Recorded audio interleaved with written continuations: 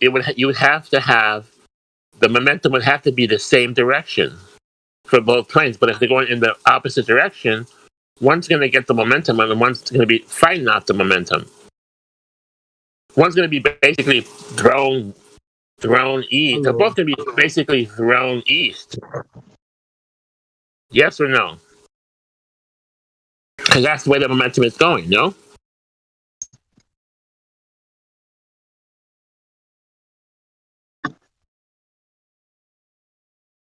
Yeah, but only initially. The moment that it's got its own propulsion, then it's overcome that original inertia. And this is the point by like saying a firework shooting out of a train. If I can shoot it in any vector, that means it hasn't conserved the vector of the train.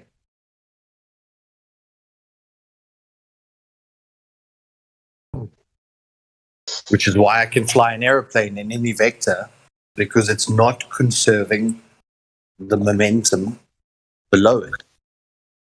If it was conserving the momentum below it, we would only be able to travel like sort of east-west paths, and we would have to fly eastward all the way around the back of the ball to get to somewhere westward. It's like, no, it's retarded. Because what they're saying is that, like, for the distance that you've traveled eastward and you're flying northward, you're actually flying at a diagonal. So you're conserving the spin of the Earth and then still traveling northward. So you're flying at a 45-degree angle. And a plane doesn't fly that way. A plane is designed to fly into the headwind. So it's just assumption on assumption on assumption. But if you can get them to understand that the moment that this thing has its own propulsion, it can go anywhere, means that it's no longer conserving the original vector. And it's not conservation. Well, the biggest problem with the Earth rotation, with the plane thing, is there's a particular distance where the plane has to meet a certain speed to even stay with the so-called rotation. The higher up the plane gets, the faster it has to go just to keep with the rotation. So planes aren't going 30,000 miles an hour. It's not happening. But my question is always, one plane, all these 20,000 planes in this moment now, or 30,000 planes, 50,000 planes in this moment, going in every direction.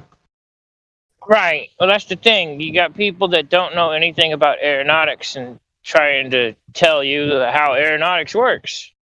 Yeah, but they take always the example of one airplane. But we have the 1,000 airplanes at this moment going in every direction. How do you explain that? Which one is rotating? Which is taking the conversational momentum? What is going on? But this is quite a simple.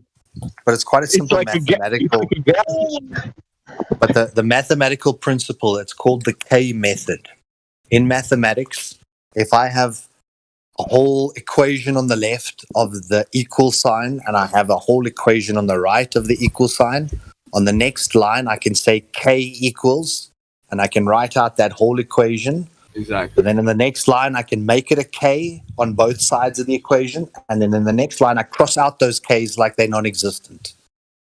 So the purpose of the K method is that if you've got equal parts on either side of the equation, they can be negated. So as long as the Earth is spinning 1,000 before and the aeroplane is still spinning 1,000 after, I can call that 1,000 K. I can cross out the K on both sides, and then I can work with the aeroplane moving at whatever vector it's actually moving at. So they have to keep the 1,000 so that they can cross it out. So it's a very simple mathematical principle called the K method that they are trying to hand wave. These are not the droids you're looking for. It's so retarded because when you cancel them out, it means it was never there. So I could put 10 billion kilometers an hour, or put 10 trillion kilometers an hour. As long as the aeroplane takes off with the 10 trillion kilometers an hour, you can cancel off both those 10 trillions, And now I only need to look at what the speed of the aeroplane is moving above the surface. So it's retarded.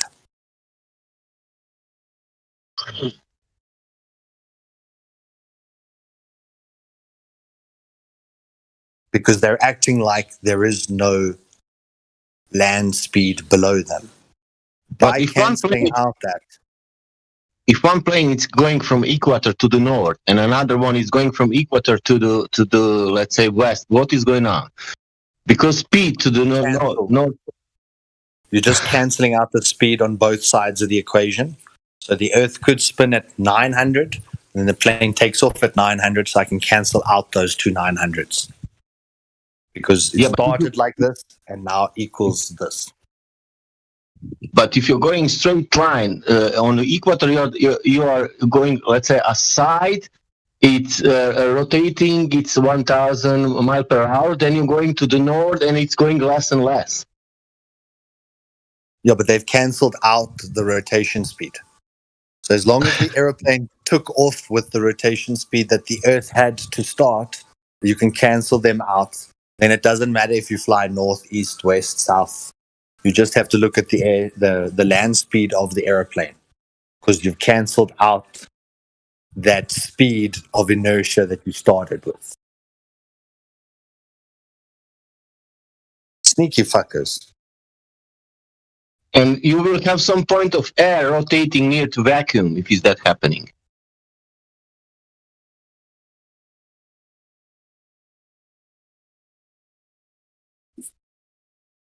But still, we don't have reference frame to say that we have rotation, if it's like that.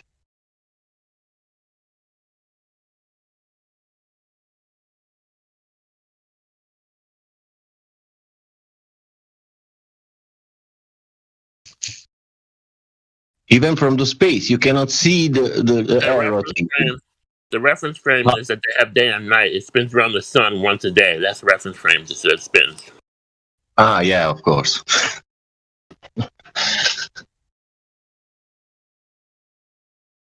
That's the only one.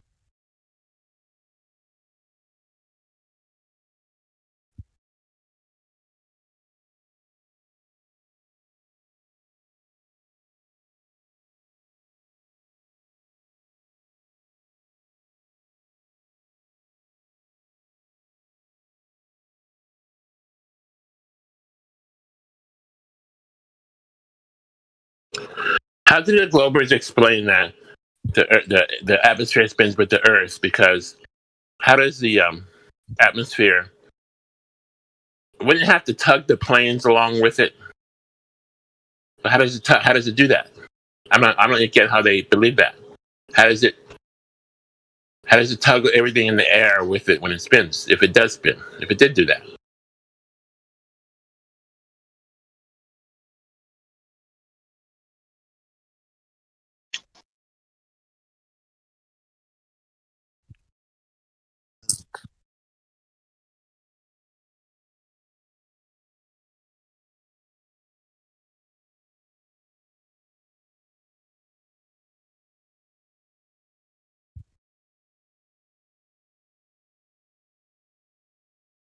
Like I say, in this K method, they just say let K equals, and then they choose any number.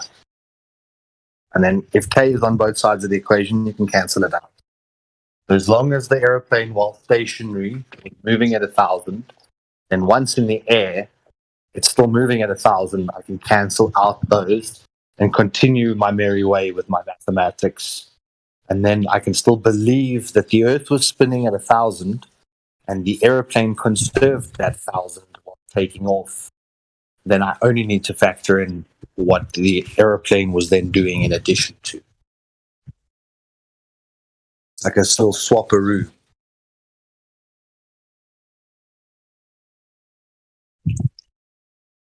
And that's why, like you say, going north, now you're cancelling out that inertia. And then that's when their brains start to misfire. So how you debunk the K method?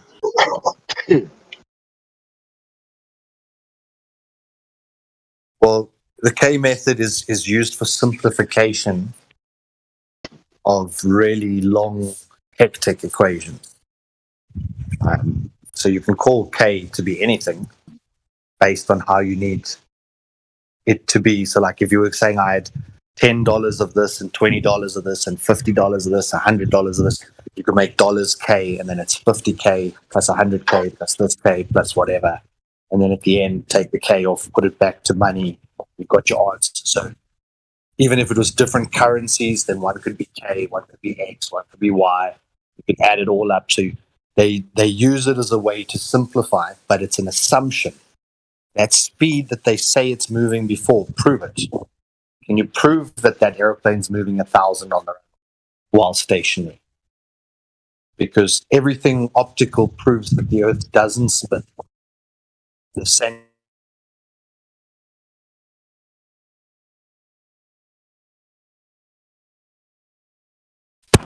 Yeah. All right, I've got a call there. The Sagnac effect or ring laser gyros, the reason they work is because there's no movement of the actual Earth. There's just this movement of the etheric field. And because the Earth is stationary, all our accelerometers can work accurately. We use the flat, non-rotating assumption for all ballistics, for all airplane trajectories. It's always assumed it's flat by starting with the presupposition or that it's non-rotating by just cancelling out that inertial speed. Whatever it was spinning at whatever latitude, as long as the plane took off with that, I can cancel them out. So it's just They assume mathematical it's flat. wizardry. The Globers say you can't tell, and they have to train a pilot on a flat plane because you can't tell, and you have to assume it's flat because you can't tell because of the conservation of our momentum. Yeah, I know it's ludicrous because they also say, but in that derivation of a rigid aircraft flying over a flat, non-rotating Earth, they say that it also works on a plane that's not losing mass. And because you're losing fuel mass, they say, but then it's also one of those assumptions just to make the mathematics easier. That's why we assume it's flat and non-rotating. It's just to make the maths easier. Whereas all you're doing is cancelling out that initial inertial speed. Hey, Solar, who are you talking to? Roger. Okay, look, on a globe Earth model, if you shoot a bullet up 2 miles, would it have a Coriolis effect because it's spinning or no? The moment it leaves the spinning non-inertial reference frame, it will experience a Coriolis deviation if you, as the observer, are still on the moving reference frame. It matters not which vector. Like this is also something that they retardedly try and say that if you throw it towards someone else on the merry-go-round, you experience Coriolis, but if you throw it up, don't. But if you're on a merry-go-round and you throw a ball up and you now spin out from below that ball, you've also experienced a Coriolis deviation. The ball will appear to be arcing from you, the observer, that's still on the spinning reference frame. Doesn't matter if I throw it forwards, up, left, right. You're going to experience an apparent deviation. Okay, so the bullet would experience a Coriolis effect if the Earth was spinning. Absolutely. Anything that left this Earth would experience this. But we don't. Correct. Do we? No, they showed how they could fire cannons, giant cannonballs straight up in the air. And after 15 to 25 seconds, that cannonball would actually fall back down into the barrel of the cannon. So that's pretty crazy. So no Coriolis. Zero. And that upward one was often used to show, or the guys on our side would use that as a really big question mark, because if I shot it upward and the Earth even moved 1 meter below it, you would not have the cannonball coming back down into the cannon.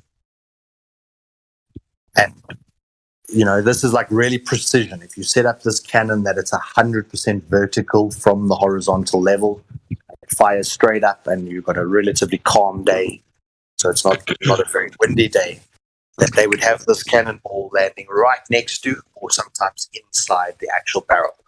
So the moment something leaves this inertial frame, once again, it makes sense if the aeroplane takes off with the rotation. So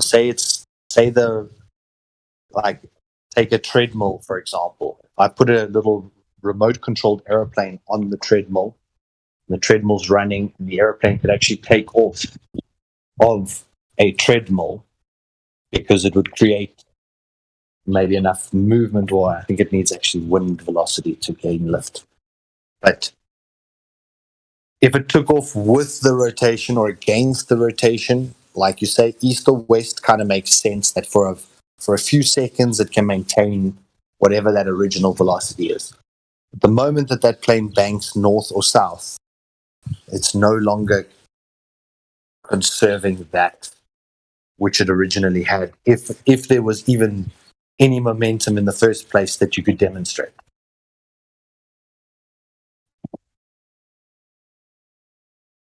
So as soon as that plane even turns a little bit left or right, it's going to lose any momentum it would have had. In a percentage value. So the more wind resistance, same like the tossing the baseball out the side of the train. For the first few seconds, the ball will, from an outside observer, the ball will appear to be traveling with the train. And then as the wind resistance hits it, the ball will start being left behind while the train continues to accelerate. It's the same with the moment that... Now, in reality, is the ball just falling straight down? Is that the truth? On a train, if you drop a ball, in reality, does it just fall down, or does it move with the train? That truly has momentum or inertia with it, because if you threw that ball out of a train, human, you could probably kill them, because it would be traveling at about 200 miles per hour and hit the person in their temple. You could kill a human being with a baseball. So because it has the momentum of the train plus what you're throwing it. Correct. But the point with that example is that you can prove that the train has that inertia. And then when you throw the ball, you can measure the speed that the ball struck. Maybe you put a pressure plate. So you could measure all of these and know that they're there. But we haven't measured any rotational velocity. But we just assume it's there and assume that the plane still conserves it while in the air, so that we can cancel out both sides of the equation.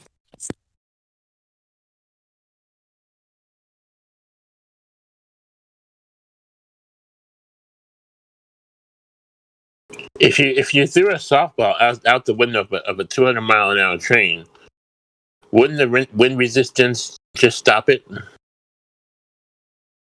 or would you get a good? Can you get a good throw? Would wind resistance stop it if you threw it fast enough with your own arm? Wouldn't it? It would have to be any equal amount, wouldn't it? It would have to be an equal amount. But then as well, other forces enacted upon it, because if you're coming out of a car, then the back of the car itself also has what you would call a jet stream out the back of it, right? So there would be resistance out the side of the car, but then once it passed backwards, once the car had passed past it, the car itself has a jet stream. So then that would force it would basically, what would happen? There's a multitude of forces that would end up coming under effect under the ball. Do you understand, Godric? So it would be at first that you might be able to get it to stop to a standstill, but the car is still moving, isn't it? But very, very simply. Okay, look. Godric, wait, let me just say this. Very simply, F equals ma. So exactly. mass and acceleration is very important. So because a soft ball has mass, it will be able to continue to accelerate. Whereas if I threw like a beach ball, or a highly inflated ball that has very little mass, it would instantly hit the wind resistance and move in a different direction. Yes.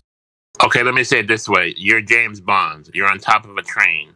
It's moving 200 miles an hour, and you're like crawling on top of it, like on all fours, just like crawling. And you take a baseball and you throw it at that distance towards the direction of the train. So going toward the direction that you're traveling, correct?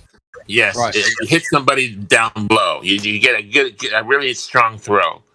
Now, is that ball going to be going 200 miles an hour? Okay. Minus wind resistance, I guess. The wind resistance would be equal as well to the 200 miles per hour that you're going, right? Would be one factor. So 200 miles per hour that you are actually traveling would be the 200 miles per hour of the wind itself, unless the wind was moving against your back. Yeah, so there's variables here. So if the wind was moving against your back toward the front of the train as well, then guess what? That ball is just going to disappear from you. It's going to go flying. It's not going to come back to you like a boomerang. If the wind resistance coming toward you, however, it may come back toward you. But if it's ever so off by a slight vector, then it's going to go forward. Then it's going to go back towards you and fly off, maybe to the left at a 45 degree. Let's say you're stood at the 6 o'clock position. It can go back toward the 8 o'clock position as soon as its inertia is overtaken. So the force that you put into that ball going forward, as soon as that is no longer enough to defeat the wind resistance that's coming toward you, it is going to effectively start to travel backwards with the wind resistance, right? With the directionality of the wind itself.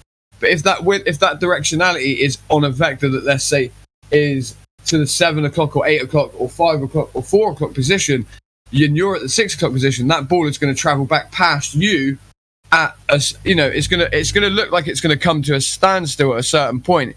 It's going to seem as if it was still at some point, right? But really, was it ever still? It's just that it's a change in acceleration. Okay. Do you think you can kill? You think you can kill someone with that softball if you're throwing it from a train going 200 miles an hour? Oh, of course you could. If the wind was behind your back, right, and there was someone in front of you, and you threw a softball at 100 miles per hour, and there was someone in front of you, you hit them in the back of the head, and there was wind, like I said, coming from behind you to the front of you, and the wind was from the train as well. Remember, because you have the train's travel, and the wind is coming from behind you, you're going to throw that softball at the back of someone's head, and you could blow up their head almost, or effectively, because you would then have a ball that was effectively the size of a small cannonball off of a small ship. And when I say a small ship, they used to have smaller cannons, right? That would be for different reasons, for signaling and all those sorts of stuff, but they would at close range still use them. That would be effectively like firing a cannonball at round about, I don't know what, if it's doing 400 miles an hour, how many feet per second is that? Right, this is enough to realistically just sever someone's spinal cord. Maybe you wouldn't see it like go in their skin, you wouldn't see it go through their skin, but you would definitely have that impact and that kinetic energy transfer through that would literally tear apart their spinal cord on the inside.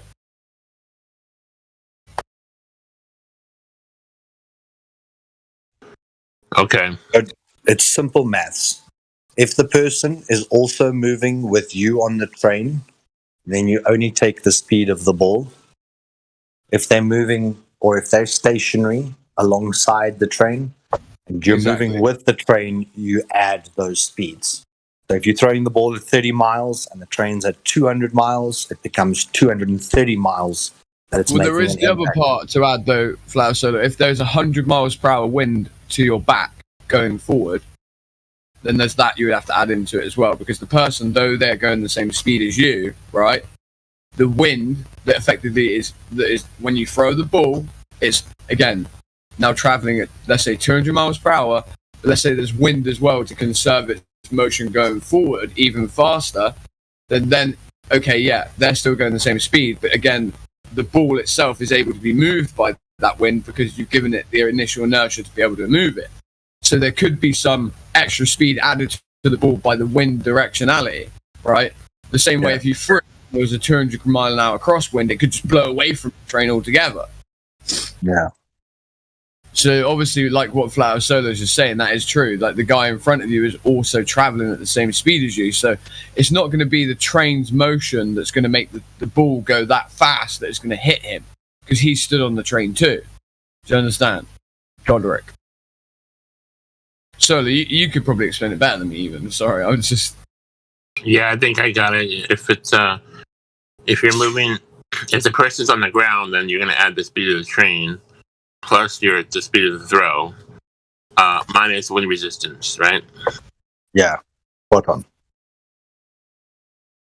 Now, is that a correct analogy to compare a moving train to a spinning Earth, or is it not a correct analogy?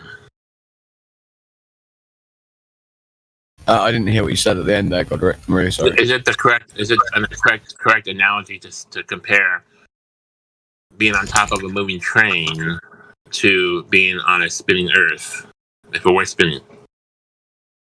Yes. On the exterior of the train, yes. Because, for example, if that train was moving at 1,000 miles per hour, and I then took off from that train with an airplane, the airplane momentarily would be traveling in the same vector as that train. But the moment that I encounter wind resistance and my own propulsion, I can choose any vector I want to go thereafter. So I would say, yes, the exterior of a train is a good example. But when we take it inside the train and we start talking about how you don't feel moving, or you don't feel moving forward or backward or throwing an object inside the train, very bad analogy.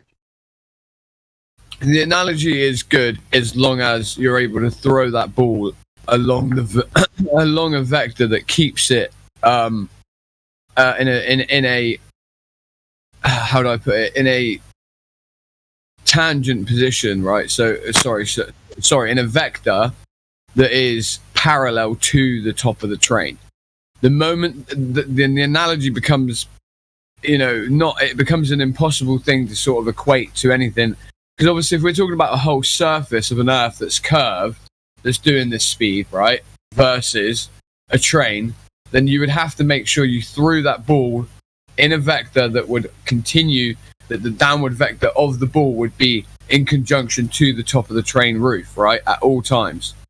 That's the only thing. And so that would be the only way that, to be able to use this as like a test to be able to sort of say this is what would happen on a globe, it'd be very difficult because you wouldn't be able to control the winds so that the whole surface would continue at this speed. Because I can guarantee what would happen as soon as you started trying to do tests to analogize this to the spinning Earth and the rotation and the movement of the Earth's surface, what would happen is there would be a vector change in wind. There would be some form of vector change that would mean that the ball would start to effectively end up in the outside of the column of what the moving train is. And then as well, we also have the fact of the matter that the front of the train is cutting through the wind at the very front of the train, because of aerodynamics, right, is cutting through and making a pocket. And this is what I was trying to say about the jet stream, right? There could potentially be no way of having a wind that comes from behind you on the top of a train. There might not even be a way of throwing a softball to the front of a train that's traveling at, let's say, 100 miles an hour, because we never know. It depends on the design of the train. If the train had a huge scoop on it that went up to 25 feet in the air, and then that scoop was allowing for the jet stream to effectively pour back past over the top of your head, making it non-effectual to your area where you're stood on top of the train, then maybe. But if the train is a normal train, then it's likely that the wind on the top of the train would be in comparison to, like I said, there would be a jet stream at the back, so therefore there would also be a jet stream that's coalescing from the front of it and running along, so coinciding down the fuselage of the train all the way to the back. But then this would be the same with the surface of the Earth. So that's why it is sort of analogous, but at the same time isn't analogous, because the surface of the Earth is a curved one, which is a continued parabol, which would be more sort of less aerodynamically and angularly sort of speaking, like all over the place, basically, because the train obviously has a squared shape to it, right? So the aerodynamicy of the train versus what is going to happen with the wind, we don't know what's going to happen with wind swelling up from the side of the train as that jet stream wishes to seek backwards and go to the back of the train. So we don't know the effects that are going to happen based on the shape of the train and the aerodynamicy of the train. We don't understand what's happening here because we haven't got this example in front of us. We could have upwinds where we're at our position, which could mean that when you throw the ball, it wouldn't even go forward at all, even if you were in this jet stream and even if you weren't in a jet stream of it and it was going over your head, there could be upwinds, right, based on the shape of the train. So you could throw the ball and it could literally just like float up in the air. It could just fly up because there's an upwind due to the way that the wind is hitting on the tracks, and then it's chopping off the tracks and pushing up toward you. There are many variables, is my point.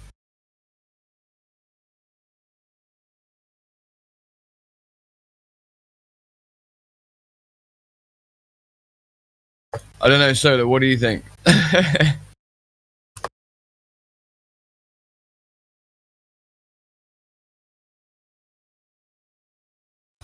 I'm deferring to my buddy Solar here.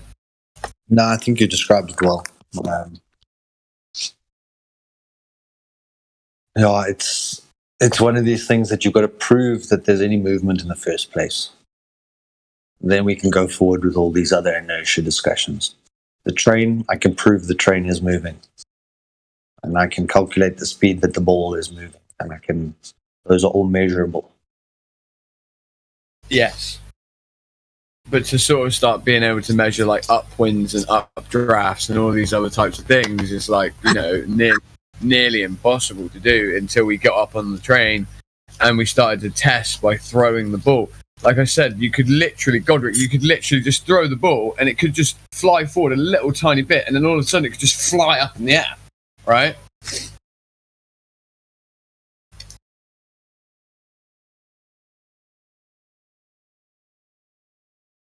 Reckoner says in the live stream voice text, Tom Cruise did this in the Mission Impossible 1 near the end.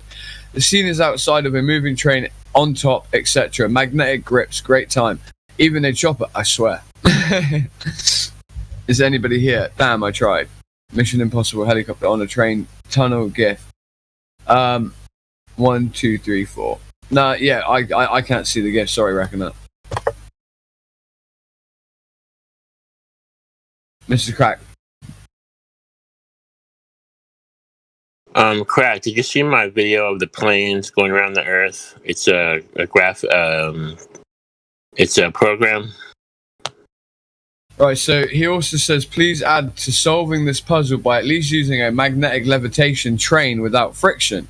The Earth isn't on a track or riding friction in the model. That's why I just said about the track itself, Reckon. I didn't read your message until just then, but that's what I was talking about. So if you was to put it on a levitationary track, again, the shape of the fuselage of the actual train itself would still be important because you're still moving through the air, which could still effectively mean that the shape, the aerodynamicy of it could create updrafts and upwinds, right? But this would reduce that in a large amount, especially with the bullet trains, right? That would be in tunnels. That would be good, but then a lot of them have very, very large curves to them. So then that's a problem because then we have vectors of inertia that are based on the curve of the parabola of the train that is taken. So, but yeah, just it being on magnetic strips and it being a floating train would get rid of the idea of the wind chop off of the tracks and the upward motion. Was this the example with the train that Tom Cruise was on, though, Reckoner?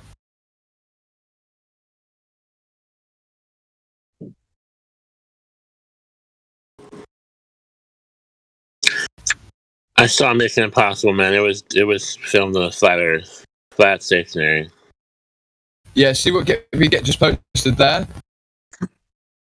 With I don't know if that's an air gun blowing across the face of water or if that's actually just blowing water out of it. But it's neither here nor there. Crack at 3:36 a.m. Pacific time.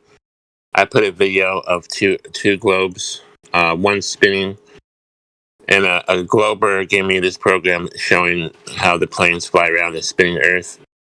I want to know if you can look at it and tell me if there's something wrong with it. The one on the right side. Do you want to just repost it? My computer's so slow, dude. It'll take me a minute. Hang on.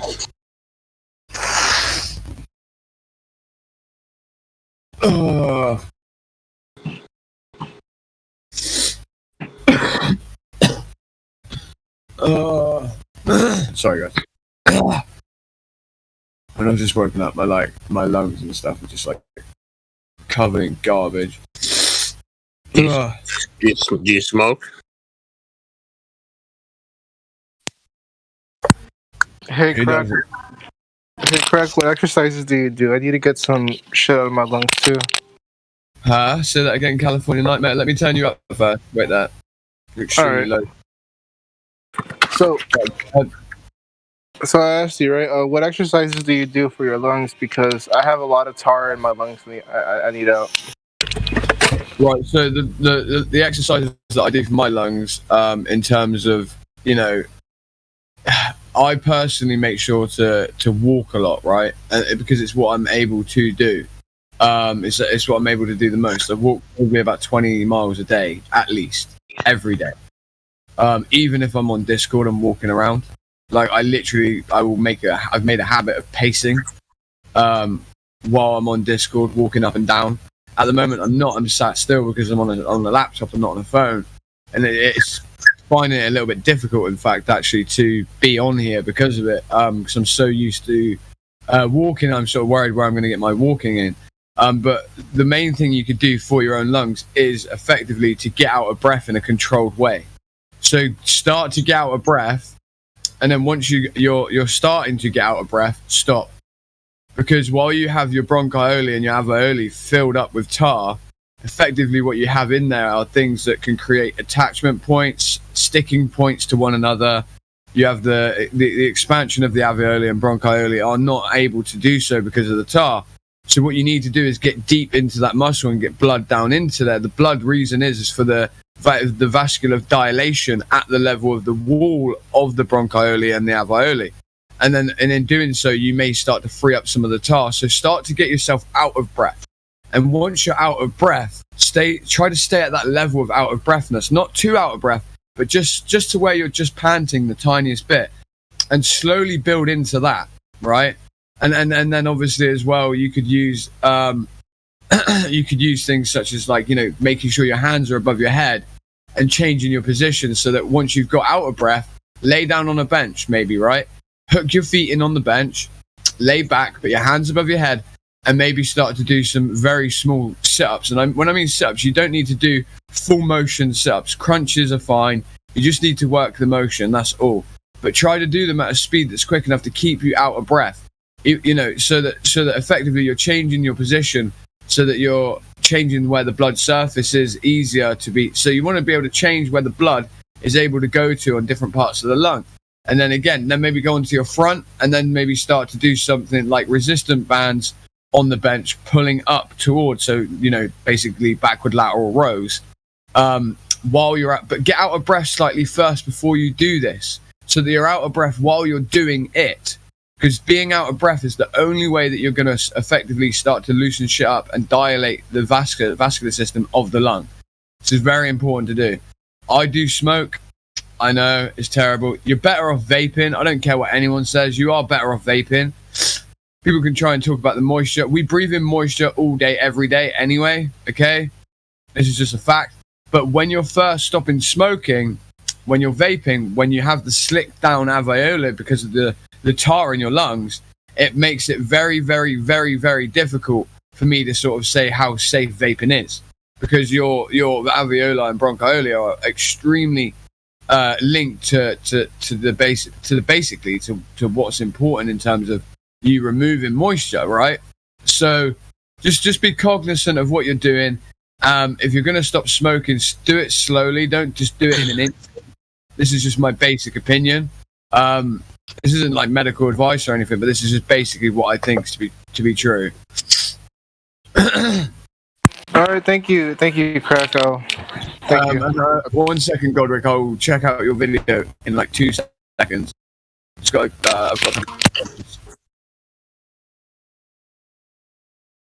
Okay. But I may not be the best person to ask about health things. I did study anatomy, and I did study public services, health and fitness, as means of becoming a personal trainer, but that doesn't mean that I know shit.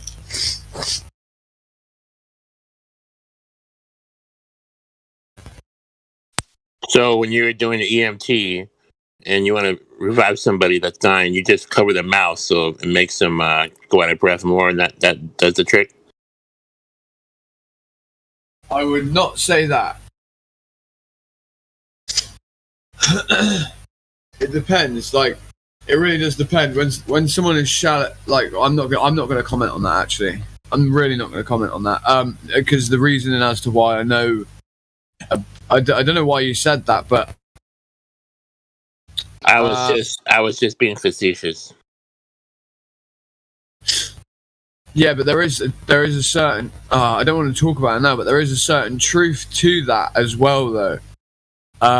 When someone's overdosing from heroin, for instance, right, and they start to have very shallow breathing, and you can't get them to breathe for themselves properly, you can, because they're not panicking, you can give them momentary panic, where they're, and that actually does start to force them to up their breathing.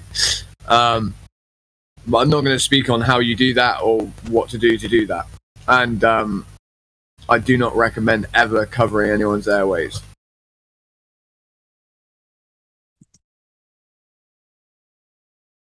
Jay Doherty, put an A in chat. Put an A in the DM if you want me to repeat this in to what's being said in the actual in the VC, because you're saying this to me in DMs. All right. I was wondering if you've been to it. It's something that I use. Is I inhale the gas from the thing there. Yeah, it's not right. So it's not something I've personally looked into. It's something that I've heard about, though. I just want to tell you, Crack. It's probably the flagship of what I know. What do you mean? So the flagship of what you know? Yeah, I think it. Excuse me. It's something that I take and is very helpful. Yeah. Okay.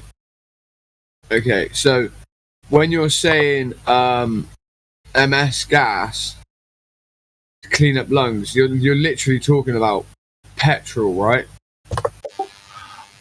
It's a chlorine LPG, not petrol. Sorry, LPG is what because you can convert a car from gas to LPG, right?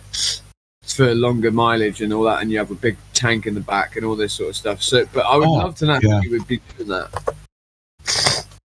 Oh. I know nothing about what you're talking about, really.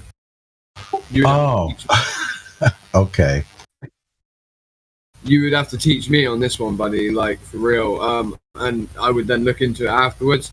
There's something called molecular hydrogen treatment, which is where they molecularize. So, when you clean out a car's engine, there was a new form of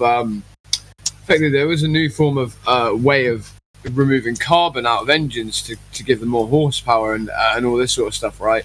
Which was they brought out a way of atomizing fuel, right? So not atomizing, atomizing, meaning they say it's atomizing, but it's really just to separate it down to its smallest parts, and they rush it through the engine from start to finish, from all the way from, let's say, through the head gasket, so through the carburetor, right, where the oxygen air intake is, and then it comes all the way back to the back of the exhaust, and then they work it from front to back first, and then they work it from back to front afterwards, because obviously the flow of the way that this works, you want to go back to front and then front to back.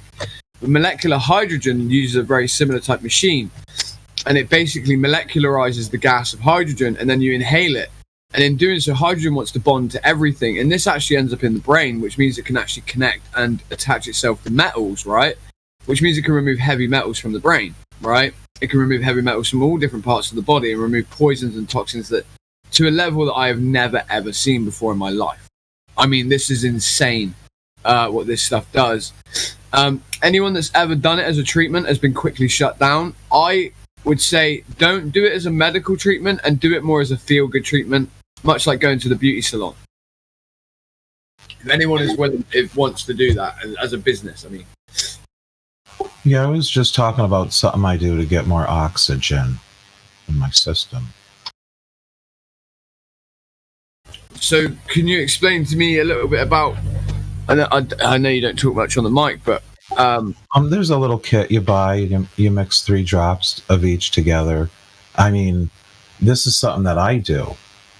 You know, you take 3. I take 3 drops of each, and then I inhale them, and it gives me more oxygen.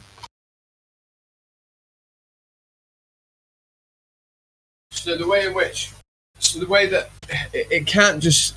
So what are the things that you're mixing together? So it's the mix of the LPG. Those 2 things mixed together I'll makes say the LPG. I guess I'll talk about. I don't know. The end result is chlorine dioxide. Right. You're inhaling chlorine dioxide. I mean, that's something that I do. This is all something that I do. Okay, the end result is chlorine dioxide. So you're mixing, I guess, chlorine mixed with. No, it's 2 other chemicals. Say it again. It's 2 other chemicals. It's on the internet. If you let me DM you or something. What do you want? Yeah. Just DM me something on it because I thought you said chlorine. What did you say? Chlorine trioxide? Dioxide. Right. Okay. I was going to say. All right. Yeah. Okay. Yeah, I've been reading up about this as well because on there's a group that I'm in on Telegram where they discuss the jab damage and what you can do to mitigate. Oh, interesting. There is a lot of information coming out, so you can get a little nebulizer and inhale it. You can also take it in water during the day. I'll DM you some stuff as well. Okay.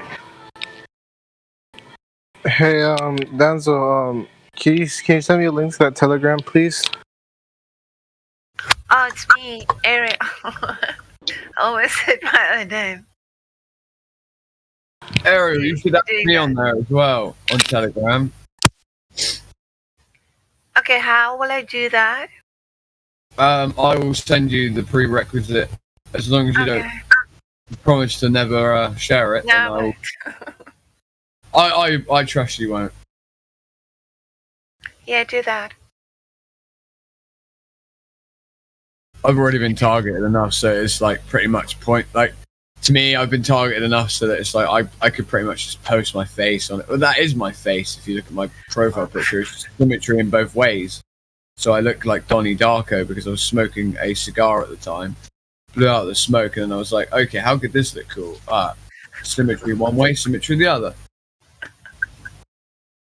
It looks creepy, Yes. though, right? They've actually developed a whole protocol, and there is a physician. She's documented it really well. You're on about molecular hydrogen, or you're on about the LPG stuff? No, about the chlorine dioxide. Okay.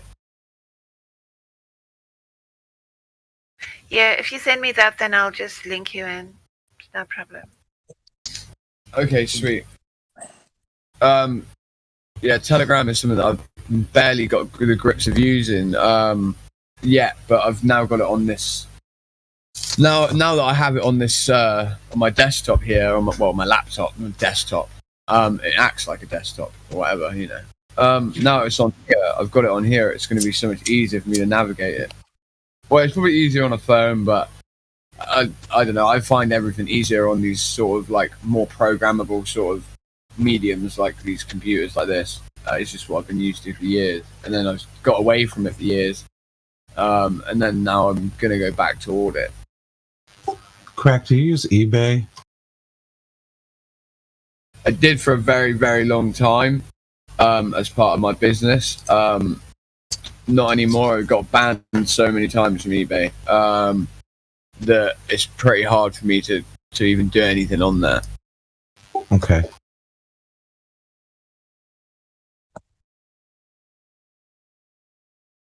Why was that?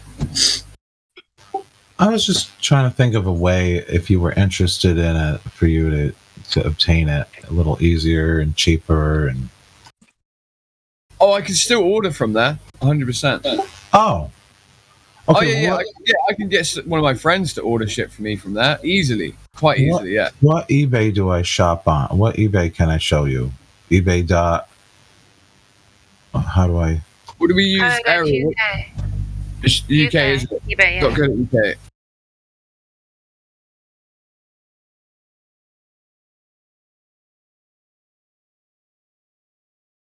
Yeah, it would make sense, right? So that would make sense as well as to why that would help. Just chemically speaking, that would make sense as to why chlorine dioxide would work. Obviously, a lot of people are going to think of chlorine gas when they look at this, and they're completely off the chart with like. Remember, chlorine gas is bleach. There's a million curly Qs, but yeah, you're right. This is like a poor man's oxygen treatment, right? Yeah. Yeah, it's like spending time in a hyperbaric chamber, actually. Will you link me as well, please? DM me. Oh, okay. Thank you. Areas in the sky. Lord, I actually don't know the words to it, so you're very lucky, because if I did, I would sing the whole thing every time. To be clear, it's not medical advice. No, of course not. No, this isn't medical advice. Anyway, this is stuff that people can buy for themselves on the internet. It's provided. Yeah, this. I've already said that earlier when we were talking about it. I already prefaced it with that, so we will definitely end it up with that. This conversation will be ended with a massive disclaimer. Do not worry. I've got you, Roger. I've got you, brother. I don't even own a white coat, so... You don't? I'm pretty sure you do, but whatever.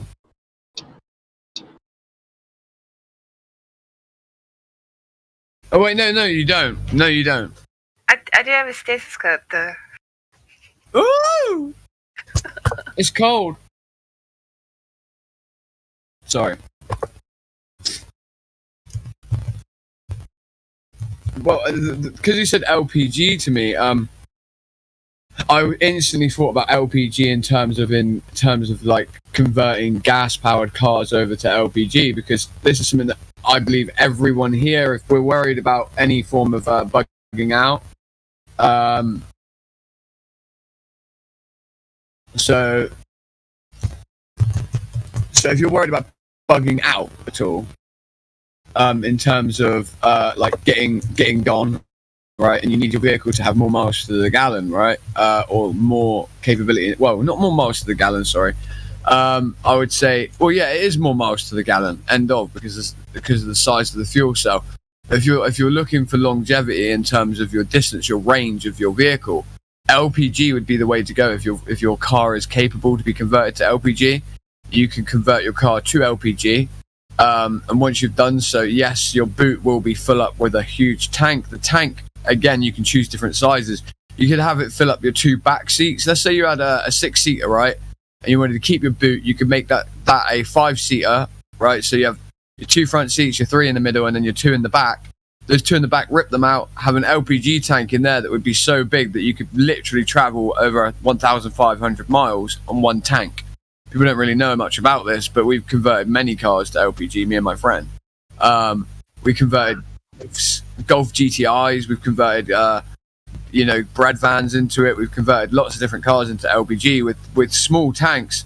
And so a 1.1 litre engine car with a tank roughly the size of, like, I would say, in litres, I would say it would probably be about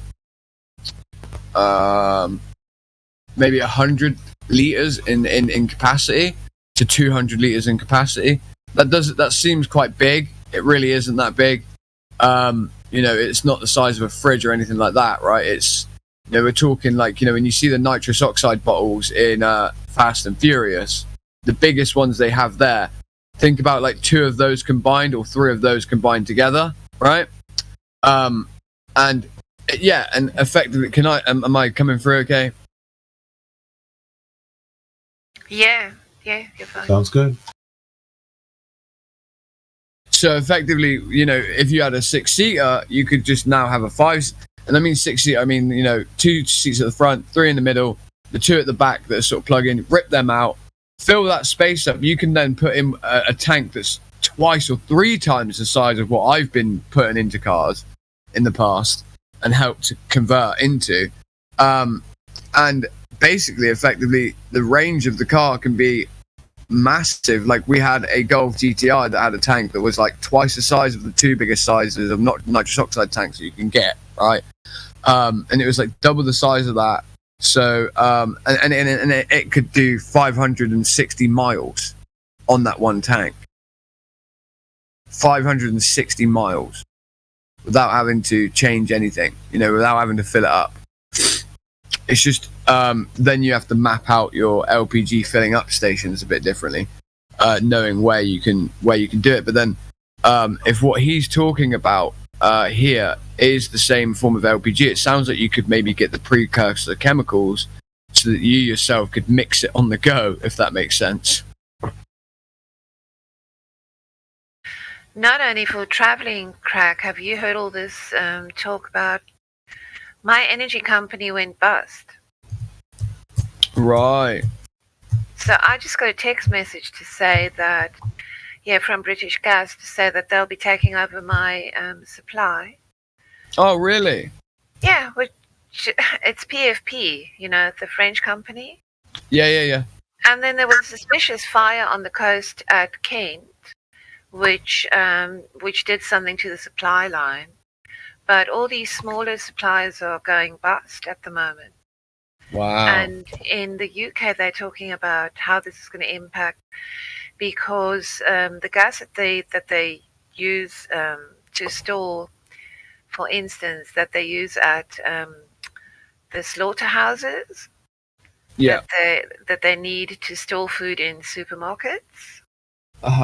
It's all going to be impacted. And they say people could be looking at a 250 to 400% increase in energy prices. Okay, that's good to know. That's very good to know. I signed a contract with my energy provider for a set price. So did I. They're not going bust though, so hopefully they renege on that contract, because I will sue them. No, for real, I will. At the end of every show, Nathan Oakley has got this promo for for Octopus Energy. So I haven't heard from BT, so I'm going to probably have a look and see who my preferred provider is, because that's like... Jay Doki, I'm not going to be in the UK for much longer anyway, so I'll have a look in a second to see how close that is to me. Maybe we should send that to California Nightmare. He was the one who originally posed the question. Yes, please. I'll do it. Thank you. And then Godric, I'll look at your link. But yeah, so Octopus Energy. So what time is Nathan Oakley starting today? Because I need to sign into Skype and get over there, because I'm meant to be over there full time now. But I've yet to set myself up with something that was fast enough in order to have the all of the stuff sort of open and ready so that I could do this. Is it today? Oh, I'm not sure, Craig. I just dropped by there randomly. Well, you'll be hearing me on there nearly every day now. Hopefully every day. I'm usually there during my work day in the afternoon. Right. Yeah, that's excellent. Flat Earth debate, Nathan Oakley, 7 a.m., 1 p.m. UK. So today it starts. Yeah, it's in a couple of minutes. It's in a few minutes, isn't it? Yeah. Right, so I need to load into Skype. I'll see you there if I got a spot.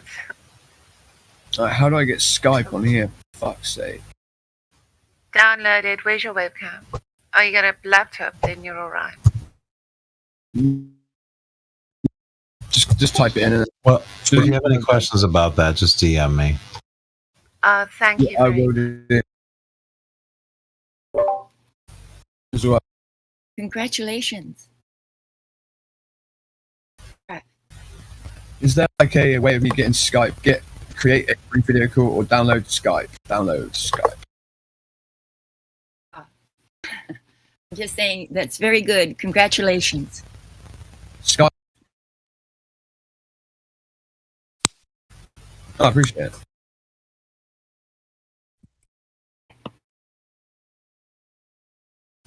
Thank you for the link. I just saved it. It's because one day there was a lot of data, and then I loaded in, and then I imagined the app was like shit.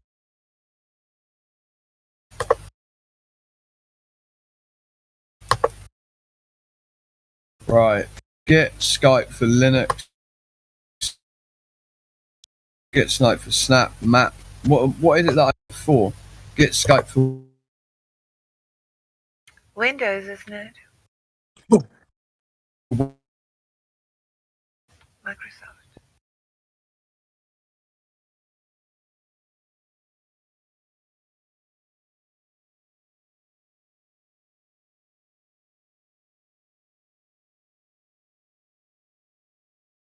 Right, it's downloaded.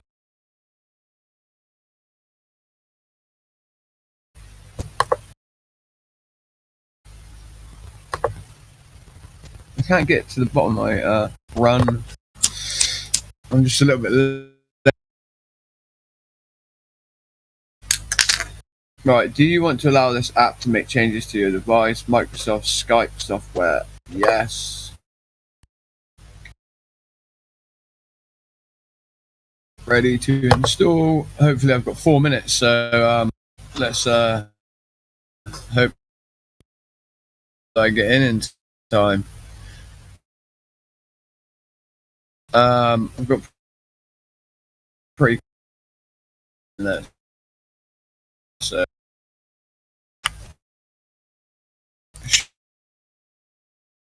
should be okay.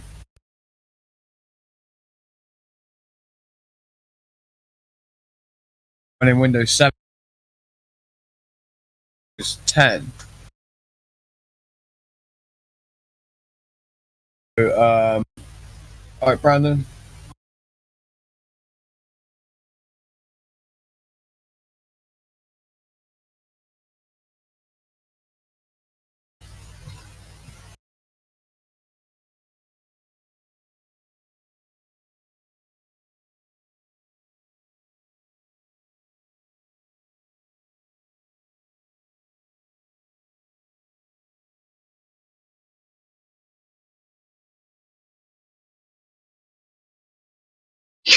Just had a guy in the lobby said Cavendish tried to prove Einstein. I'll get him in here right now. Over. I want to talk to this guy.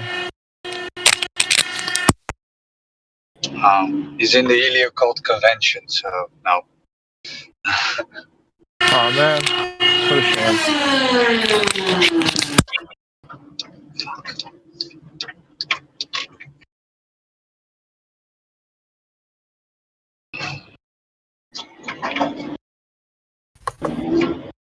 Right, come on, 3 minutes. Close my Telegram. Right, I will add you on Telegram very shortly.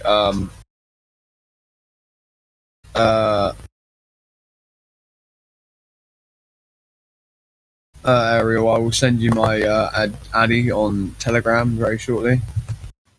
Yeah, if you're uncomfortable doing that, I can always send you mine. No, I'm comfortable. Okay.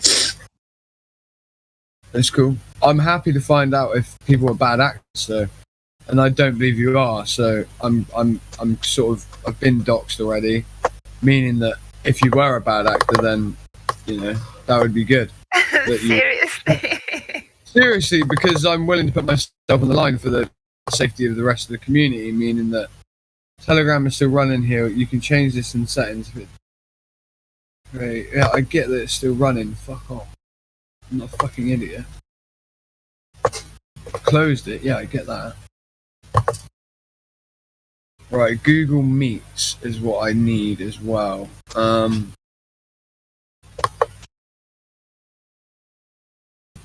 Right, let's go. Sign in or create. I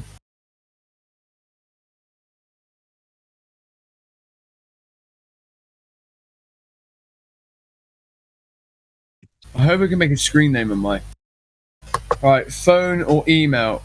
Sign in to Skype. If you haven't got a Skype account, have you, Brandon? You've got a minute to do so.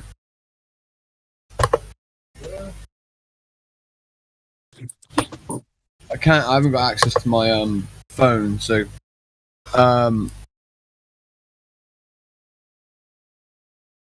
what's the phone number on that one? Yeah, let me mute myself.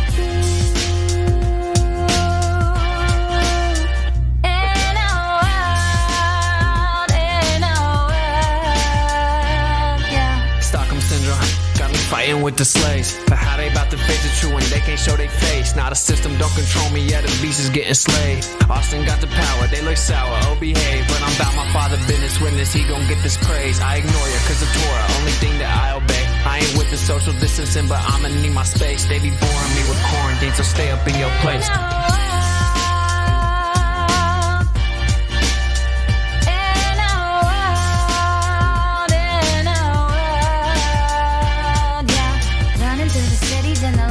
Days. Gotta face the truth, this is the masquerade. Waking up the public, time to liberate. No, you're doing great when they start to hate. In a world, yeah. I'm sorry we didn't go to the moon, bro. I'm sorry.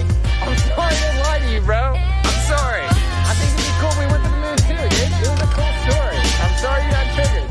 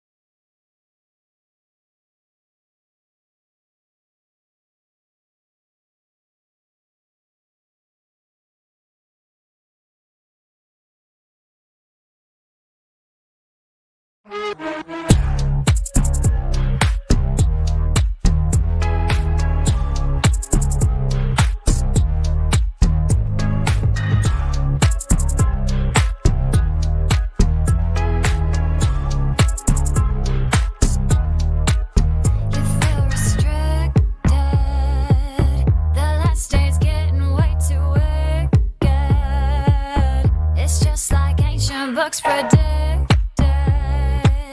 Been feeling different from the system. Too much distance. It's just so sick, sick, sick. They're so complacent. They worship 666 and don't even flinch. It's just psychotic, chaotic. Following false prophets. It's psychotic, chaotic. Made the world agnostic, babe. What they gonna say right now, right now? Oh, they really wanna hate right now, right now. But I think they're just afraid right now. Got their heads in the clouds with a mask on the face like a clown. What they gonna say right now, right now? Oh, you wanna be awake right now, right now? Well, you better get real brave right now. Put your knees on the ground. Gotta pray to the king with a crown. I have to tell you that we're living deep in the matrix. We in the matrix. Chase all the lies and you'll find that this place was created. You were created, darling.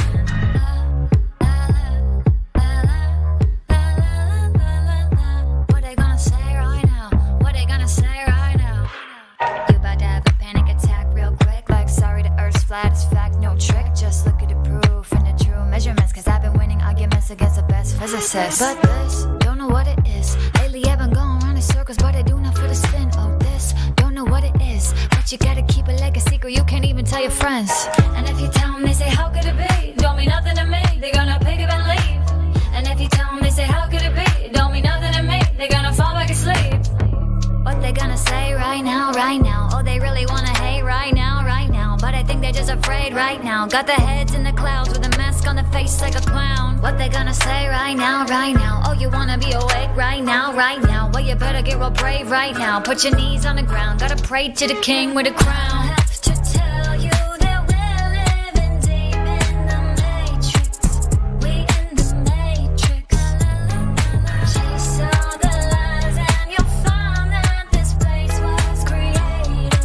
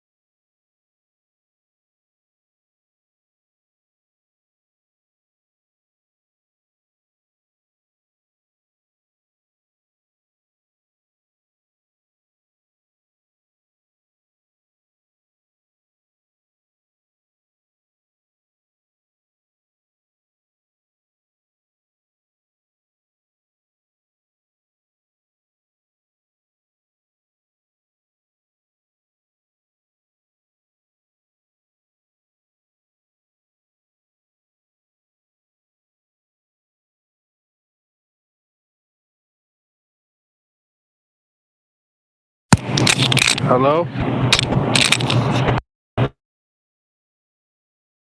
Hello, Flatty, you want to speak?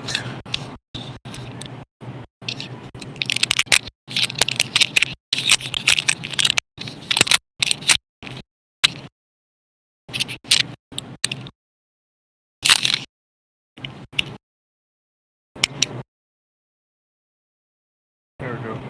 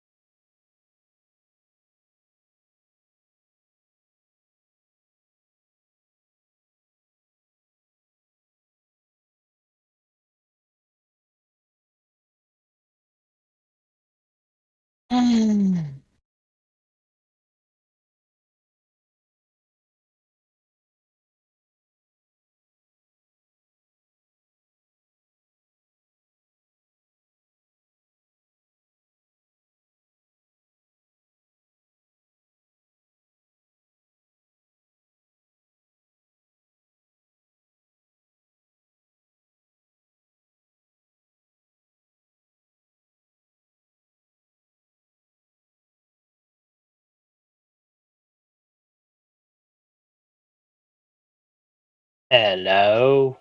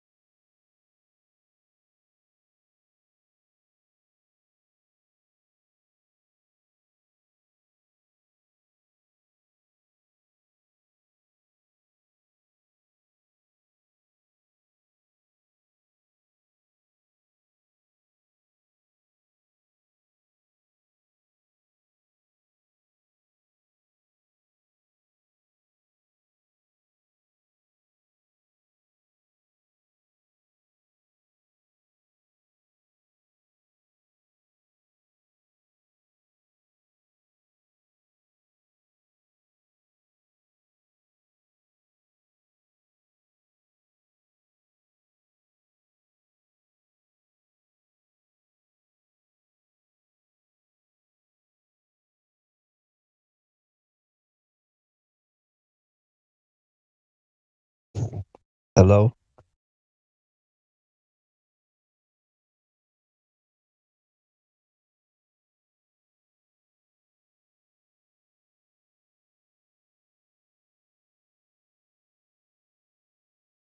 Hello, hello.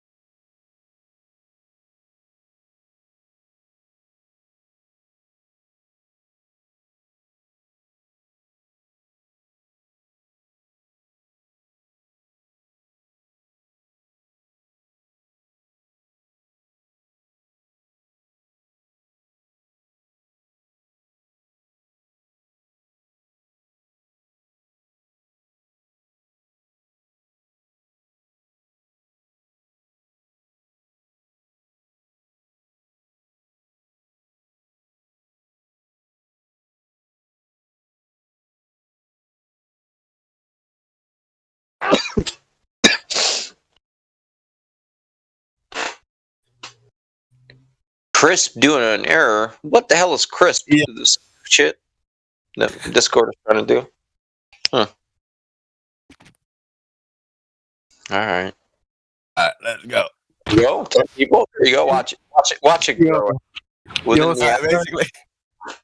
So basically, the topic is, since there's quite a lot of videos right now on YouTube, especially, where the ratio of men to women, men to women is basically 40 to 60%. 60% women and 40%, and guys are still quitting on school, college, university, and such. So me and Cyrus, we were joking about how, hey, this is the time where we should just take reins and go and let everyone know that you need to marry four wives, right? That's basically the joke, and that's where we started off from. Hey, Lemon Bird, how are you? Hey, can you guys hear me? Yep, can hear you now. See you way, cabrón. Alright, muy bien, amigos, muy bien. Alright, good. And then you heard all the high-tech weird stuff when you guys hopped in. Yeah. I wanted to ask about that. So, like, in my workplace, at least for now, they don't have those thumbprints for me to get into work. But they do have us before we get on the clock, they do have us take like a temperature test, right? With like this machine that kind of looks like an ATM. It takes a picture of you, and then it prints out like your name tag and your temperature, and that you're quote unquote, free of the beer bug. But yeah, that's scan your forehead. Yeah, that's what we do here. And it's fucking ridiculous, bro. The new normal, son. Welcome. Which, dude, it makes you wonder, like, what the hell is this Great Reset going to be exactly, Well, what's up with this Great Reset? An interesting thing is if you think about the temperature testing with the forehead scanners, it does look like they're getting... Am I breaking up? No. You're fine. Okay. No, you're good. It looks like they're getting to a point where forehead scanning is a normal thing. Yes. Just like the movies. Yep. And when shit is hitting fan and you got the military blocking you and they're like, oh, you're too hot, you got to stay over there with the zombies. You got to stay over there with the zombies, I guess. You're done. It's all science, guys. You just have to trust the settled science. No, man, just listen. Just all you have to do is put like copper powder in in like a cream, mix it in with your cream, and put that all over your forehead, right? That's your makeup for the day, and you just, hey, I'm wearing makeup. And the infrared can't shoot through. I mean, this is theory. I have not tested this. However, with like if it's a copper like coating. Yeah, it stops heat transfer, the infrared heat transfer, so it'll just show up like, like on the FLIR images, like white or something. Like, what the fuck? Are you okay, man? Like, can't get a reading on your forehead. You alright? Why are you like ambient temperature, man? What's going on here? Man, I still like the other topic better, but we can't do that one here. Yeah, well, whatever. You gotta jumpstart the live stream. We can always move elsewhere.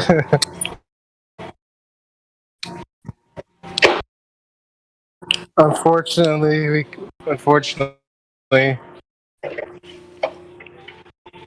Or how about this? Just deafen the bot or deafen Helio's account, and we could talk about whatever we want.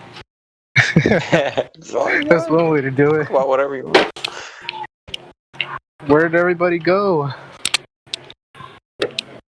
The air is safe to breathe, guys. There we go. You're in Cali. Cali air is not safe. I was muted the whole time. Well, the topic was basically 4 wise women kind of thing, and how the mindset are today, how they have, since we've been quiet, as in the men who are supposed to be righteous and everything has been quiet this whole time, and the other side have completely taken over and put the standard of how women should be. We're the one who let everything happen. So we were going from there quite a lot of different routes as well. Yeah, it's... Were you done talking about your point, Cyrus? And then Cuddle was wanting to finish whatever he had. Oh yeah, go ahead, Cuddle. Yeah, I'm not gonna finish it on the air. I'll save that for off the air. Hey, listen, man. It's a serious. It has nothing to do with hypocrite because it's like being a hypocrite because it's a opinion, but you don't want it to be recorded. You know. So Yeah. My opinion. That's why, right? So it's not like fact. Logical facts that people want to argue with, and we're not trying to trigger a bunch of freaking fairy dust pixie weirdos.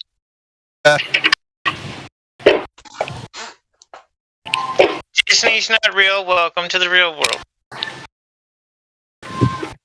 What was it?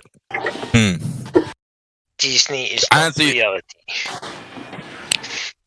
To answer your question from earlier, right? I mean, like I said, I've never been interested in a relationship. I've always had a weird type of mentality when it comes to being a man, being alive, being religious. You know, that I had that old mentality. I'm probably still recovering from it, but anyway, much better now. And me, from what I see from a relationship is, to me, women are just adorable, loving, kind, and once they're totally in love with you, it's just a beautiful thing. And to me, it's the bond. And yes, I do want a lot of children. And yes, that's basically what I see. I just love the bond, right? That bond of coming back home to the one you love and the one that's been waiting for you and just going and starting everything, whatever it is that you guys want to do together. That's how I see it. Yes, sex is important, definitely, for keeping the bond strong and everything. Everything goes together, really. It's like a spider web, right? That needs to be every string needs to be redone, and yeah, that's how I see it. Well, the only reason I asked the question I asked, it needs to be a written contract. If you were writing this as a written contract, what are your expectations? You're writing your side of the contract. Now, once you actually figure out what your expectations are, and then you got her side as well, now you have a contract. Now, this is the shit how it's supposed to be. This is how it was originally. That's what the creator said to do, actually. This is what the Amish and other groups have already that don't have any of the problems. All right, in West or East, they don't have any of the Western problems or any of the Eastern bullshit problems because they have a private contract. It's nobody's fucking business. Let me guess, it's sexist for you to demand such points in the marriage contract nowadays, right? No, is that what not, it is? Because it's none of their business unless they're in the contract. So if they're trying to talk about marriage with me is a horrible idea because there's a contract, well, I'm not marrying you. I wouldn't pick you if my life depended on it. I just have them shoot me in the face. Also the fear of the person that you're getting married to, the woman, I mean, is going to probably, just get a child, get child support, and just break up with you. But see, that's also that contract having those. Even if it's just a conversation. Having that actual conversation. What are you expecting for the next 55 years out of me? If we get married, what are you expecting in the next 55 years? And I want it all up front. I want the list. I want the whole damn list. I got a list of what I'm expecting from you. If we're doing this, and this shit, it will be in writing. I tried to do that. I failed, actually. Well, I didn't fail. Well, I did it to kind of push a chick away, and it worked like a champ. But here's the thing. If they can't even do 5, 10, 15, 20, 30 years in advance, they're not into spatial reasoning. They're not mature enough to really get spatial reasoning, and they're not really, I would say, mature enough for that conversation. Because you're looking at spatial reasoning in a way that you are going to be tied to this individual for the rest of your life. Because this is the individual you want to spend your entire life with. If you really don't, you really can't answer the questions of what you're expecting. If you're... Yeah, sure. I expect to be cuddled. I expect to, have a warm body next to me. You're damn right. Just asking that was hilarious. Nice one. I'm a very strong man. I love hard work, but I like being held, and I don't give a shit. Like, if you don't like that, then there's the road. You like being held, I like being held. Fancy that. We both like something the same. Strange, isn't it? It's almost like we were meant to be together, like man and woman.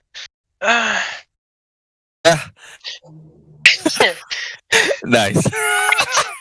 Right. You would think. Right. But see, that's again wanting to be empathetic, having empathy for another, holding another, nurturing them. That's another maturity thing. If you can't empathize, there's a problem. Bro. No. Babylonian bitches, bro. Come on, man. Now, what California Nightmare is saying in chat, right? Never get legally married. Legal marriage in the West is not beneficial for men at all. And then Jay Dogatory goes on to say it's set up to let the woman destroy the man. Yeah. Now, you also did mention, Cuddles also mentioned earlier that the Amish and other people within the United States, is what I'm guessing, they have their own marriage contract and they have no issues and everything. Now, in general, groups that do this too. There's other groups that do this all over the world. What's the default? What's the general idea? If you go for default marriage, let's say Las Vegas, right? You go and you have a contract over there. Are you able to edit the contract, or are you able to say, "Hey, I want a Amish type of contract," or it's usually no.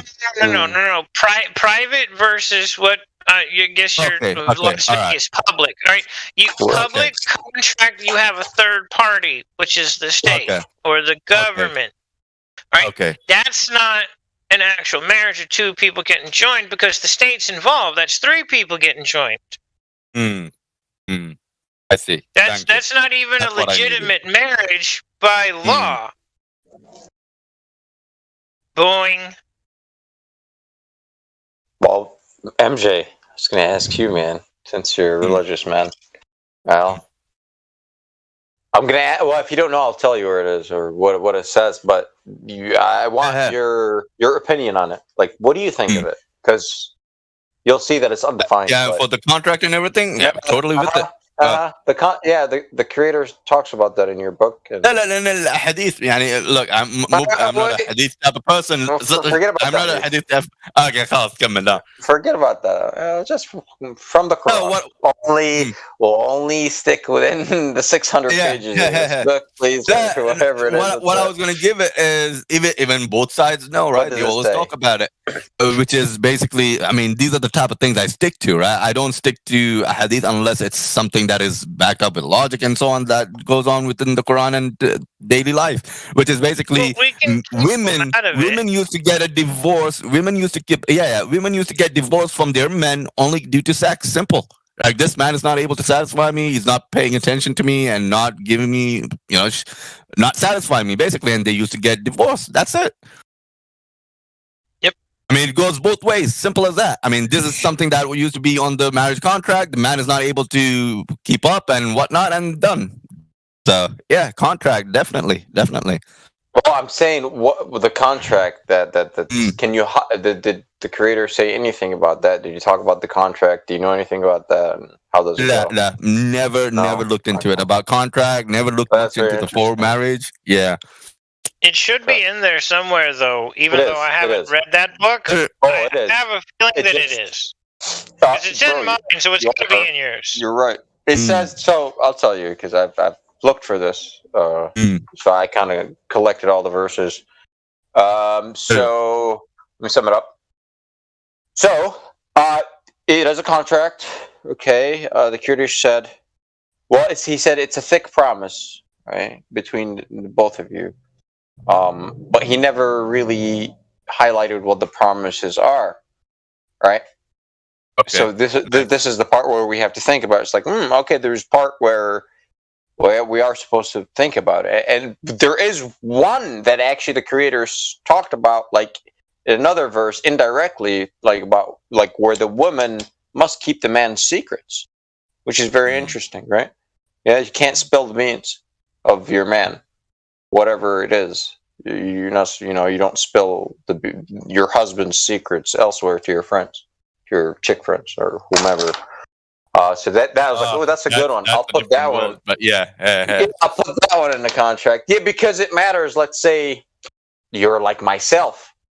I am going after patents. I'm going after things that once they are in writing and you know it's all formulated, they could potentially be worth tremendous amounts of money.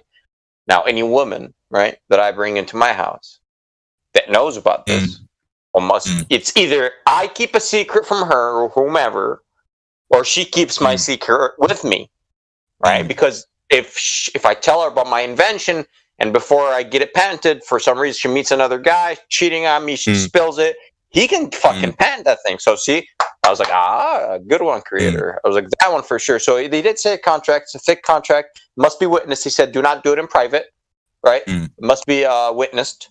So you got to have somebody else to witness it for you. Yeah, so private, from both sides. It is between both of you, but you got to have it. Right. So like mom, dad, friend, you know, best bud, anybody really, like cousins, uncles, whoever's going to be at the private ceremony, whoever's going to be at the ceremony, there you go. There wasn't even anything. It's not going into the public. It's not getting published or documented in the public anywhere. Right, and the creator was saying, like, how could you, like, for when the two parties break the contract, he's discussing this with like men and women. It's like, how would you do that when, like, the creator himself was witnessing this contract? Like, you know what I mean? He's always a third party everywhere you go. Like, he's always, like, with you, right? It doesn't matter. So he's like, you should really be responsible for what you write on that. And it should be between both of you. And, you should work out everything that you want and she wants. That's why he never really put the points. He just, he never really highlighted the points. But it was like, you should do it's just figure it out. It is loyalty, of course, is no cheating, of course. You figure that out. Adults would obviously have this conversation. It's obvious to an adult, and another adult would obviously have this obvious conversation. Dude, there was one time this chick, bro, that like I didn't like her at all. I was trying to push her away, and she was like, anyways, life forces people upon you sometimes. I told her that. I was like, hey, listen, I'm a religious man. Listen, if you want to be with me, I'm not going to touch you. But look, we have to write it out. Anyways, talking to her like girlfriends, because they would get drunk with me, or I wouldn't drink, but I'd be a designated driver for it. They thought it was like the most disgusting thing ever. I was like, yes, because it's like, it's like, ew, that's disgusting. It should be like it's like the bond between a man and woman, and it's like, in my mind, it's like, when I heard that, it's like, should I ask you how many men have you already bonded with? You fucking, it's like, well, should I? It's like, I shouldn't, right? It's like, shut up then. It's like, I know exactly what I'm saying, but I never said that. Right, that would be a good slap to her spiritually, though. Even though if she doesn't admit it, it's gonna hit her. Because she said she was a devout Christian, so I tested her faith. Let's go. I'll marry you. I'll marry you right now. Let's go to church. She fucking ran away, bro. Exactly. When you bust out the real deal, what the creator said they run, dude. But the woman that will say yes, it's like, keep her. It's like, yeah, she's not bad, but she was actually willing to honor the contract, whatever the contract may be. And I think, like I was talking to a best bud of mine, a really good part of the contract where I will put it is like, listen, we both of us want to be together, right? Right? So it's both of us agree to enter this relationship. Well, in order for us to exit, both of us must be willing to exit unless what? Well, cheating or whatever, and you list it out. Right? Unless something like that. Unless you cheat on me, then of course, boom, that's right away. I get to burn the entire relationship and you with it and this and this and this. It's like, okay, I'll write that up. Right? Because I'm not willing to cheat. See, nowadays, many of the people, they have relationships and then, sorry, you done? Go on. I am. I'm going to go on forever, so you might as well just cover it's interesting, right? But this is more of a single getting married, right? So I was since I saw the Hollywood, Your Kids, right? That kept on reminding me how, like, Cuddles, you're married, you got children, right? So many of the people around us today are married, they got children, but, broken up due to whatever reasons. But now they're going to, wait, sorry. I will correct one thing. Go on. That is a moot point, but the answer would be no. At least as far as the so-called state is concerned, the answer to that question. Okay, so pretty much my point, what I was going towards is, men with children and women with children, and at these type of places, sometimes it's a rare thing where a man without children will go for the lady with children, right? Probably due to your beauty or whatever it is, but most of the cases. Long story short, it's hard to find in. Yeah. Long story short, I mean, if the guy is into bigger older and mature ladies, that's beautiful. And the same thing goes from the other side, right? Girls wanting a older guy or so on. Cool. But what my focus was, both sides having children. Therefore, what's the contract going to be like, right? I mean, it's going to be something fair, but then one side probably has older children, while the other side has younger children. So therefore, the younger ones are the ones that needs to be focused on. Get it? So the older ones shouldn't be focused on. So it's not going to be equal, quote unquote, equality. Well, yeah, one point. Yeah. One point I would love. I have to put on my contract. It's called return package. Return package to sender. I call it return package to sender. What is this? This little snake. I don't know why I imagine Amazon send me a package and they're like, if you want refund, which means if you want to leave, the children are mine. You've already signed a contract to this return package to sender. How come the women that's not they were actually alive in my nutsack? Like no, that's mine. They're mine. I get 51% because I'm male. That 1% just because I'm male. Nothing else. It is a 50-50. 1% because I'm stronger. That's it. Cuddles, yeah. This kind of stuff is what I'm attempting to reach out to the good people out there that need that layer. Because what you're talking about, I know the type of law. I know what it is. I know exactly how to do it. Specify it. Because we're on the live stream. People will be hearing this, right? Specify what you're talking about. Fine. All right. Cool. Just go. I got you. I'm only trying to teach good people, not everybody. Because I can already see what evil people would do with this shit. I look at the system as it is now. Look at the good that was given to them, and look at the system now. Look at how much evil has been wrought using the system. If I give somebody else another system to use, look, you really think they're all going to just use it for good? No, true. Absolutely not. True. Thank you. Yeah, beautiful. Well said. So I give things out. And look, there's answers in what you're talking about. There's an answer, even for females in a situation like that where they're having problems with the man. There's a solution. There's a very simple solution, but it takes work. It takes learning, and you have to do it yourself. Well, you have that. Have somebody else do it for you. You, as a woman, you would have that piece of paper that's hanging in your bedroom or whatever. And then you can take that with, you can take it if, let's assuming your mom and your pops are still around. This is family tie. This is why family tie is important. You just take it up with your pops as a chick. Like, here, this dude is abusing me or whatever it is. He's cheating on me and I got whatever it is. And then your pops is like, because what we're talking about, where it ends up going. We'll escalate it. Because the deeper we get on this, the more we're going to hit on that subject. We're already on it now. We're dancing around with like the relationship part of it, and that's yeah.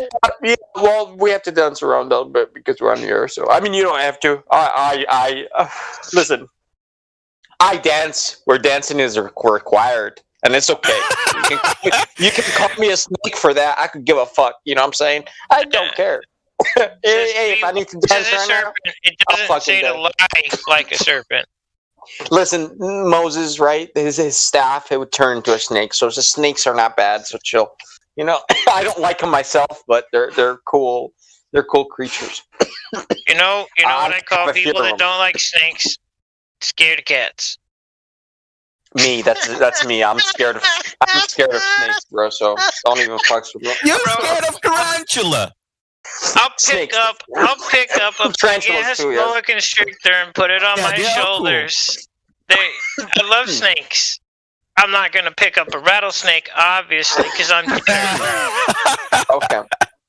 Well, the only snake that I'm willing to mess with, like, their eyes are so fucking, like, when you look into their eyes, there's something else. They're not a regular snake. They're like, king cobras. It's like the king cobra or something else. because they can dry bite you if they want, which is good luck. But you know, they're interesting animals. They can control their venom glands. They don't. With every other snake, if I'm not mistaken. If I'm not, somebody please correct me. I know nothing about snakes. I think I know which one you're talking about. I haven't looked at it so long, dude. When they bite, the gland, the little sac, the venom sac, the muscles also constrict when they bite, and of course it gets injected into you. But the king cobras can control the cobras in general. King cobras, I'm not sure, but it's in the cobra family that they can control the venom glands on their own. They have discrete control, so they can bite you without injecting you. They just fuck with you, like, hey, fuck off, bitch. Hey, many of the animals do this. Usually, do this. They're like, okay, you know what? I'm done with you. They put their teeth on your hand and everything. Like, come on. Yeah, that's why it's an interesting snake to me. Like, they're huge. They eat other snakes. That's their diet is to eat other snakes. That's what they do. They just hunt other snakes. Like, they're very cool. They're very cool. And in general, snakes want nothing to do with man. Anyways, they see you like, fuck off, man. They run the other side. Like, just leave me the fuck alone. Like, they, you know, they're like a anaconda from a movie, and they just see you. Hey, hello, they like they run. Like, fuck off. Oh, the bipedal motherfucker. Oh, we're done. Like, that's what they think. Oh, the dude that walks on two, run, son. That's in their words. Like, all right, you can see it, man. Yeah, but see, the people that love snakes and love having poisonous snakes and shit would fit in just fine here in Texas. Some of my there's a lot of snakes over there. See, these are the type of things I'm completely ignorant about. Hold on, because some of my friends have had poisonous snakes as pets. One of the coolest ones, Buddy caught the rattlesnake during the season, and they live out there by it because it's all hot shit. So he caught it. He built everything himself, the entire cage. He hand built, plexi and all. Hand built the whole cage. Had it for years. Fed him mice. Dude, you want to talk about a fast bite? Oof. Yeah, they're quick, man. Yeah. Oh. Dude, Mouse was 3/4 of the way in his mouth, and he was already 3/4 of the way back in his shoebox in the blink of an eye. That's what the snake style kung fu. I used to piss friends off of that. Not all of them are like that. Not all of them are that fast, but damn. Yeah, they're fast. It's fun. Bites, man. Yeah. But some people just have a death wish. And you know, I get it. I'm sorry, that just I'm very comical, so I just remember Jackie Chan and the Kung Fu, the snake style, the mongoose style, and the cat style, tiger style, right? Oh, man. They put in the tiger effects when they're fighting. Yeah. And then the snakes. Oh man, wait! I can't finish my food, but I usually when I come here, it's time to eat, right? But I couldn't finish. I just ate a little bit. I'm done. BRB. Oh man, my shoulders are about dead now. After that, I went down to the 20s and I did stuff with those. I did you working 2 out sets. right now, or is that from No. Right now, I'm trying to stretch and get everything to pop. Oh, nice. Are you feeling that soreness come in? It's good if you are. Yeah, it's good. Yeah, well, dude, I started, like I said, with the 30s, that soreness was there. And I'm trying to make it to where I can increase sets. Well, you have to rest now since you're sore. So you shouldn't exercise that muscle group for at least, 5 to 7 days. It takes for an average, for just normal humans that are not on supplemental testosterone, it is going to take you at least 5 days to reach the muscular state that it was in before you tore it up with you know what I mean, to return to normal. It's going to take like 5 days. What's up? Rejuvenate. Yeah, so that's what I do, and it's been doing it and works well. Just one muscle group, like each muscle group just once a week. Works quite well. No, Well, because I was doing a thing for like 6 months where I was working like 3 or 4 different muscle groups, but I was doing them all in the same total body workout. Yeah, sort of. So I was doing curls, then the overheads, then the squats with the weights, then another, and then that was the whole set was that entire.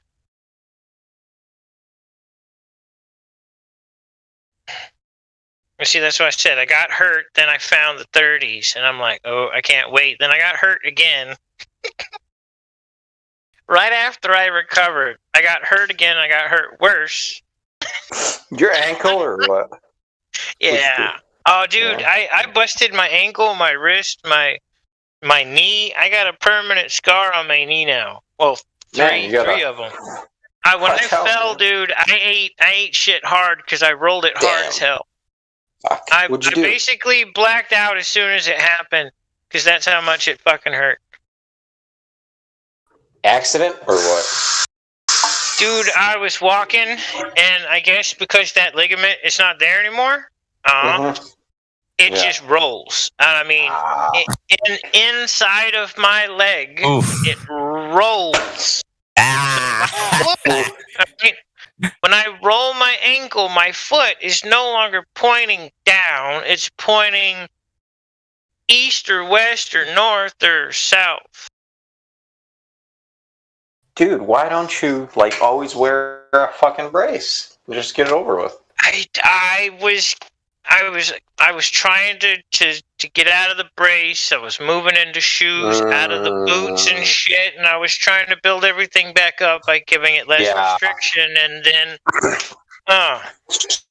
I'm thinking about transitioning right now to a smaller brace. And just from looking online, it's like, okay, you know what? I'm gonna buy a cheap one because I'm just gonna fabricate an aluminum plate because where the ligaments are torn for me, they're towards the outside of the ankle, obviously, right? So I rolled it like that. So it's like, all right, I need to stop that motion from happening because I do want to exercise the up and down because there's some torn ligaments there too. But that one I can use, and I need to use it because I have to go to work. So I was going to fabricate an aluminum plate that's not like an L-shaped bracket, kind of gets attached. I'll just, wrap it around my heel or, the bottom side of my foot and then up my, the outside of my ankle. And I'll wrap that. That way if I roll, it's attached to my shin, right? It can't roll that way. I can only just fall. Yeah, I got one that I put on, and it fits in most of my shoes. But I got work boots. I got some decent work boots. So normally, because of the type of work that I end up doing, I normally wear boots all the time anyway, and I really don't wear tennis shoes a whole lot. Yeah. Because once you get into the thing of doing it all day, every day for years, you wake up, jeans, boots, shirt, jeans, boots, shirt. You always wear your boots almost no matter what you want to do. Boots become life. Trust me, I love them. Don't get me wrong. I love these boots, but I'd have to get some different ones for running, jogging, biking, some lightweight military shit. Some Kevlar or the fabric. I like light shoes for sure. Now that would be better. Then I could build everything up the way I want and go do everything. And if I rolled it, it won't allow it to roll that far. How long has this been going on for you? Injury? Dude, since I was 19, I rolled it 20. Wow. Well, I've had issues, but I used to walk on hills and shit, sideways and stretch my ankles, and I did all kinds of crazy shit. Wrestled, fight, played, jumped ramps, normal shit. Yeah. But skateboarding, we got into a skate contest, I want to say 1920, 21. At a brand new skate park, got into a skate contest. I tried somebody else's brand new board. A lot of grip on the deck. So my foot, when I got in the air, I forgot to move my foot back in, and roll everything. So when I landed with my foot up on the nose, and that slant on the nose rolled the ankle, and my foot came onto the inside of my leg. I landed the trick, all right? So that's all that matters, man. As long as you landed the trick, and I rolled. But then, right after about a foot of rolling, after I landed the trick, I fell over because I was looking down and my foot's in the wrong spot. Yeah, my ankle is busted right now, man, and it's not fun. So. But see, it's fun for me. But see, my left ankle, I can roll it too because I'm double jointed everywhere. I'm hypermobile. That's why it rolled, just because I'm hypermobile, and it keeps rolling because I'm hypermobile. If I put time and practice and enough stretching, I could be on one of those TV shows doing that weird shit with the arm. Oh, okay.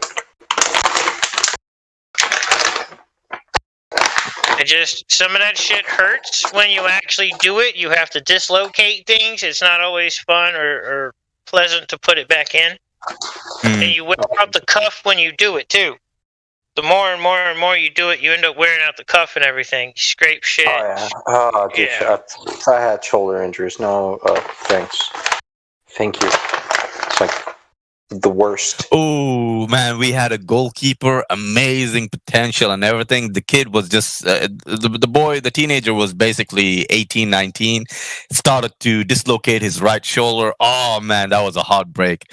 He could fly from one post to another and grab the ball, like literally catch the ball instead of deflecting it. Fuck's sake. He's Egyptian, by the way. Egyptian, Osmarani, mashallah alayh. He used to fly. He learned how to even fly even further. But he started dislocating his right shoulder. Fucked up big time. Yeah, it's not fun. Just put it back into place. No. Ice, heat, nutrition, rest. Then I had a torn labrum, dude. It's like your ice, you heat. It doesn't matter. Can't pick anything up. You can't do anything. Just everything. You're just done. Your shoulder is like, all right, but we're gonna take a year off from everything. It's just constant pain all the time. It depends how bad, because I've dislocated shit at work, but I've had to like smack a wall and knock my shoulder back into place and get back to work. I woke up one day and it was like that. So. What? Yeah, that could easily happen with me because of how I sleep sometimes. Because you know how the shoulder blade, collarbone, and neck thing that I said was tightened up after the pull-up thing a few months ago. Yeah, what I do is I put my arm weirdly because I'm flexible. Yeah, so I keep doing that just to sleep and wake up, and my all the joints are totally fine. But that could easily dislocate if I sleep the wrong way. We'll see. Time will tell. All right, that whole working out thing, though, that's one of the things that's in my contract. Oh yeah, would be something with me, but it wouldn't be working out. It would be activity. It's the weight. Once the weight, on the scale passes this number, I shall purchase a treadmill, and you must spend time on it. Look. The house is gonna have everything. I'm gonna have my own gym room. I'm gonna build that shit if I have to. Another rule of mine, it's like the foundation and the plumbing and everything, and I will build a damn gym room if I have to. I will have a gym room. Your belly cannot be bigger than mine. I got abs, so you're just like you're fucked. It's like you're not it's look, within 25 of her BMI for her age, her height, maybe within 25, maybe 30 if she's super fucking adorable.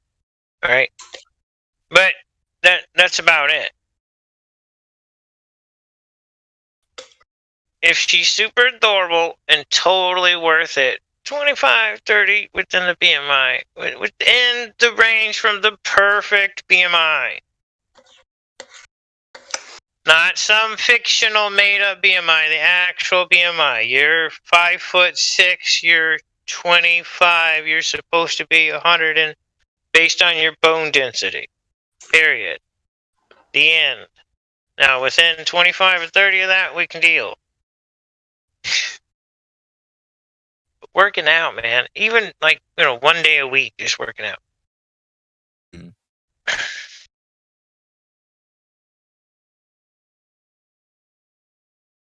Hey, listen. The fact is this.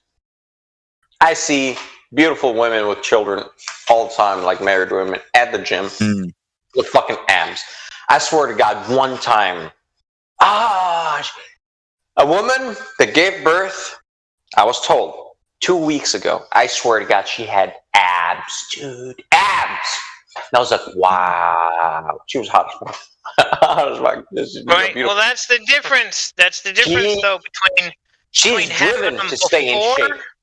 She wants to be in shape, and you can tell, of course. Before she always stayed in shape, even That's when one of my pregnant. sisters. Kind of crazy.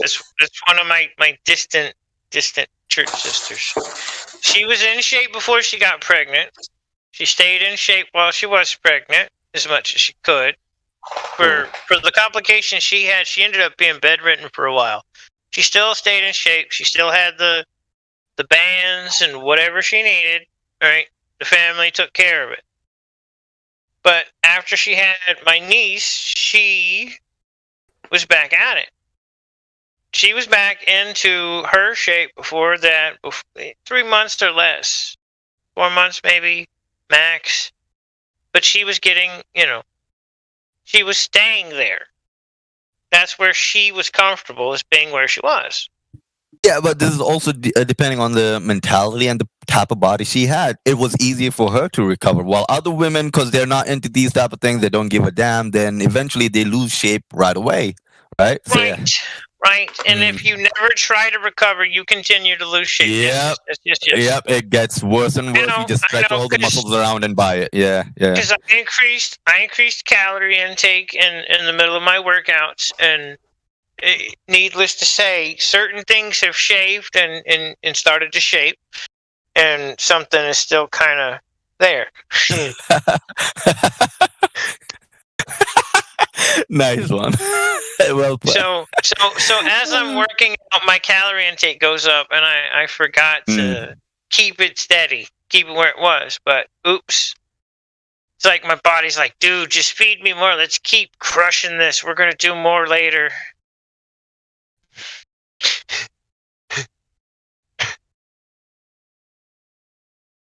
But then I don't do enough later to compensate. There's the problem. Dude, the more muscle you have, the more you get to eat. So that's the fun part about carrying muscle.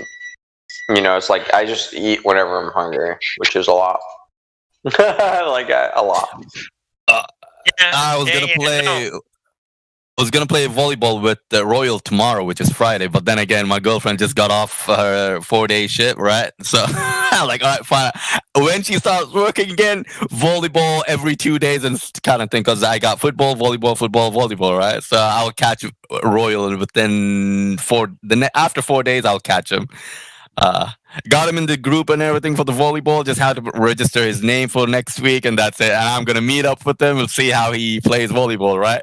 I mean, the guy has been doing taekwondo, so I'm hoping he's gonna, just jump, bicycle, kick the ball in. Bamsa, I will hype him up so much just to see what happens. I told him, like, this group that we go to, the football club that we go to for the volleyball, it's really beginners, women, men, everyone together just coming in. They're literally there just to socialize and have fun volleyball. Literally keep up the ball, right? There are just few people that could jump, spike. I'm one of the jumpers, but I'm still not a spiker, really.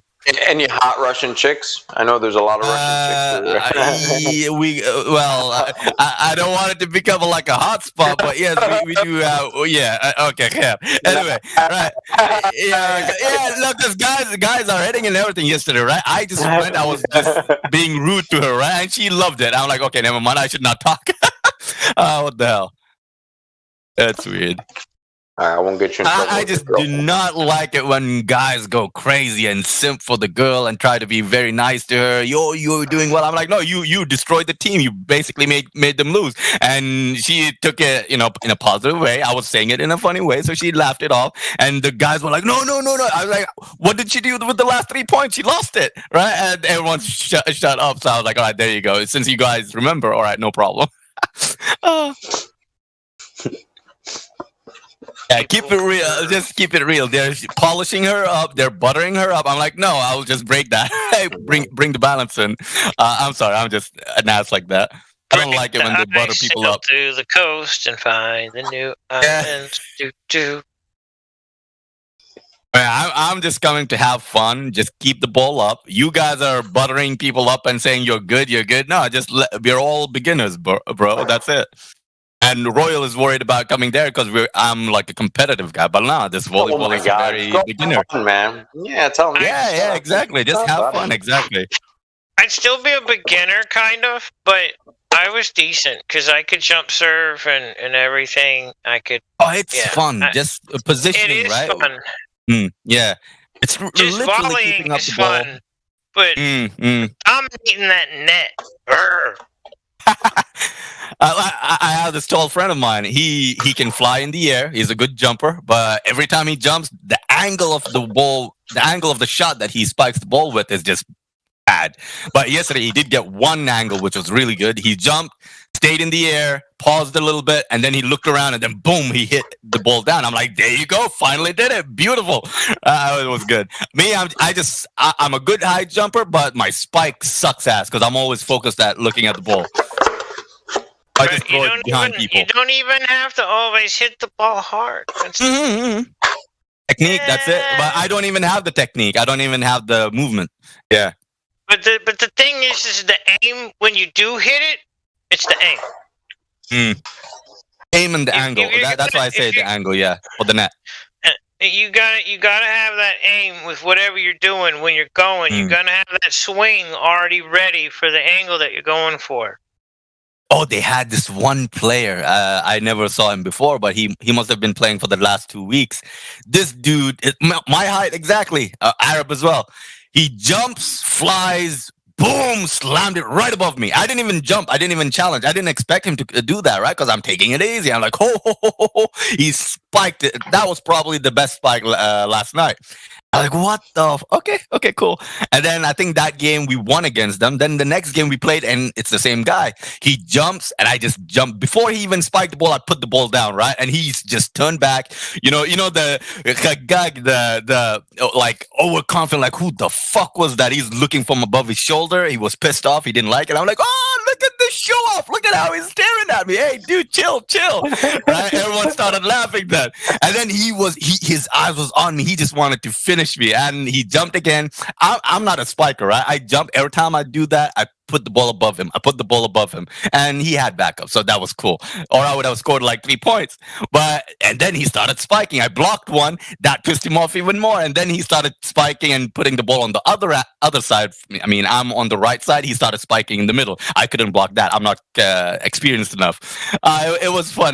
But he's my height. He knows how to spike. He knows the technique, right? So that's the difference. But the problem for him is his jump is not as high as mine. So there's giving the ball to him right in front of the net. So that's where I can intercept and shove the ball down and finish him, right? So that's where his weakness was. So that was it. All I had to do is jump and challenge.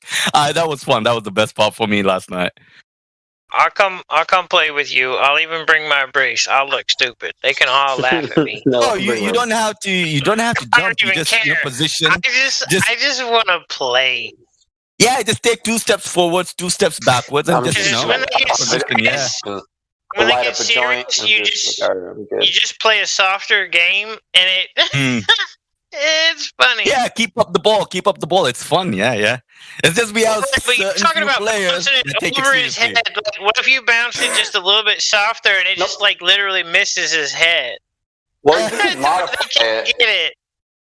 I don't know about you, MJ. So if you allow kicks, it becomes a lot of fun, and you can catch. You can keep up. Yeah. It's allowed. It's allowed. Everything's allowed. Oh, he did humiliate me once, just to make it clear. He served the ball once. Okay. He served the ball once, and the ball did not dip down. It kept going straight, so it came towards my biceps and my chest. So instead of coming to my wrists, it kept going straight. I thought it would go down by the time it reached me, but it kept going straight. But I did get the ball. We didn't lose the ball. So I was like, they had that on video. I probably will show it to you later if they did actually upload that. Well, volleyball's right not to in my my chest. contract, though. Shooting guns is. Americans, man. One thing I want to do with you guys is at least play volleyball, right? I mean, I'm not expecting everyone to play soccer, but volleyball is something that everyone can do. Yeah. Bro, I could play soccer before I messed up my ankle. You weren't scoring on me. You weren't gonna. It's not gonna happen. No, I will be gone. You won't see me. Oh wait, you were a goalie? I loved playing the goalie.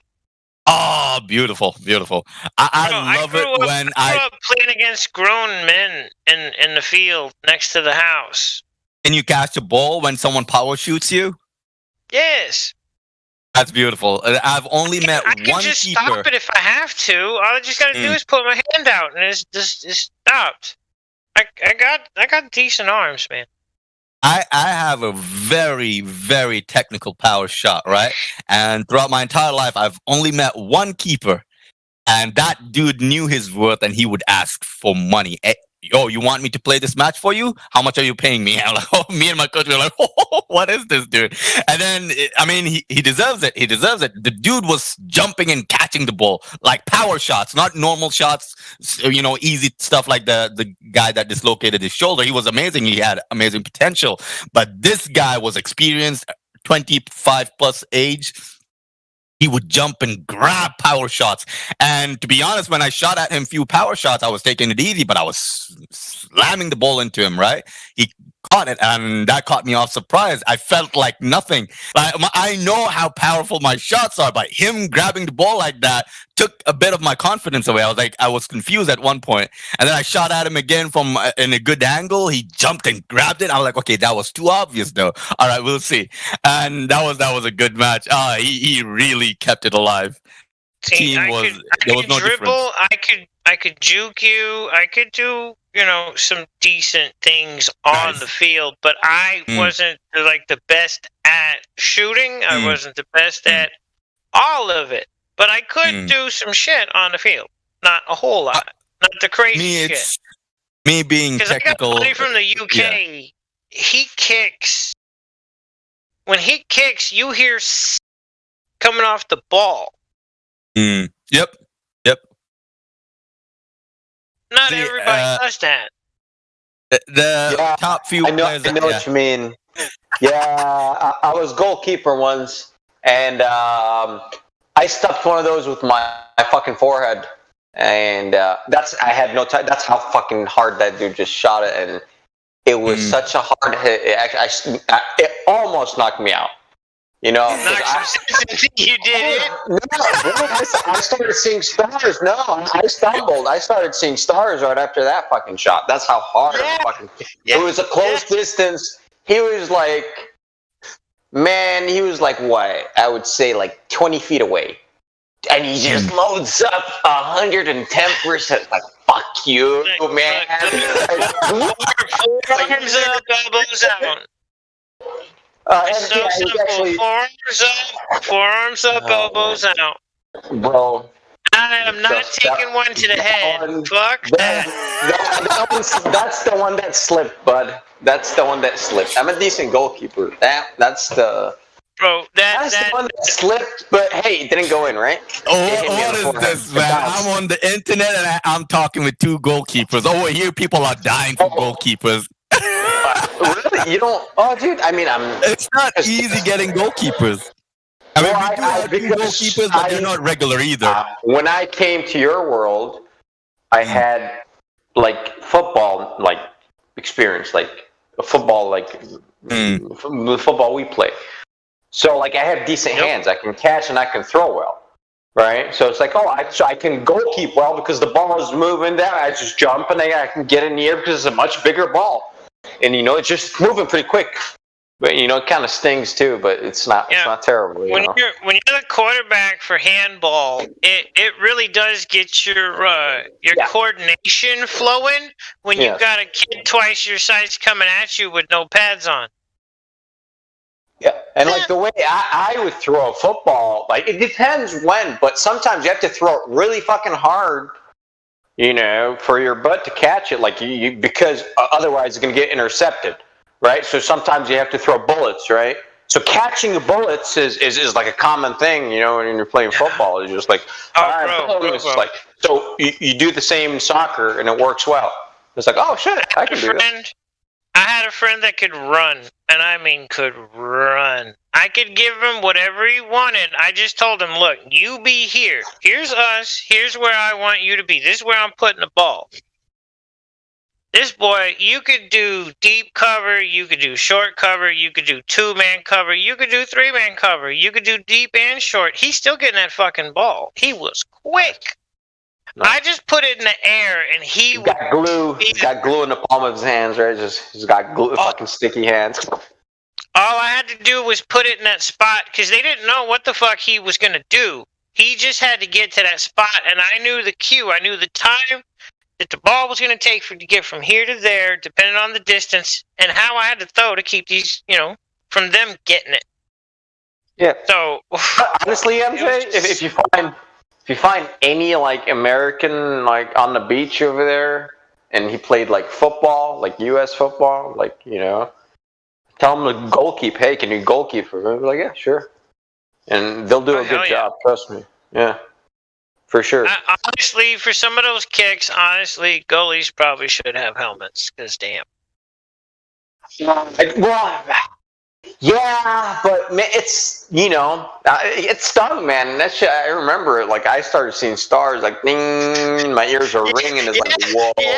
Yeah. Right. That was a hard kick. Thank God I didn't catch that with my grill, right? With my nose and my mouth, because that would have done some damage for sure. But, whew.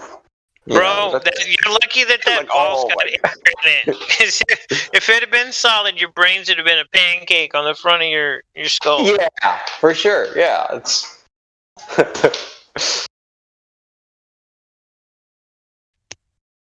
Soccer is cool. I like soccer. Playing soccer. I don't like watching it. Watching it, it's on par with baseball.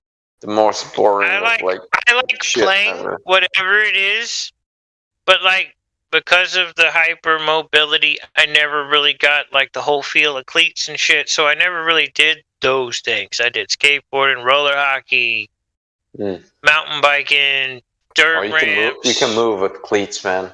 I love cleats. You can really move. Well, I've never, because I need high tops, because the hyper mobility. I'm not trying to. Yeah. I'm not trying to break nothing either by somebody doing something stupid. So I would need high tops, legit high tops. But I'd play. Hell yeah, I'd play. If I had high top cleats to go do soccer, shit, boy, I'd be running circles. I'm still recovering from my soccer game last night. See, that's part of my problem with soccer. Is some of the fields. What type of soccer do you play? Right now I'm just playing 5-on-5, similar to futsal. We play with a futsal ball.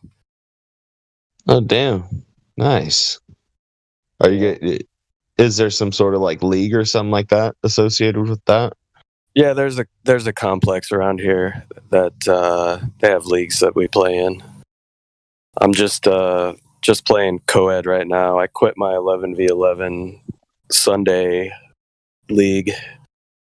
I'm a keeper, and I'm in my 40s, and that big goal and the big box is becoming a little bit too much for me to try to cover these days. Oh, jeez. Playing with kids that are in their early 20s, I just screamed out of my lungs, the third keeper in the house. What the fuck? We're all keepers. So do some y'all are keepers too? Nah, I'm not a keeper. Midfielder. Whenever I play soccer, I would take. I'm not a soccer player, but that's what I would do. Hey, just add some Tai Chi to your game and some advanced stretching, and you'll be all right, bro.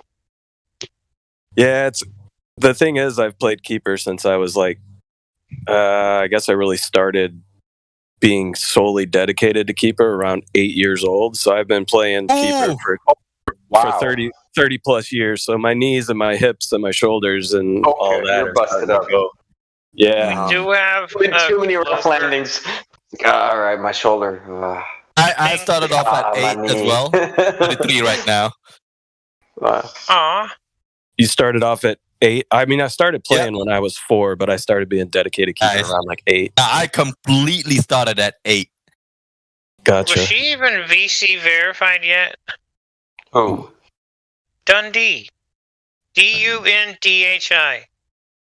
Where's that? Who's Dundee? She just came and gone. Came and gone. Well, I'll AFK. Yeah, She was in the lobby. I've been up on the lobby playing around. Yeah, I try to stick to the small sided games these days. yeah, Still- dude. I'm getting old. Yeah, My still tears me problem up. is most of the fields that I had to play in, like around Dallas, weren't exactly like perfectly level all the places. So once I rolled my ankle in one of the potholes or something that was out there, I was toast. Yeah, after this ankle injury, it's like, all right, the everything it cost me, it's like, is it worth it? It's like, no, I'm just gonna stick with weightlifting, and all right, I like it. That's good enough for me. I love playing football. I love playing handball. I love playing handball with and without pads. This was basketball, and I love basketball, but hey. And I can call it handball, and they can all eat crap, because that's exactly what you do with the damn ball. Play with it with your damn hands. They rarely use their feet with that damn ball. Kicking, field goals, and punting. Get the hell out of here. Yeah, well, yeah, our football, yeah, what I just like to call football. I Heard of a you guys heard of a Flat Earth Football Club? Check it out. It's in a live stream. Yeah, I've heard about that. I'm just going to call it handball, because I'm all into semantics. There is a game called Handball, though, that's played in Europe. Yes. Yeah, I know. and I like handball. What we play is a version of rugby. It's a modified version of rugby, basically, which is really what it is.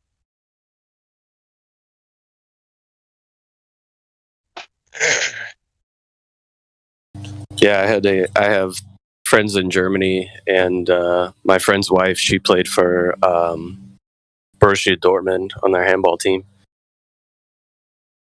Which I don't know if you guys know who Borussia Dortmund is. It's a big soccer Black club. and yellow, right? They're huge. Yeah, It's black a and huge yellow. football club. Yep. Bundesliga. I'm not kidding. Yep. She played I for the guess handball calling club. I guess calling it a rug ball club would be kind of weird. The Rug Club Association, the National Rug Club Association, because really it's cowhide, pig hide, whatever. Damn rug, basically.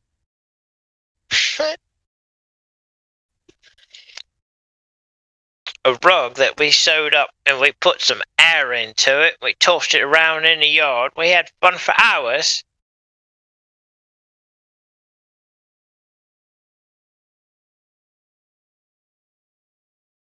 Football's definitely a sport where you can get some injuries, but those pads help, man. That's the thing. People look at football and they're like, "Oh, that's way more physical than soccer." It's like, all right, well, take all those pads off and do similar shit and see what happens. No, soccer. Well, yeah, I play a bit rough though. Yeah, Yeah, and could you get pretty wouldn't, nasty. and you wouldn't like me either. I played roller hockey, dude. We played pads, no pads. It didn't matter. We were throwing each other into cars and shit.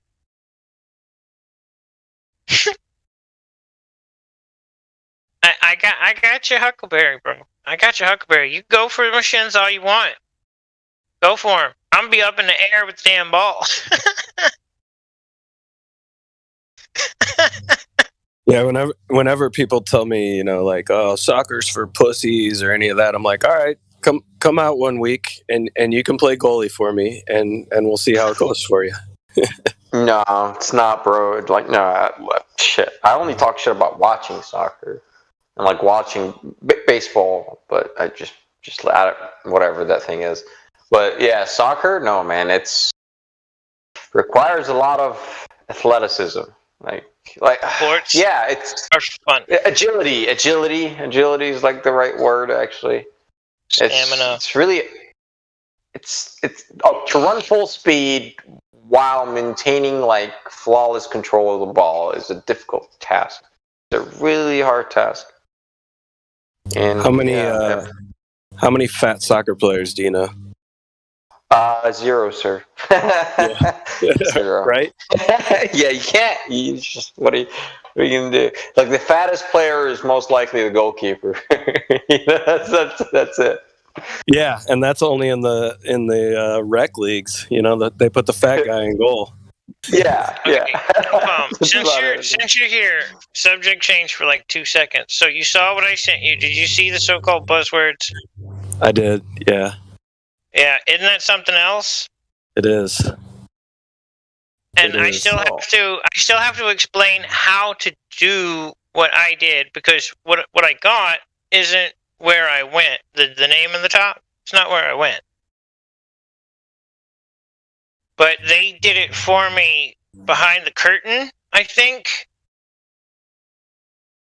which is quite interesting. But yeah, okay, back to soccer.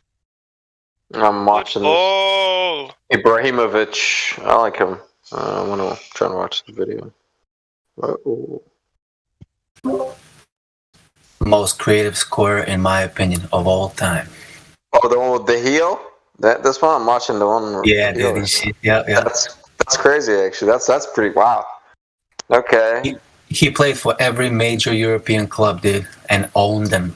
Won championships with everyone. Who's he playing for now? I don't know. To be honest, I think he played for LA Galaxy. I don't know if he's in Europe right now or. I don't even know in who US. those guys are. Oh, okay, US. Yeah, he came to the U.S. for a bit. Really? Wow. Okay. A lot of those. He's a high-level player. Yeah, a lot of the Dude, superstars. Check out the move at 140. Check out the move at 140, huh? Oh, okay. You're saying something, Napalm, right? Yeah, I was just gonna say a lot of the superstars from Europe, as they start to age, they'll come over and play in the MLS for a couple seasons here in the States. Okay. Some of them for quite a while too. I was at I actually bumped into. I don't know how familiar you guys are with the sport, but I went to go visit a friend over by the beach, and we were at this bar, and there's maybe like 10 people in the bar. And I go to order a beer, and I look down at the end of the bar. I was like, that dude looks familiar. Get the beer. I kind of walk past him, and I look at his pants he's wearing, and it says DC United. And I was like, it is him. It was freaking Wayne Rooney sitting at the bar. Wow. By himself, having a drink. So like the next beer I grabbed, I ordered closer to him. I was like, your name's Wayne, isn't it? He's like, yeah. And I was like, do you enjoy being able to go out to the pub after a game and not get harassed by a bunch of people? He goes, oh yeah, it's amazing, mate. And he wound up talking to the guy for like 15, 20 minutes. Pretty cool. Yeah, because I played in college with a guy who his uncle played for Everton, and Rooney came up in Everton's youth program. Rooney's retired, right? Yeah, he was playing in the MLS, but I don't know. He was a captain of England, right? He's super short. Yeah, short guy. Yeah, He looks more like a rugby player than a soccer player. Yeah. Yeah. Yeah, but I saw him at the bar, and I was like, that guy looks so familiar. I was like, there's no way that's Wayne Rooney. And then I walk past him and see that he has DC United on his pants, and I'm like, gotta be him. And then I think like a week or two later, he was in the news for either like cheating on his wife while he was in Florida or getting arrested at the airport or some shit. I'm actually kind of waiting for the Big Air to turn into like a Colorado launch pad for like somebody with a snowboard on their feet, a wingsuit. For the what? Snowboard, wingsuit, or skateboard and a wingsuit. Launch them. Just the Big Air, the big ass ramp. Just put that up on top of the mountain. Get a wingsuit on. Get on skateboard, snowboard on top of skateboard, whatever. And just launch your goofy ass off and fly.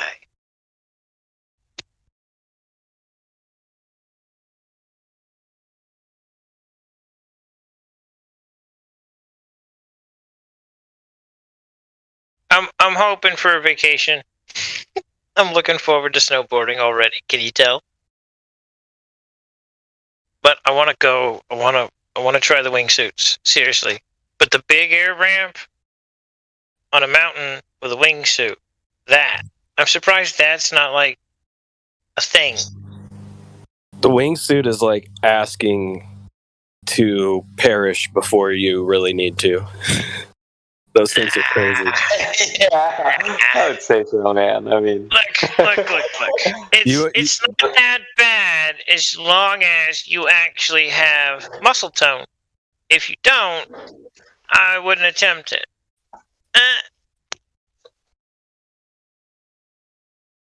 I don't know how much muscle tone is going to protect you from going 100 miles an hour straight into a cliff. Well, no, you're not going down the face of a cliff.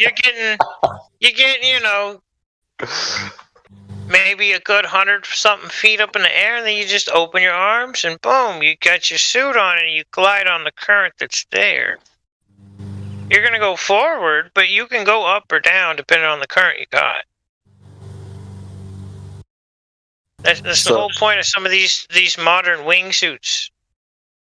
Distance.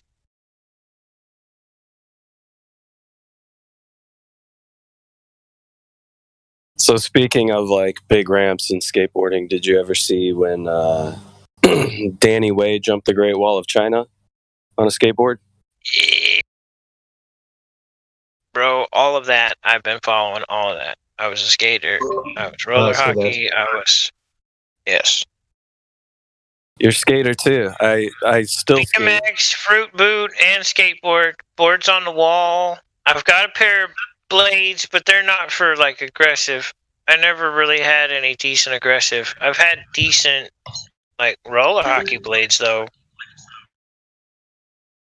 I had some badass missions. Yeah, I used to do skateboard ramps and surfing mainly.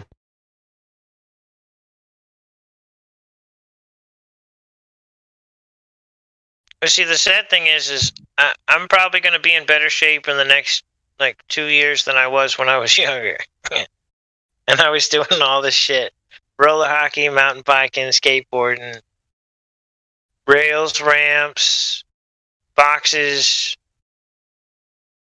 busting elbows, dislocating the hip.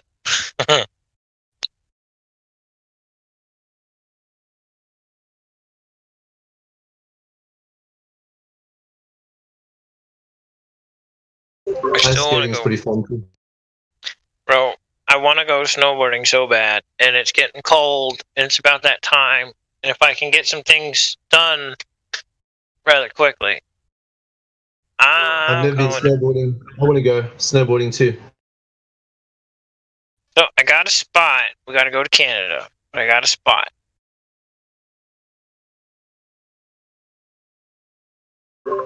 Hey, maybe I should join you. Maybe you should book a room after I get my stuff squared, because I gotta be able to at least. It depends on how long this shit takes to get. Because I'm trying to get like a passport and everything else with buying a car or a truck. I still hadn't made up my damn mind yet. But once I get the truck, I can get up there.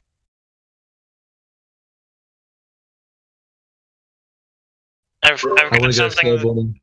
I've got something that should get me across the border without a passport. Well, we can beg on that, but I'm still trying to get that too.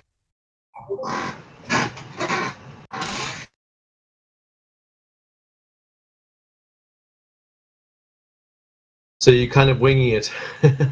Well, it's a pain in the ass to get certified copies of certain things because it takes like a month or two, and then like I'm having to go a different route because people like to steal shit. So yeah, things disappeared, and I'm replacing things on my path to getting everything. But it's like there's a shortcut to some things. If you really know the system, there's shortcuts. It's just not always pleasant. Because it leads you down another option that takes time.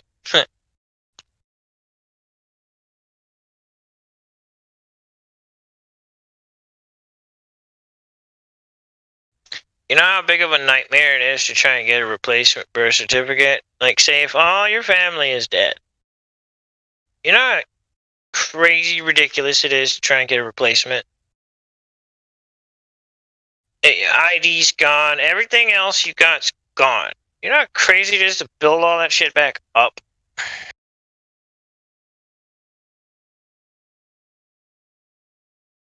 Especially at the moment, because everything takes a lot longer at the moment. Some things, I guess, because there's a lot of craziness going on. So that's attributed there, but I think I could probably do it inside of a month, even without some of the things I'm supposed to have, because there's ways around things.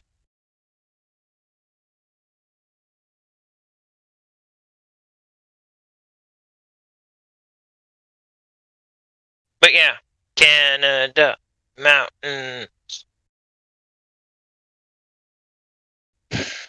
It's funny because my uncle thinks like I'm like freak out because it's so cold. And I'm like, dude, I lived in Iowa. I moved in when it was like 27 degrees. I drove the truck up to the house and loaded the whole damn thing from Florida. Like, by the second winter, I was already, shoveling the sidewalk in my damn shorts and slides. So you can't do all that in US? Bro, different parts, yes. Iowa's up towards the north. Iowa gets colder. In the winter, they actually have snow. Right now, Texas is where I grew up. We don't really see snow. Last year was the most snow we've had in like 4 decades. Thanks to the weather control making technology? Oh, whatever. Whatever changes going on, things have changed. Right? It was one of the hottest summers we had, one of the longest and coldest winters we had in Texas.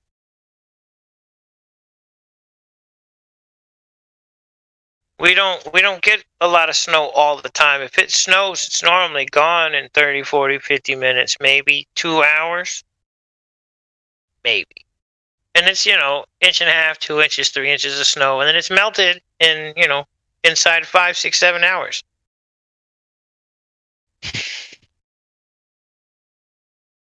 Yeah, I just want to go snowboarding so bad. Yeah, or you're out west where it's, flat plains, and you got all that cold with the wind just whipping across, and it's just ice just bouncing across the ground, not sticking to shit.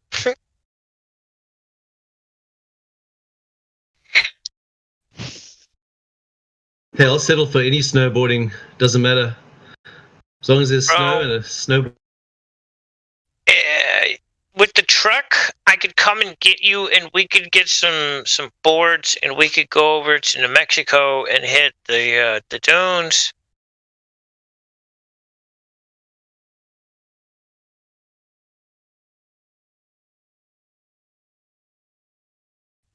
I like the cold. Yeah.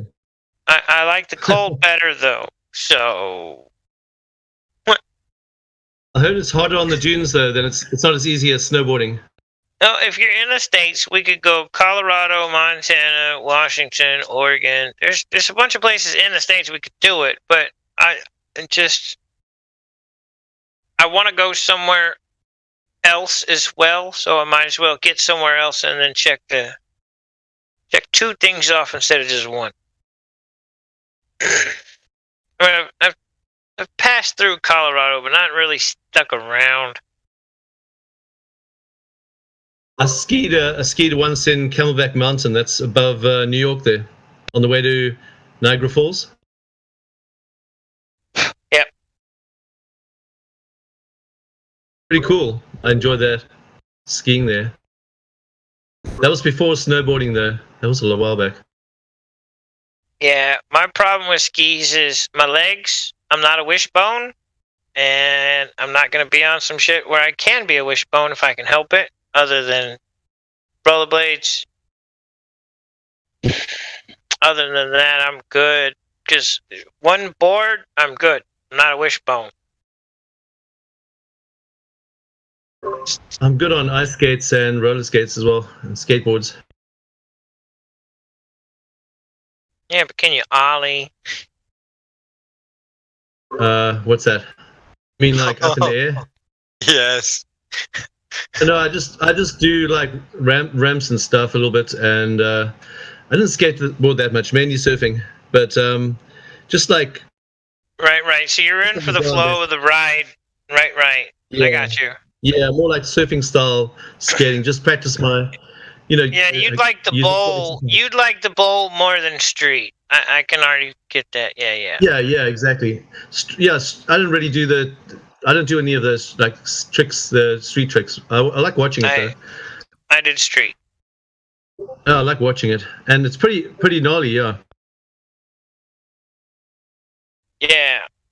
To be able to hold some of those things and do it, but see, like some of the hardest grinds, they like, oh man, it's so difficult. But like, once you're there, once you're in it, and you actually have your right balance, it's really not.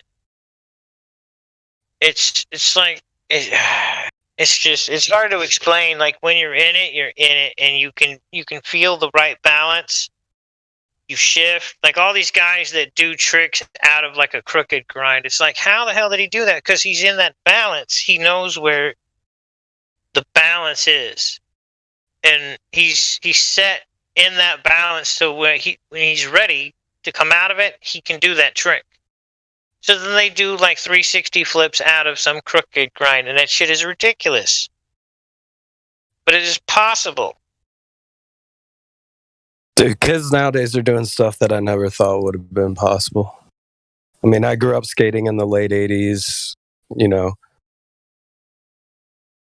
We didn't do 360 flips off from a crooked grind. There's no way. Nobody did that shit.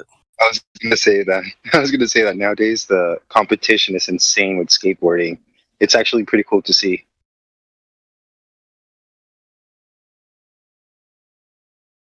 Right, well, I mean, shit, I was still skateboarding.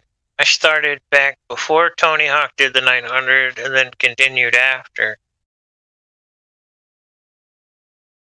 But I never really got into ramps a whole lot, and I should have. My problem was, I guess, the balance with the drop-in. Yeah, ramps. I loved ramps, but I had some really bad wipeouts. Sprained my ankle real bad and did some really bad stuff,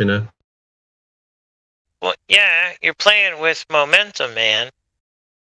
Meat sack plus momentum, 4 wheels, ABEX 7 bearings. I used to do crazy stuff like just decide one day I'm going down this driveway. I'm just going to go right down and see how it goes. That kind of thing.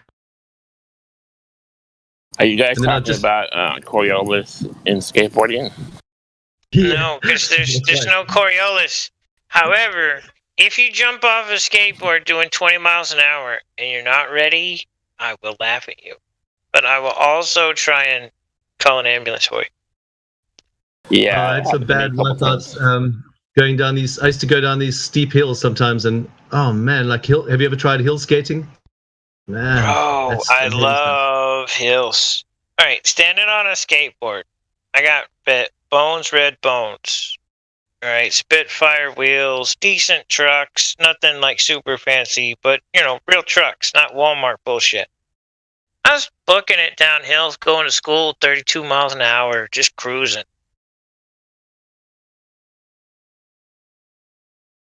Thank God there's a hill on the other side. Coming up, I get to slow down, jump off. But it's something else, man. It's finding that balance. You gotta find that equilibrium.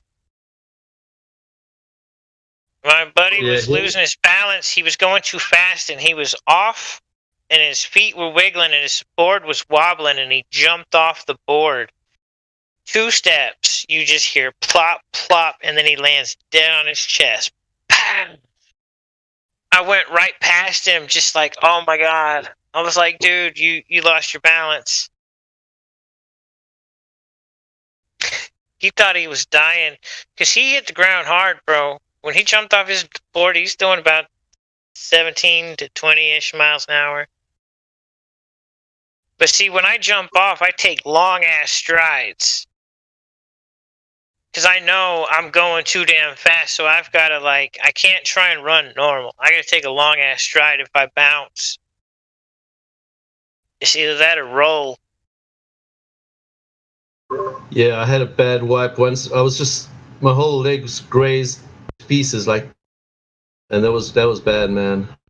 Oh, that was really bad. See, I'm not doing shit where I can wishbone myself or get stuck in between a wall and something else and completely snap my no. Street, sure, I'll skate. Whatever, I'll mess with rails. I'll mess with all kinds of shit, but just under certain circumstances.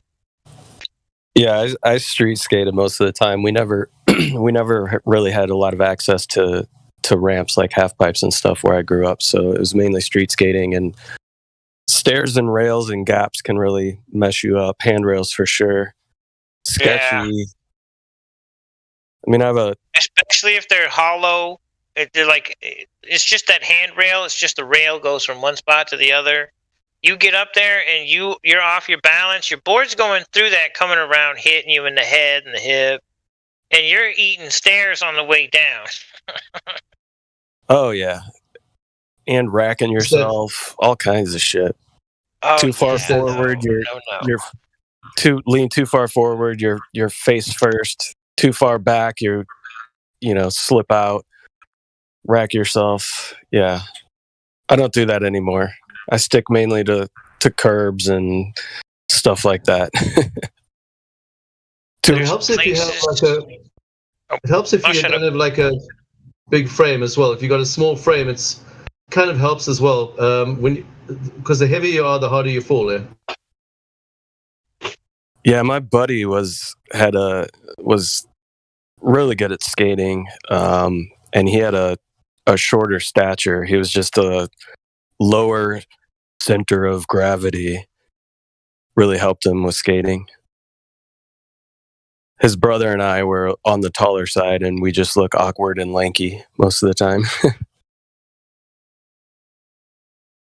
Right, but a lot of them tall people, bro.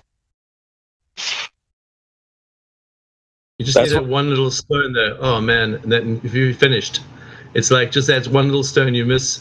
You don't see it on the road or something, or just that one little thing you hit. Oh man! Oh yeah, just completely stops you, throws you forward. That was the worst.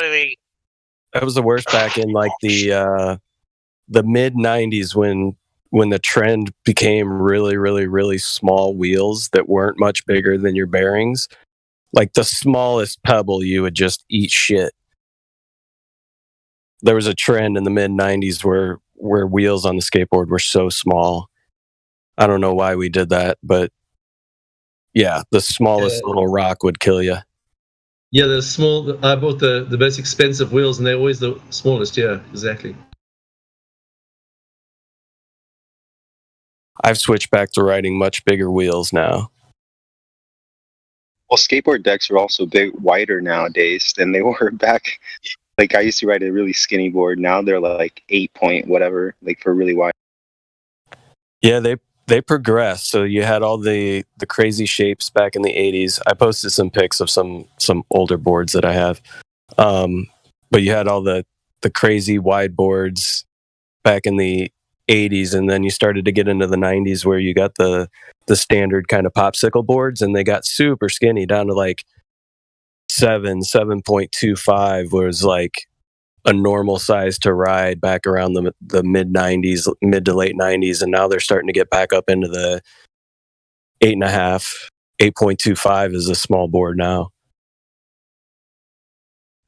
Yeah, Black Label was your whiteboards in the 90s. Yeah, those were the boards back. Oh, my bad. I'm body cuddles. World Industries days. Back in the World Industry days. Remember? Those boards were those were the boards back in the day, bro. Before they started to become like banana boards, and then the banana boards started coming out. Yeah, the popsicle where they're basically all the same shape. Right. Yeah. No. See, I was riding boards like the one that you posted, Napalm. Yeah. The ones 54 after the hour. Yep. Yeah. That. Well. I posted quite a few. Yeah. So if you if you look the at first that, one with the first boards above the ones with the people. 54 is the cruise decks that they started making, the wide boards with the long nose, a single. I remember the boards used to be like that back in the day when I was riding, and then they changed into banana boards, like very thin ass, like fucking boards with the ends lifted. Yeah, they call that the popsicle shape. Yeah, 70s, 60s, 70s. If you look at the that picture that I posted, the one at 54 after, that deck on the left, that's Mike Vallely's first pro model when he skated for Powell. That came out in like 87 or 88. And then the board in the middle was when he started skating for World Industries. And that board in the middle has actually an uplifted nose. It was one of the first boards to actually have like the nose that wasn't just completely flat. And then his board that he came out with after that, it was called a Barnyard board. And it is still in dispute, but is quote unquote the first double kick where you started to have a nose and a tail that you could skate on. So those didn't come out until like the early 90s. I want to say like 91 or 92 is when they started to have a nose. You can see that the form of the boards start to change too over the years being used. Yeah, but what's funny, like now, if you really wanted to just get around, the most intelligent thing you could do is probably the Earth board with decent like 4 or 5 inch wheels on there, and you can either do electric or gas propelled. It's like a weed eater motor, and ta-da.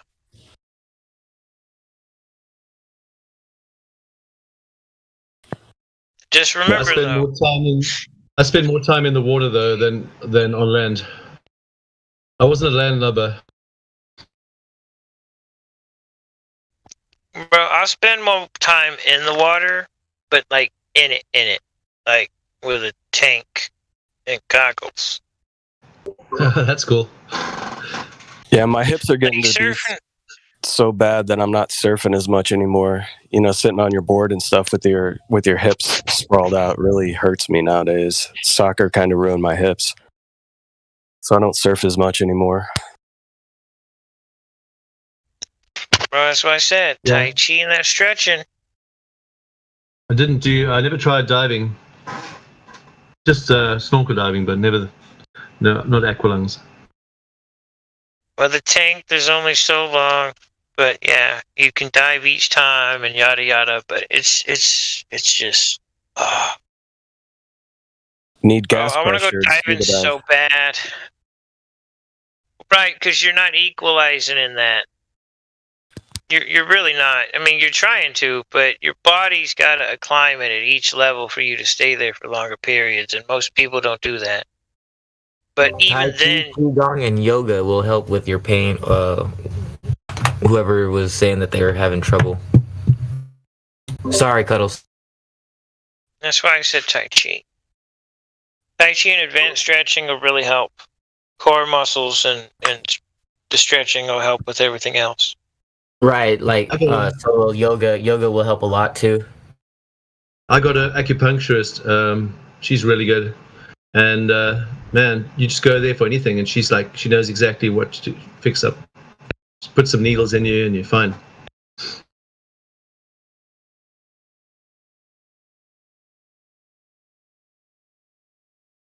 Yeah, I do a decent amount of stretching. I just need to try to build my core back a little bit more. Kind of got out of the routine. I broke my leg playing soccer about 5 years ago, and I haven't gotten back in the routine. I used to run a mile to the gym, work out, run a mile back every single day, and then I broke my leg, got out of the routine, and haven't really gotten back into it, unfortunately. I got a question. Go ahead. How does surfing work on a spinning ball? It doesn't. Correct. Any. I always love how people start that in the lobby. If Earth is flat. What you mean if? You're on a flat Earth. Flat Earth into the surfing combo. Y'all go ahead. That's good. So, what makes the tides go high and low? Ooh, that's a good one. Well, it's 100,000 trillion gallons of water moving around. I mean, really? And you got fish and shit in there moving around in it? I mean, they think the moon is what causes the tides to go high and low. Yeah, dude, look, get a bathtub, put a bowling ball in there, start moving that bitch around underwater. Tell me if that water stays still.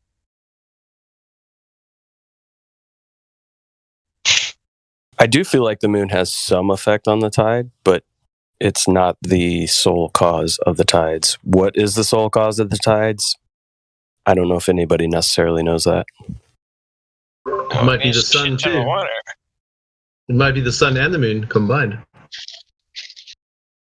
Yeah, so if you surf, you know that when you get out early in the morning, it's way cleaner. And as the sun's going down, it's a lot cleaner as well. So there's some effect there. At least I've noticed that you generally have more of your calmer surf conditions as far as like how clean the waves are in the morning or in the evening.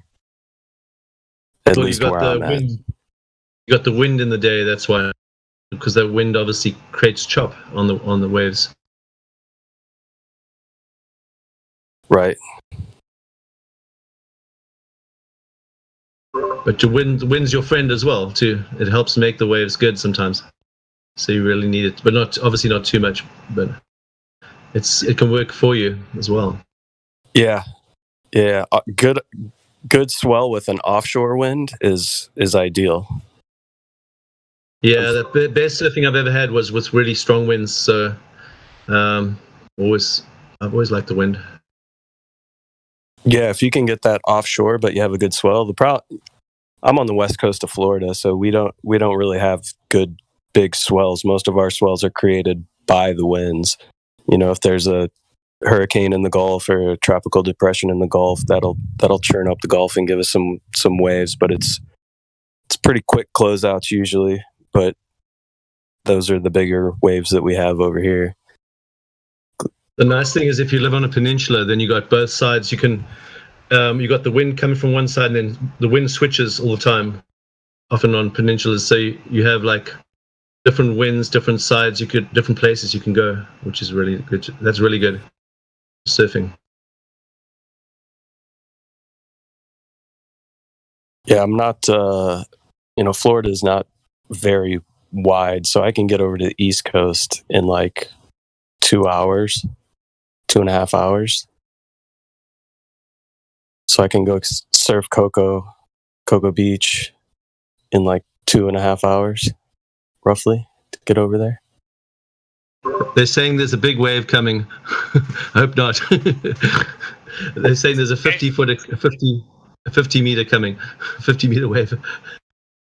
Coming towards I'm you? gonna get the truck. No, just Facebook rumors, you know.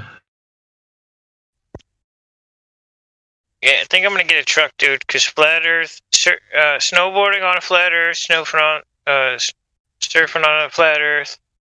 Just make videos, going out doing shit. Yeah, this is what it'd be like if you did it on a flat Earth, and then just do it.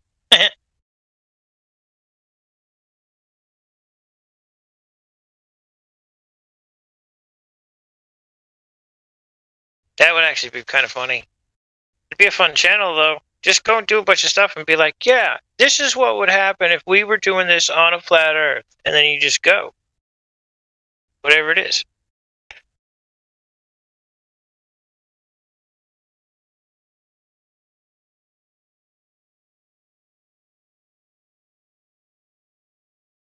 Yeah, that movie's pretty crazy with those guys doing all those 5 different challenges. Remember? You ever saw that movie with the bike and then the surfing and then they got their suits on? They're doing that. You ever watch that movie?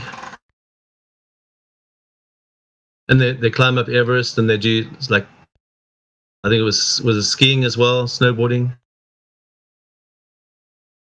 Those crazy guys. You never saw it? Pretty good movie anyway.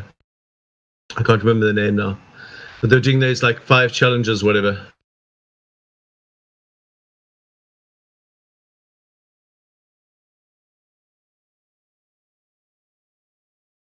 No, never seen it. What's it called? Do you know? Breaking Point. Point Break? Or Point Break, whatever. I'm distracted doing other shit. Point Break is the Keanu Reeves movie, right? Yeah. And they remade it, but they got the 5 challenges, whatever, blah, blah, blah. So there's a good documentary. It's kind of like a series. I don't know if it's on Netflix or I can't remember where I watched it. I might have just watched it all on YouTube. But it was 2 brothers that were professional snowboarders, and they traveled from Alaska all the way down to South America and documented it all. And they were like surfing, skating, and snowboarding. It's a pretty cool documentary. I think it's called Brothers on the Run. I'll see if I can find it. It's pretty cool. Just a bunch of dudes traveling from Alaska all the way down to South America.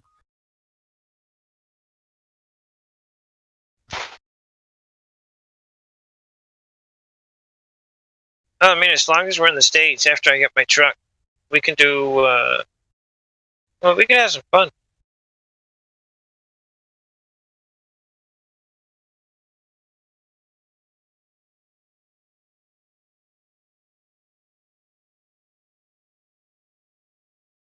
Just start a wagon going towards the mountain for winter.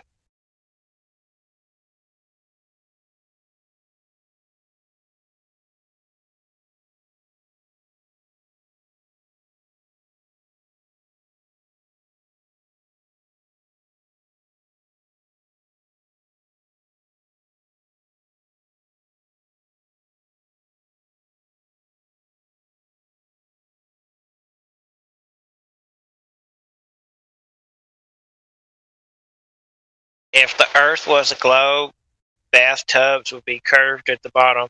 You're welcome.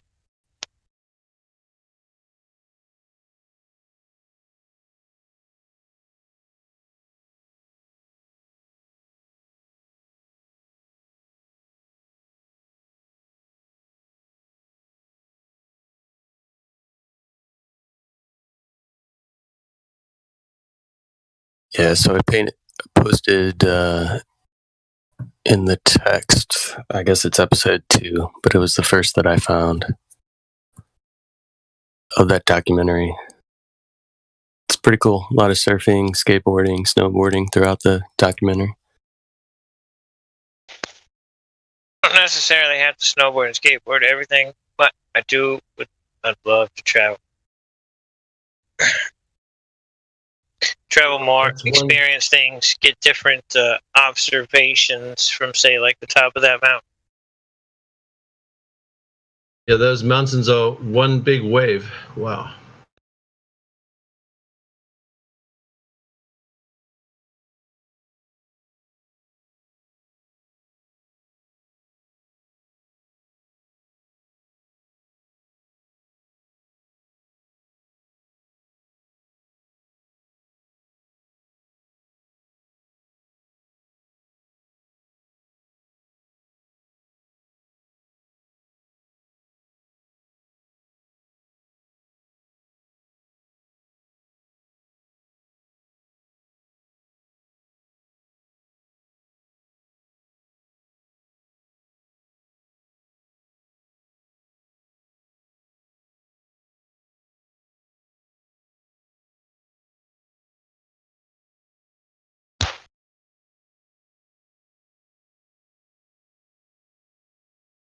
I'm not gonna go do dumb shit, but watching all this fear and everything is so weird.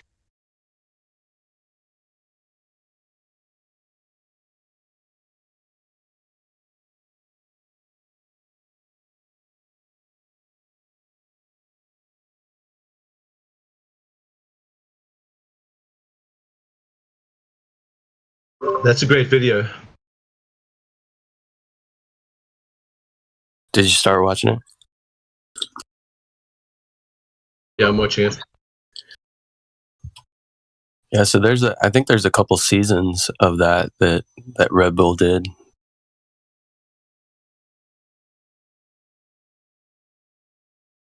They literally drive on a road trip from Alaska all the way down to, I think they might have ended up in Chile.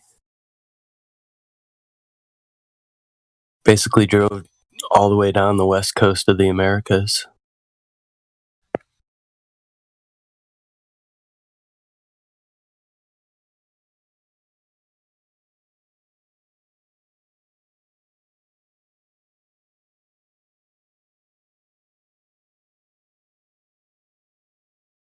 Some crazy moves in that movie. Yeah, the guys that do it are professional snowboarders. So the snowboarding's pretty insane.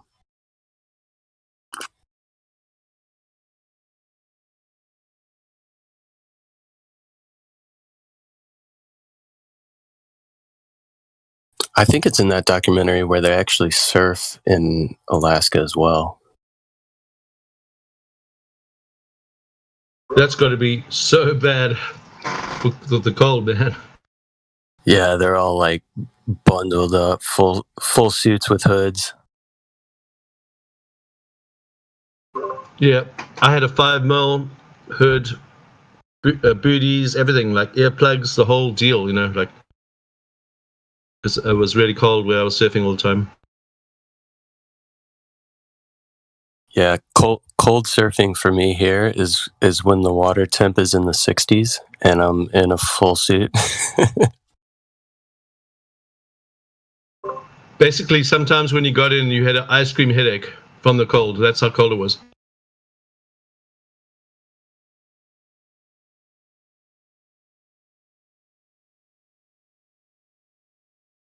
That was on the bad days. On the good days, you stay in for, well, you had warm days as well, so you could stay in sometimes for 2 hours, but some days you could only stay in like 35 minutes max, and you were like shaking. Your whole body was like convulsing from the cold, like just shaking, like from. You had to like get out. You had to get out immediately after 35 minutes. Jeez, that's crazy. And that's with a 5mm suit, gloves, boots, hoodie, everything, like the whole deal. That's with stuff underneath as well. You put stuff underneath your 5mm suit as well, anti-chafe vests and all kinds of stuff. Yikes. That's dedication for sure. Yeah, you just get out, run around a bit on the beach, do some jumping around, get real hot, and then you go back in after about 20 minutes.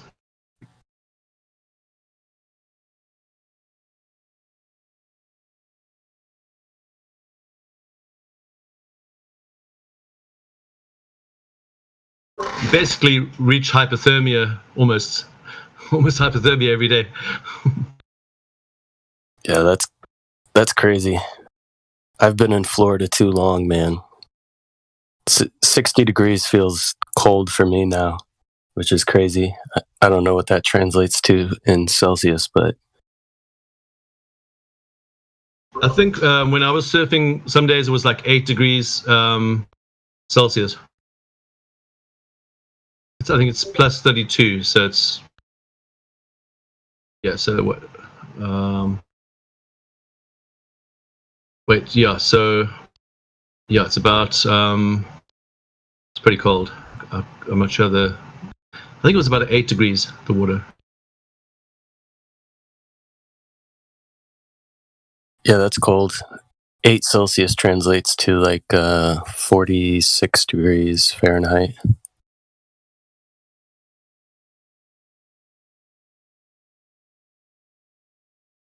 I mean, really the coldest conditions we have here for water for the most part is not much lower than like 18 degrees Celsius.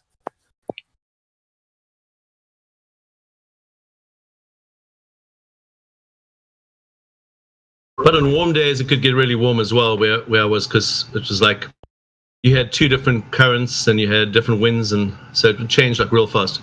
You could have and in different seasons, some like that was the cold season in summer, but winter season, when the plankton was pushed into the bay, then it gets warmer. It's when the plankton's pushed out, that's when it gets cold, because there's nothing in the water, just the water itself. But when you got all those other things in the water, it creates the warmth.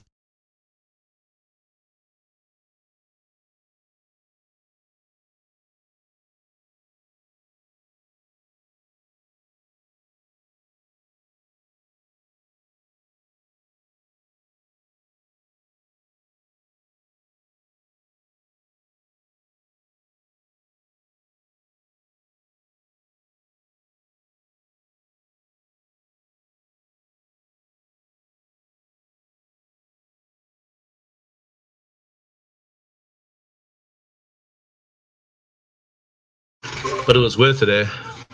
When you get good waves, you don't care about nothing. Yeah, exactly. What do you ride? Shortboard? I was riding like a 5.9. Yeah, with well, I had a twin and a tri, so I used different boards for different conditions. I had like a board specially made for certain places. Like I'd have custom made, custom designed for specific breaks. So depending where I surfed, I'd surf with a different board. Yeah, I hear you. Where I'm at, we don't really get that great of waves. So, like, I have a long board, like a 10.5, and then my shortest board that I ride is like a 7.2, kind of like a fun board. Just because we don't have that, we don't have a lot of push behind the waves here. Yeah, when it got big, I took up my 6.1, and then it was like that thing's more stable, so you could handle like really big waves. Like on smaller waves, yeah, 5 foot, 6 foot, 7 foot, I had another board, but it started getting real big, then I started using another board. It's more stable. You couldn't move so much, but it was more stable for that late takeoff. It was really good for late takeoffs. So late takeoffs were my speciality.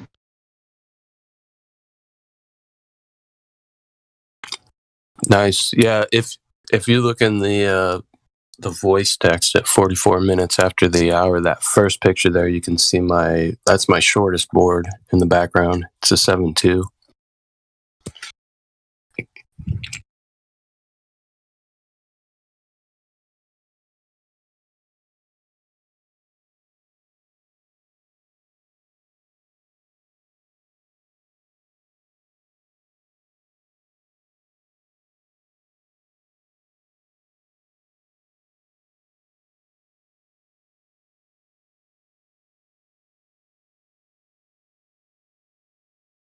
See that? Yeah. Awesome.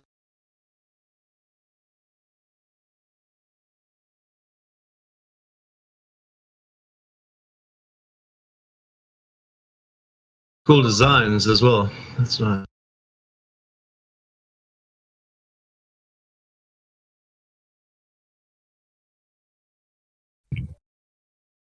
I'll have to snap a pic of my my longboard. It's actually really cool. It's got inset balsa wood up in the nose, triple stringer.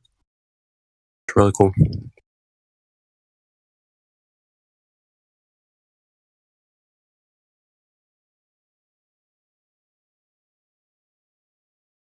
Yeah, I knew this guy who was a board shaper, so I could just ask him whatever I want, whatever design I want, and I'd just say, okay, how much is this? And he just designs whatever designs you want, whatever.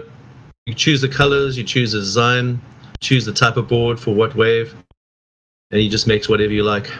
Pretty cool. And he gave like cheap prices because we used to surf with him the whole time, so we were in the water with him the whole time. So he gave us like special discount prices for that as well.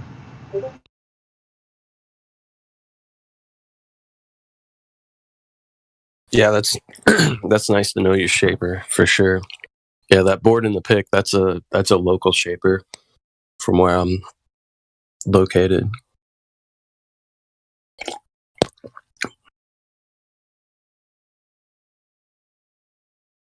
I should probably delete the picture of myself out of the live stream so I don't dox myself. Not that I care.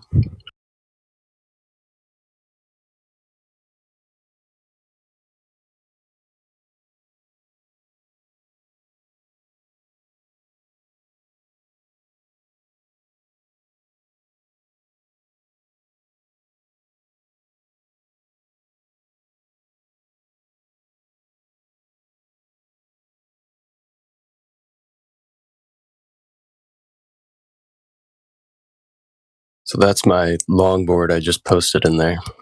Obviously, I don't use it much these days because it's sitting up on the wall.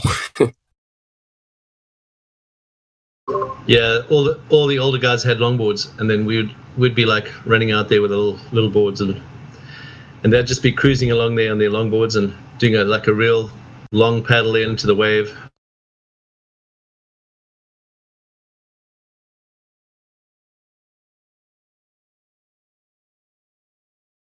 It's like the longboard club, you know. Older you get, the longer your board is. You just don't want to paddle anymore.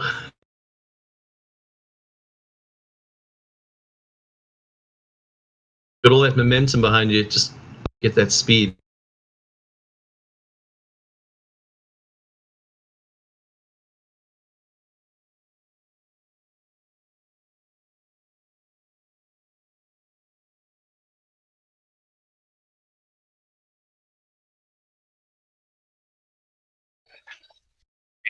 There has always been this funny contrast between skateboarding and surfing. That's kind of funny because when you look at skateboarding, it's like finding human-made places where you can do tricks on. And surfing, it's more like going into nature and finding the right wave. But both surfers and skateboarders get along. So it's kind of cool, the contrast between those two. When you got no surf, you have to go skateboarding. You're forced to go skateboarding. It's all you can do. Yeah, the two cultures are very similar.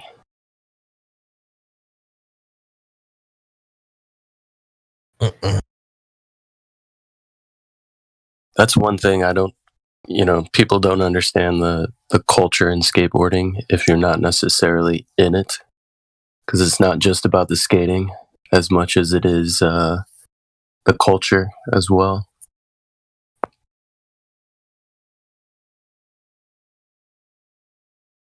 Yeah, when I was skateboarding, all the skater people were pretty cool, like a cool crowd of people. The surfers were actually, I'd say the skaters were actually better, like more friendly than the surfers even. Surfers get very territorial. Locals on certain waves and shit. Yeah, and you have the people that own the brakes, and then they want to drop in, and you have all the conflict and fighting for waves. Ah, man, it's quite stressful. Yeah, skateboarding's not like that. Skateboarding, the culture is there's kind of a bond between everybody in it for the most part, because you're typically kind of the outcast, you know, the rebel, the people that don't fit in.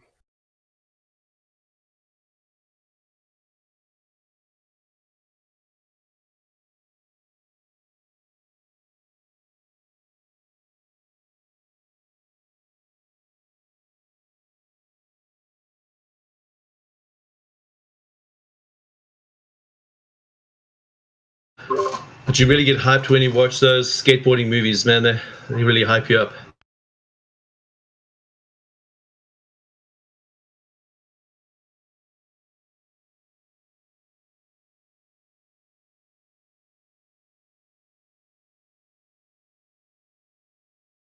Yeah, I mean, back in the day, all the companies would put out their videos, and I just remember buying the VHS tapes and playing skate videos over and over and over again when I was a kid. Get hyped up, go out,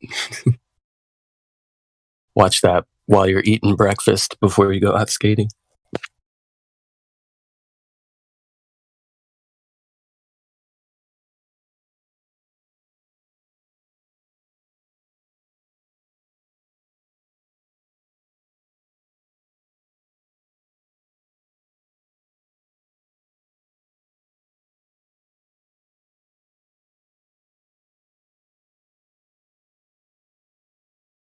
Yeah, I remember watching the Bones Brigade and all those guys.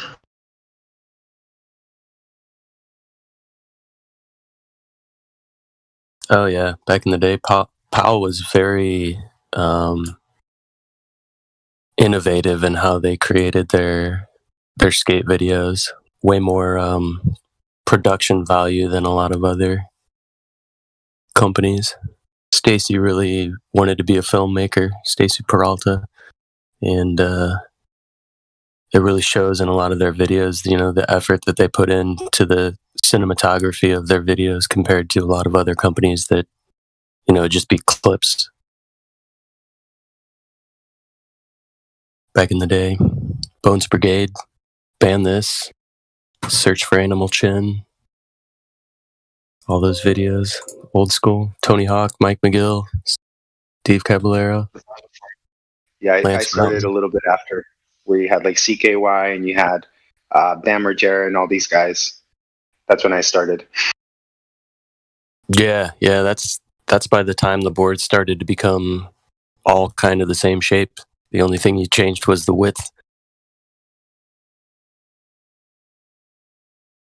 But yeah, that's, you know, skate videos were very similar to like the stuff that Bam was doing and Jackass and all of that stuff before that all hit MTV. Like a lot of the old school skate videos were basically similar to that. He was able to capitalize on it and take it a little bit further.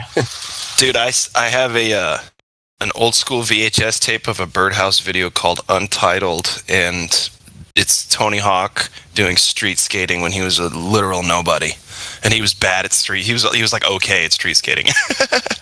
Oh, he was a somebody. He just had to put out street skating, because there was a time in skateboarding where like the whole industry almost just went away, and street skating took over from like ramps and contests, and street skating became the thing, and nobody was paying attention to vert anymore. So Tony had to like try to be a street skater, and he just looks horrible at it because he's so tall and lanky. Like lanky, yeah, he's terrible. Their style just looks horrible. Yeah, Funny bad at skateboarding. That's funny. Yeah, he's not a quality street skater. Never was, but yeah. But I mean, yeah, on the ramp, it's just funny because like a lot of dudes who were good at skate and vert would at least be able to, like, I went to Woodward skateboard camp when I was, I think, 9, and I always wanted to go. 11. I was 11, and I skateboarded with a guy named Bill Pepper. I don't know if you guys remember who he was, but he was he did vert, he did street, he did everything. And so that was, I don't know, I had more respect for guys like that than Tony Hawk. Yeah, I mean, Tony grew up in a time where, you know, skating pools and vert was the thing. It was either that or it was like freestyle, like Rodney Mullen type shit. Right. And then street skating started to evolve. You know, guys like Natas Kappas and Tommy Guerrero and all those guys started to. Taz Pappas. You're talking about Taz Pappas too. Yeah. The Pappas brothers. Mike Valley. All these guys that were really innovative in the street. Yep. And then Caballero. I started skating at the time when everyone was like, if you left your pool open at night, someone came there at night and they were skating their place, and in the morning you'd just see like skateboard marks all over your pool kind of thing. Someone would have tried it out, you know, seen if they could use your pool as a skateboard ramp in the middle of the night. Back in the day, man. Shit. Yeah, I mean, you didn't have all these community-run skate parks and stuff. I mean, half of skateboarding was running from the cops. Now you had to get it while you can, bro. Yeah. I fucked with so many security guards, dude. Oh, I feel bad for them now.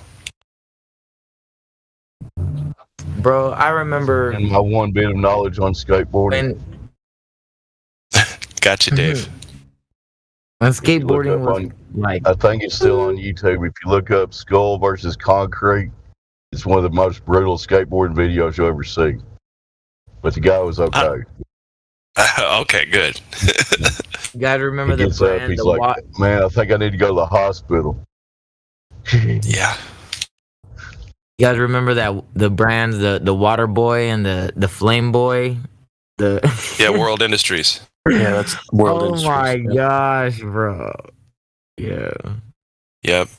The Flame was my favorite. The little water drop was a pussy. I was like, why the fuck do we even care? So then the Spitfire logo Nah, you was were my saying favorite. that because of the drawings that they put out there. It wasn't as badass as. Yeah. Like Yeah, how the it Spitfire could've been. wheels logo was my favorite.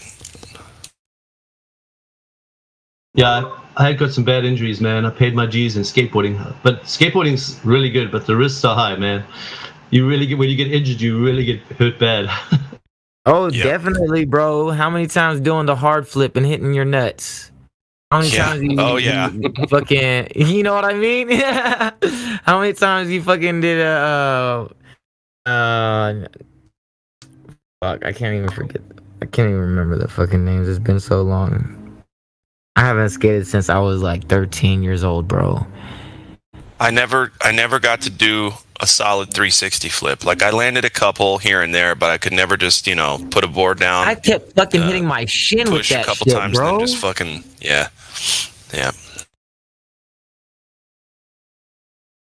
Yeah, no, I hit my shin doing that shit. That shit hurt, bro. Yeah, I got chips in my shin bones and like huge scars all over my legs. People are like, what the fuck happened? I was like, I wanted to go pro when I was a kid. Right? Hey guys, what's up? What Yo, up, what's up, Sonny? What's up? Talking We were about just Petey. talking about when skating, the skating fad came out. Oh How yeah, about I'm the lucky. win? I'm What- lucky I also- didn't kill myself. I'm lucky I didn't kill myself. Oh man. No. Yeah, we were all just talking about how we all almost killed ourselves on writing that shit. Dude, you guys remember Pogs? Pogs when it was out in Marbles? Slammers, Pogs and Oh Slammers. my god, bro. Those were the days, man. They need to bring that back. They do. Yeah, I beat the shit out of my shins and my legs and my ankles like as a kid. I was always like bloody, like scraping. You know, like it. The old bikes used to be like, cause you have to. I don't know, man. The old bikes, you know, where the crank attaches to the main shaft for your bottom bracket, you know, and the old bikes. So there was like sharp they were kind of sharp, and like if you moved your ankle the wrong way or whatever, I don't know. We were rowdy, so we were jumping off of curbs and stuff like that. So you scrape your ankle into that. That's when ankles. DMX and is it DMX? BMX, yeah, BMX So bikes. when I went to Woodward Skate Camp, we had the BMX bikers, we had the rollerbladers, and we had the skateboarders, right? Mm-hmm. And so the skaters were just called skaters, and the biker guys we called Hell's Angels, and then the rollerbladers we just called faggots. Wow. And it was a big thing back then too, because it was called Extreme X Games. You guys remember that? Oh, they still got X Games, man. Well, I don't know about last year or this year, but yeah. I was talking about it yesterday. My friends, those people, the Lords of Dogtown, those are actually my friends and my brother's friends. Oh wow. Yeah, Jay Adams used to come over to our house. They were little kids. When Jay Adams and my brother, they were like 11 years old. And I was 15. Real quick, I shared Skull versus Concrete in the live stream. If anybody wants to check it out. I hope that guy was okay. I'm watching it now. What? Skull versus Concrete. What do you think won? Oh, that's not a good match. No. Ouch. Oh, bro. I remember this show when this show. Oh, fuck me. No, I've got to stop it. Nope. Nice. Sorry, you can only watch it once. You can't unsee it. Yeah, no, the first person that fell, bro, I had to turn it off. I turned it off. There's just one guy. Yeah, you'd hear his head hit the ground, but wow. Yeah. Sorry. Nope. I'm done. Oh, I'm glad I didn't hear the sound of that. Oh, no. Oh, yeah, no, I had it. You can definitely hear the sound. I'm not going to. No, not this morning. No, I'm not going to. It's funny. I'll just rely on you, all of you's testimony of it. I'm not going to listen to it right now. Supposedly that guy was okay. I'm just letting you on with BeOnBreak.com, but who knows? So, anyway. You know, for sure, like, it just looked bad. It looked horrible. My son was like 12. He jumped 11 steps at one of the local libraries. It used to be on YouTube. He jumped up 11 steps? No, he ollied off of 11 steps. Oh, nice. And landed it at the bottom. Yeah, 11 stairs, good size, man. It's a good size, yeah. Pretty good, man. Wow. Hey, yo, Sonny. 11 years, wow. That's... Hey, yo. You want to, I know today's Thursday, but you want to meet up and start jamming? For the, I don't know, get ready for the weekend? Yeah. Well, I don't know what you want to do. The weekend, but we ought to do some outdoor time, like I don't know, maybe even go to the beach or something. That's what I was thinking too, bro. And probably like jam out there.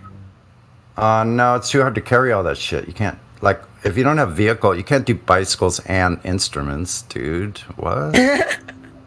I would ruin. I would. When I'm riding, I'm like a focused beam of laser beam light. I gotta be focused. I can't be distracted unless I had something to carry all that shit. Now, that's a possibility sometime. I have a trailer and everything, actually. I could carry all my... Sonny, I'm curious, when you go to the beach, do you see girls with bikinis wearing masks? No. Well, last time I went, I did not see anybody but one girl walking across the beach. Only one girl was wearing one. Nobody else I saw was wearing one. Yeah, every time I went to the beach, I didn't see anybody wearing a mask. No, they're not. When I went, they're like, "What are you gonna do? Wear a mask, and then when you get into water, just take it down, and then put it back when you come back into the air? What? Or do you just leave it on in the water at a restaurant, right? Maybe you have water. Table, the bug doesn't get you. How do you surf? That would be hilarious. How do you surf with a freaking mask on? I'd love to see that, though. Dude, I'd be going to yelling from the beach today shore. wouldn't be that. Doesn't sound bad. The what? I said going to the beach today doesn't sound bad at all. Today, I don't know about today. It's possibly shoot. I don't care. Maybe. Hey, the songs. You forgot to send me the songs. I know. All right, I'll send you about 6 or 8 of those right now. Let me get my phone. All right, for sure.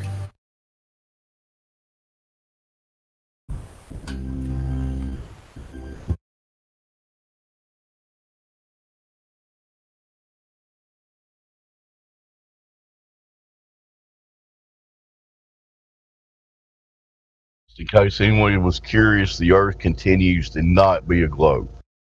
Y'all continue.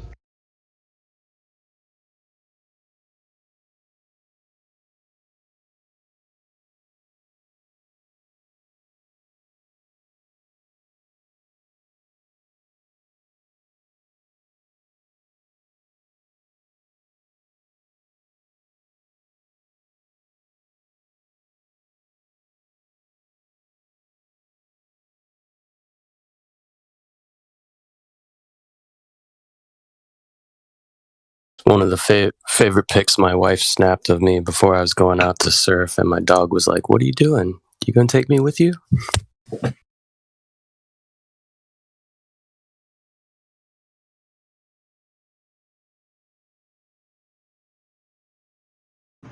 I need to go surfing right now after talking about it so much. Find some waves. No waves though where I am. Dog surfing. That's pretty cool.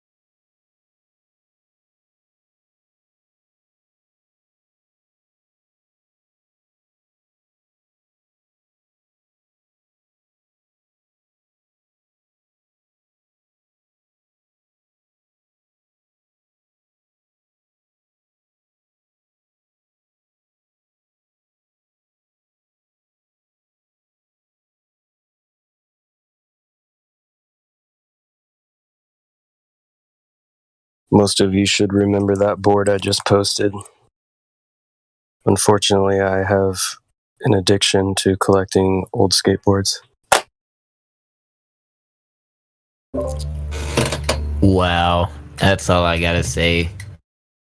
That board is awesome, dude. So that's a reissue, and I bought that because when I was a kid, I want to say it was like 87 or yeah, it was probably 87 when I asked my parents for a skateboard for Christmas, and I wanted a pink Tony Hawk board. And of course, they got me some cheap ass skateboard from a big box store. Right. But I rode the hell out of that board, and then I got a few hand-me-down decks from my friend's older brothers, and then I want to say that is probably like the old school classic, like Tony Hawk white like board right there, bro. Now my woke ass is saying, why the fuck is there the Rosicrucian cross in there? Right, the Iron Cross. Yeah, the Iron Cross. Right. This motherfucker.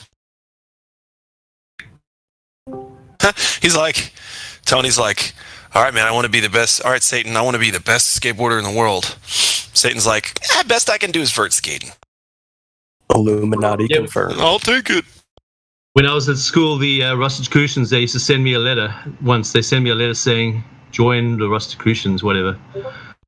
I didn't. Really? I had a letter sent to me, directly to me, addressed to me. I don't know where it came from or how it came to me, but I just ignored it. I just had a bad feeling about it. I saw that sun at the top there, you know, with the sun shining out, that ray, the Ra thing. And I just thought, that looks dodgy. Looks kind of Egyptian. I'm just going to skip that. That's funny.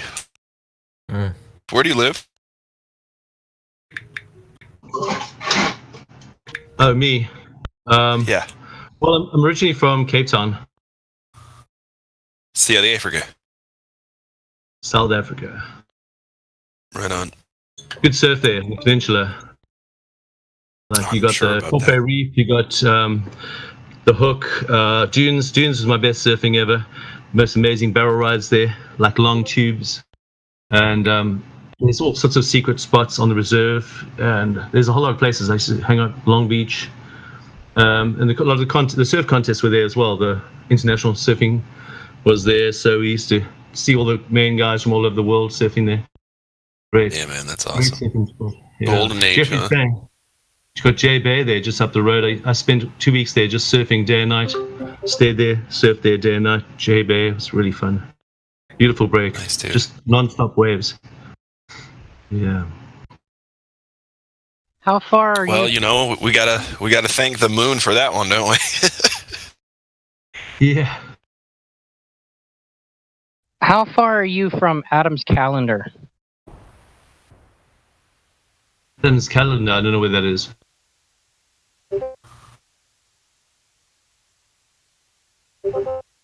Okay, it's an old stone formation that it tracks the stars basically, and it's been correct for as long as people's known about it. I want to say it's just north of South Africa. I'm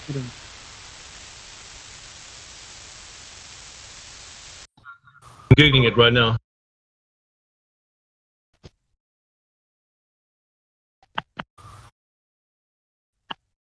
Let's see, it's some kind of weird thing, like made out of rocks or something. Yeah. I see it. I never knew about it.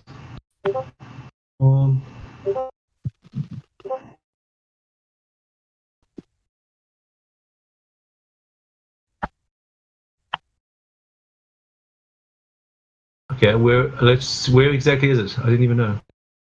Yeah, I'm looking it up.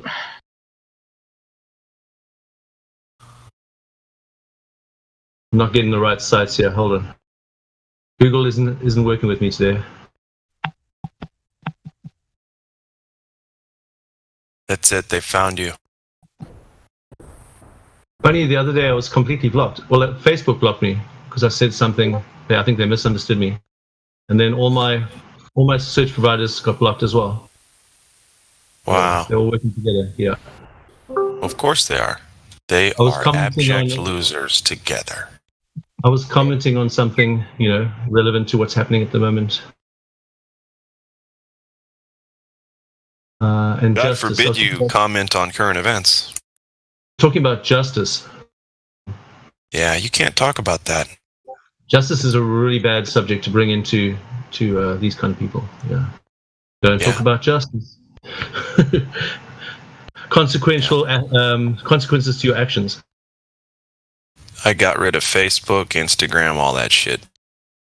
Yeah, the thing is, I've got so many people I know on Facebook, and there's so many things I events and stuff that I still use, so I still use it. I thought the same thing until I got rid of it. Yeah, but I got lots of people that I know and stuff.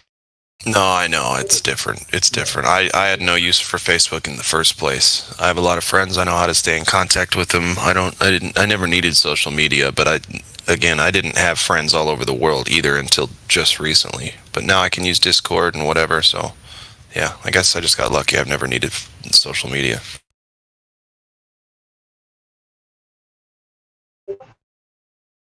So when you're talking about justice, were you talking about justice in its purest sense of the form? Like, have you read The Law by Frederick Bastiat? No, I haven't. But I was talking about in terms of like, if you're going to kill people, then you're gonna have to bear consequences for your actions. If you're going to murder people and stuff like that. Yeah. And if you take part in that stuff, then there's consequences for your actions. Yeah, I think you'd really enjoy a book called The Law by Frederick Bastiat. I'll link it in the voice text. It's written in like the 1850s. Oh yeah, cool. I'll check it out. Thanks.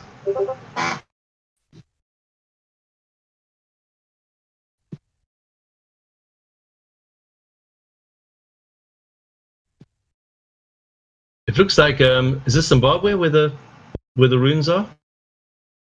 I'm thinking. I haven't found its grid location yet. Looks like the Zimbabwe over here.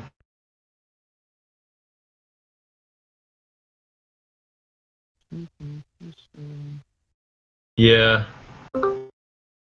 Zimbabwe's up north. I was on the border there. I was in the army there, patrolling on the Zimbabwe border.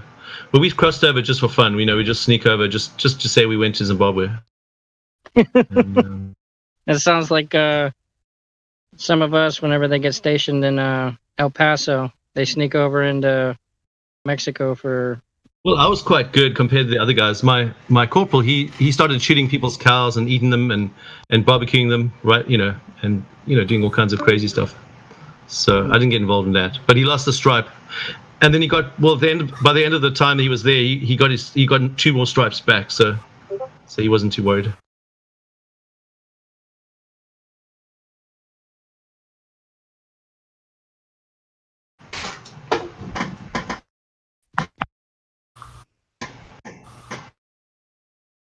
Yeah, we just cruise around there with our fully automatic machine guns and watch crocodiles and hippos. If they came near us, we'd just cock our rifles and get ready to rumble. But they never attacked us, fortunately.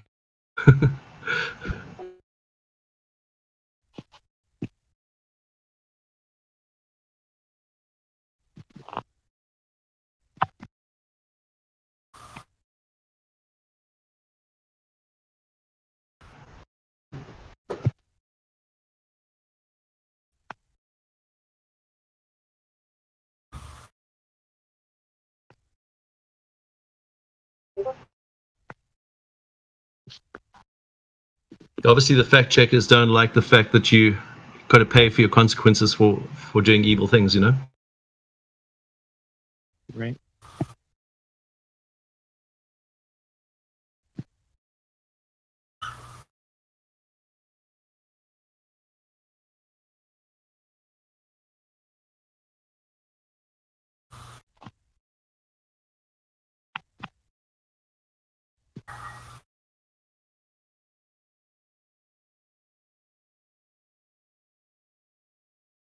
Thanks for the link. I'm going to take a break and see you guys later. Have fun on the flat earth. Later. Yeah, take care, bro.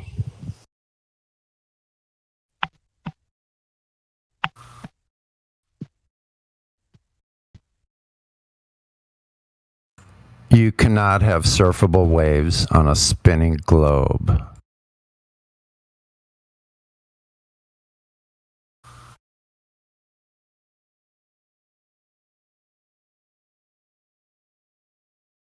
Just when you think about it from like a fluid statics perspective, how the hell would that work on a spinning globe? Yeah. So is the water lined up with the atmosphere too? Think about that.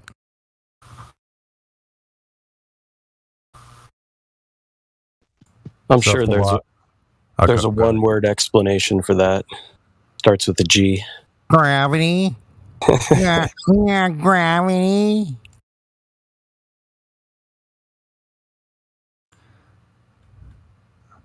Yeah, so if the water's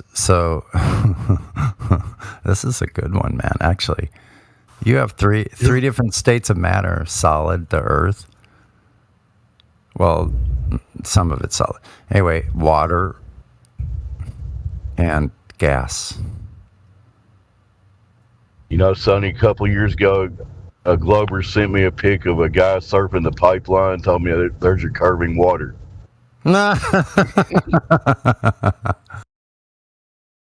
That's rich.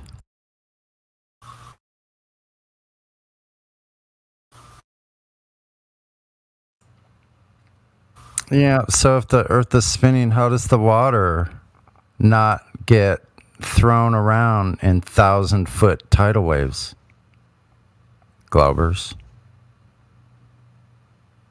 On a globe, what about the billions of tons of water being sloshed around because of the spinning 1,000 miles an hour at the equator? What up with that? It's the same reference frame, bro, so it doesn't matter.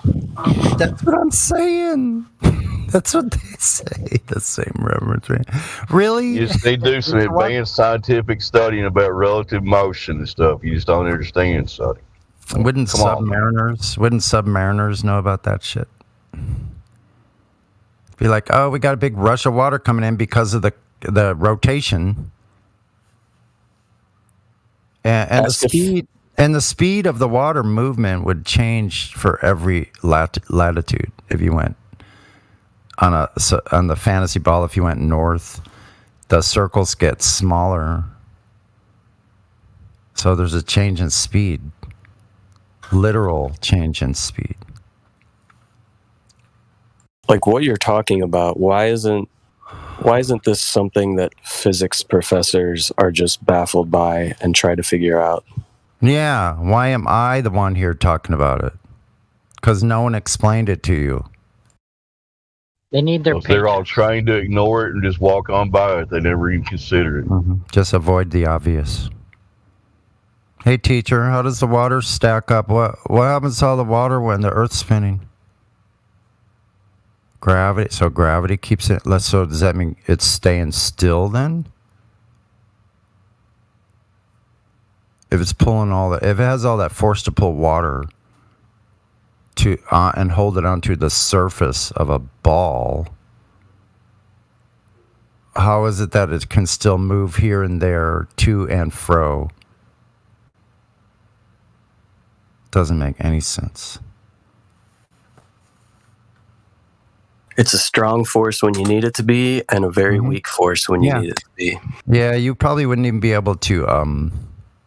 It would probably be pushed so tightly to the surface it would be bunched up that, like, if you jumped in it, you'd probably break your neck. It wouldn't just be like wishy-washy water, just like, sloshing around with wind waves and tides and things like that, currents. Yeah, like he said, gravity does whatever the Globers needed to do for whatever argument is being presented to them. Gravity takes care of that, so don't worry about it. Yeah, but we know they don't have a force. They also don't have a cause. But we sure have a force and a cause. Buoyancy is an actual force, and that is measurable. Can actually, you can do tests with buoyancy. You can lift objects. Tons of it.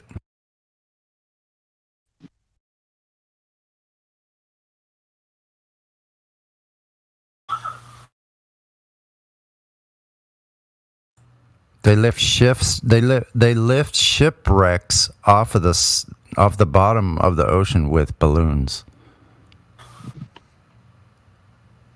Literally, lift the whole ship up. You don't say. I do say. Who dat say who dat every time I say who dat.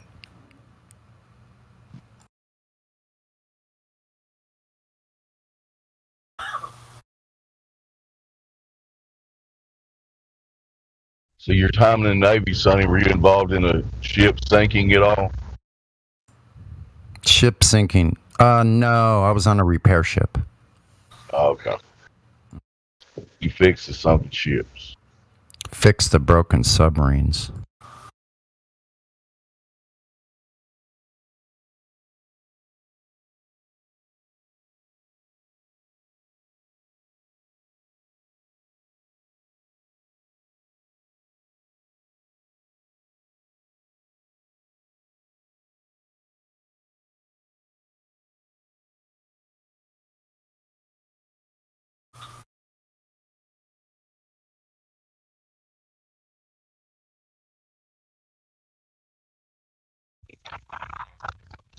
Captains of ships, not the first fleet. Or they don't care. Repeat that again. Do you think most Navy captains of ships know that the Earth's not a ball? Well, when they're in the Command Information Center, the CIC, on board, everything's charted out on a flat chart. They have a big one. They have a big one that's up, and they're charting out locations of hits on radar and sonar. They're probably just like pilots, so they just never make the connection, probably. They're marking them out on a flat Cartesian coordinate system. It's a block system. It's just a bunch of squares. Just like pilots, it's a globe unless you actually have to navigate across it, right? Yeah, unless you're doing something real. Yeah, if you're doing something real, and it's in relationship to Earth and the surface, anything being done real here is not using anything about a globe. Like the engineers said, you know, and I think it's Robotham book or one of those books, maybe William Carpenter's book, but they talk about nothing would be so foolish for us as engineers to be using 8 inches per mile square. That's only for school books.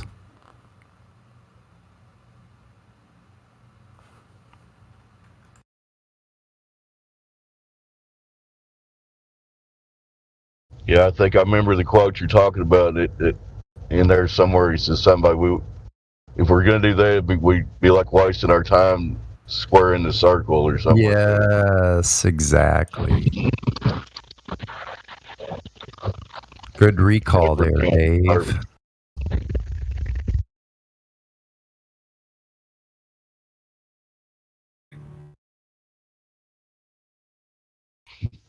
Hey, Sonny. Wow. Yeah. Yeah. Do you want me to start heading over there? Sure, man. Yeah, we can practice. That'd be a good idea. All right, for sure. I'm gonna bring. Yeah, I'm gonna go ahead and start getting ready, and then I'll start heading over there. All right, right on. I sent you a message. Okay. But yeah. I'll go look at it.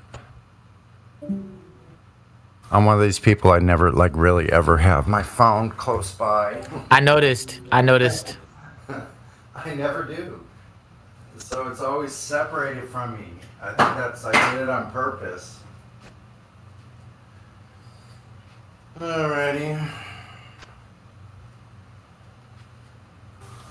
Yeah.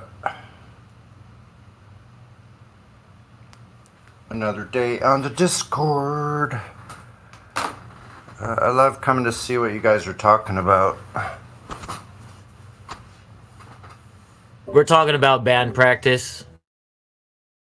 Yeah.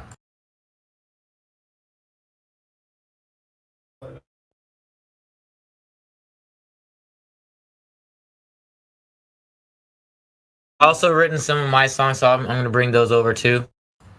Right on.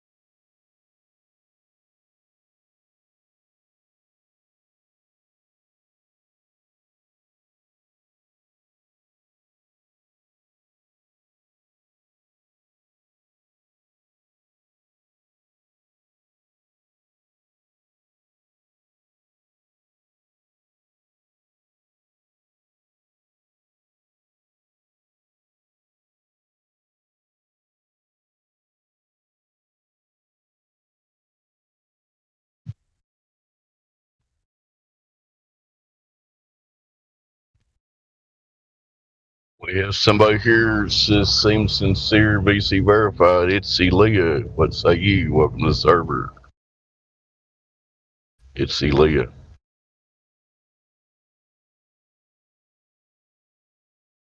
Mic check. Mic check. We can hear you. You're good, Dave. Coming in clear, loud and clear. Yes. All right. What did you say was It's Leah is who I was trying to talk to. I guess they don't want Yeah, to talk. I just unmuted you. It's Leah. Are you able to say hi? No, they just dipped. Okay, guess They're able to bounce out of the room. they just left. They're able to bounce right when I unmute them. Okay. You got a threatening voice, Sonny. You need to work on that. Oh. Okay. I'm just fucking with you. I know. Don't get me riled up. I'm just kidding. Good one, Dave. Good one, Dave.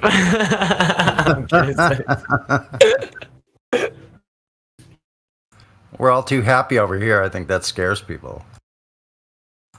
Scaredy cats only exist on a globe.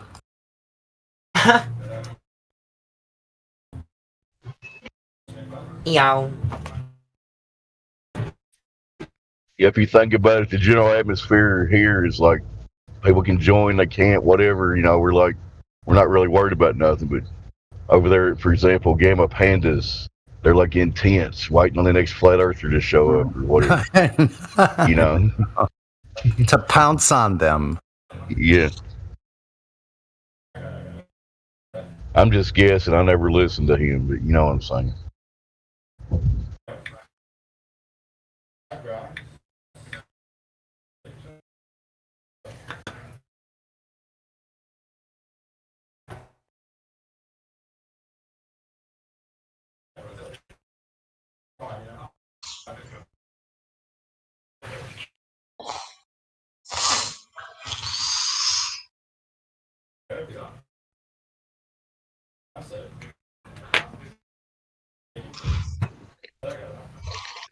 The 24/7 Flat Earth Discord live, the best place on Earth to talk about Earth. If there's anybody still listening on YouTube, the link's still available, I think. Click it, come in here and tell us what you think the shape of the Earth is.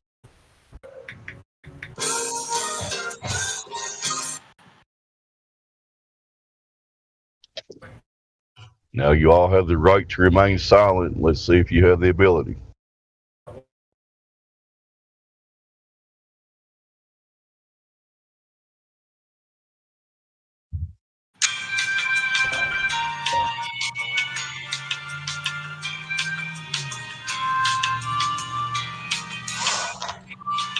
Impeccable timing from Creation Bear again. Good work.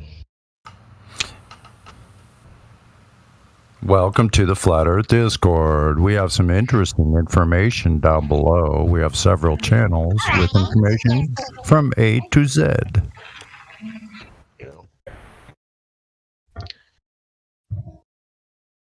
Creation Bear, are you there? You've added anything new to the soundboard yet? He may not be at his keyboard. Yeah, I got some good ones. I've been adding a couple recently. Couple of them need setups, you know what I mean? Like, someone needs to be trapped into saying something stupid, and then I could hit them with something like this. First of all, you're not going to speed past that like you didn't just say what you just said. So, like, those I can't just play out of the blue, you know? They have to say something, like, really out of order. So, yeah, it has to be real quick, and they don't understand what they just said, and it didn't register. What's or that, they just Chris said Tucker something from like Rush Hour? Yeah, Kevin Hart. Oh, Kevin Hart. Okay. Weren't you the one that suggested to add the this one? What the hell did you just say? Yeah. That one's really good. I really like that one, Dave. Chris Rock. Yeah. What the hell did you just say? Oh, not Chris Rock. Chris Tucker. Chris Tucker from Rush Hour. Yeah. Yeah. You guys don't even know. I have so many gems on here. It's not even funny. I don't get to use all of them for real. You must have some good software to keep that at your fingertips like that. That's good work. I got a good setup now. Like if I was to ask Neil deGrasse Tyson what the shape of the Earth is, you could punch it up right now, could you? Hey Neil, what's the shape of the Earth? A little chubbier. Little chubbier. Yeah. Chubby's a good way. It's like pear-shaped. Yeah. Oh, cool. Bro. And what if they get a hole in the ISS? What happens if you get a leak on that? Then you have a leak. Sweet. Thanks, Don. Valuable information from Don Pettit, one of our best and brightest here in America.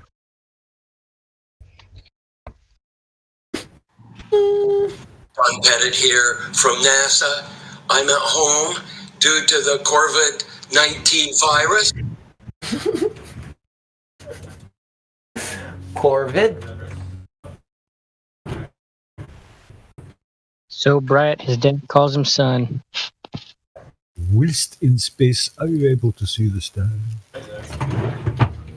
Yow. Yeah.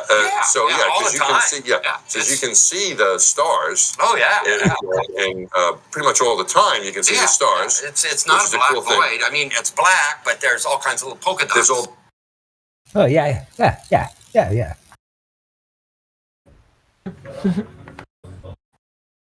Master Chief. There's more than stars. You can see planets. You can see moons. You see the gas Magellan clouds of the Milky Way you see galaxy. the Magellanic Clouds. Magellanic. See, I just wanted the Magellan Well, there's a large clouds. one and a small one, right? Yeah. And then you can see the zodiacal lights. Whoa. I mean, it's the way he says it, like he's talking to a bunch of first graders or like that. The lights, you know. Right, he's speaking to them as if they were like little kids. Meow. Well, I mean, I don't know. Maybe that was a question from schools or something, but so ridiculous.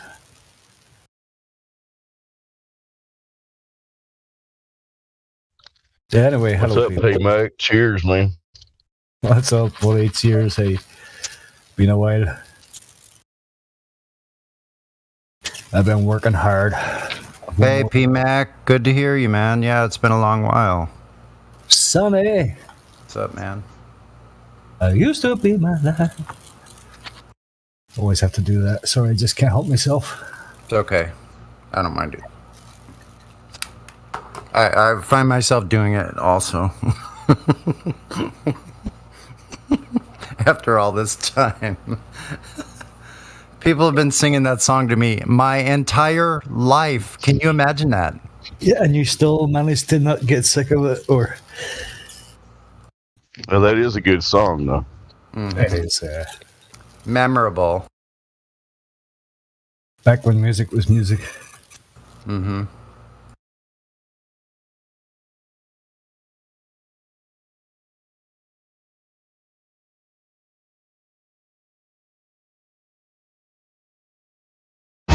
Don't know the power of the dark side.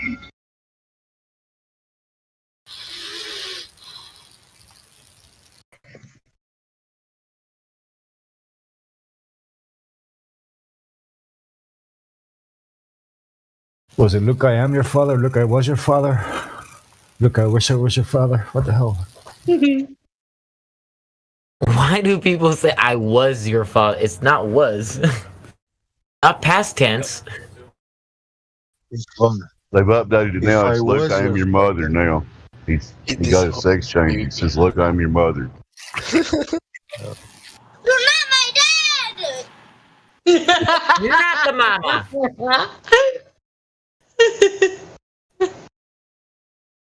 You think people would notice that as a Mandela effect there? Yeah.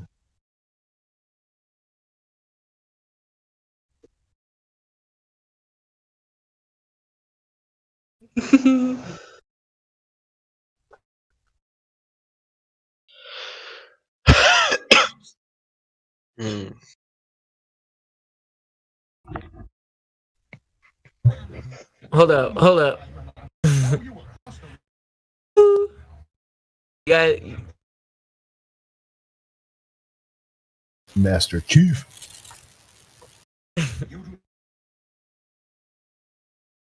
Not the mama. Not the mama.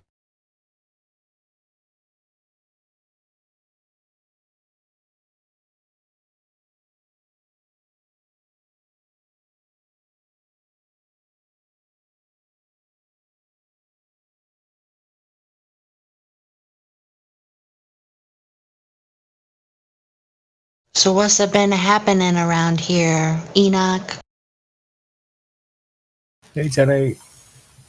Hey, It's been Enoch. pretty good here. Pretty chill.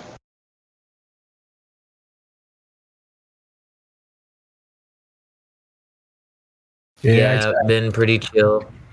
Nobody acting a fool. Nah, not really. Master Chief can do that for There you go.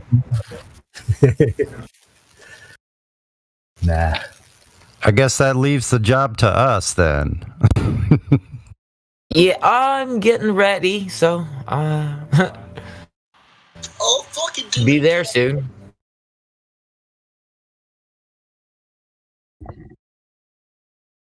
I'll bring my guitar too. Nah, just use mine, man. Don't bother carrying extra shit. Don't need it. All right. Keep your hands free so you can carry your water or whatever. That's more important. Okay, for sure.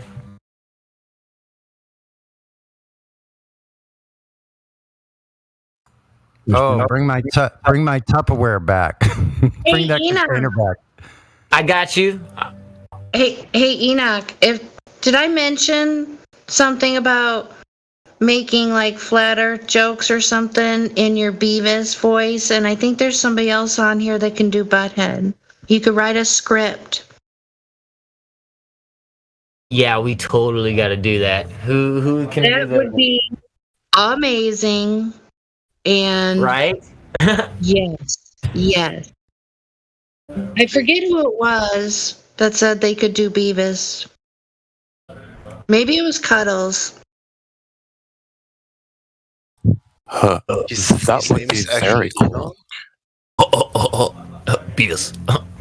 Yeah. Oh. Where do you think they hide the flat Earth? I don't know.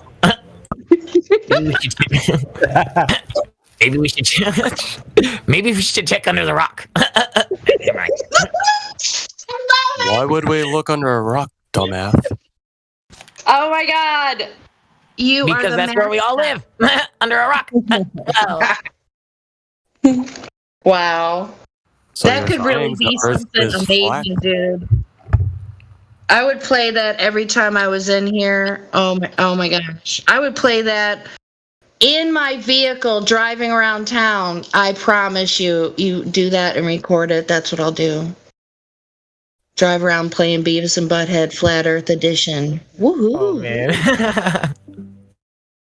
I promise you think I'm joking. I will, dude. There's plenty of people I don't around want to here get that are sued by my age. them, man. They're gonna be like, "Hey, man, what the fuck are you doing?" I'm just kidding. You can do whatever you want. It's called a parody. Ah, yeah. Somebody sounded like Cheech and Chong there a second ago. Oh, Chubby's a good word. It's like pear-shaped. that was MacGyver that did the most fucking Americans. Most motherfucking Americans don't like flat earthers. Pear-shaped. What a dumbass. Yes. What a dumbass. Who does this guy think he is? You guys really speak to the Globies like Beavis and Butthead. Like you live on a pear? with water on the pear? The shape of the Earth. Wow. Change your default pic to Beavis. Standing out. Can I get the location? Can I get the location of where it starts to pair out?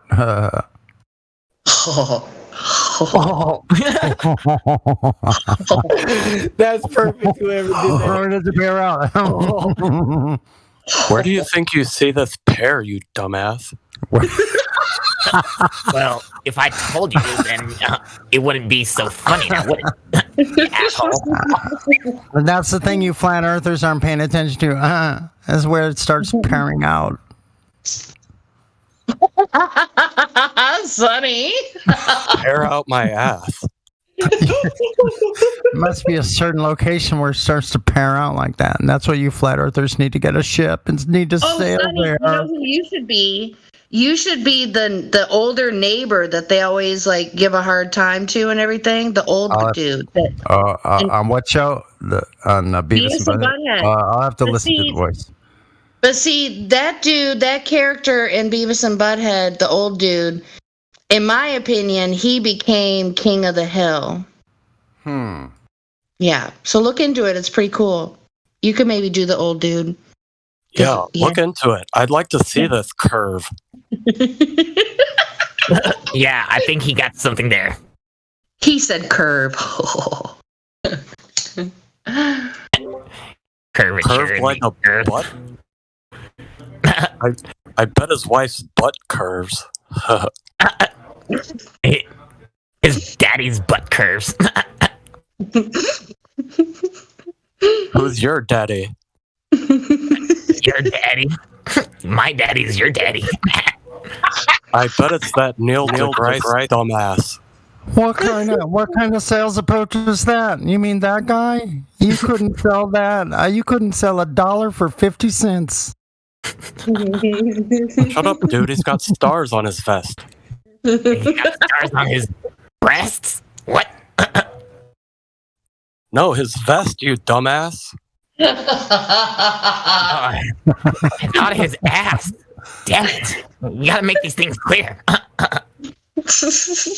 I haven't seen an afro that lame since the 70s.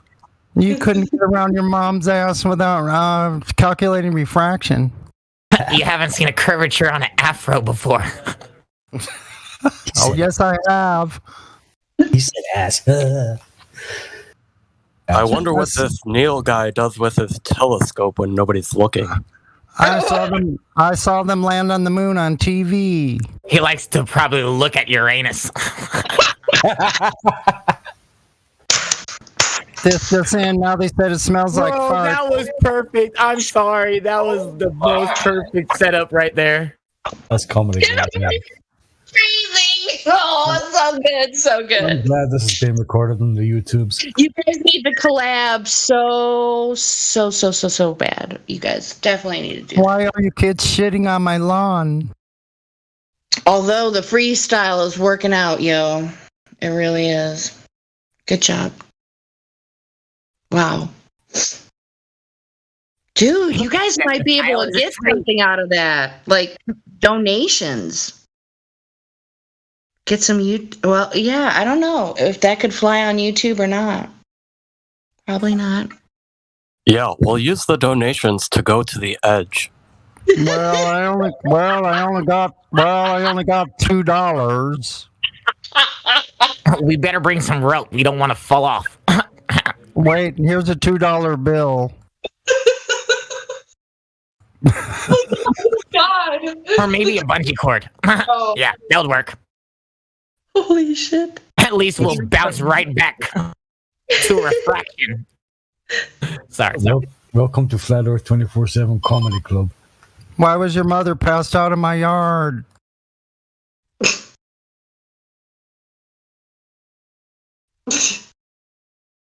You know what? You guys can parody fucking what's his name from Glowbusters, the Morgile. I don't know. Maybe you could do something with that because that's just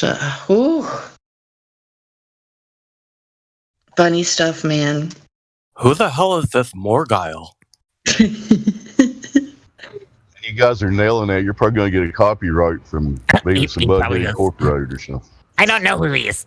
What is it about these people that have a "the" in front of their name anyway? You can copyright this, pair boy. What is it with people that have "this" in front of their name anyway? Yeah, you should ask people for donations so you can go to the edge. Excuse me, we're just collecting donations to go to the edge? We're trying to find the curvature. Beavis and Butthead, go to the edge. Oh, yes. I could be the captain. I could be the ship skipper. The neighbor went to the ship skipper role. Oh, Futurama, coming to you. Right back at you. Wait a minute. I have to calculate the curvature for when I'm navigating here. Hold on a second. Starring yours truly, Beavis and Butthead. Uh-oh. Nice. I have stress syndrome. I better get my name in the credits of this. Well, How about I just give you credit? Don't forget, you guys appeared in the MTV Music Awards at some point in time. I think it was like 19. Oh, I forget, but it was pretty fun. With Cher. I think we got a Moon Man. That's complete BS. But it was with Cher. That's a whole talk show right there. Mm-hmm. She wanted to share what was under her skirt. Share. I don't think you want to see. I don't think you want to see that though. That's what I think. Yeah, there might be some transitioning there.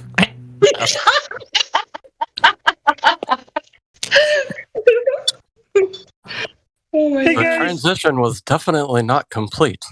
Hey guys, I just want to say that plumb bobs can curve and that triangles can be spheres. Thank you. She's like a Mighty Morphin Power Ranger down there. Oh. This isn't Sesame Street, you dumbass. No, more like Pokemon. Oh man. Did you say poke your mom? Yeah, I'd totally like to poke your mom.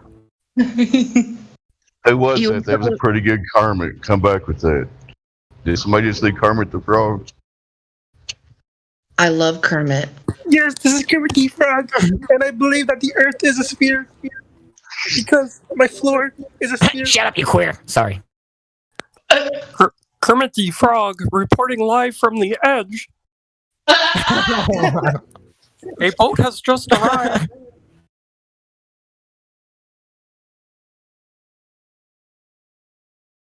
I'm Elmo.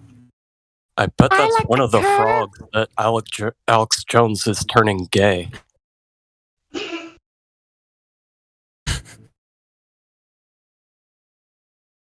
He was gay in the beginning. Since the beginning. I don't think my daughter would date either one of you anyway. Okay, Jenny, you got to do Miss Piggy. Go ahead. I can't. I'm not as good as you guys are, but oh my gosh. I got tears in my eyes for reals. You guys are hilarious.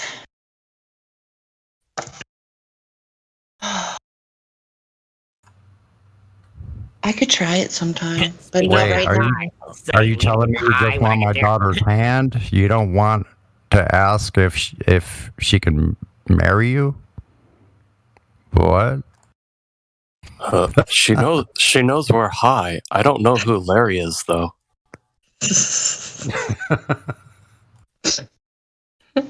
She probably knows Jane.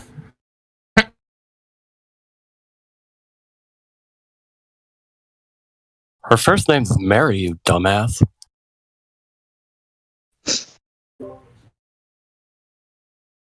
Fuck you.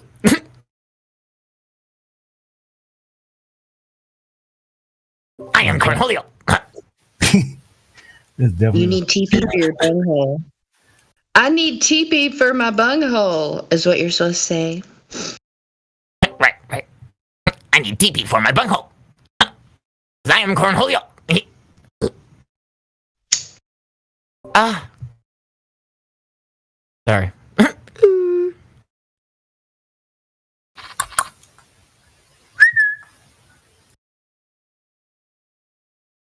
There had to have been a few TP memes with Beavis and Butthead during the TP apocalypse last year. Well, now I think like a year and a half ago now.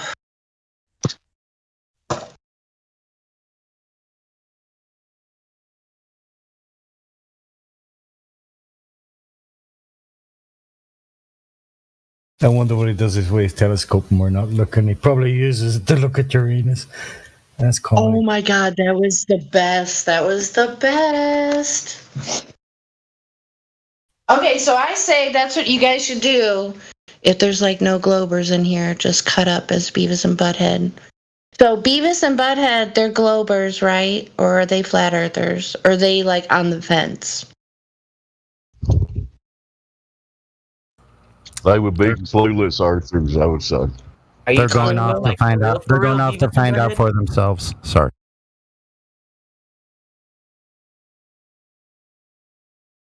Oh no, my fault. I didn't mean to interrupt. I was asking, like, is she asking the real Beavis and Butthead if they're real flat earthers, or if they're No. If you guys portraying them, if they're going to be portrayed as flat earthers or Globers, or they're just totally stupid. portray them as flat earthers. Okay, good. Okay. Good to know. What about you, Napalm? I think we're just trying to figure out what this is. You guys should be on opposing teams. So Butthead should be the Glober. What do you guys think? And I'm the flat earther. Because we're Yeah, you guys could have arguments about It's a we ball, speak you more dumbass. logical Haven't you sense. heard of gravity? No, because it doesn't exist. Then why aren't we flying off into space, you dumbass?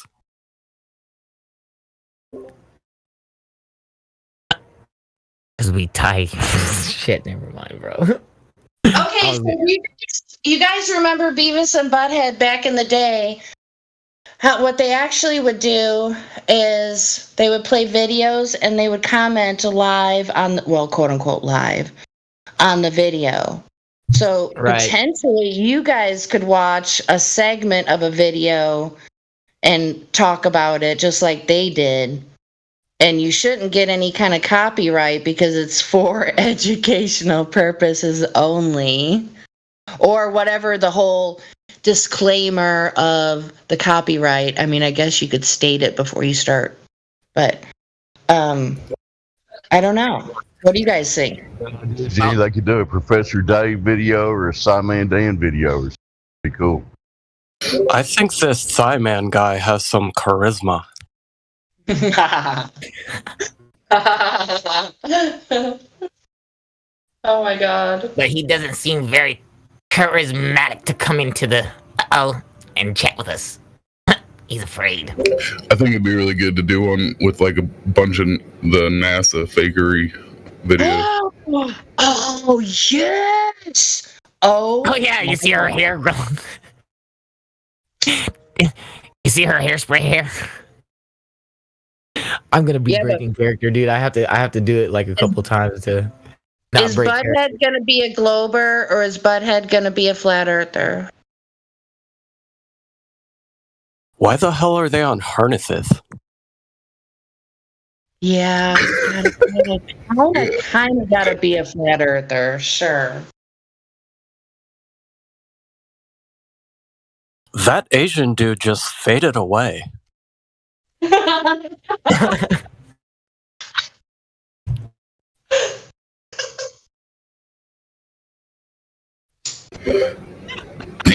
Teleporting teddy bears.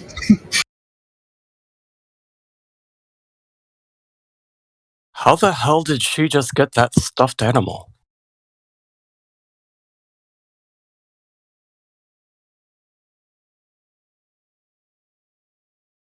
Yeah, that would be like so funny.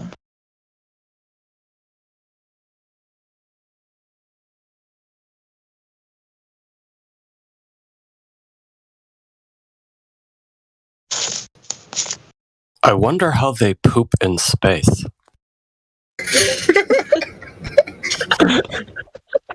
Have you seen the video about the pooping or the toilet in ISS? How it's explained how it will suck your urea or your poop inside. I think it's the woman. Ew. Great hair introducing the toilet in there. That's so amazing. That, and wonder if somebody gets sick, so it will vomit. What happens to the vomit? It will fly around the ISS. Ooh. They'd have vomit bags. Why can't they present gas pressure without a container? Like, really? Where's the evidence? Are those bubbles? I'm sure her poop really sucks. Apparently it does. It's like if you have ever watched the Formula One or the NASCAR or whatever, the drivers sometimes are asked, "What happens if you got to do the number 2?" They usually say, "Then we do it and continue racing." So many drivers in Formula One and NASCAR and stuff like that have poops in their pants or poop. Come on, man. Come on. Oh, These grown-ass men are pooping their pants. They don't have to take a break for pee during the pit stop. No, they have to do it in the car, into the chute or the racing chute. Yes. Sometimes it's shitty being a race car driver. Damn. Exactly. What a shitty occupation. That is so messed up, literally. Yeah. Why do you think NASCAR sponsors Depends? I wonder if they have some That's sad. diaper. Wonder if they have some diaper advertisements in their cars. Like, He just said they did. Is that for real? They do? Depends. or some medicine for diarrhea or diarrhea. My God. That's horrible. You don't want to be a race car driver anymore. Well, I mean, okay, so it's not that difficult to fast. I mean, it's not like it's a physical sport, so I don't know. Man, I just thought of another good video for the Beavis and Butthead. The Really? one where the rat or skunk or whatever you want to call it runs across the rocket. That'd be funny. Why the hell is there a rat on the rocket? Why is there a rocket on the raft? The rat is on the rocket, you dumbass. Oh. Well. Ooh, you know what? Okay. I don't know if you guys remember this or not, but one of my favorite of many insults that Butthead would say, or both of them, was dillweed. The mouth is on the rocket, you dillweed. Man, you guys should watch some videos or do a marathon because you guys have it on point, if you ask me. Yeah, I need to watch some videos to get the voice a little more dialed in. Yeah, I need to You watch guys it. sound great. Yeah, I think you guys would do really good. Hells yeah, man. Oh my gosh. We'll take over Saturday night karaoke night. You guys can just do your thing. That would be amazing. Yeah, whenever they do the karaoke, they can announce who's singing next. And then they can singing. Just as long as we don't invite that Neil guy. He's a dumbass. Or that Bill Nye the Science Guy. I have to say. Well, what about Michelle Thaller? I mean, you got that rock. Michelle Pfeiffer? No. Valerie is like an insane. She believes that we came from a rock, literally. He said it at least 2 times. She said it at least 2 times in interviews that we are just complicated rocks. That's what she believes. I mean, she's insane. Well, I believe she probably has 2 rocks in her pants.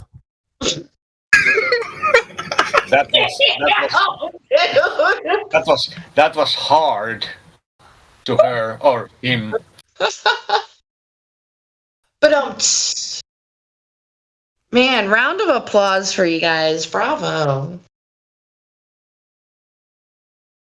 Yeah, that would be awesome, dude. For sure. This is like seriously tops best lunch break ever. Fun.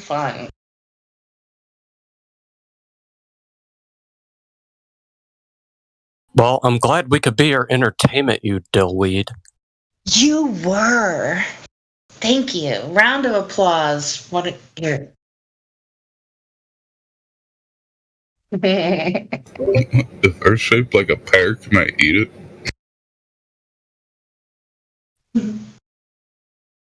It doesn't look like this guy's skipped a lot of meals. Boy. That's one you need for your soundboard creation. Bears a round of applause.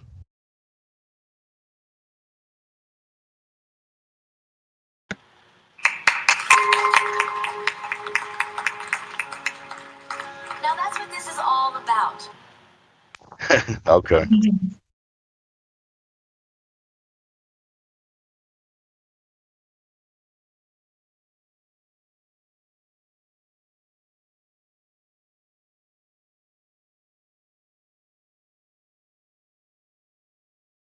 You doing with the TP for his bunghole, but they're out of TP because of the bullshit, you know.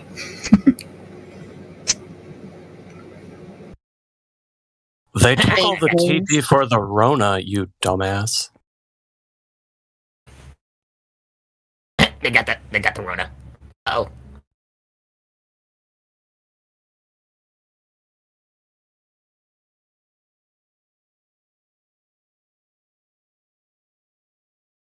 They got that vid-19. We're not supposed to talk about that stuff. The Miley Cyrus. Uh-oh.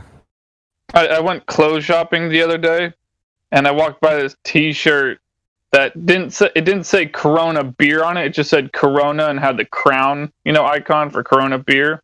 It's a plain blue shirt.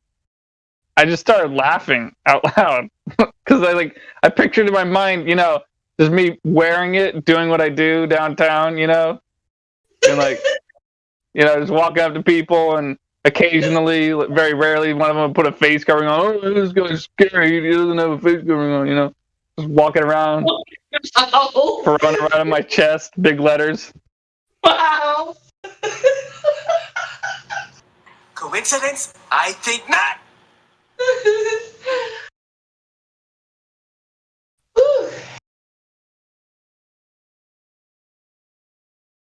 They're very odd parents. I actually meant to say God. I said odd. I like Fairly Odd Parents. Not my generation, though.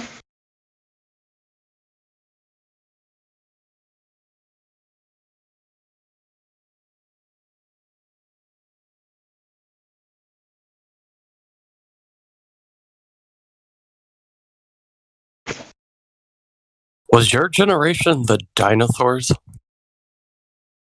No,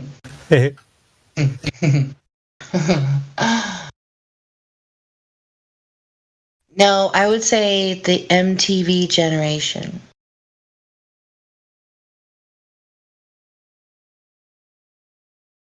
Yeah, video killed the radio star. Thanks a lot. I know, right? And then also, like, for video games, I don't know, maybe the original Atari generation. Coolest thing about MTV was their logo, the astronaut, right? Mm-hmm. Yeah, quite ironic, shall we say.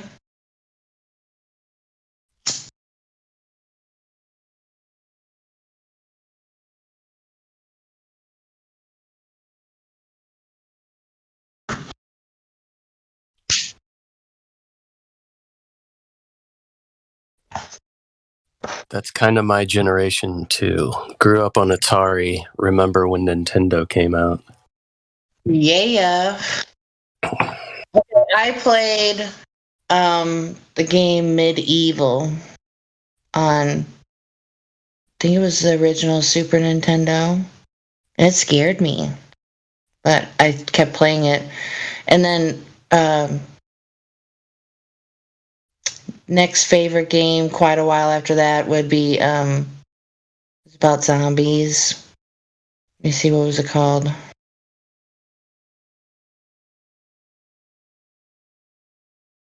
My first and favorite video game was Super Mario Brothers.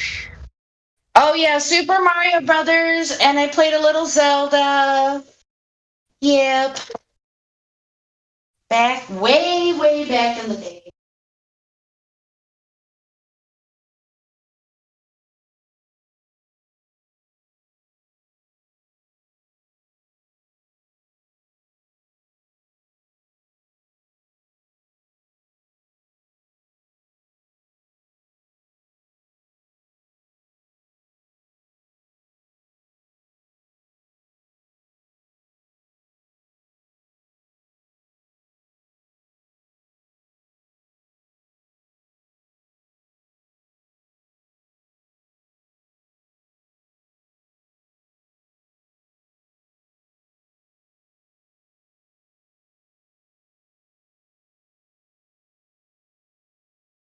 What do you call Hank's friend? I don't pay no damn, never mind, or way back when, Coca-Cola. He just mumbles and then says something. Trampoline. Boonhauer. Boom. That's him. I don't pay no, never mind. I hear. I couldn't understand every word he was saying, yeah. Yeah, but when you was always we have a barbecue.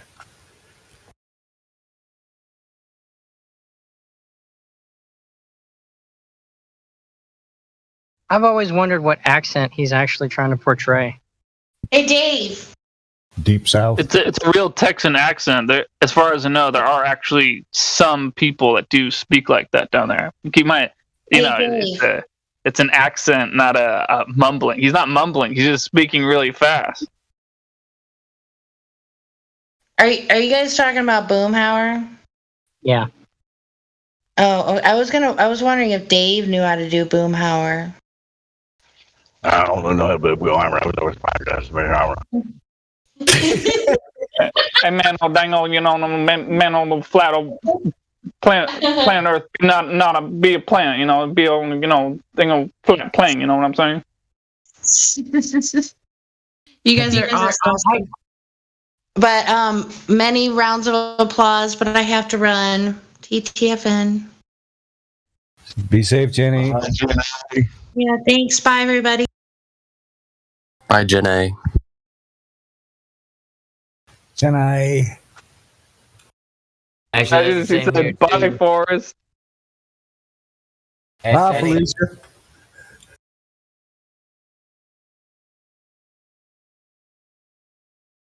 Fault. Any there?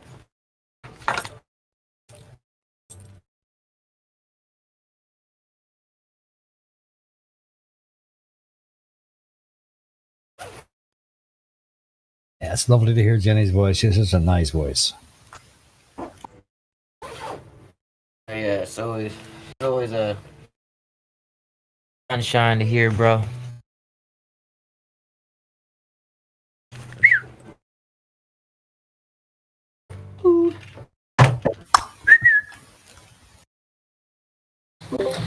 I posted a short clip from one documentary about where we came from, and Michelle Thaler is there saying that we are just complicated rocks, and the mountains are our cousins. So that's what she believes. That she thinks that when she goes out and see mountain, she thinks that is her cousin. So yeah, she looks like her cousin would be a mountain. I am made of things like iron and copper and manganese. When you sit down on a mountainside and you're there with a rock, those are your cousins too.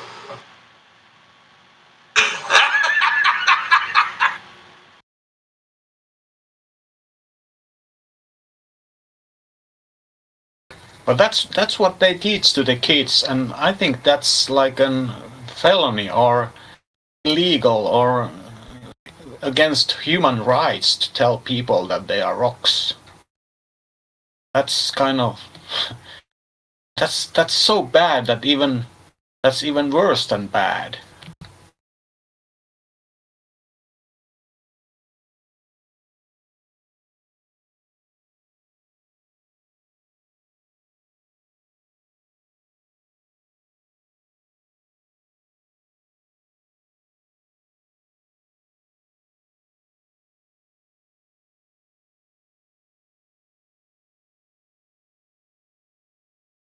They did a bad thing.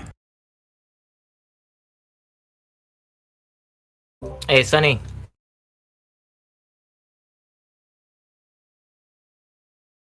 Hey, Woody. Yeah, I'm about to head out right now. All right, man.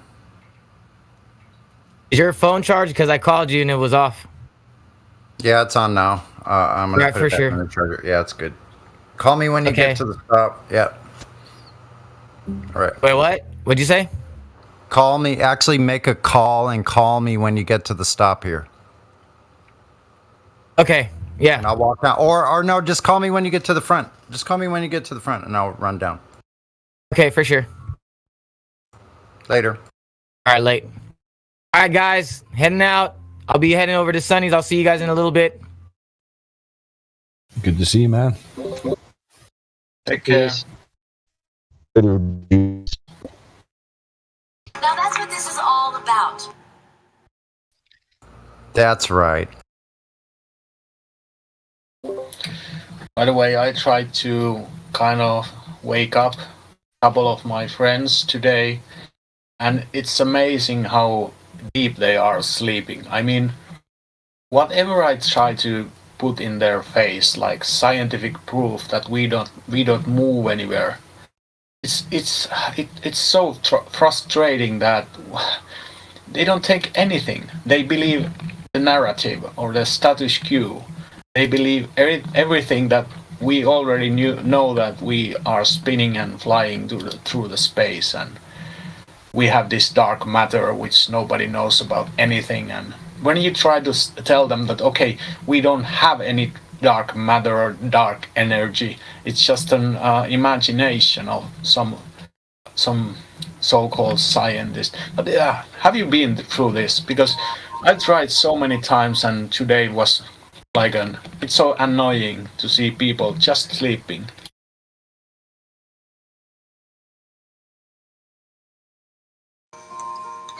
Yeah, me and my family, we've got a family chat going on, and there's 8 people, and I've been pelting the chat with Flat Earth for the last year and a half, and I've only got 2 family members who semi-agree with me. One of them is still stuck in his ways, and the rest, they're sitting on the fence. So it's not an overnight thing. It's a long process, really.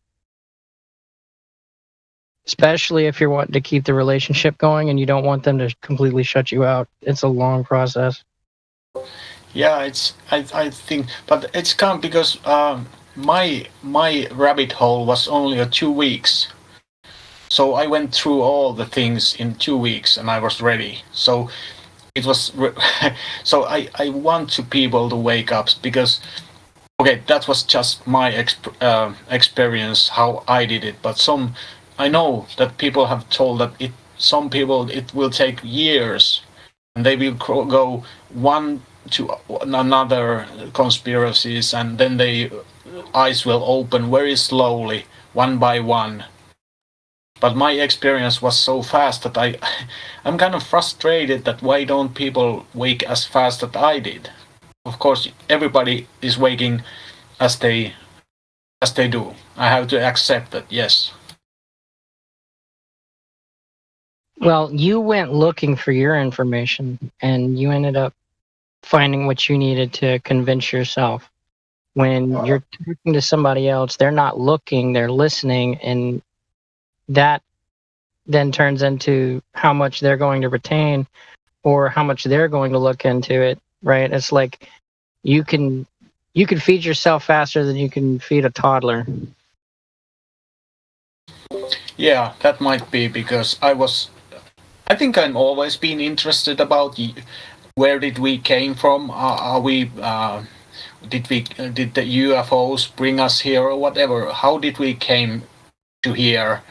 I've been always interested, and somehow I get this first video couple years ago about flat Earth, and I was what is this? And I watched 2 weeks in a row, maybe hundreds of videos about it, and then I was ready to go. Okay, I'm 95% sure that we are not spinning. There is no curvature. Yes.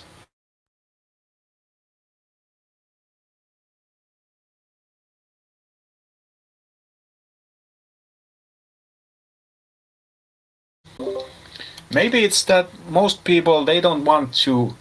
They go to work, they pay their Netflix, they sit on a sofa and watch the Netflix to get to work and eat and do stuff like that. That's enough for them. Maybe do some exercise or what, but they don't care about where we live, why we are here, what's the purpose of life.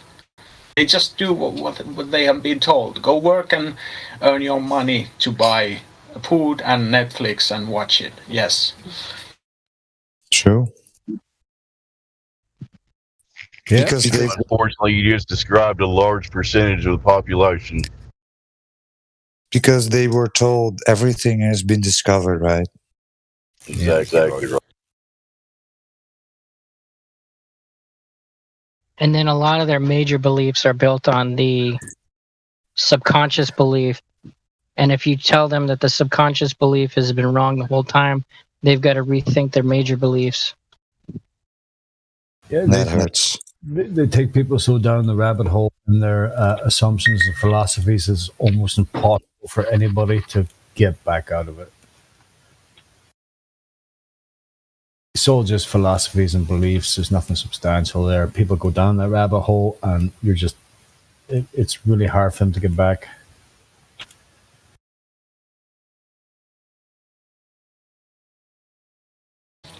Are you familiar with the allegory of Plato's cave? I am. Yeah. It's so true that did you know that the Choi Camp, the Choi Camp YouTube channel, it made an excellent video about Platon's cave or allegory of cave.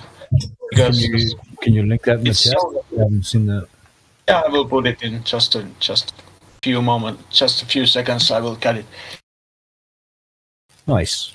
Oh, hey, Mr. Doherty's got there already, sir. He's always two steps ahead.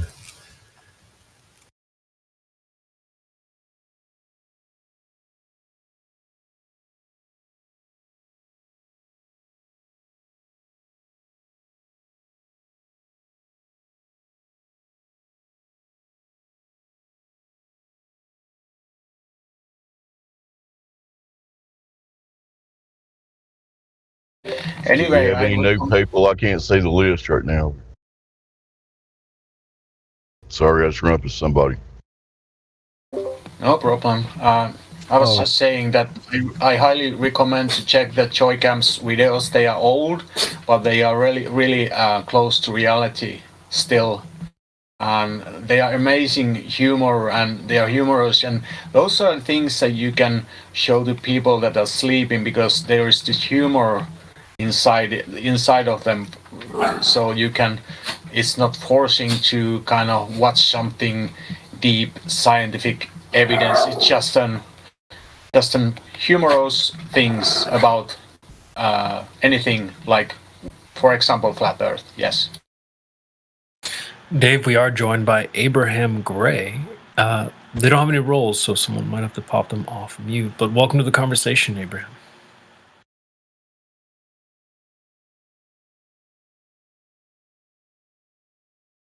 Yeah, 1 second.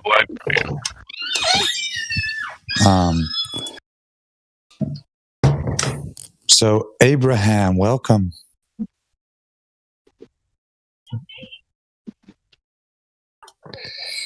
You're muted, Abraham.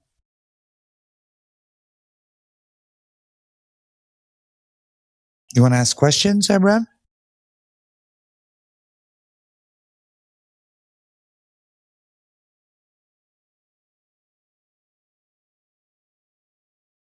Say something. I'm dying here. It's a terrible Christopher Walken. Oh, he jumped. All right, then, keep your secrets. Sometimes I talk.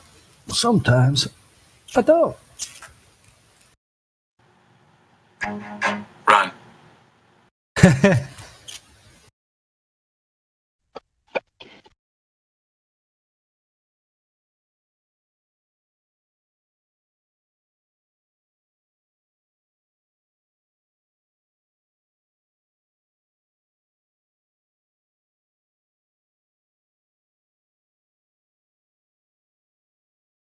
Well, it was nice to see a new face, even briefly.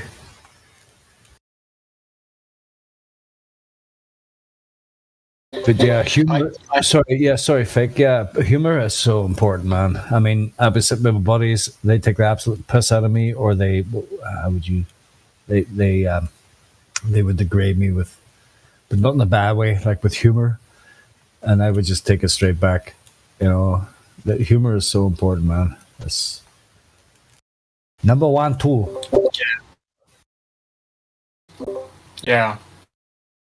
But I agree, but sometimes I get so frustrated that I just turn into the kind of mode that I don't have the humor anymore, because I'm so angry and frustrated. Why they don't see anything? They just repeat that it's reading on the Wikipedia, or Well, the trick is not to do that. I know it's easy to say, but the trick is not to do that. Turn into that over or whatever it is. But yeah, it's very simple to do. Just let whatever they say just wash over you like it's nothing. It doesn't really matter in the great grand scheme of things.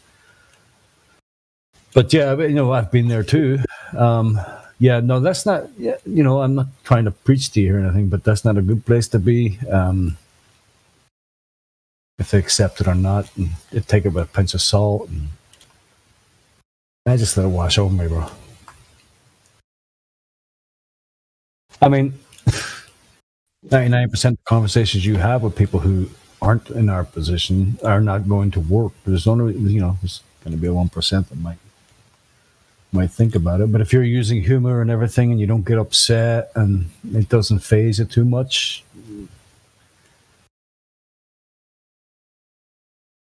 yeah, I used to be in that mode that I just plant the seeds, and I have my own YouTube channel. It's my own mother language. It's not in English, but I have this what it's called, my fake professor there. What is my name actually?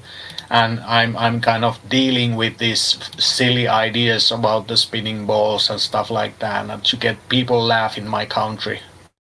So that was my first, when I started to try to wake up people. I started with a kind of humorous way. Well, and I created content that people laughed. Yes. I'll just keep doing that.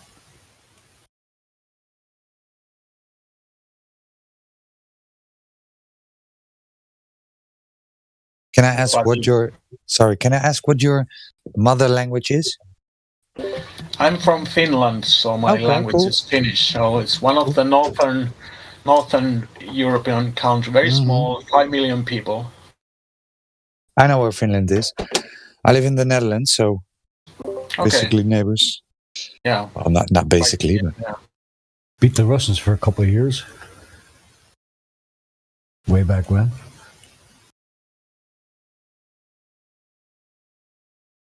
Yeah, I'm actually starting to dig in deep into the something called the Finland might be bigger than we ever knew. It might be a very large amount of Russia might be originally Finland. We don't know for sure, but that might be because we don't know the history, and it's interesting. I don't know. And because there are languages way behind the amount of in the middle of Russia, there are languages which are familiar to our language, and it's amazing. Our language is a whole own language tree. We are not in relation to any other language in the world, so it's amazing. We are I don't know, we are different in many ways. We we actually go to sauna, which is called this very hot place where we go naked, woman, man, in the same hot room, and we try to make it even hotter. Very strange people. Or unique.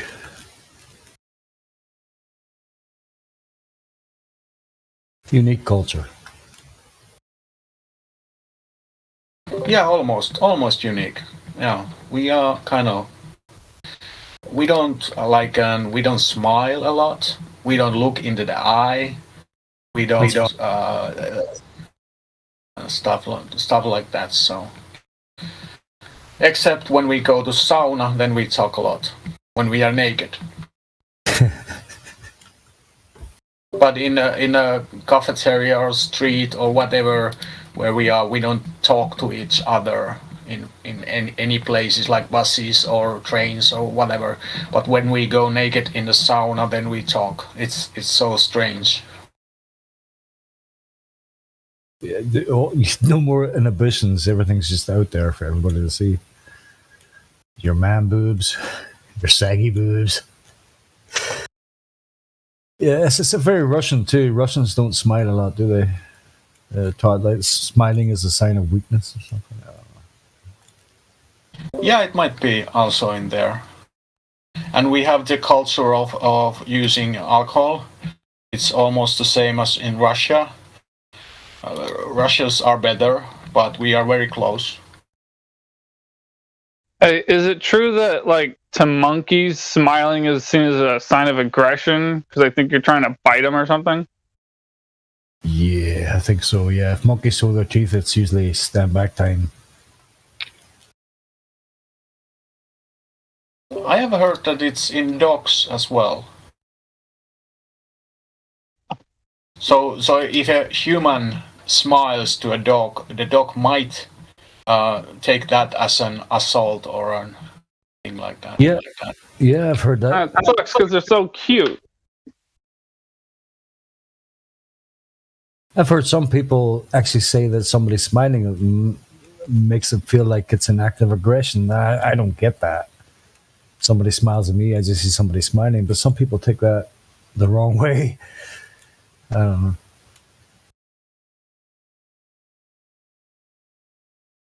We need to smile more, I think.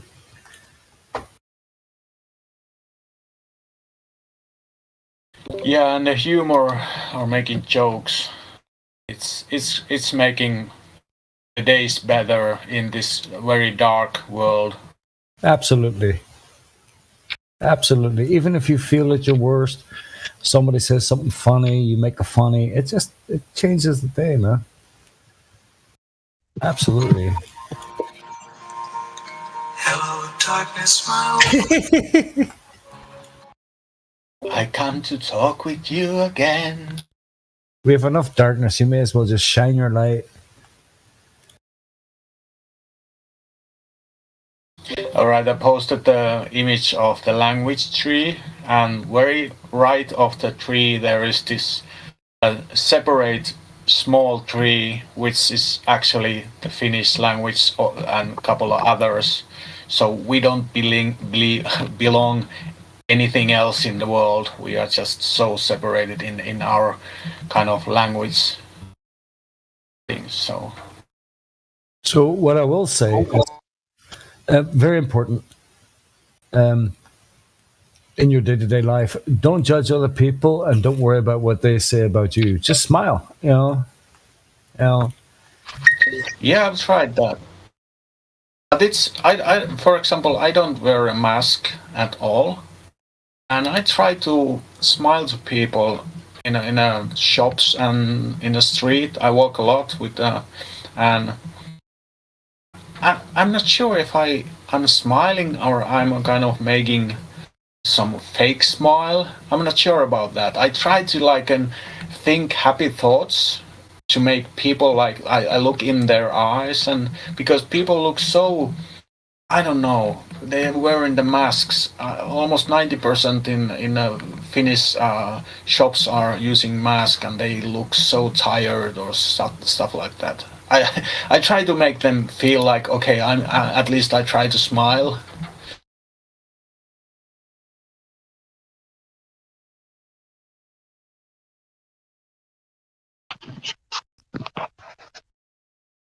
You can fake a smile with a mask on.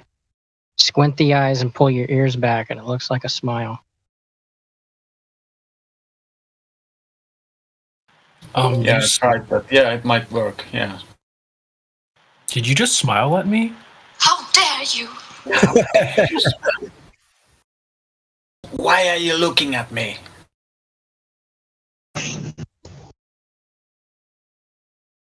Elder people are smiling back, and children. It's kind of amazing that when I, for example, today I was walking with my dog, and I stared an elder woman, and I looked at her, and I smiled to her, and she smiled back. So we have this moment with this maybe 80 years old lady, and that's good that even the elder people are kind of, at least they have some sanity. They are not so insane that most of us. Speak for yourself, man. It's not insane. I have the same experience with ladies of my same age, but I don't know, they just keep smiling at me. I don't know.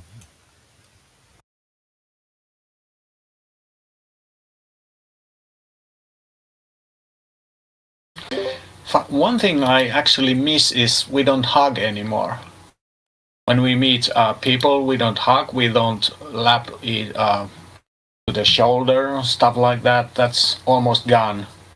So it is. I think humans need touch, not sexual touch. I mean, of course that as well, but we need some kind of touch, shaking hands, hugging, tapping into the shoulder. Things like that. I think if we are isolated from that, we are not human anymore. We're some kind of robots or something. I don't know. Exactly. If everyone would just touch their television with a baseball bat, we'd be a lot better off. Yeah. Post-COVID, a lot of people may feel in isolation and all that crack there. But I still do that. I still hug people all the time, man. Saying hello or goodbye. That's great. That's great. Keep going that, yeah. Yeah, exactly. And you keep going with the funnies on the YouTubes. Just stick to that, bro. I actually started to create a memes, or how it's said in English, memes. No, memes, right? Yeah. Memes are good. Maybe I post one meme I created a couple days ago, just a second. Yeah, yes, please. We'll judge you on what kind of scale now? 5? Yeah, just make sure it's not related to the ouchie Fauci.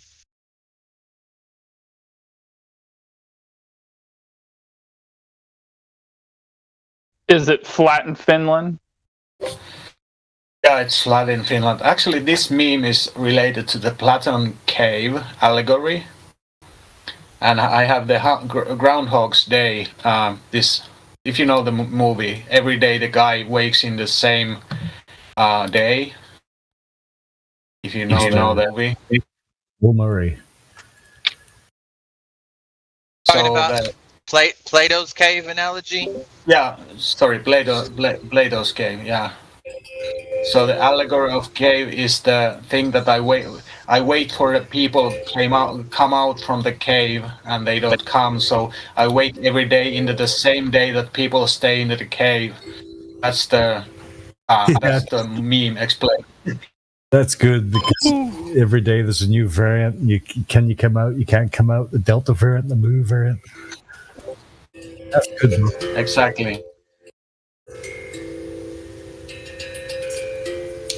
So, is somebody My playing? mom got me a new drum. Yeah. Sorry, my mom got me a one of those drums. Anyway. Sounds pretty nice. What do you call them? It's called a steel tongue drum. Looks like a turtle shell. Yeah, it looks like a turtle shell. And you're playing it right now? Yeah, so They sound magical if you know how to play it correctly.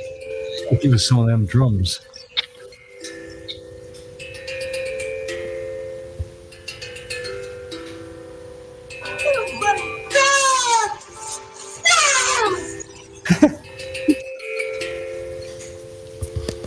yeah, it's pretty neat. Yeah, that's nice, man. That is nice. It's a beautiful sound. Yeah, cool. Anyway. I suddenly find myself relaxing just listening to it. Yeah, it's meditative. Okay, I fixed the meme. Is it now okay? Plato's cave? Is that better? So it's not Platon, it's Plato's. Is that better? In English, we just call him Plato.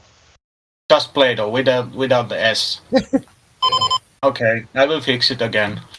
But if you're referring to the allegory, you can put a S on the end, but it need apostrophe S. I can't look at it. I'm driving, but Okay, I'm now totally mixed up, but then I think people will get the idea there.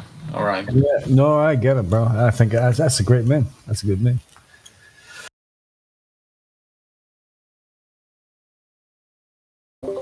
Because that was my feelings when I wake up every single day and I don't see people waking up into this reality, like I wake up physically, but I don't see the mental awakenings from the people or friends. They just want to be sleeping. I don't know. And then I remember this movie where this guy is waking up every single day, the same day. So that's my life. I see the shadows on the cave in this day and age being the television. Seriously. Yeah. Yeah, exactly.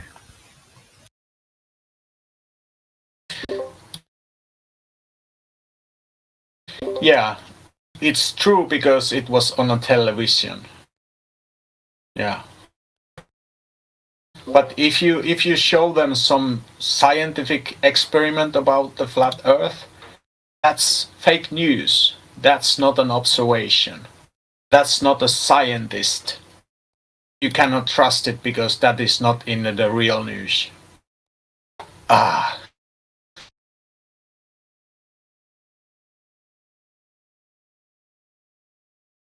I suppose just because the majority of people don't understand or get it doesn't mean that you're wrong.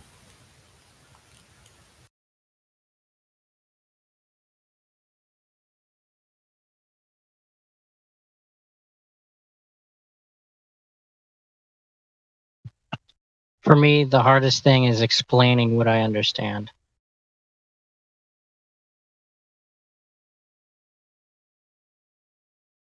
In 3 simple steps. Okay, ball, water, spinning, nah. You get it? Nah. Okay, go back to sleep.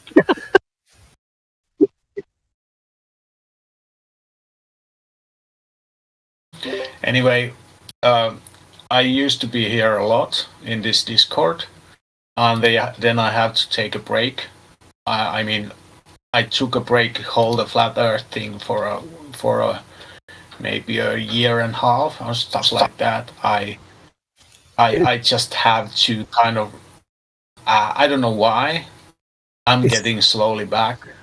It's funny that you should say that, because I've recognized that about a year and a half or 2 years ago, What About LOL, I remember you really well, bro.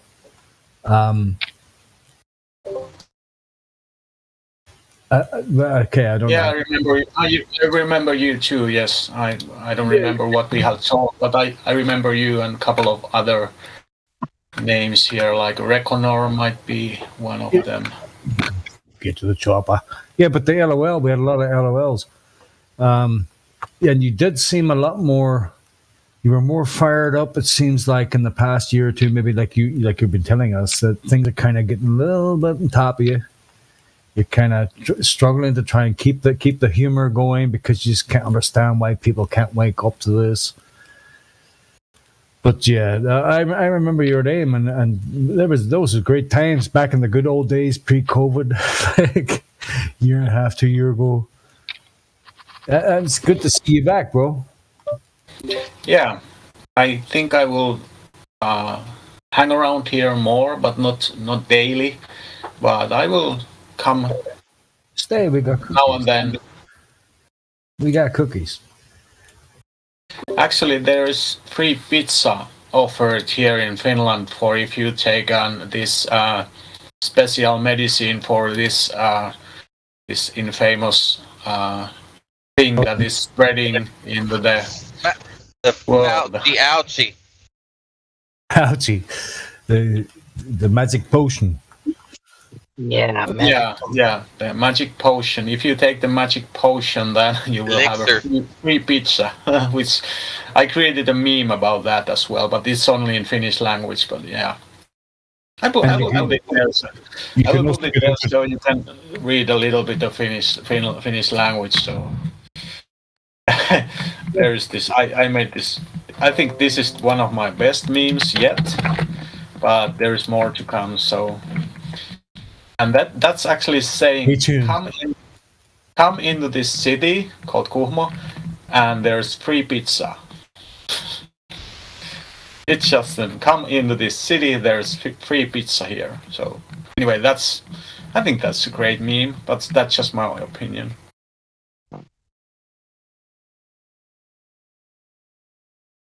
Did you make that one? Yeah, I created it yesterday. Cool. Now, what kind of pizza is that? That's called coccione. I'm not sure where. And it's pizza? Yeah, it's pizza. It's just folded, and there's salad inside. So tomato. Because it looks like a taco. Yeah, but it's a pizza where you have. It looks like taco. Yeah, you're right. But it's large, like it's a pizza. Like a pizza. 12 inches or that's 15 cool. inches. For me, I would down that whole thing by myself, but I could see how a family could share it too. That's cool. Taco, that's also a pizza? No way. That's a plate-sized taco pizza. That's right, pizza or Paco. It'd be a Paco. Taco. Did I stutter? I'm sorry. We need a Beavis and Butthead now here. It's a taco. It's a taco. It's a pizza. Hey, you baby. deal weed. Hey, baby. Pretty good. That's pretty good. Yeah, my butthead's good, but my Beavis needs work. Fire! I used to watch that show. I think it was 90s or early. I'm not sure when it started, but maybe late 90s. I'm not sure when the Beavis and Butthead originally started. I watched it. It was in the mid 90s, early to mid. It was like 95 to 99. I wish I didn't know that. Wish you didn't know what? It ran from 95 to 99. I wish I didn't know. 95. No, okay, yeah, that's what I thought. I was 13 when it came out. And let me tell you, it did not help my upbringing. Get 100 on my IQ. I meant my high coup. You have 100 IQ? In English class. It helped me get a 100 on my haiku. Isn't that your what haiku? Yeah. Your 5-stanza poem that doesn't rhyme? Yeah, I'm not joking. I did that Beavis and Butthead one, and I actually got 100. I was surprised. That's funny. I figured I'd get a 0, but they let it fly.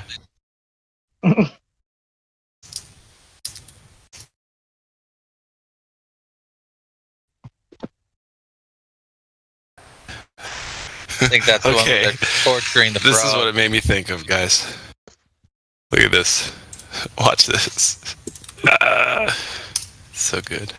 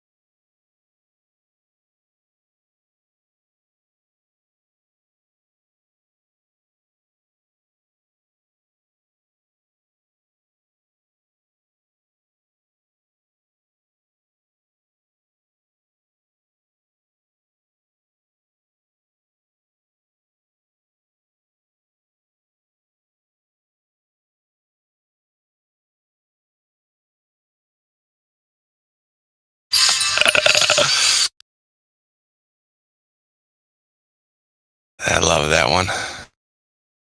Yeah, I just finished watching that as well. Do you have any like God, it's funny. I was gonna say like, do you have any try hard taco shops in your town that like do stuff like this? Because I definitely do. Yeah, so I lived in Austin, Texas for 10 years, and they're everywhere there. But there's only like one here, and it's like Devil's Taco or something, and it's right next to the university. They're not try hard though. They're like, yeah, we're not gonna do it like that. Can I eat it now? Yeah, but not before we wrap it in a pizza. A Chicago-style deep dish pizza.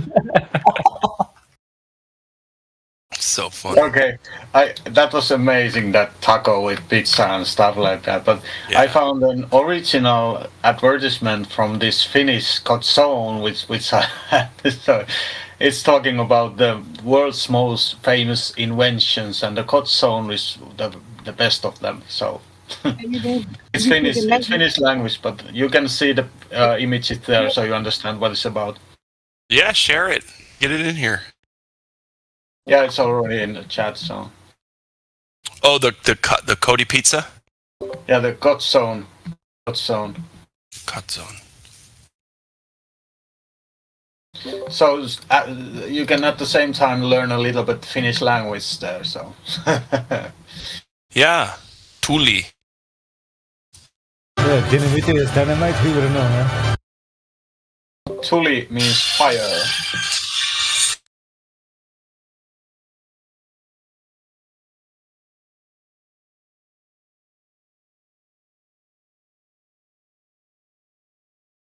Everybody in here think they live on a ball.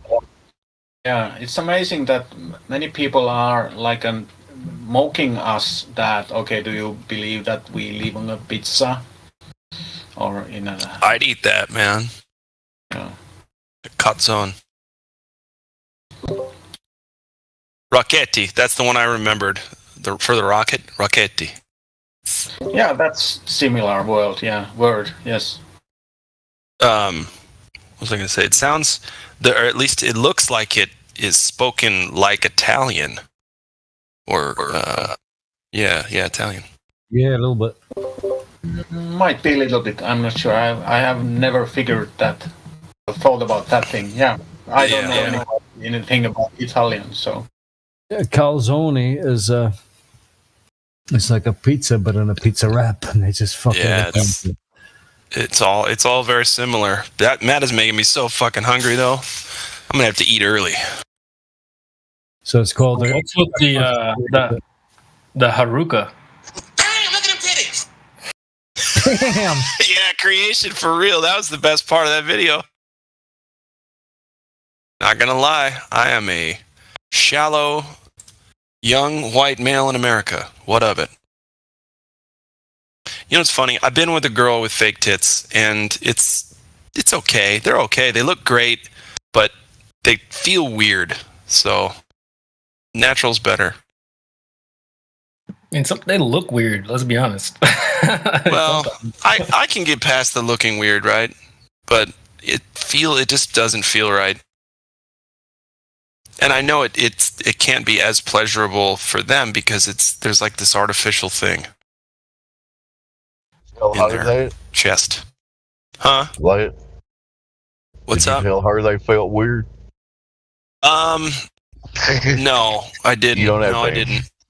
No, I sure didn't. I couldn't do that to her. Your face did. No, it was pretty dark. Soylent Green is humans.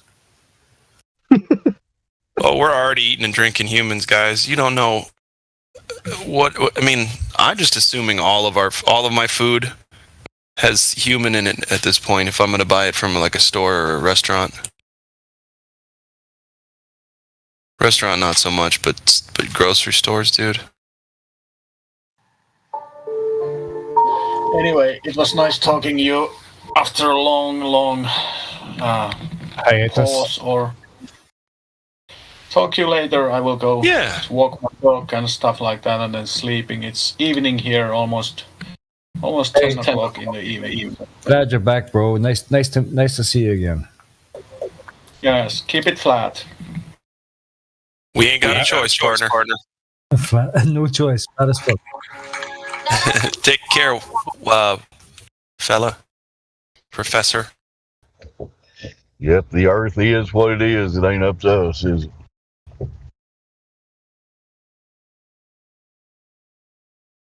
And if it were up to me, I don't know what shape I'd make it. Flat's fine. It's easy to work with.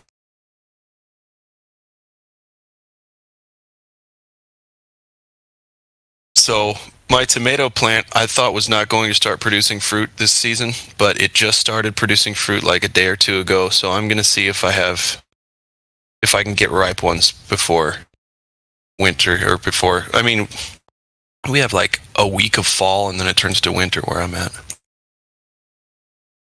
So we'll see.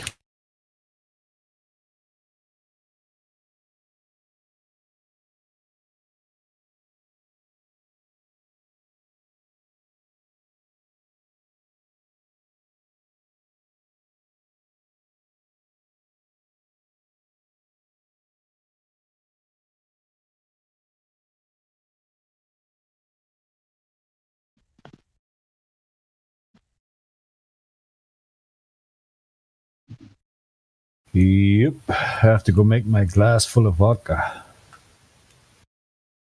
Yeah. It's productive.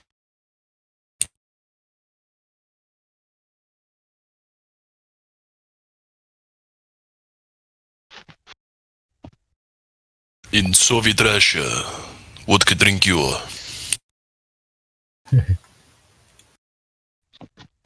I remember learning about this town that lives somewhere out in the middle of nowhere in Russia, and if people turn off their cars, it's immediately frozen. And most of the people that live there, they don't use automobiles and whatnot, but they use thick layers of clothing, and they drink a lot of alcohol. Dogs and caribous.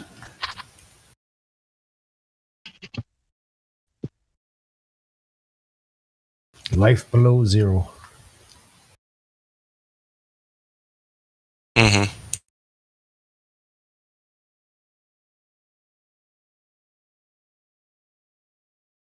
Yeah, you get used to it though.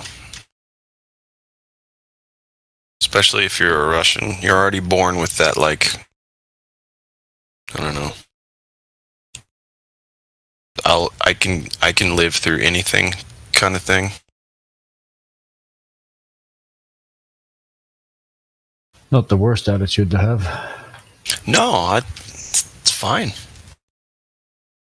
I wish more people had that attitude, to be honest. Welcome See, to the field, motherfucker. What's going to happen is people are going to be so addicted to society and having everything pretty much taken care of for them as long as they work a job and toe the line. And even though that line's getting harder to toe for everybody, whether or not you've got the subscription to the magic potion juice. But,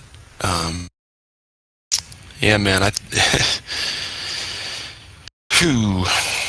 Not excited for what's coming. I told my mom today some of my plans if things go south, and she just kind of looked at me like, you're fucking kidding me. And I'm saying, yeah, well, I am not taking the magic potion stab. Yeah, me neither. And I don't care what happens. If I gotta never see my family again because they're gonna stay in society, that's fine. Fuck them. It's not like we didn't see it coming. We were talking about this pre-COVID at the start of it. Pretty soon there's going to be passports. Bang, passports. Pretty soon you can't go out and have a night in the town into a pub with your mates. Bang. France is doing that. Some kind of experiment to see how well people just go along, and unfortunately the majority of people are. They're so fucking in fear, in a constant fear state. You know, look, it is a real thing. I believe it is a real thing. It probably is. And whatever, I don't care whether one way or the other. I mean, it's not. I worked in medicine the whole time for like 14 months. I was right there on the quote-unquote front lines, and I didn't see anything. Nothing. People barely tested positive sometimes. Nobody got it. Nobody died from it. So, anyway, but I have a different experience than most people do. Yeah. You know, talking to doctors face-to-face, talking to nurses face-to-face, dealing with patients all the time. I remember. And then having to go into residents' rooms, and most of them have the news on, and so I'm just kind of biting my tongue the whole fucking time. Like, the only thing I want to say to them is, "You realize this is fake, right?" But that would have gotten me fired. It's ridiculous. Anyway, go ahead. No. That's. I hear you. Half of them wouldn't understand what I'm saying. It's fake, right? Oh, honey. I need to go to the bathroom again.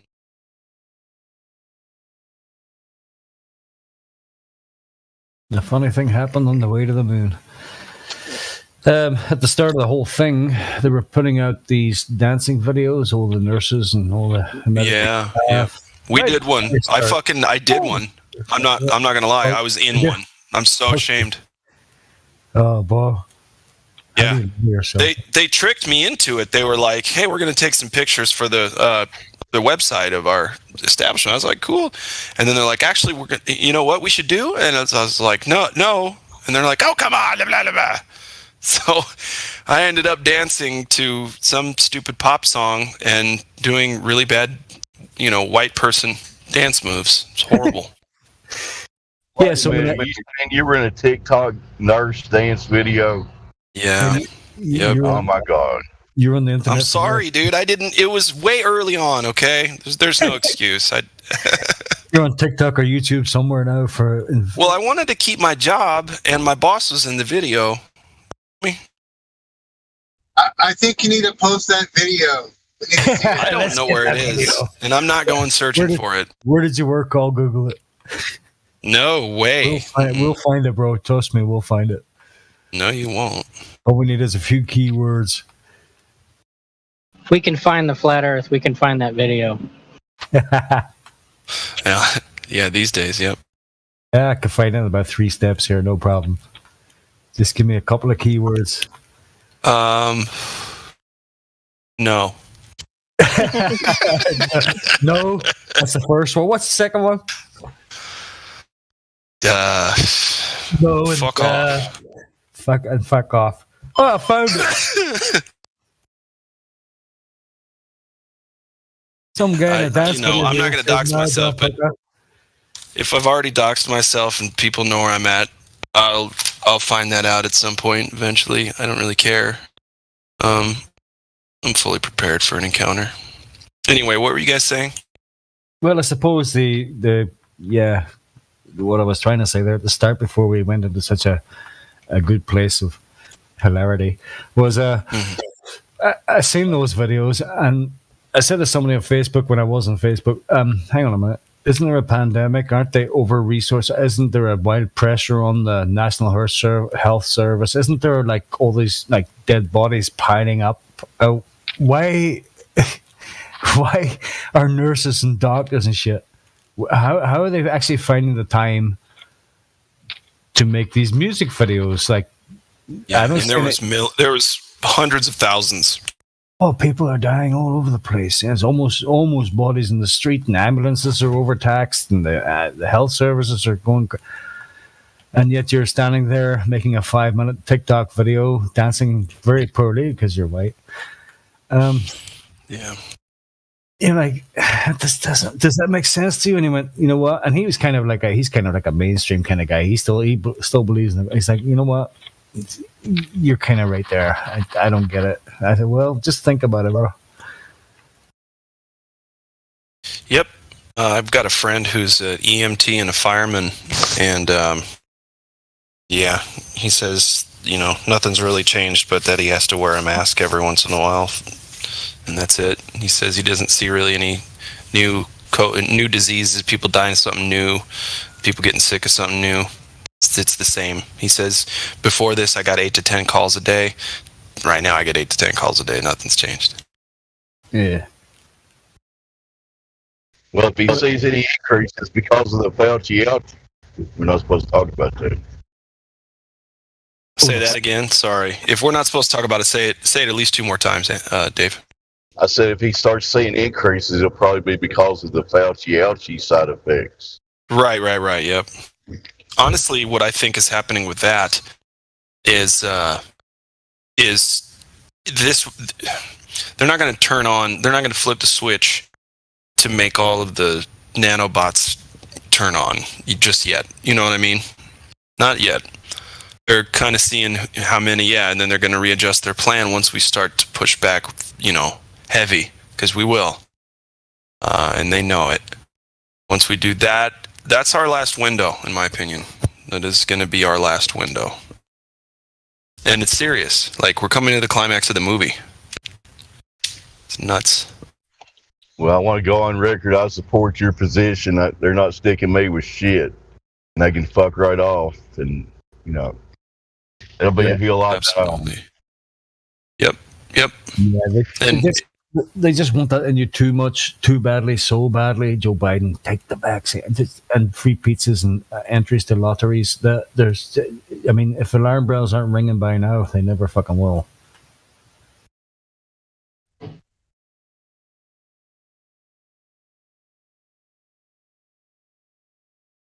I'm just not doing it. Even my friends too, they're double vaxxed and they're like, why don't you do it? And I'm just like, nah, bro. I just couldn't be arsed.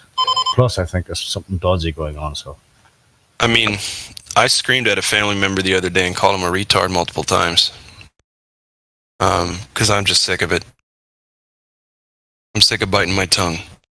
And I feel like I have a responsibility, I guess it's tough love at this point. If you're not going to fucking wake up, I'm going to be really mad at you, and then until I don't talk to you anymore, unless you wake up. But you can see the social engineering.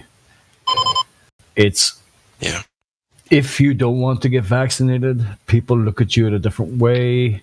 Suddenly you're the enemy. There's something wrong with you. Don't you want to look after your grandmother? All this. You know what I'm talking about. I do. Yeah, it's just like my grandma tried to come at me. One of these days.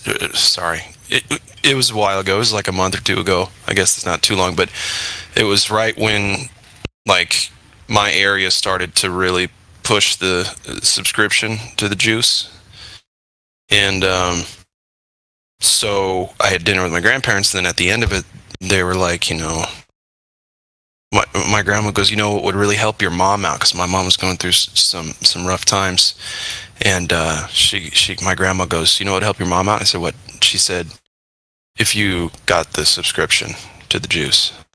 And I was like, really? So you're guilting me? My grandma and basically my mom are guilting me into taking this? I said, listen, guys, this is my decision for my body. And then she goes, yeah, but you're putting everybody at risk, says my grandma. And I said, hey, if it works, then it doesn't matter. I mean, it's just so ridiculous. Right? People double vaccinated still getting the parent cold. Yeah. Well, glad. Yeah. My vitamins don't work if you don't take your vitamins. Right. And I'm just now at 38 years old finally figuring that out.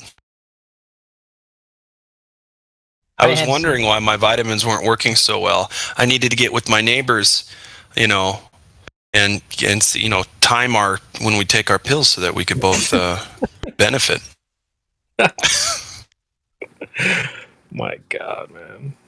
Ridiculous. Hey, well, anyway, I was going to pick on some people. I was going to pick on Ron, RAWNN. And it looks like you're flashing some kind of gang sign in your profile picture there, which is super sweet. Anyway, Ron, can you hear me? Enemy spotted. Ron. Okay, how about they're a flat earther. Like Ron might be the only one. Well, okay, guys, sorry, as you were. I thought we might have had some fresh fish fry. When Taboo Conspiracy put out the link to the definition of the unsubscribed, I had sent that to my grandfather, and I went through the document, and I had copied and pasted some, hot topics, and I was like, so what are your thoughts? And he didn't say anything to me, and his next reply was like 2 weeks later about my uncle deciding that he was going to be a part of the people who was going to evacuate people from the Afghani land. And whenever it first came out that the VA was going to start handing out the free juice, I was like, I'm not going to go get some apple juice because I don't want apple juice. He was like, well, why not? And I was like, well, here's all the reasons that I've got right now. And then his return argument was a thing that he screenshotted from Facebook from a friend of his.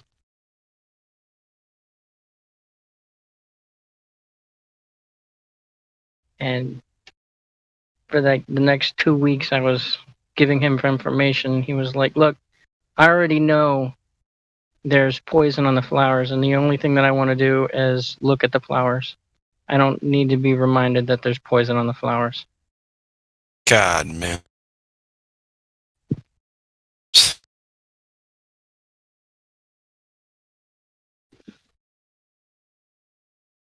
My oldest sister, 76, had 2 jabs, and she just got told last week by her doctor that she's got the Mexican beer germ, and she's in her house watching TV right now, probably, and there's nothing to feel it.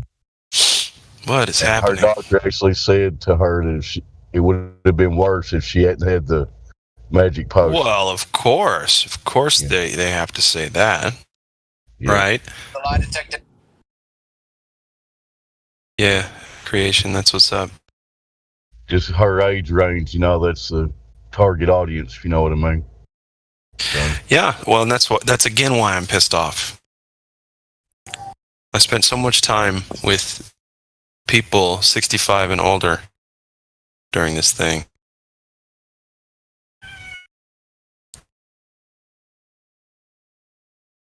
I mean, how can they say that it would have been worse? There's zero data either way to show anything, causation, correlation, anything.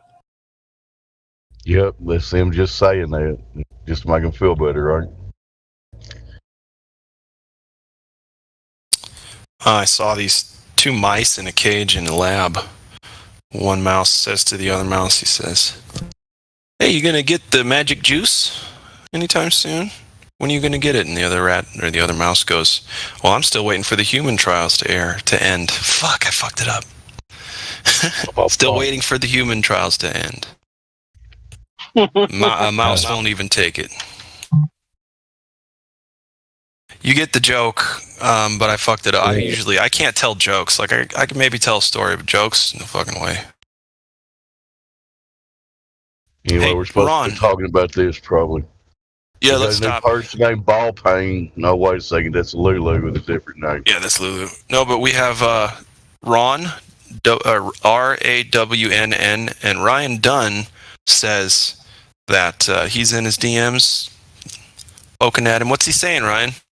Let's get this guy in here.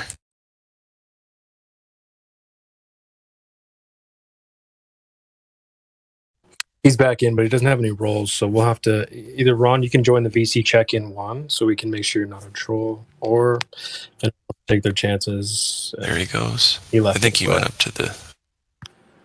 He went up to VC check-in. All right, I'll jump up. So someone. He's back okay, in the lobby thanks. now. Okay. This could be the day we get that curvature proof. Fingers Dude, crossed. I'm ready. I'm so ready. Not that I don't like you guys or anything, but man. You think it'll be the same day they do curvature and motion at the same time? That would be sweet. Well, I will say the elite at some point are going to have to admit it's flat and stationary. You know what I mean? At some point, they're just going to have to. So, yeah. So I'll just say this. And I think I've said it before. Flat Earth was kind of taken off. And in came the COVID, and in came this, and in came Bezos and the Virgin guy and Elon guy and the focus and this and that. And every day in the newspapers you see this asteroid could make everybody on Earth a billionaire, and just the propaganda went into complete overdrive. And this big anti-COVID boy is dying. And his dying words were, "Oh, please tell my family to take the vaccine." This big YouTube, and it's just like the propaganda machine is in full fucking swing. It's just, dude, yeah, and that's when I called my mom a retard when she told me that story. I'm not kidding. She told me that story, and I'm like, "Mom, that guy's probably still alive." And she goes, she basically did a "How dare you?" Yeah, that guy probably isn't even a fucking guy. He's probably a That's what I'm saying, dude. And she's like, "You can't talk about dead people like that." I was like, "Oh, but deep breaths." This is what we're talking about. The people are so down, so far down the rabbit hole, so far into the television, so far down into it that it's very hard for them to see, to separate the wheat from the chaff. It's nigh impossible. You know, they always ask us why would they lie, and I just kind of realized they can use the lie for two very powerful things. One is fear, and one is hope. They get you in fear of asteroids hitting, all that kind of stuff, and they give you the hope that we can leave this planet and explore and populate Mars and all that. So they give you the fear and the hope. They sell you both sides. Yeah, right. And the fear is the biggest thing. Absolutely, the biggest propaganda tool, the biggest emotion that you could hope to capture population is fear. absolutely, because it makes people unable to think logically, etc. So they convince you through fear, right, that we're destroying this planet, and they come in with their solution of hope of possibly going to other planets. Yeah, the Hegelian dialectic. Yeah. Yeah, and so they keep feeding us. Well, they keep making people afraid and then feeding people hope, making them more afraid and then feeding them hope that the fear will be able to pass at some point. Cause reaction solution. The old Hegelian dialectic, it runs through everything. Thesis, antithesis, synthesis. That's the one. I'm sorry. What a bunch of losers, though, huh? Jesus, they got to set up all these little signs and these pathetic little fucking rituals. It's a little boys' club. Get the fuck out of here with that. The one thing that was convincing my family was a joke was telling them that the Challenger mission was fake.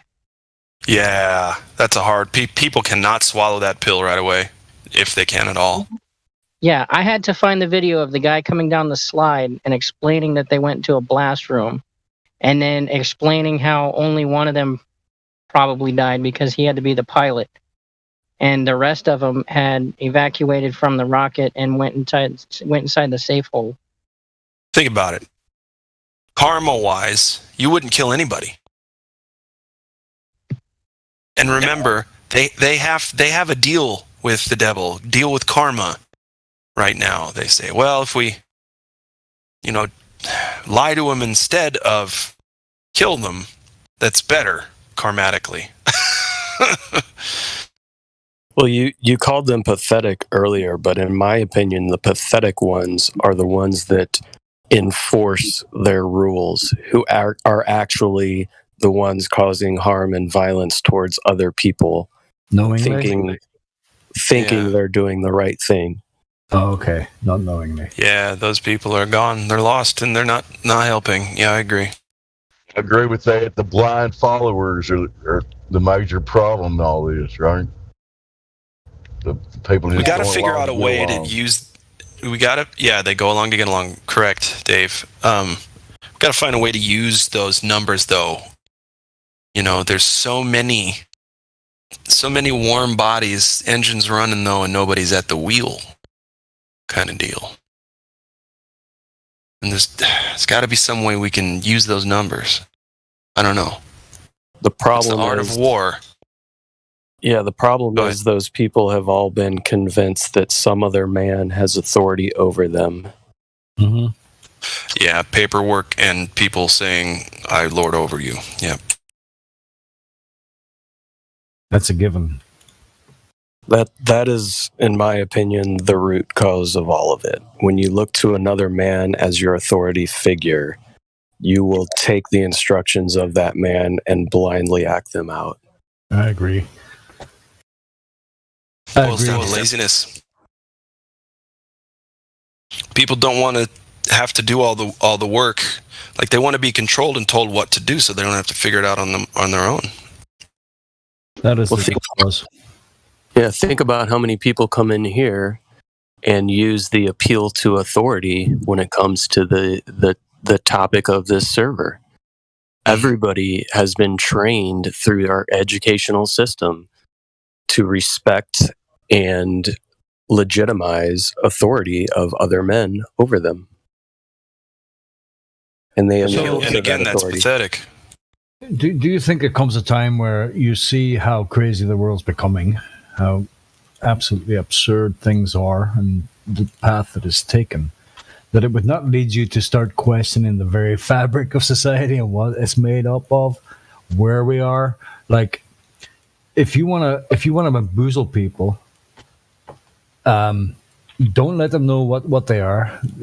Definitely don't let them know where they are. Just make shit up and make them think that they're living somewhere else. Well, that is the ultimate mind control. Because, so, is there a point where you get to that stage where this is so ridiculous that I can't even cope anymore? You have to start looking into the fabric of reality or life or what this world is made of or what the hell is going on. Is it a cage? Is everything a lie? Because to me, it certainly seems that way. Everything is. And is it? And why are they doing that? Is that to keep us from our true potential? So it's like a trap. Well, they attack the foundations of what is actual true morality and true justice, and they completely pervert switcheroony that and have convinced us of the opposite. Yeah, good is bad, evil is good. Yeah. But they do it at such a fundamental level, at the foundation, the base of what would be justice, morality, ethics, all of that. And they construe that and use that against people to lord over them, to get them to do their bidding. Yeah. And everybody knows in their heart what the right thing to do is, and so people fall in love with feeling and being rebellious, taking their own path. And, always testing the waters to see how far they can go with it.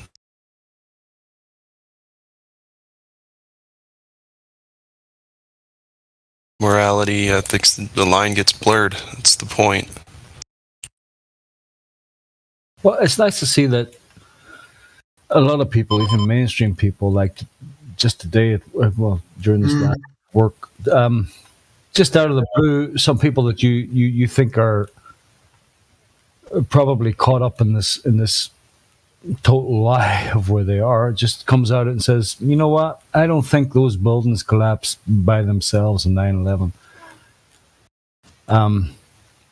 So there's some kind of truth is getting out there, event is seeping into the population somehow. I mean, even people you wouldn't expect to say things, they say things, you're like, holy shit, bro. I've been thinking that since fucking 2002. Mm-hmm. But now they're starting to, 2020, they're starting to ribbit. Did you say ribbit? I did. I thought somebody sounded like a frog there. Where's Kermit? Yeah. Yeah.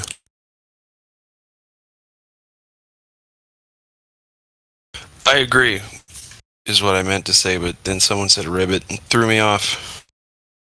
Yeah, well, I think we are in the midst of the apocalypse, and not in the colloquial definition, but in the actual definition, which is in an unveiling, right? Yeah, revealing. A revealing of truth. And there are certainly people that have the eyes to see and the ears to hear. And there's definitely a large majority that do not. Yeah. So here's what I think happened. Go ahead. No, go ahead. Yeah, but there's a lot of people who you don't think would are actually starting to see it. That's hard to describe. Well, some of us, see, here's the thing. Some of us wake up early, and then we're supposed to do our best to wake up the rest of the eyes to see, ears to hear, folks. Mm-hmm. I think. Hey, guys. Can you guys help me out? Is Sonny there? Master Chief. Sonny, are you here? Master Chief's looking for you, Sonny. He's waiting at the bus stop for you, Chief. Nah, tell him I'm downstairs waiting for him. I am. Oh, dude, what happened? Yeah, I'm he's here. downstairs. Yeah, you just gotta text me when you get there or call. I'll be right down. Yeah, I'm downstairs. I was telling you I was downstairs. All right. So, I guess how you guys doing? It's a mini meetup. A mini meetup. Yeah, they've been hanging out. It's cool. They're super close to each other, so. Yeah, it's good to see, man. Yeah, we got a whole band thing going, playing music and writing down stuff. There you go. We gotta connect. Soul brother. Yeah, we gotta connect as best we can, so that we have some kind of network for the future. Well, Yeah, the Earth is flat. Sorry. huh? Sorry. What'd you say? No, I'm like downtown, bro, and I'm chicken, and I'm like saying the Earth is flat. Oh, shit, yeah. Well, I'll bet that's a sight to see. Keep it up. Keep doing it. I'm serious. You're gonna get someone's attention. They're gonna listen to you, even Oh, if they're like, definitely. "What's happening?" Right.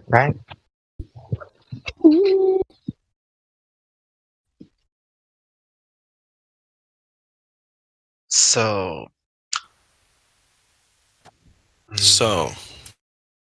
Buttons on a wall. if the Earth is a globe and a ball, does it have a goalkeeper? That's a deep question, man. A lot to unpack on that. No, they don't even need one because they just move the goalposts. Nice. Yeah. Gravity moves the goalposts. If there is a goalkeeper, it's Satan, right? Dave, are you taking a shit? Yeah. What? No. Sounds very echoey there, Dave. Sounds like you're taking a shit. Are you in an auditorium? I'm in a grocery store. Are you cleaning a bath? You're in a bathroom. I know that. I can hear it. I'm not in a bathroom. That's weird. Whatever. You're in the fucking grocery store bathroom and you hate that you had to use it. Are there tiles in the wall? So next time you buy something at the grocery store, ask them, when has the Earth curvature ever been measured? Humans.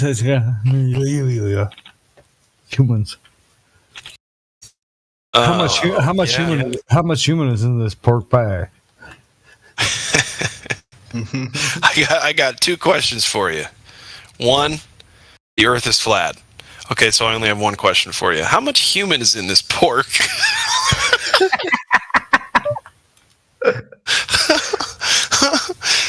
She'd be like, "What?" And I'll be like, "Hey, if it's 6%, if it's 6%, I could do it. See, 8% plus, no chance, man. No chance. That's no chance. I'm only going to eat a very small amount of human every day."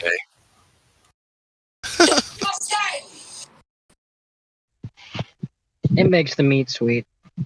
Hey, man. Apparently, I have blood with Dracula. Vladimir Dracula. I work at a restaurant, and when we cook the burgers, and it's like not properly cooked, it's like red, bloody, and it makes me sick. Honestly, like it scares the hell out of me. Yeah. Wait, Shinji, do you not eat steak? Only if it's not pork. If it's like beef, I'm alright. Okay, so what temperature do you like to eat your steak? I mean, I'm not the one who does the cooking for my own steak. Like, yeah, but you get to order. You get to order the temperature when you order a steak. Not everywhere. I've never ordered a steak. In all honesty, like it was usually at family barbecues and stuff. Fair enough. I was just curious, like, what temperature you would like your steak, if you're getting where I'm going. I don't get where you're going. I like mine. Well, he was like, well, I don't like the burgers when they're red, and I was like, okay, well, what about like, say, like a steak? Like, what do you eat your steak well done? If it's like all brown, if that makes sense. Oh, like medium rare. Yeah, dude, I don't like medium rare or less, bro. Especially if it's like a porterhouse. Oh boy. Actually, fillets are the best if you do medium rare, but because you can see it, you can see how well it's cooked.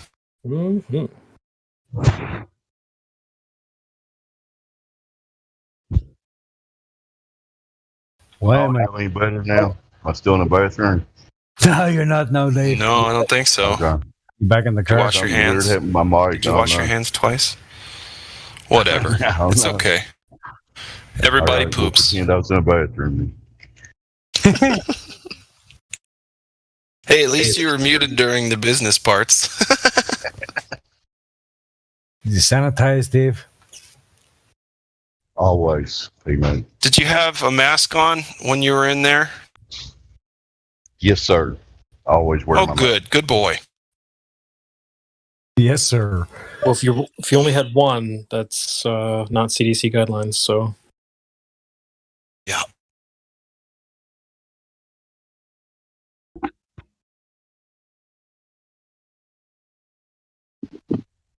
What happened to the new person to get VC verified? They didn't make it.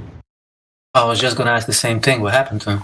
yeah, he got the role. Let me see if he'll come back. And then he just took off.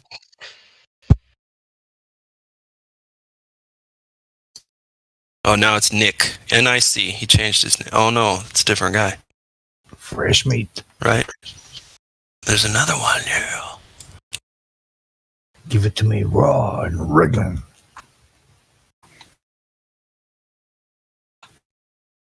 This guy Shinji, he's a Glober. Let's get him. Nani? No. Yeah, we're not like that at all, man. It's just like, say your piece, explain to us why you think the Earth is a ball, and we'll try and explain to you in our best possible terms why it's not. It's up to you.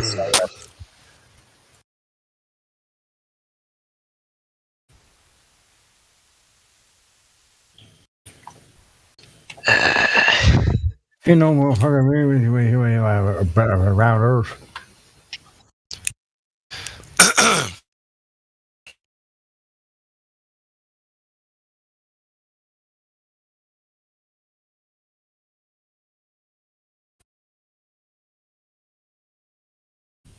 I mean, I only thought that once in a mile ago. I had a beer.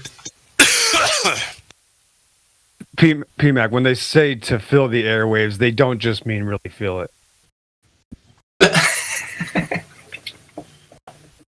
Yeah, 1218 west of the Rockies, south of the 33rd parallel. You have joined Glat Flobe in his morning session of 24/7 Flat Earth Live. No longer with the chat. I'm sorry that you're suffering out there, not able to troll a chat system that no longer exists. I would see if you exist, and that's your next step. Good luck with it. That's right, kids. And furthermore, what he said. Yeah, anyway. Well, what the damn hell did you just say? Hold on, PMAC. Before you ruin it, PMAC, hold on.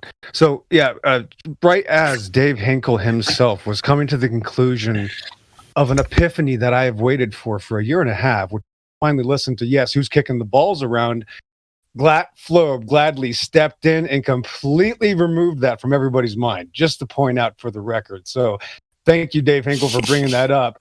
And it was very short-lived, but it seems that somebody might have rubbed off on him. Congratulations. Baby steps, XO. Well, I'm sorry. PMAC, you didn't do anything wrong. Let's see. XO's brutally honest. That's what I love about him.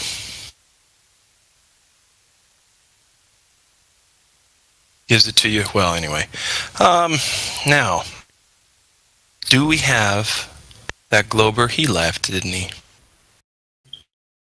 Does God think it's okay to have a little drink now and then, or does he think it's not cool? Yeah, it's good, especially if you're just getting done farming and putting the cows away and making sure that all the goats are in the pen and the chickens' eggs are collected, and you feel like you want to go to sleep, to wake up early, go grab yourself a beer and put yourself to sleep, just like they did back in the Old Testament sometimes when they drank certain alcohol to help them sleep, and it helps, right? But to overdo it, right, when you've overdone it.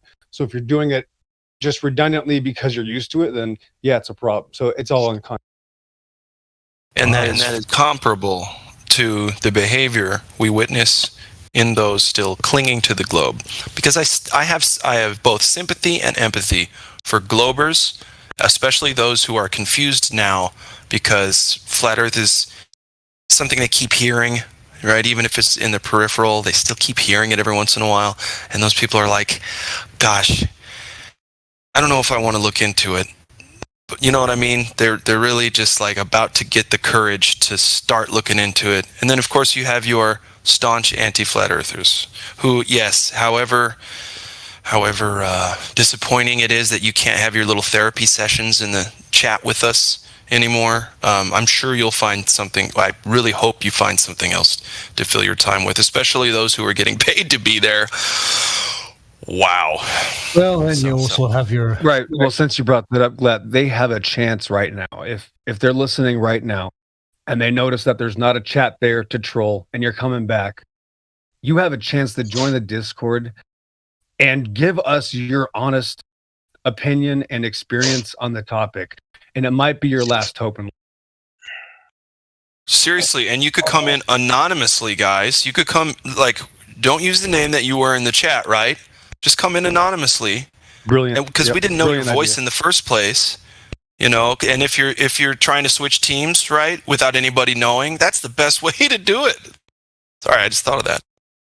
Yeah, I certainly don't want you telling anybody the Earth is flat anyway. So don't be worried. Ouch. That hurts, Exo. That hurts enough feelings. Hey. Okay, T-Mac, you hear sometimes, right? Sometimes it's, the number one rule of flat Earth, I'm just talking if you're in the fighting game, is you just don't bring up flat Earth. You see, that's the number one rule, because this is like going into a fight and I'm just going to say, oh, here's all my battle plans and here's my foundation. Here's all my ideas. Yeah, I want to implant all these things that you've already known that you're going to believe. So let me just give you my entire story before we have a conversation. That's what I've been not saying. going to work. That's what I've been saying. Like, that's a good point. You're no Tyler Durden, right? You wouldn't dare impose your beliefs on somebody else just because they're thinking about flat Earth, right? Real quick, fellas, we are joined by Ron. Welcome to the show. How are you? What's up, man? What's up? Blessings. Hey, dude. Yeah, what's up? Nice to see you back, Ron. Yeah, what's up, dude? You understand now that flat doesn't mean a sheet of paper. But I'm saying. Wait a minute. I know, Ron. Were you trolling, Ron? Were you kind of picking on these people? No. Okay, so he told me that the Earth is flat, and I told him I don't believe so, because for it to be flat, it would have to be a surface, meaning we measured the Earth. But then I said the Earth is not measurable by humans, right? That's right. You're playing a word game. Good for you. Yeah, you got him. Yeah, and then he said that in this server they've already measured the Earth. And I was like, Yes, we've measured. Well, there's truth to that, but it doesn't mean we've measured the whole Earth. It means that we've measured the fact that there's no convexity or curvature or any sort of geometrical, assumptive, continuous shape or parabola. It's a plane of existence. That's been proven by everybody that's ever existed, and that's why everybody admits that's what. I already know that you know this, Ron. But listen, that's what when you get away from the Earth, believe it or not, even though you're right. And I don't know why you want to play a word game. That's fine. You're right. The world is not flat. This plane of existence isn't flat because of topography. But actually, once you get away from it and you look at it from a distance, especially over the ocean, it actually is almost perfectly flat to the eye when it creates a horizon at distance. So actually, from a vantage point, it is flat. Yeah. That's what I'm saying. Wait. So you changed your mind now? No, from a vantage point, it appears to be flat. Do we need to go over the photos again? Do we need to go over my photography? But it's not actually flat, though. No, correct. It's not. Exactly. It's not. That's why the Bible doesn't say flat. They say, right? The Bible doesn't say the earth is flat because it's not. The Bible says there's hills, plains, valleys, right? It says the plain of Jordan, the plain of the cities, and then it says it's measured with the breadth and the width. However, it does say the whole face of the earth, and it also says the face of the water. So actually, yes, right off the bat, God is telling you that actually existence is flat water. That's what existence is. Thanks. If I could, maybe we just need to talk to you, Ron, on a more simple level. Is your floor flat? Yeah. Okay, so let's say you put carpet on that floor. Is that still flat or no? Is the carpet a part of the floor or separated from the floor? Right, that's a good question. No, just answer the question. That's a good question. Like, let's just say I step into the next room and that's carpeted, right? So is that still a flat floor? I mean, sure. Yeah. Yes, Ron. Yes, exactly. Okay. Correct. Gosh. So you understand that when we say flat, that doesn't mean the surface is smooth. Like, you can still have like the carpet, which is flat, but still has quote unquote bumps. Yeah, it's a carpet. It's a carpet forest, Ron. Does that make sense? It's a carpet forest on a plane. It's still flat, right? Yeah. Right. I'm trying to push you along in line because I know you're smarter than this. We've already discussed this for a few months ago, right? So I know you've seen me talk to some people for a while. I remember I was in your server for a while. So don't try to fool these people that you don't know these things, okay? Because if this turns into a charade, I can start asking you some questions, okay? May I make a comment, please? The best way to really describe Earth is, in my opinion, it's a horizontal plane with topography and moving water. That's the best way to describe it, because that's exactly what it is. It's a horizontal plane with topography. Wait, okay, so does everybody here believe in the firmament? Yeah? No? Sorry, what? Does everybody Missed your here question. believe- What was that, Ron? Yeah, can you guys hear me loud and clear? You're good to go. All right, I was asking, does everybody here believe in the firmament? Well, you know I do. That's obvious. So the waters are above because there's No, I know you, but I'm asking them. Right, so not everybody, but there's no way everybody. I doubt it. I bet there's people in here that believe the earth is flat and don't even like the word. Yep. I say, and whenever I describe my definition of Earth, I describe a snow globe, just like a firmament. XO is saying you got the waters above, the waters below, you got the firmament. Those are your three heavens, and then you got the waters that are below the earth, and you got you got Amos 9 verse 6 saying that the firmament's attached to the earth, and you got God sitting on top of the firmament, which is made of sapphire glass. You got Ezekiel chapter 1 verse 22 saying the image that Ezekiel seen, he used the firmament as a description. And then you got chapter 15 in Revelations where the people are dressed in white. They're standing on the glass in front of the throne. Glass in front of the throne. Let's see. Wait, I have a question. So you believe in God and Jesus, right? Excuse me? You cut off. Can you say that again? Yeah, so the person that was just talking, obviously he believes in Jesus Christ and God, right? Yes. Okay, that's good. Yeah, because I heard there's a lot of people that, they talk about the flat earth, but don't believe in God and Jesus Christ. And I was like, how does that work? The firmament and God, huh? There's a lot of atheists flat earth. How does that make sense? Approaching humility. You're right. You got me there, bro. That's the thing, right? Is that there are some attachments to this that are hard to explain. And yeah, it's a great deception, bro.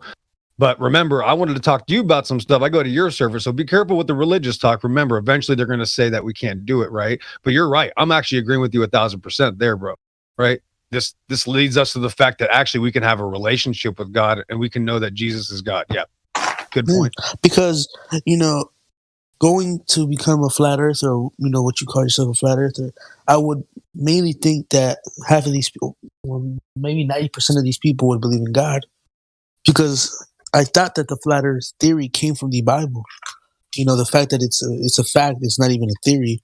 The fact that we have to even call it a theory, We don't call it Well, a theory. It's not a theory at all. Exactly, yeah. Yeah, nobody does that, right? Right. So you have that word, you use that word that nobody uses right here. I'll tell you this. You know what happened in 1492 BC? Yeah, I have no clue. Yeah, in 1492 BC, Moses and God crossed the Red Sea. So what they did was they reversed everything so much, no human will know how much everything has been turned upside down. That's what this is about. They even changed it to some guy crossing the Blue Sea. You see, isn't that amazing? It was the Red Sea, and that's how Satan works. That's how deep this deception is. Every single thing they tell us, since I'm going to push you up in line, is to deceive us, is to lie about the Bible, is to distort that ability to understand it. And it's, dude, you wouldn't believe it because you're talking religion, which we normally don't, but there's a dead spell. Bro, 3 nights ago I went to a huge Bible study, which was Shabbat, because it's the Thanksgiving feast of course, you know what happened in the Old Testament with being saved by God out of the hands of the Egyptians, right? And there were some people there that, you know, are supposedly Bible teachers in this, and something happened and there was a big argument, and you wouldn't believe how even people that claim to, even the hardest core, you know, religious people will claim to believe something, and then when it comes to this topic, all of a sudden we can't take things literal. And that's why you're right about this. That's why it is such a crazy religion. It destroys your mind. Yeah, because even, you know, I don't understand how some Christians, they don't even believe in the firmament. They say it's just metaphorical, and they're like, "What? How can you say it's metaphorical if it's telling you what it is?" It hasn't changed from the Red Sea to the Blue Sea, has it? You may have missed the crux of the reversal, the polarity of what we're taught in our ritualistic schools versus what the Bible teaches. The point is everything. It's a complete opposite. It's a literal negative image of the Bible. In 1492, Columbus sailed the ocean blue. Well, in 1492 BC, Moses and God crossed the Red Sea. And that's historically, literally, it's literally confirmed if we have any history at all. This is what Herodotus and Flavius Josephus and all these guys, that turned out to be true. That's the only historical account. What a coincidence is that it's the exact same year? They teach us that this guy discovered a new world, right? This is the brainwashing. This is how they do it. So even though these adults that we talk to, and Glatflobe can tell you, they know that's not true, but because they were conditioned with it for so long, it doesn't matter. Yeah, I get that. Yeah, I'm on board. The problem is the talons, the hooks are in deep, and this psychological battle that we're trying to fight against. Again, they're just pathetic losers, but they have their teeth sunk deep into people, so it's not like they have an impressive plan. In fact, it's been pathetic since it started. Lucifer and Satan doing this, you know, dumb stuff, but it's not. Once people start to see through it, then you can start to, you know, wake up hearts and minds. We got to do that, but we have to. The problem is, without insulting them, we have to get them to see that they're choosing to be ignorant on a lot of stuff, right? Mm-hmm. Yeah. I have a question for the guy that was just speaking. Sure. So you said Lucifer and Satan as if it was two different things. Can you go in detail, or did you just do that as a mistake? That might be too much into the religion discussion. Like, you know, if you had gone the other way, but I don't. You know, Glat. Go ahead, Glat. It's your. Well, yeah, I don't want to discuss that here live on air. Waste people's time if they're here to listen about Earth stuff. That's what I'd like to talk about. Yeah. The reason I'd said Lucifer and Satan is because, yeah, in my opinion, given the history, given what I've learned, it's two different things, but they're both bad. So I guess we can just leave it at that, if that's all right. I mean, Lucifer would translate to light bringer, if I'm not mistaken. Yes. Yeah. Lucifer wants you to fall in love with yourself. Satan wants you to fall in love with him. So, and that's different. Anyway, that's neither here nor there. Which is most stream people today are falling in love with themselves. Exactly right. Well, and this is basically the Luciferian plan working itself out right now via a lot of Satan's works too. They're working in tandem to try to, you know, they're trying to like make fun of God and God's creation. That's, in my opinion, that's what's going on. But anyway, I don't want to go down that rabbit hole because, you know, it's all speculation still, no matter what I've learned. Well, I suppose what you and the other guy is saying is Exo. The Exo. Yeah. Opposition. He took off, but he might still be listening. Anyway, go ahead. Okay. Yeah. Fine. I enjoy conversation with Exo. He's not a stupid man. No. Exo's brilliant, man. He's one of a Yeah, kind. he puts me in my place. What do you mean Exo stupid? He's not. No, he's not stupid. Oh, I thought you insulted him when he left the call. No. Bro, I was gonna say that's kind of weird. if I insult you, you'll know about it. Hey, Well, that's okay. I might be stupid, but I know who's smart. Hey guys, can I bring something up? What? Sure, Yeah. go ahead. Who is this? Robert Russell. Hey, Robert. I'm going to turn your mic up on my end. Okay. Go Oh, ahead. here we go.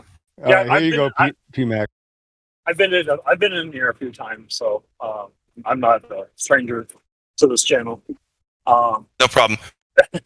Yeah, I just wanted to bring up. Did you guys hear the Falcon 9 took up some civilian passengers here just recently? Wow, they forgot to Yes. take a camera too, huh? Dang it, that sucks.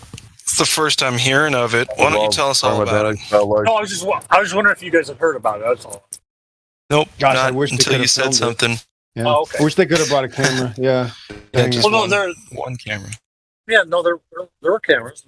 No, they had to turn it off. They kept having to turn it off for some reason. They couldn't show us things. Yeah, they can't have a camera that can stand for 30 minutes. They can't afford an iPhone. Oh, Oh. But with the now that civilians are going in. Oh, sure they are. They went up in the air. That's what I've done it many times. Yeah, I've flown for 30 years. Yeah. That's Oh, no, they're way up there. airplanes do. Listen, Glat Flow was almost that high. About 20 years ago or so, he can tell you a story. So these planes, that's how, the highest they can go is 90,000 feet. That's why we could still see the plane. He was right there. The whole video shows the guy at about 90,000 feet. They lied about the altitude. But you got it. Anyway, you go ahead, Glat. Tell them about your Concorde. Well, I can, I guess, real quick, because I've told this story a lot. And anyway, so when I was 19, my family took a vacation to London and France, and we traveled using the Concorde plane. And we went up to about 60,000 feet, because I remember him saying we were at like 58,000 feet. And my family, we've got pilots in my family. I've been on hundreds of flights and gliders and all kinds of stuff. My stepdad, and that's why we took that flight, because he wanted, he thought it'd be really cool. Anyway, so yeah, I was way high. I was nearly double what a regular commercial jet does, and it looks the same way up there. The horizon is at eye level. I was 19. I'm 38 now, but the more I think back about it, I was just, the only thing I wanted to do was look out at the world, and I was surprised at how much I could see. I remember that. I was really surprised at how, and I was just, it's breathtaking from up there. Anyway, yeah, it's flat, even up there. And I was 19. I wasn't into conspiracy stuff just yet, but I was the kind of guy who in the class would be like, hey, why doesn't that make sense? You know what I mean? Then I get that look from the teacher, like, don't fucking bring that up, dude. Anyway. Yeah, I completely understand you. You don't see curvature from. So where? So my question is, no, that's not where what the model the says. hell? So, yeah. What model? Where the hell do we see curvature? Exactly. What information? It's your belief, and you can't tell us when the Earth curvature starts to be visible. So if you want to, that's fine. Go ahead and not tell us. Hold on. Are you not listening to me? You can't tell us. I'm agreeing. I'm agreeing Yes. with you. No, you can't tell us when we should hold start. on. No, you can't. No, I'm not stop. telling you. It's not I'm not agreeing. telling you when you No, should. no, that's the point. No, you got to stop, bro. You don't have a claim. You don't know when we should start to be able to see curvature. You can't. You don't have a claim. Hello, I'm agreeing with you. Right, that's the point. So you can't lie and say that you can't see curvature. Then that's a lie. Did I say that? Yes, you said you can't see curvature from that altitude. That's a lie. That's not true. I'm sorry. What? Just hold back. Yes, you don't understand your own claim. You can't make a claim for somebody else and say, no, the globe wouldn't show you curvature at that altitude. That's your claim. You can't do make that. his claim so we can all understand it. No. What I didn't say that. I said from that altitude. I've been in a plane as well, and I did not see any curvature. Right. That's not as high as he was. Double the height. That doesn't matter. You're changing your story now. That's the point. Bro, you're already doing this. Every time you do this, you go into this spiraling lying mode where you just habitually just have to protect yourself with BSing. You got to stop it, bro. You don't have a claim, so you can't tell us that we can't see something that should be your belief. That's insanity. I think you're misunderstanding me. No, dude, I'll get out of the conversation, bro. But that's the point. Thank We you. didn't see. Yeah, You can't thank tell you. us when we can start to see curvature, bro. So you can't tell him that That's okay. Go ahead. he Go wouldn't ahead, have sit seen down. curvature from 80,000 feet. Can we just Yeah, let him say his claim, please? That's fine. Let him go off the cliff. Jesus. Thank Calm you. down. Yeah, of course. Say Jesus, of course. Yep, it's noted. Why I'll are put you that saying down. Jesus? Yep. Oh, okay, guys. Hey. I'm sorry. Come on, calm down, everybody. Okay, I don't want to come on VC, but let Robert make his claim and then attack what he's saying, please. Let's try to do one at a time too, please. Go, Robert. All I was saying is I'm agreeing with you. I've been in planes and I haven't seen curvature either. Yeah, that was my only point. I am not here trying to tell you that if you go higher you're going to see it or anything like that. Okay, let's move on.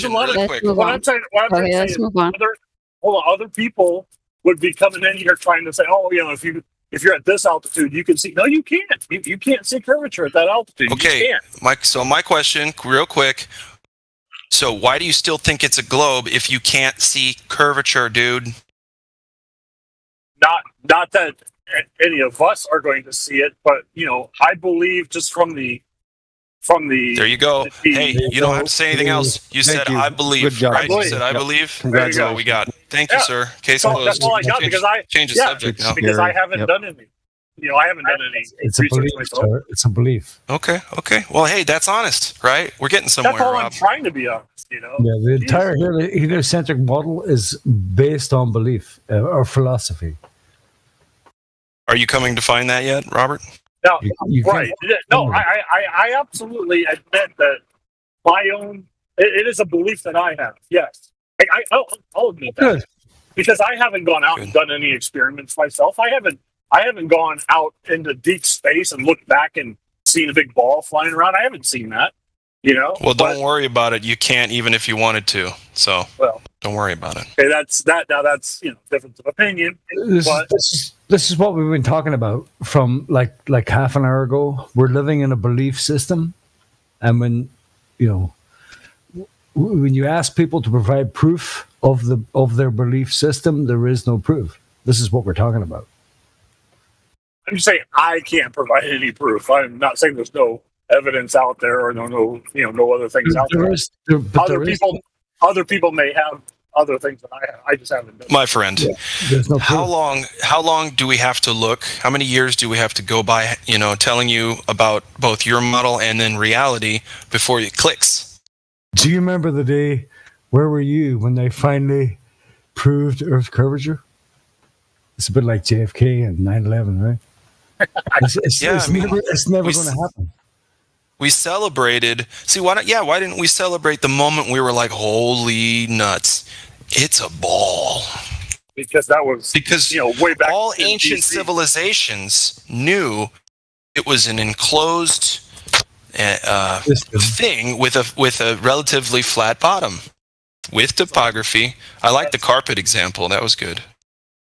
That's not all ancient societies believe that the Earth was flat. Okay. As we found a lot. How's that sound? All across the world, different ones. How's that? Is that okay? Can we say that? There's plenty of civilizations that believe the Earth is round as well. So, well, yeah. It's not like it's not like which one? Give us one. Give us one. Please name one civilization that did not believe it was flat. Give us one. One civilization. The Romans, the Greeks, the Egyptians, the Sumerians. Yeah, they all believed it was flat with like a dome over it. So I'm not sure what you're talking about. Yeah. Maybe you're talking about like in recent the Greeks where they believed it was round, but that was like a few people. Philosophers. Not scientists, mathematicians, and philosophers. Yeah. And if you peruse about philosophy about why we're living in a ball, most of it is based on philosophy. Actually, Robert, you're roboting. Maybe you can come back Robert, out. Just leave and come back on in, Robert. Your connection's pretty poor. He probably isn't even hearing that yet. A little bit of a delay. Yep. Yeah. There, he's muted. What you think I was a robot? Now I know I am. It's those damn satellites. Going round, round, and round, round. The signal got interrupted because it has to do so many gymnastics from the surface of the Earth to however many satellites it has to bounce around from and then get to your... I mean, it's amazing how fast these signals travel such distances. I'm sorry, I think I missed it. Did he claim that several ancient civilizations thought it was a ball? Yeah, which was wrong. That's incorrect. But to be fair, that's kind of anecdotal. Actually, I think what he said was that not all ancient civilizations believed it was flat. But Sure, yeah. He did say that. I want him to name one that didn't. Tough ask. He named a few though. He named like 5 of them, and they all believed it was flat. So, I mean, I don't know. Yeah, well, we're leaving that idea up to interpretation, right? We're assuming that we've interpreted the drawings that all look like they say the same fucking thing, interpreted that correctly. So yeah, the Egyptian one is like a female, looks like a female, and she's arched. Her feet are on the ground, and then she's arched over like a dome thing covering the ground, and then her hands are on the other side. It's like she's doing she's just arcing over that, and then she's got stars all over her skin, and she's dark blue. It's crazy. Is anybody else on board with me that the third Antichrist might just be a woman? I mean, does that make sense? I don't even care. Did you say the third? Apparently, Hitler was the first. Napoleon was the third. Sorry. Oh. I think it's Trump. If anything, I think it's definitely going to be a woman, or maybe a guy that was a woman. well, maybe Trump is a woman. You guys are trying to do that Baphomet thing. Wait a second, P-Mac. Hitler was first. Who was second? Napoleon. No, Napoleon was first. Hitler was second. Okay. Probably go before Hitler. There you go. There we go. I'm pretty sure there were like worse people in history than Hitler and Napoleon. Like way before. Emperor Nero. Sure. Emperor Nero. Yeah. Like, look him up. Mao Zedong. You got They weren't Crusades. nice You got. You know what I mean? Genghis Khan, allegedly. Genghis Khan. Yeah, the Mongols. How'd that Gnarly. happen? Gnarly. How'd that happen? Like They were about to take the world over too. Those Mongolians. Exactly. They had to turn back because somebody died. They Weren't they? Isn't that why they had to build the Great Wall? Yeah, the Great Wall, which is only like 8.5 feet tall. Why did they make it so short? Oh wait, mud flood. And the Mongolians are really short, bro. They were like 2'6". Yeah, they were not big. And they were tearing each other up, man. The ladder hadn't been invented yet, so that's why they made it so short. Hold on for a second. Did you say that the Great Wall of China is only 8 feet tall? It's probably taller than that, but dude, it's not like... Dude, I'm going to look it up because I watched, what's his name? It's probably like 20 feet tall, but it's not impressive. It's pretty tall. Can you see it from space?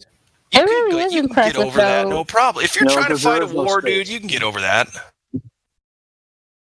I don't know what to believe anymore, bro. I mean, history, spinning balls and monkeys and what do they call it? Yeah, all that, you know, I don't know what I believe anymore. It's just like a fugazi. Everything's just a fugazi. Yeah, and also that's a great band.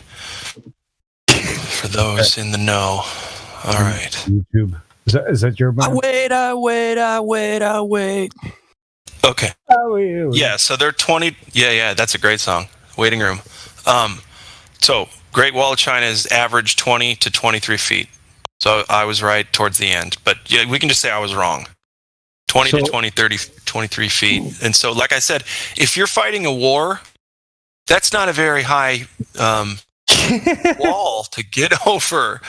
You know, you could like do a couple shoulder deals with your friend and pop right on over. Yeah, I don't get it. Yeah, it's still a barricade where people on the wall can be shooting you. Yeah, I know. That's why there's so many of those openings for archers and hot wax and all the stuff they did. Personally, I believe it was built to keep out the giants of the Nephilim. I think so too, and that's why. But you know, well, 23 there's foot only 20 to 30 feet. It could be. No, I don't know about giants because it looks like. Would it be regular sized people that could fit in those slots that are, you know, carved out for archers? Is it regular sized people? I think because they would, yeah. Yeah, it was built for the regular sized people, but built to keep out the giants. Right. So do you think a mud flood came through and that's why it's just a short 20 to 30 feet now? I have nothing to say about that. I know, man. Possibly comment.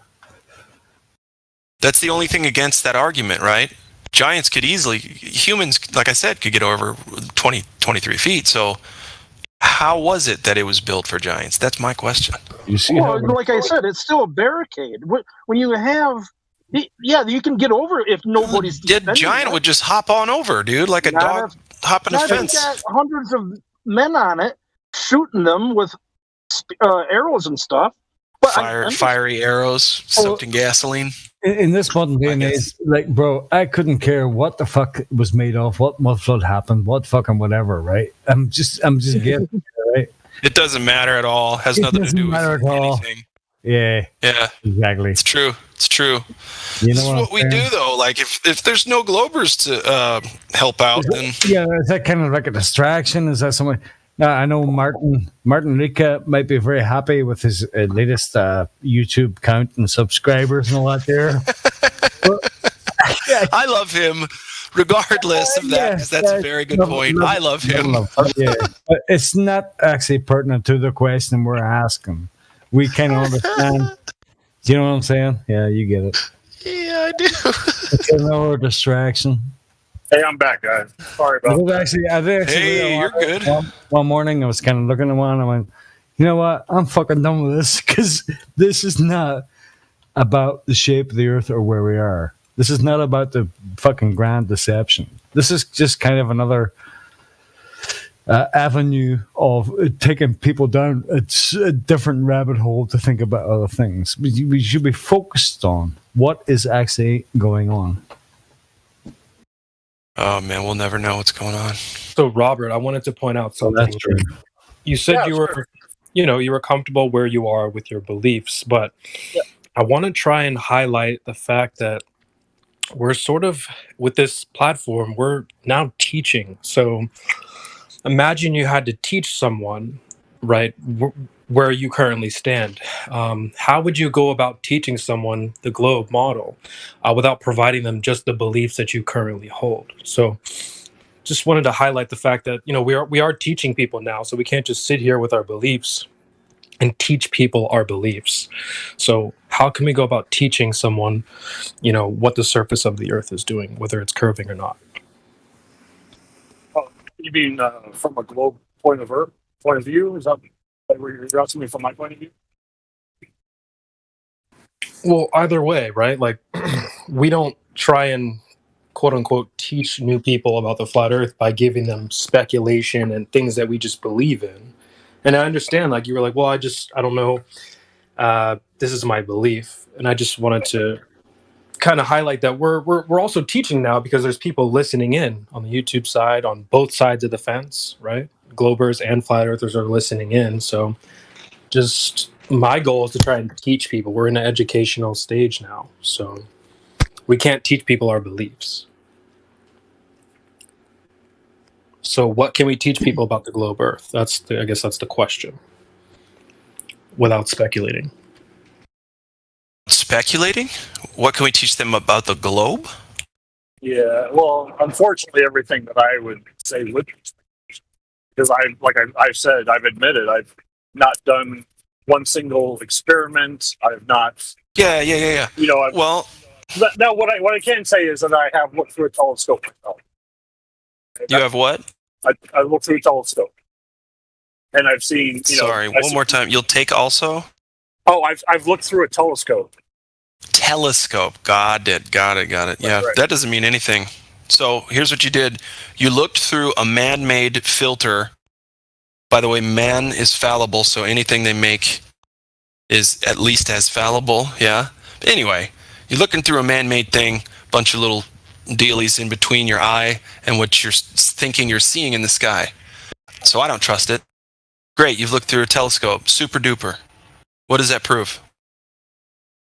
You wouldn't believe what you saw with your eyes through a telescope? Probably not, no. Oh, okay.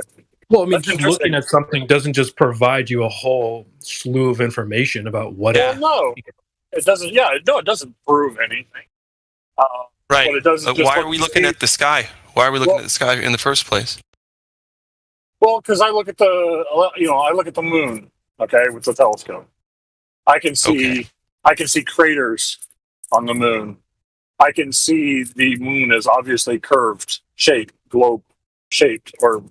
Sorry, can I stop you there? No, you don't see craters. You don't see craters. You see things on it that look like craters. You can't say that you see craters. Correct. Oh, okay. All right. That's a stretch. I mean, when you look at it, you could definitely see those are craters. It's what looks like craters. It presents itself as perhaps a crater. And look, also check the voice text. Your eyes can't tell what's a sphere and what's not. It cannot tell given illumination to it. Sure, okay. True. You can't tell what shape it is, dude. I'll grant you that. I can tell that it is round. Okay, because it's round. Look at all the different shadows on those red items. They're all different. Okay, and that I don't care if it's a direct light source or not. By the way, because it doesn't prove what it is, dude. Who cares what the moon is? Again, we're talking about the Earth. Now, if you're saying that those are not craters, and you would have to, I don't care what they are. Stop obfuscating. Let's focus on the Earth, please. Focus on the Earth. I'm trying to be hyper specific because if you keep taking us to Narnia, we're never gonna fucking talk about reality. Well, unfortunately, you can't really do anything here on Earth. Yes, you can. You can try to find curvature, and when you don't find it, what does that mean? It's flat. Yeah. Yes, that's what that means. But I want you to say it, Robert. If it doesn't curve anywhere, we haven't found any curvature, man. We've been looking all over. Can't find it. Where can we find evidence of this being rounded even? Okay? Like, come on. Your wording is not correct. Your question that you're asking is not correct. It's not correct. When you say my question is, hold on. Right. Let me rephrase. My question is, where can I see Earth curvature? Okay, there you go. That's a better question. And you can better question. Are you controlling this conversation? Yes. Just answer the question. Well, no, you're not. No, your first question was, why can't we find curvature? That's not true. You have to say you. You don't know what other people have done. Oh, okay. I trust when someone has shown me a lot of their personal evidence that they haven't found curvature either. Okay. I like that. I like those odds. Does that make sense to you? Sure. Okay. And I've also done my measurements and tests personally. Lots of them. Planes, mountains, laser tests, what have you. Okay. So I've personally for myself confirmed it. Sorry, what? You've done a laser test. Yes. Over a nearly 5-mile frozen lake in Minnesota. Okay. We rented some survey equipment and we did the damn thing. My stepbrother and I. Well, what does the laser test do? The laser would just curve. Gravity would make the laser curve around the Earth, anyways. Robert, do you believe that? Do you believe refraction makes it look flat everywhere? No. Come on, you're better than that, dude. Be honest. No, I know. I don't believe gravity affects laser. Awesome. That's 2 for 2 today, dude. By the way, I don't want to say welcome to yet, but my friend, you are well on your way to being fully intellectually honest. We're close. Yeah, it's a good start Go because a back lot to of builders Creation's Bear line of questioning real quick. Robert, you listen to me? Go ahead, Dave. Yes, sir. If imagine you're a second grade teacher and you have to teach some facts about the globe to your students, what would you say to them? You put me on the spot now. I'd have to come up with like. I can prove this, I'm not but good at that. So Well, you don't need math. if I was sitting down at a computer, then I'd be able to get more specific with your question. Unfortunately, I'm driving and I have to. Well, my friend, you might want to call back when you can do that because you're roboting quite a bit. And Before you go, before you go though, Robert, could I say something, guys? I like Go that ahead, no question. perspective. Please. Hey, I like that question they're getting at. Where if you were to teach something to a kid, how would you teach them that it's a globe? That's a good approach. A lot of times people come in here just to defend the globe, and you seem to be, at least I don't know, maybe you've been here before or you've acted differently with it. People seem to just defend the globe regardless of the logic that we present, right? So a lot of times for us, I think most of us have had one moment where we're like, okay, that's impossible. It's not a globe. And then it's over, right? So if you find something that's totally impossible, then you can no longer believe, right? Would that be possible for you, possibly? True. Okay. Exactly. And I told someone else in this group that, if I were to see one I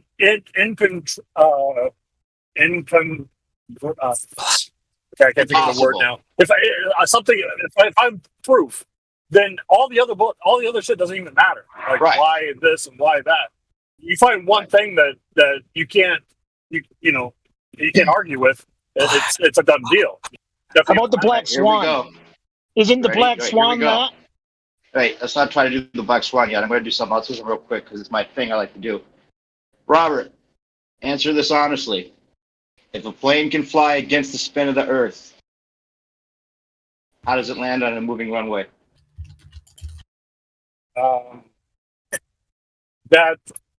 That's not really how it works. Explain how it works then. Well, because we're in a closed system. I mean, the atmosphere, everything, the birds, helicopters, everything is all spinning at the exact same speed as the Earth. We're all on the Earth. Wait, hold on. Let me finish with this. Hold on. The Earth is only rotating to an outside reference point. Anything on Earth, the Earth is not spinning. Okay, I understand that. I understand that theory, right? Now, if everything's moving with the Earth in sync, right, it can't move against the spin of the Earth then, right? Correct. But you can fly eastward when the globe is spinning east to west, right? Yes. So it has to fly against the spin of the Earth, right? Yes. Well, you just said it's in sync. How could it fly against the spin of the Earth? There is a slight slip the higher you go. Yes. The lower you are towards the Earth, the more in sync you are with it. But there's the variation, up correct? You go, there's correct. Right. So there's a difference between the plane flying eastward and the globe spinning the opposite direction, right? Yeah, the variant is very minimal though. But okay, even if it's minimal, which I don't think it would be. I'll give you that. Yes. Okay, you're cutting out, but I hope you can answer this because even if it's very minimal, there's a difference between the plane and the spinning Earth, right? Yes. So how does it land? Well, then the lower it gets to the ground, the more in sync it is with the Earth. It's still flying against the spin.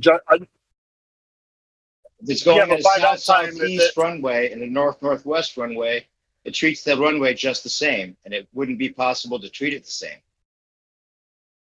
Yeah, because like I said, the variant, it's so minute, it's almost not even important. I mean, I'll grant you that there is a slight deviation, but not enough to make any difference. It's not like the ground spins up underneath it. Wait a minute. It doesn't. It doesn't. That's the thing. Okay, Everything is in motion. Okay, you have to get to your computer and actually do the math for that and work it out in your head, and then see if you could teach that to kids, because you're talking about even a slight variation would make a difference in the way it lands, right? Well, then I mean, by that logic, everybody who jumps off the ground is going to jump backwards, a half an inch, or jump forward a half an inch. It doesn't happen. Do you know? Wait. Do you know how many? Do you know how many feet per second that the Earth is supposedly moving at the equator at 1,000 miles per hour? 1,000 miles per hour, yeah, something like that. But from the how many outside, feet per second is that? Quite a bit. From an outside point of view, from outside reference. Right, but we're talking about a plane flying against that.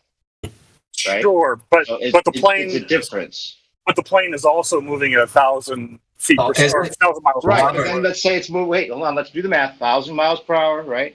Now it's moving backwards at 1,000 miles per hour from a third party. But you don't include the Earth's spin in your calculations for landing and taking off in an airplane. Because it's stationary. Wait a minute. Yes, it is stationary. Yes.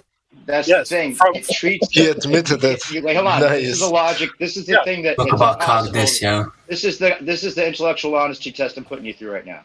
Sure. Right? Because you're either just going to be defending the globe, or you're going to realize that it's impossible. Because if you're moving at 1,000 miles per hour automatically backwards, if you're going east to west, you have to overtake that to go anywhere. No. Right? No. Right. So if you're overtaking that, you're flying against the spin of the Earth. You can't say that the plane would treat the Earth as if it's stationary and it's moving at the same time. It's a total contradiction and an impossibility. Now, when the plane is on the ground, the plane is moving 1,000 miles per hour. Okay, I'll give you that. Whatever the Earth is spinning. Right. The plane is moving. Okay, the plane is moving at that speed too. So when it takes off, it's only have the 1,000 miles per hour in that equation. Just eliminate the 1,000 miles per hour. You just eliminate it because it does not matter. Right. Because the plane and the Earth. Right.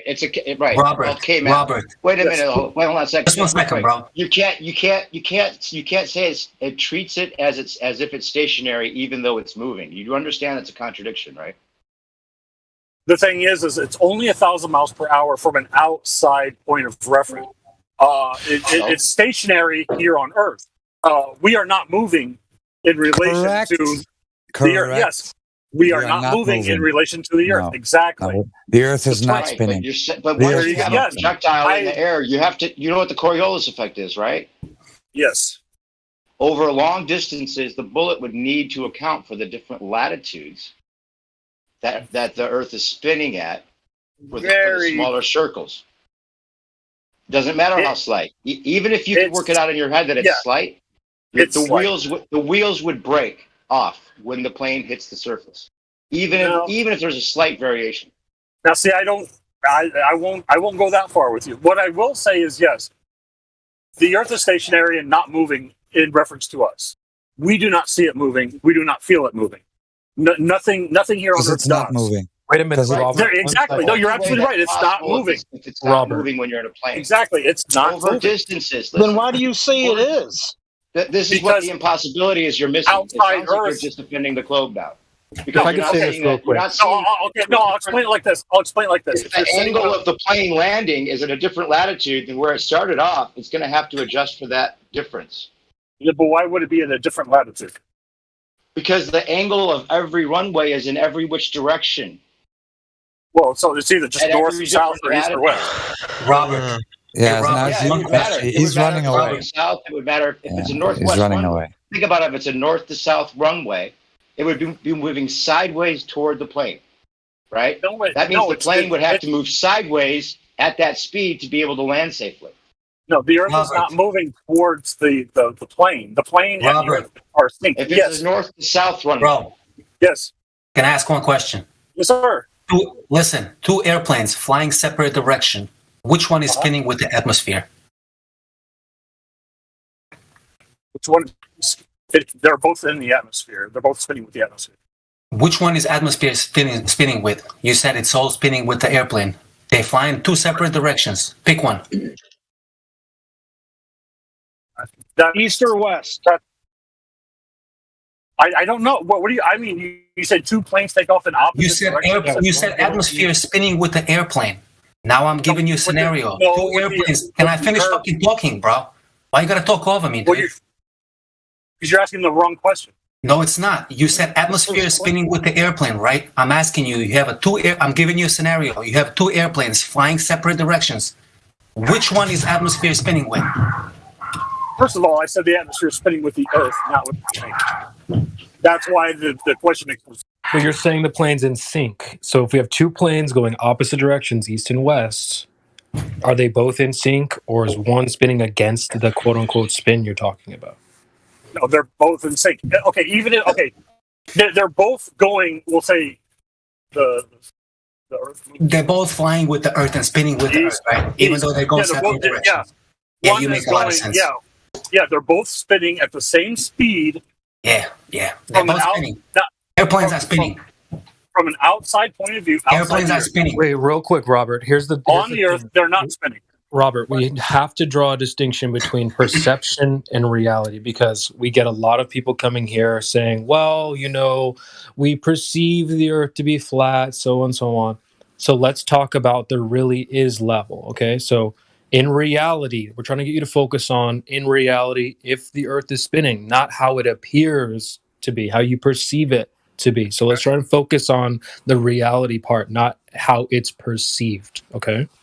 And even so, if you're talking about conservation of momentum, Robert, do you think that lasts forever? Conservation of momentum lasts forever is no. Like the plane that say a plane were able to travel with tons of gas and go all around the world, the opposite direction of the spin. Do you think that conservation of momentum that it took off with, that 1,000 miles per hour, is still going to be moving in sync with the Earth minus the opposite direction? Do you think that just lasts forever, like a magnet somehow? And if it was a magnet somehow, how does it fly against the spin of the Earth? Well, unfortunately, why would it last forever? It doesn't last forever. If you have conservation of momentum, and if you think the Coriolis effect is real, then you're done, dude. This is where we would teach the kids that it can't be a ball. This is how we would factually demonstrate to a kid that it's impossible for it to be a spinning ball. And they would understand because they would see the logic of it. Are you able to? The thing is not, but you're not quite. You're saying the Earth is not spinning only from our point of view here on Earth. But remember, it's not. Yeah, but when you get in a perceive plane, it it changes all of that. When you get in a plane and you fly against the spin of the Earth, it changes all of those things that you think are true. No, we're not only saying that it's not spinning in our point of view. We're saying it's not moving in any point of view. Right. Well, not spinning in our point of view, Robert. How can we prove it is spinning? I'd like to point out the fact that, hold on for a second. I'd like to point out the fact that in your scenario, any plane that's flying west is technically flying backwards in reality. And that's just only from a point of view of outside the Earth. No, we're not talking about point of Let view. me ask you this. Hold on. When have you been outside the Earth to prove that the Earth is spinning? Oh my. Well, let's not go there real quick. No, because he's saying. Jesus, come on. Oh, you already covered that? We're trying to get him to picture himself in the plane, and it's going 800. Let's say we're at a latitude of 800 miles per hour, and it's automatically going backwards at 600 miles per hour because it's going 200 miles per hour forward. Let's give you that, okay? Right? So now it's going 200 miles per hour forward against the spin. But then from a third-party perspective, we'll even give you that somehow conservation of momentum lasts forever. And from a third party's perspective, that plane would appear to look like it's moving 600 miles per hour backwards. But still, it's moving against the spin of the Earth, correct? If you were out, come on, guys. Go ahead, Robert. I'm arguing with like 5 different people here. What's wants to ask your question after that? Go ahead. Yeah, hang on 1 second. If you were outside of, if for somehow some way you were magical and you were able to stand outside the Earth, looking at two planes flying in opposite directions on the Earth, yes, one would look like it was going, if they were both going, say, 200 miles an hour or whatever, one would look like it was going 1,200 miles an hour one way. The other one would look like it was only going 600 or 800 miles, whatever. Anyway, from the outside the Earth looking at it, yes, one plane would look like it's flying backwards. Okay, right. But we don't look at it that way. We look at it from the Earth, and that's what we see. I understand that, but I'm saying that if there's a difference between the way that the one plane going one way looks, even though it's moving 600 miles per hour backwards, and the other one's moving 1,200 miles forward, there's a difference between the spin of the Earth and the plane. So therefore, when it lands, it would have to account for that spin difference. It's not hard to work out. And that variable that is so negligible, you don't even really have to account for it. Okay, wait. Even if it was negligible, you'd have to actually, show us how it would be so negligible. But even if it was just a little bit, the wheels would. Yeah, the thing is, pilots do it all the time when they come in for a landing. They adjust their speed, they adjust their attitude, they adjust their pitch and their yaw. You mean they adjust it for the spin of the Earth? Well, then they would have to if it was spinning. Is the point? They don't adjust for the Earth. They just see where the there you go. The landing gear, the landing pad is, and they land. They aim at the runway that's miles ahead. They aim straight forward, and they keep going forward, and they see it, and they land safely every single time as if it were stationary. And if it's flying against the spin of the Earth, the only way that would be possible is if the Earth were actually not spinning. You are still not. You are still factoring in this 1,000 miles an hour that does not need to be factored in. There is no 1,000 miles an hour. No, you can't just in the equation. You can't just cross off 1,000. Yes, you can. You really can. No, yes, you can't. Because you're flying against it. You're just defending the globe now. You're not being honest. All right. Okay. If you're on a merry-go-round and someone has spun you on the miller very slowly, I'm not talking like so fast that there's any kind of gravity affecting you, but just give it a little push around, and you're throwing a ball up and down. You don't have to adjust where your hand catches the ball. It's going to go up and straight down again with you because you don't have to account for it. You're trying to. You're not even acknowledging the contradiction, which makes me think that you're not. There is no contradiction, and you're making up a contradiction. Honest, because I just pointed out. I'm being very honest. No, you're not. Because here's the issue, guys. Here's the issue. He can fly against the spin, but not have to account for it. You don't have to account for it. He has to keep saying if. That's the only problem. He has to keep saying if. See, this is the one where they can't even say if. You guys are going to like. He is sitting here acknowledging that he can't prove the Earth is spinning. We can't test it. We can't verify it. We have to get outside the Earth. We have to blind believe it. What you're doing now is going in circles about him hypothetically explaining why it is that we don't have to account for it if he tries to explain theoretically how the Earth could be spinning if we just blindly believe it is. That's all he's doing. Okay, so it's stupid. Robert, can I ask you a question though, man? Yes, sir. If the Earth's not a ball, it can't be spinning. Okay, so let's figure that out. If I shoot, here's a hypothetical for you, right? Sure. If I have a tripod and it's 5 feet and I put a laser on it, if I shoot the laser and it hits a target and it's seen 31 miles away, right? Can that happen on a ball? I have seen this test done by Mark Sargent. Did that on the frozen lake. What was it, 20 something miles away? And remember, he had the panels with the holes through them, and they were shining a laser through it. And he said, if the Earth was flat, we should be able to see that laser. And when they said go, he couldn't see the laser, and he said, hold. I was just at Flatlanders Premiere. Okay, they have a test. They shot a laser 31 miles, and they could see the laser.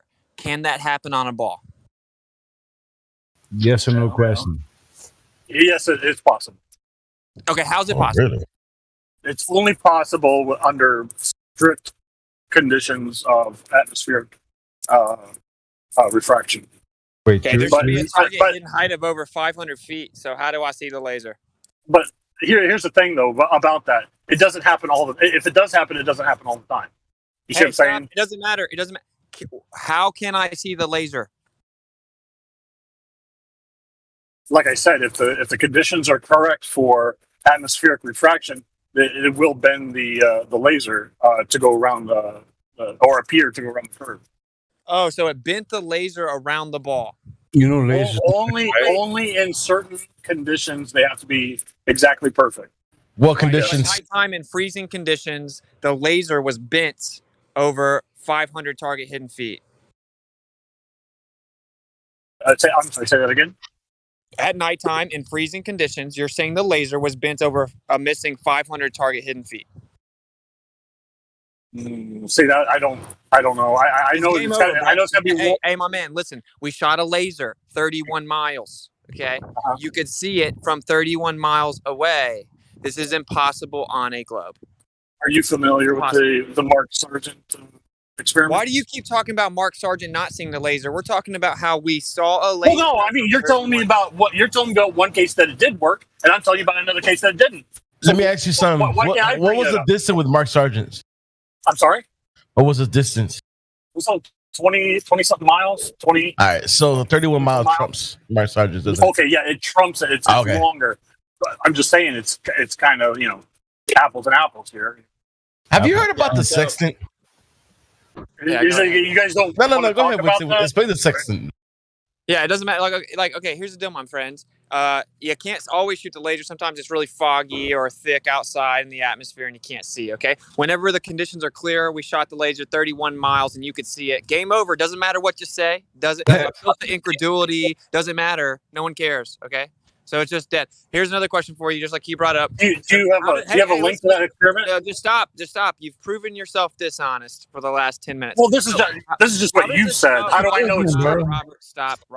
How does a sextant work on a globe if it requires a horizontal and then a 9-degree zenith angle from a star so you can get your GOP, your LOP, your line of positioning? If it requires a horizontal and it works for thousands of miles, how can you use a sextant on a globe? Well, because the ocean is pretty horizontal for a good distance.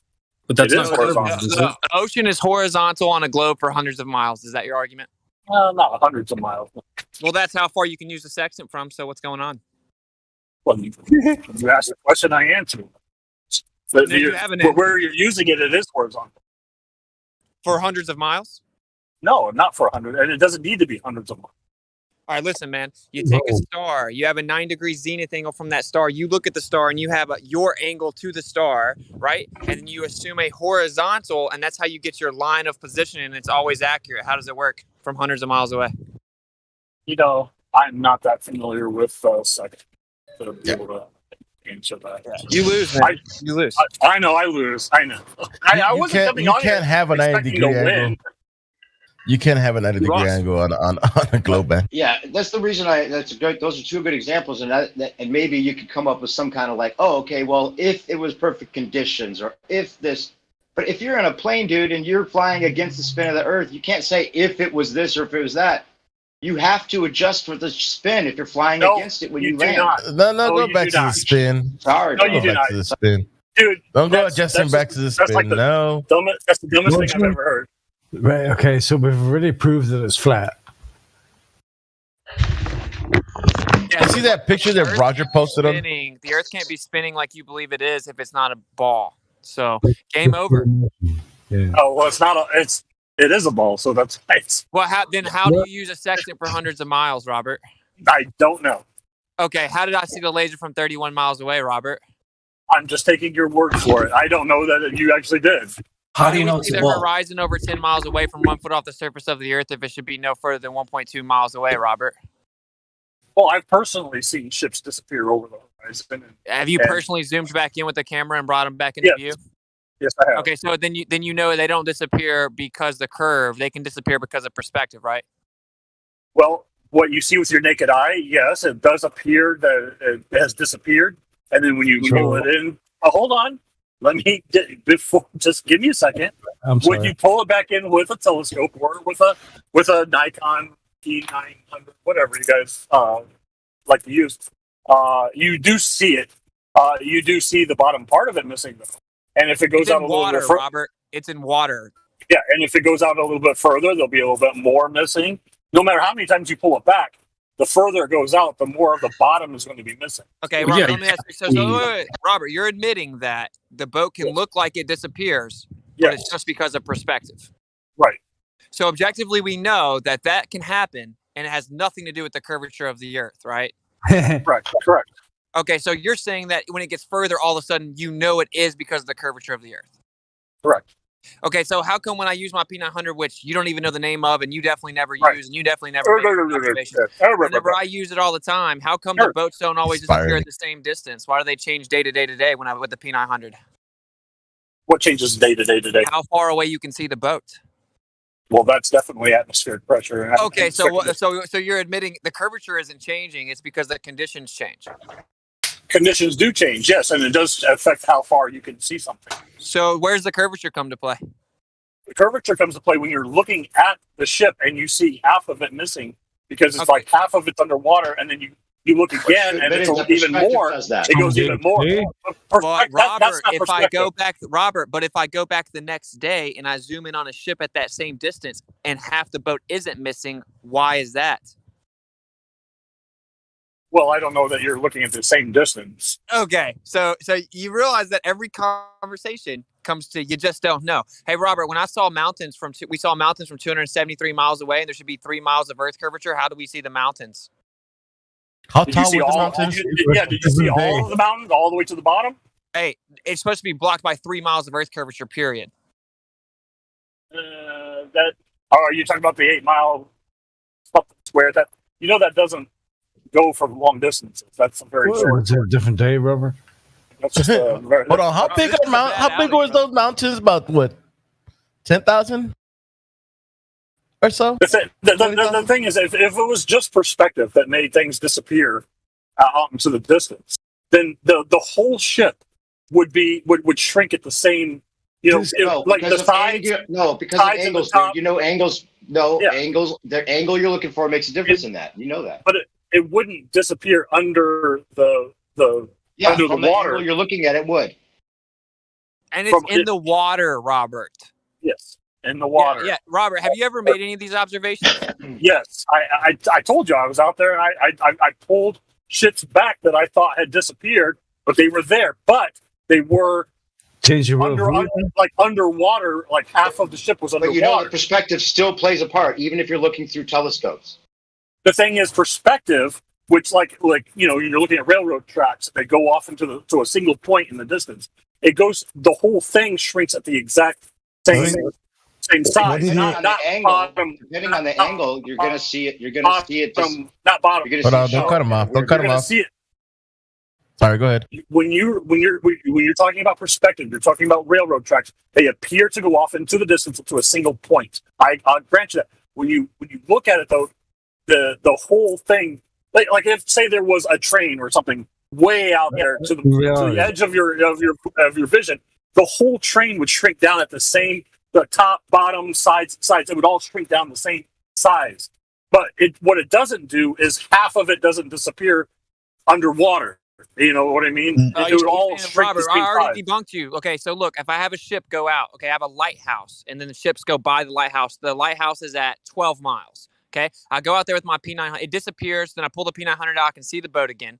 And then it looks like part of it is being obstructed by the lighthouse at 12 miles. If I go back the next day and it's clearer and I zoom in and I see a ship going by that same lighthouse at that same distance of 12 miles, but I can see the entire ship, how does that work? Well, now, if that's exactly what was shown, I would have to say that would be, some kind of atmospheric, refraction. Something or other. Something of what? Because light refraction. Because light does bend. Light. Hey, when you're done roboting, check the voice text. So what you're saying is that he's roboting. Yeah, you're roboting, bud. Could you leave and come back? On specific. You're roboting. Specifically yes, saying. You can't make a point if you're roboting. So, yep, there we go. Man, So he did those observations. So it's funny. Like, he says, it disappears, Roger. He was telling me he didn't know what to say until I posted the atmospheric refraction gif in the fucking voice text, and then he said the words, "It's got to be some kind of atmospheric refraction." But he contradicts himself when he's saying is that it disappears, but then when he zooms in, he brings it back. He's constantly Welcome to Flat Earth. With what? But then it goes too far. You can't bring it back. Yeah, because you need a bigger telescope. But that's what's funny when you talk to these guys and they say that, well, when it gets too far, it's starting to disappear over the curve. And then you say, okay, so if I zoom in the next day and I can see it again at that same distance, then you admit it's not because of the curve. And then they'll just immediately contradict themselves and say, yeah, it's because of the atmosphere. So it's like, oh, so it wasn't because of the curve. So thanks for playing. Hey, I'm back. I'm back if you keep talking about me. Yeah, that's crazy. We're just talking about like globe zealots in general and how dumb their arguments are, and it requires them to do mental gymnastics and contradict themselves. No. Here, I have another example. If we were all to go out to like the salt flats, they're pretty flat, okay, for really long distances, and we were to say, sit down on the ground and watch a car drive away from us, okay, we're gonna see that car drive and get smaller and smaller into the distance. But what we're not going to see, and we'll be able to, take a look at, through a telescope or whatever, what we're not going to see is that car sink into the ground. Is that right? Okay. Did you just set that whole thing up for us? So we don't need to talk about it because it's just a fucking hypothetical. Why did you do that? Let's talk about evidence. Well, it's common sense. Good point, bro. That's so weird. Common sense. Well, are you disagreeing with? Are you disagreeing? Wait. Dude, I can barely follow it. It doesn't matter. You think the car is gonna sink into the sand? Honestly, my friend, I wasn't listening because it has nothing to do with empirical evidence, observable, repeatable shit. Come on, let's get some gravy. Just on the surface, that what you're saying is it looks flat for hundreds and hundreds of miles, and at the same time, somehow the curvature is blocking a boat. Like if you're looking at a 25-mile straight line of horizon, you're saying that somehow 4 miles out in front of you, there's enough curvature to hide the boat. How can you say that straight line doesn't have any curvature, but there's enough 4 miles out in front of you to hide a boat? I'm not saying hundreds of miles here. I'm just saying. Well, let's just say 25 miles of a straight line of straight line of a horizon, right? You think you're seeing 25 miles? Fucking La La Land, dude. La La Land. How about we just talk about 3 miles? Okay, 3 miles. Oh, so there's enough curvature in 3 miles to hide a boat. No, I'm saying on the salt flats. Like if we went to the salt flats and we observed a car driving away from us. It's like 43 square miles of flat, dude. Yeah. If we did that. I'm just talking about 3 miles here. I'm just but great. How many flat surfaces are on here? Jesus, God, I'm just trying.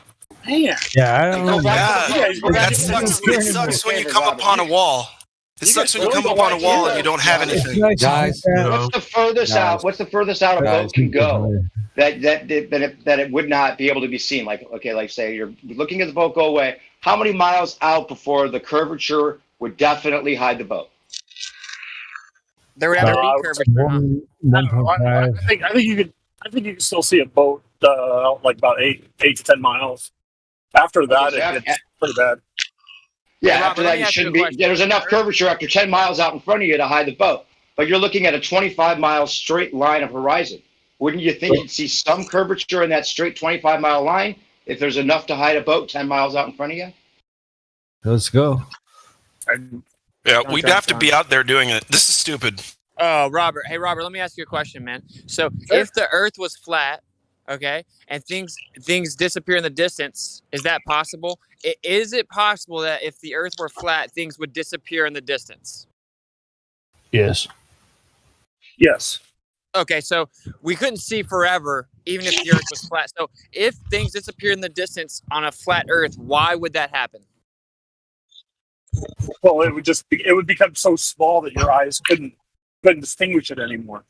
But with a telescope, with a telescope, you'd be able to see it. So we'd be able to see with the telescope through miles and miles of different density layers in the air. No. Yeah, probably not. Not very well. Okay, look at you have it. It's like I mean, if it was like a big mountain or something, you could probably still see it. Yes. Why can't I see the Hollywood sign on one day from like just a mile away? Are you looking? You can't see the Hollywood sign from a mile away. Yeah, some days you can't see it. What's up with that? Well, because of fog. So sometimes there's stuff in the air that blocks your view. Sometimes, yes, and I've already granted that as long as conditions are right, yeah, things change. Okay, so it's that Goldilocks zone, bro. Here's the follow-up. Thank you for playing. When it's clear outside, can we see further? Yes. So when it's not as clear, we can't see as far. It also depends on the heat and the density of the air, but yeah. Okay, so whenever it's clear outside and we see further and we see much further than we should be able to see on a globe, you then say that on that clearer day, that's when we have the most refraction? It's just not being about a clear day. There's other factors that change. So yes, what I'm saying is, look, if one day you can see, 15 miles, and the next day you can only see 10, just because conditions have changed. That's just the way it works. Let's just take so where does Earth curvature come in? This is a good scenario. That's the thing, man. That's what we're saying. The horizon isn't physical; it's just something apparent. True. Yes, exactly. You're absolutely right. Right. So you never where you can see is apparent. Yes. Right. So you never ever see the physical horizon then. No. Right. You could wait. Flat Earth. Wait. You could be, but you wouldn't know that you were looking at. You see what I'm saying? It's like, I don't know. So how do you know you ever looked at it? Well, I'm not saying that I've looked at the horizon. I'm not making that claim. You're saying you could, but you never know you actually seen it. So then, how do you know it's a real horizon? I mean, no. What I is never the said horizon? that it was. As far as your eye can see, the edge, whatever. You look out. Yeah. Well, as far as you can see ground or water. The furthest that you can see before it becomes sky. Yeah, you're struggling. Bro. No. Wait, hold on. Let me give you the scenario real quick. Okay, so let's say it's a perfectly flat Earth and it's perfect conditions, right? And you have a one-story building, right? Take a one-story building, right? Now that moves away from you far enough that you can't see it any longer. Let's say you take that 10 miles. Let's say it's 15 miles. You cannot see that one-story building any longer, right? At 15 miles, right? Now, you stack 10 more stories on top of that building. And then can you see that? Well, yeah. I mean, if the Earth is flat, then yes. Yeah, so if the Earth is flat, it hides things from the bottom up because you can't see that one-story building, but next to it, there's a 10-story building you can see. Yes, but if the Earth was flat and you had a telescope, you would be able to see the bottom part of that building. I'm talking about with your naked eye, it hides things from the bottom up. That's the point. What do you mean if? Yeah, not from the bottom up. No, the whole building would disappear at the same. The top, bottom. You're saying the one-story buildings disappeared, and then you put 10 stories on top of it. You can see it again. Well, only because you see more of it sticking up. But that one building that we're talking about shrinks at the exact same size. No, I'm saying you said that the one-story building would go far enough away that you cannot see the one-story building at all anymore. Right. Now put a 10-story building right next to it at the same distance. Okay, sure, but just looking at through a telescope, you'd be able to see that bottom part. I'm talking about with your naked eye, it hides things from the bottom up, proven from what you just said. No, but the ground is not hiding it. It's not sunk into the ground. It's just you're not seeing. Is hiding it. No, that's not. Yes. Nothing is hiding it. It's too far away to see with the naked eye. Okay, so then you put 10 stories on top of that one-story building, and all of a sudden you can see a building. Yes, because you've made it bigger. Far away. Right, but you're still not seeing the bottom. You're still not seeing the one-story building. But it's not the 10-story building. But it's not being hidden by the ground. No, it's not. On a flat Earth, it wouldn't be. It'd be perspective, just like everything. Right. You keep saying that it would all disappear at once. Perspective hides things from the bottom up, proven. What you just no, it does not. No, it does not. I did not. Because a one-story building goes far enough away for you not to see it at all with your naked eye, regardless of a telescope. Perspective doesn't hide anything. Perspective is how you see things. It doesn't hide anything. I'm not saying you're hiding it literally. I'm saying you can't see it anymore because of your perspective. Sure. Do you think in reality there's a physical ball with tons of water upon it? Before we go off of that, you understand what I'm saying there, right? The one-story building goes far enough away that you cannot see it at all anymore. Yes, but nothing. Then you put another building right next to it at the same distance, and it's 10 stories, and you can see it. Correct, because it's bigger. Right? Not that anything's being hidden. That nothing is being hidden. No, I'm not saying anything's being hidden. I'm saying you cannot see it because it goes too far away. Yes. Yes. The one-story building you can't see any longer, but then you put 10 stories on top of it, and you can see it. Therefore, the bottom of that building also would be hidden by perspective. It's not hidden by perspective. Perspective doesn't hide things.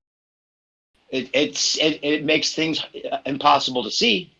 Well, this is just that are small and that's possible to see that are large. Dude, that's not a very good. That's not a very good example. Because you're saying the one-story building right next to it, you can't see it all. Right, because it's too small to see. But you had a bigger building and you're going to be able to see that, but nothing is being hidden.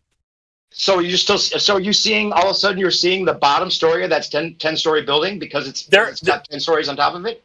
There's a difference. The bottom. You can still not see the bottom of that building. Yeah, because right next to it is the same exact building, but you can't see it at all. Yeah, but there's a difference between not being able to see it because it's too far away or because of atmospheric conditions or like fog or clouds or whatever.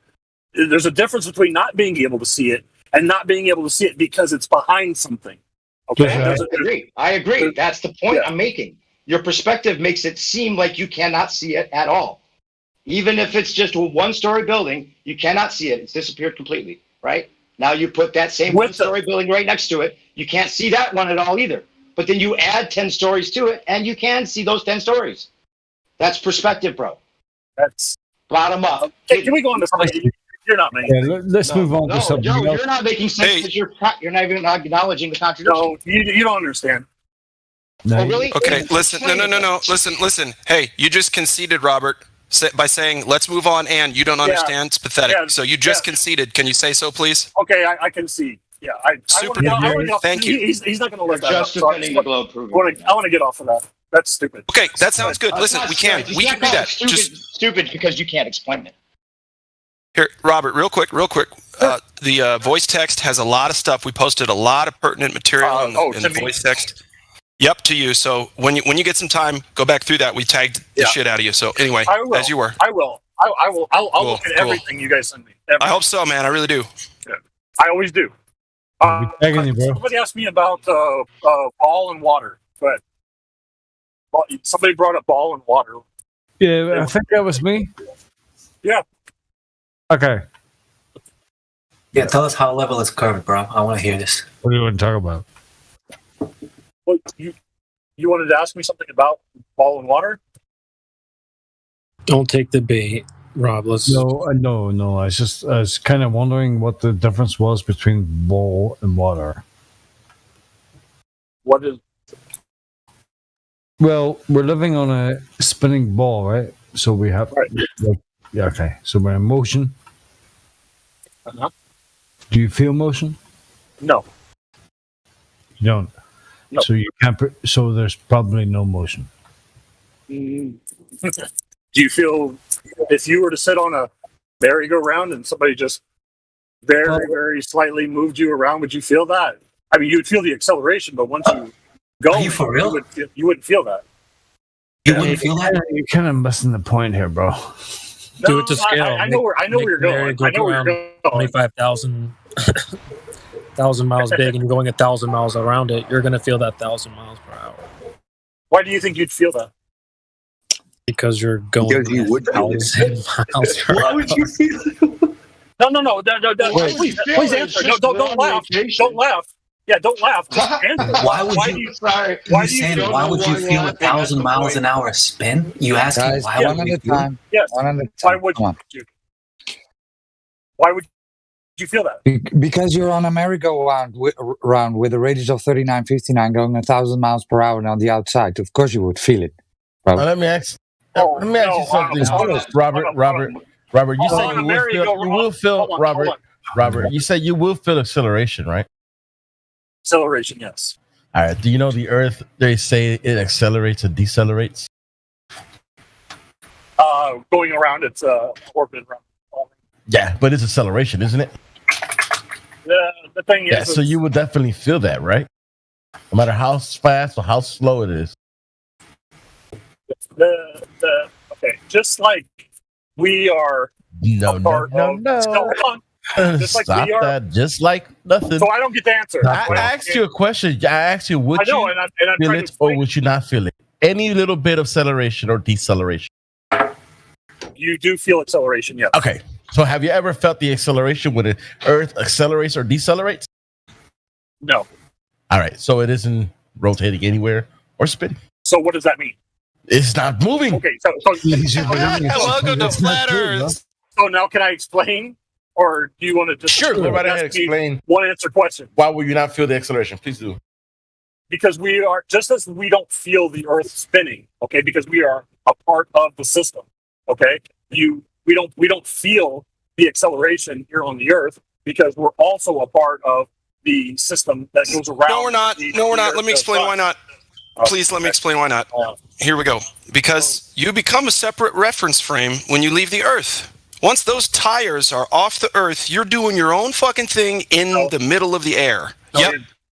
Yes, you are. You absolutely are. Absolutely. Bro. So hold on. So you're going to contradict yourself, saying that you're not going to feel acceleration because you're part of the system. Right. But you're telling me you will feel any little bit of acceleration, no matter how fast and how slow. Okay, if you're isn't that a contradiction? Can I? Yes. Let me go. I've been on a shitload of flights. Jesus Christ, guys! Yes, you can feel acceleration and deceleration. Yes, I'm talking about that. Think about this: you're sitting on a merry-go-round. It's already moving. Okay, it started moving a long time ago. No, we're not thinking. That We're not acceleration. thinking. Hold on, Joe. Sure. That acceleration is already done. Okay, you're on the merry-go-round and it's spinning. Now you're tossing a ball up and down. Are you telling me that every time that ball leaves your hand, it's on its own little trajectory? It's on, it's eventually, yes. Eventually, yes. Hold on, wait, give me a second. That's not sequitur. That has nothing to do with acceleration or deceleration.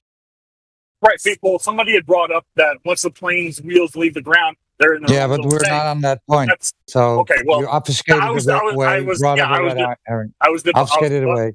Well, I was debunking that part. Okay. No, you're not debunking anything. You're No, you did not. The ball had an engine to fly against the spin of the merry-go-round. It would be in its own reference frame and it would not be able to land on the merry-go-round. So let's go back to the beginning. What are we on? Anyway. What are we on? He's debunking. He's trying to wither away from the feeling and not feeling acceleration. Yeah. Okay. The thing is, if you're on the merry-go-round and you're spinning around, okay, you're not feeling any. There's no acceleration. Now, if that merry-go-round was spinning around something else, you're not going to feel any acceleration, deceleration. Of course. That slight have you said in a teacup? I was going to say a question about the teacup. Have you ever said in the teacup? You did. You contradicted yourself, Robert. What are you doing right now? I have a question. I have a question for these guys. And if the merry-go-round's just like shoots up in the air and it goes in completely opposite direction of that turn, why would you not feel that? And then it goes in another vector. Yeah, you know, you got three different vectors, and you can't just like mathematically like factor down these vectors into one smooth vector and say there's no acceleration when there's even just with the first vector there's acceleration you're denying. And then you're talking about several different directions at millions of miles per hour. You can't just whittle it down mathematically to be one smooth vector. What I'm talking about is the acceleration or deceleration that we experience when the Earth goes around the sun is negligible. We don't notice it. It's not that much. And so wait. You already said you would feel acceleration. You do feel acceleration, but you don't always feel every bit of acceleration. If it's so slightly, that's crazy. What you're saying in the same sentence, you do feel acceleration, but you don't always feel acceleration. Okay. I'm sorry you don't understand it. No, you can't put it as we don't understand. You're contradicting yourself in one sentence, dude. You did. Yeah, guys, I want to ask this guy a question. Can I, please? Okay, you guys have to admit I am at least being a good sport. What's your name, Robert? I'm not having to fight like 6 different people here. All right. Yes, you're doing fine. Sure. Get, please. Yeah, we need to do it one at a time. So Get Biget has something to ask him, and then just let him respond to Get Biget before other people jump in. Thank you, Mary Mom. You're welcome. Is there? Can you accelerate without feeling it? No. No. You will feel acceleration. Welcome to Flat Earth. Let me tell you. Welcome to Flat Earth. Yeah. I want to tell you something. Everything that is spinning or rotating around an axis, it has a radius, Yes. It is actually constantly accelerating. Sure. Yeah. So, you say the Earth is spinning. So we are constantly accelerating. No. And you were supposed to be able to detect that. How are we accelerating? You just said because it. it's spinning. When you are spinning, you are constantly changing your direction of movement. No, you're not. He clearly doesn't understand the definition of acceleration. When something is spinning, it is not. It can spin in one spot. It doesn't mean the Earth is not changing speed. The Earth has a radius. Yes. And because it's a ball, as you say, as you believe, I'm explaining your model.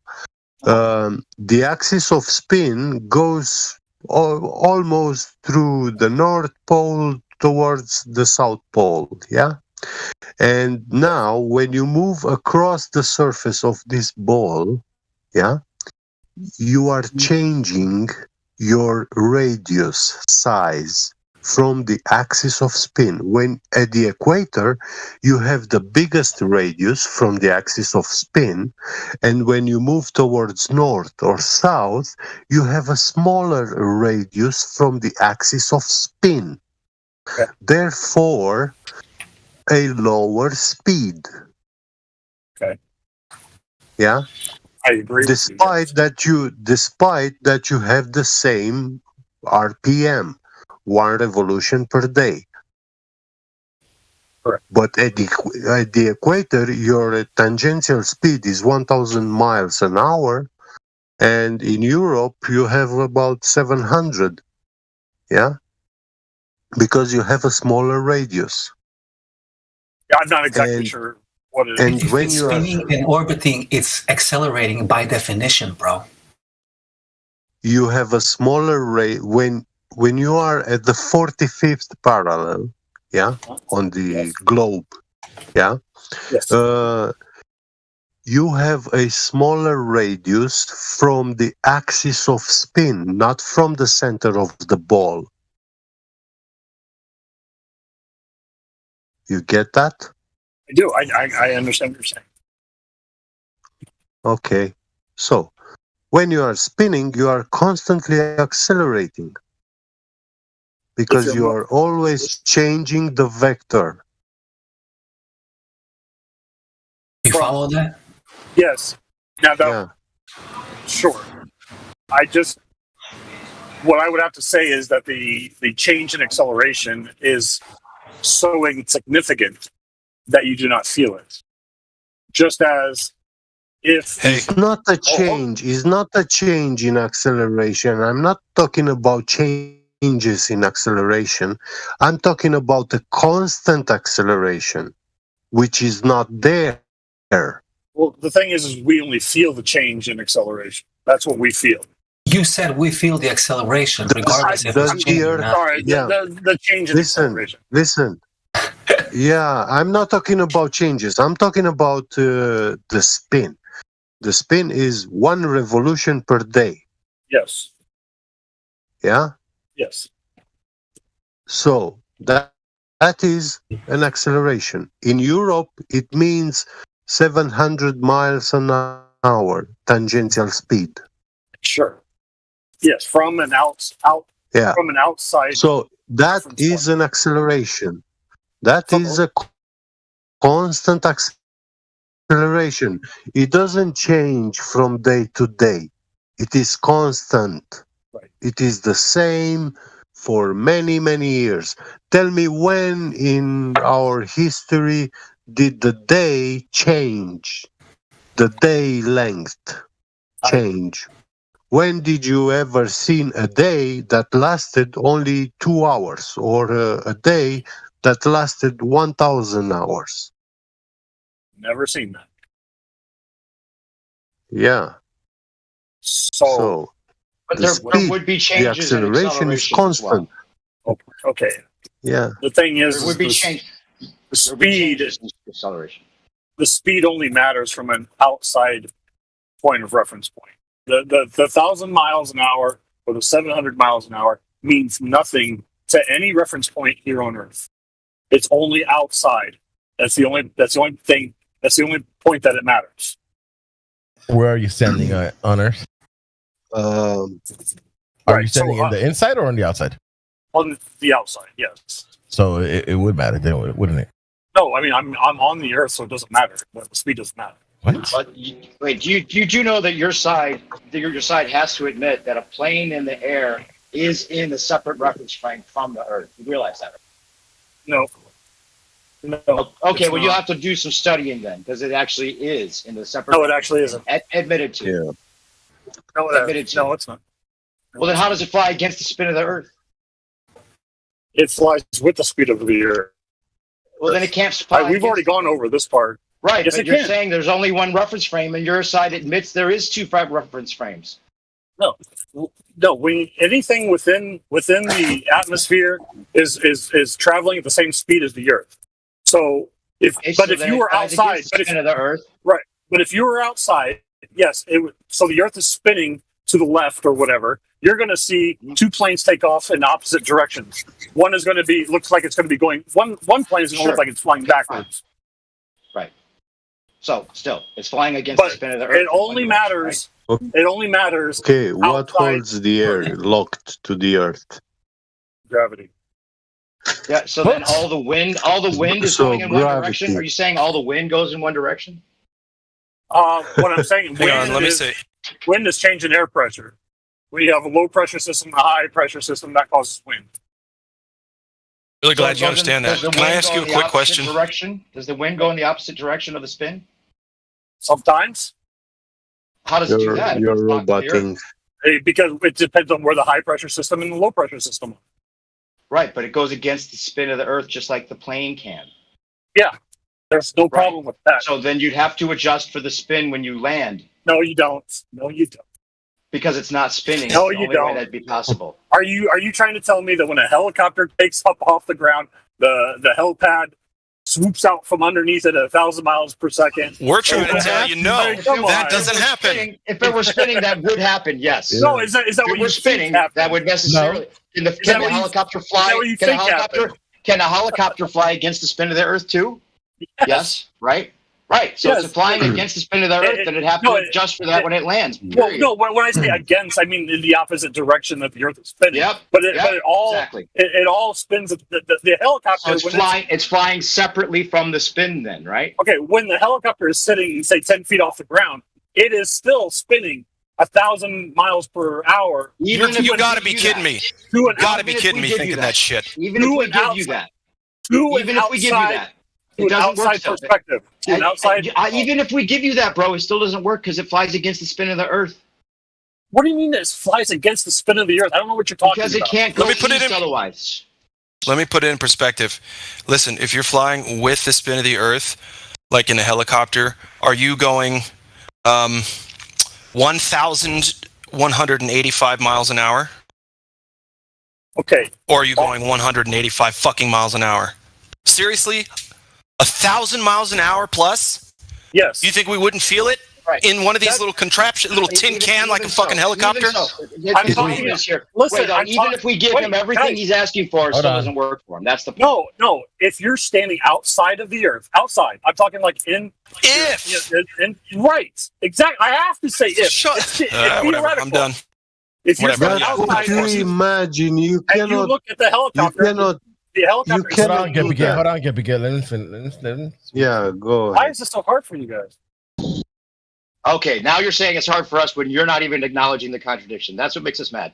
You It's not a are saying contradiction. that Yes, it is, because you're saying that We don't need to you're moving- imagine if you're something, if you're automatically moving at 1,000 miles per hour locked with the Earth, right? Well, even Right. if we give you that and it flies against the spin of the Earth, it would treat one runway that's flying that's at an angle of south-southeast different than it would north-northwest, because it's either landing with the spin or against the spin. You understand that? It would have to either You're talking slam about on its Coriolis. brakes. Yeah, the Coriolis. Yeah, Yeah, you're because talking- a plane is just like a bullet, like a big bullet flying at different latitudes, landing at different latitudes, at different angles, with or against the spin. It would make a difference if it's landing with or against the spin. Just like there's a difference in the way you see the planes going one direction or another from the outside point of view. There's a difference in the way the plane is in relation to the surface of the Earth. You're too. You guys are too focused on the 1,000 miles. No, you're not 1,000 miles focused an enough hour. is the problem. The You're thing not is, the focused 1,000 enough. miles an hour doesn't matter. It does not matter. It does. It does. No. If it's spinning, if the Earth is spinning, you can't say the Earth's spinning is just like it being stationary. You can't say that.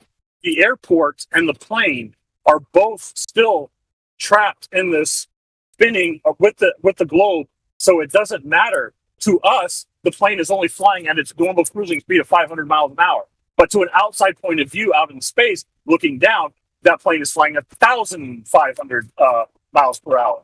But it doesn't matter because but you're saying one of them's flying with the spin of the Earth and it's overtaking it by 125 miles per hour, and the other one's flying against the spin of the Earth and it's overtaking it by 125 miles per hour. But you're saying that when they land, it treats it the same. But there's a difference in the relationship between each plane and the spin of the Earth. Okay, imagine the Earth is not spinning for a second, but imagine it's a globe. But I don't have to it's imagine not, it. That's what it is. Okay, just it's not spinning. Two planes are flying around. Okay, now, and they take off, they land, whatever. You're watching it from an outside point of view. Okay, now you spin it. Those planes spin with the Earth. They don't move just because you spun the Earth. They're still a part of the Earth. They're part of the whole system. Okay, so the planes are moving in perfect sync with the Earth because that we all do in the atmosphere. Everything all moves at the same speed. I understand that theory. So I understand. Hello. Even if that theory is true, though, it doesn't work for you to treat the runways the same. I don't see how it doesn't. I mean, well, are you trying? Are you trying to? Or yeah, I'm trying to. The globe? Because the only way that would work is if the plane took off and the Earth spun out from underneath it. It doesn't work that way. It doesn't matter, dude. Even if we give you all of your magic of it being in sync with the Earth, if it's flying against the spin of the Earth, it would have to treat the runway differently than when it's flying with the spin of the Earth. Because as soon as it goes against the spin of the Earth, that conservation of momentum is no longer a factor to begin with. And if it's having to land with the spin, it would treat it different than it would if it lands against the spin. You can't say that. It's just the same as it being stationary. Because that's how you magically somehow think of it in your brain, but it doesn't work, bro. You have to work through the logic of it. Look it up on Google. Google it. Yeah, you're still looking at it as look up non-inertial reference frames compared to inertial reference frames. You're still looking at it as if when the plane leaves the ground, it becomes separate from the ground, and it's not. It's its own little system. Yes. But okay, so it can't fly against the spin then. It is flying with the spin of the Earth. But yeah, if a plane flew the opposite direction, it's still flying with the spin, just against it. So you're saying it's flying forward? So you're saying but against. Okay. So you're saying it's flying forwards and backwards at the same time? Exactly. Right. And even if we give that to you, oh my God, it's 800 miles per hour, right, in one direction. Yes. It goes 200. It overtakes it by 200 miles per hour, right? Right. So now it looks like it's flying 600 miles per hour backwards, right? Right. We'll give that to you, but still, it's flying 200 miles per hour against the spin. When it lands, it's going to have to account for the spin when it lands. But all you have to do is just subtract 1,000 miles. No, you're saying there's this K math that you're talking about, where you can just use the equation and say, okay, 1,000 miles per hour is automatically in sync, so we can cross off the 1,000 miles per hour, and it doesn't matter. It's just like it's stationary. No, pilots would crash, dude. They're training pilots with a stationary Earth and then putting them against the spinning Earth. And if you think it's just the same, then I'm done talking to you. Yeah, you can train a pilot for a stationary Earth. It does not matter because according to a plane, the Earth is stationary. So let me ask you this. According to a plane and a pilot, it is stationary. So there isn't any Coriolis effect in a plane? There is. It's just not enough that they need to compensate for it very much. Okay, there's a slight. Now you're saying they do compensate. A little bit, just not what you said. They treat it just as if it's stationary. Yeah, but not as much as you think that it is. Okay, so there is a difference they would have to account for. What I'm saying is, when they come into land, they're not always lined up perfectly with the ground. They've got to adjust a little bit. No. They got to go over a little bit. They do have to adjust. Okay, perfectly. Well, then why wouldn't they train a pilot how to adjust for it? They do. Oh, really? They train pilots how to adjust for Coriolis effect. What they train them for is when they line up with the runway, you make adjustments. Okay. Hold on, y'all. Hold on. They make adjustments for the Coriolis. Can I please calm down? Coriolis effect. Calm down. Hey, welcome to Flat Earth, dude. Or just why would you lie? I'm not lying. You're making shit up your ass, man. I'm not making shit up. So you're saying that, guys? Yeah, yes, you are, because you're saying they train for Coriolis effect. I didn't say that. You just said they adjust. They adjust slightly. They adjust slightly when they come in for a landing. For a Coriolis effect. I've flown small Cessna airplanes, and I have to adjust my landing all the time. Okay, for the Coriolis effect. It's just small little.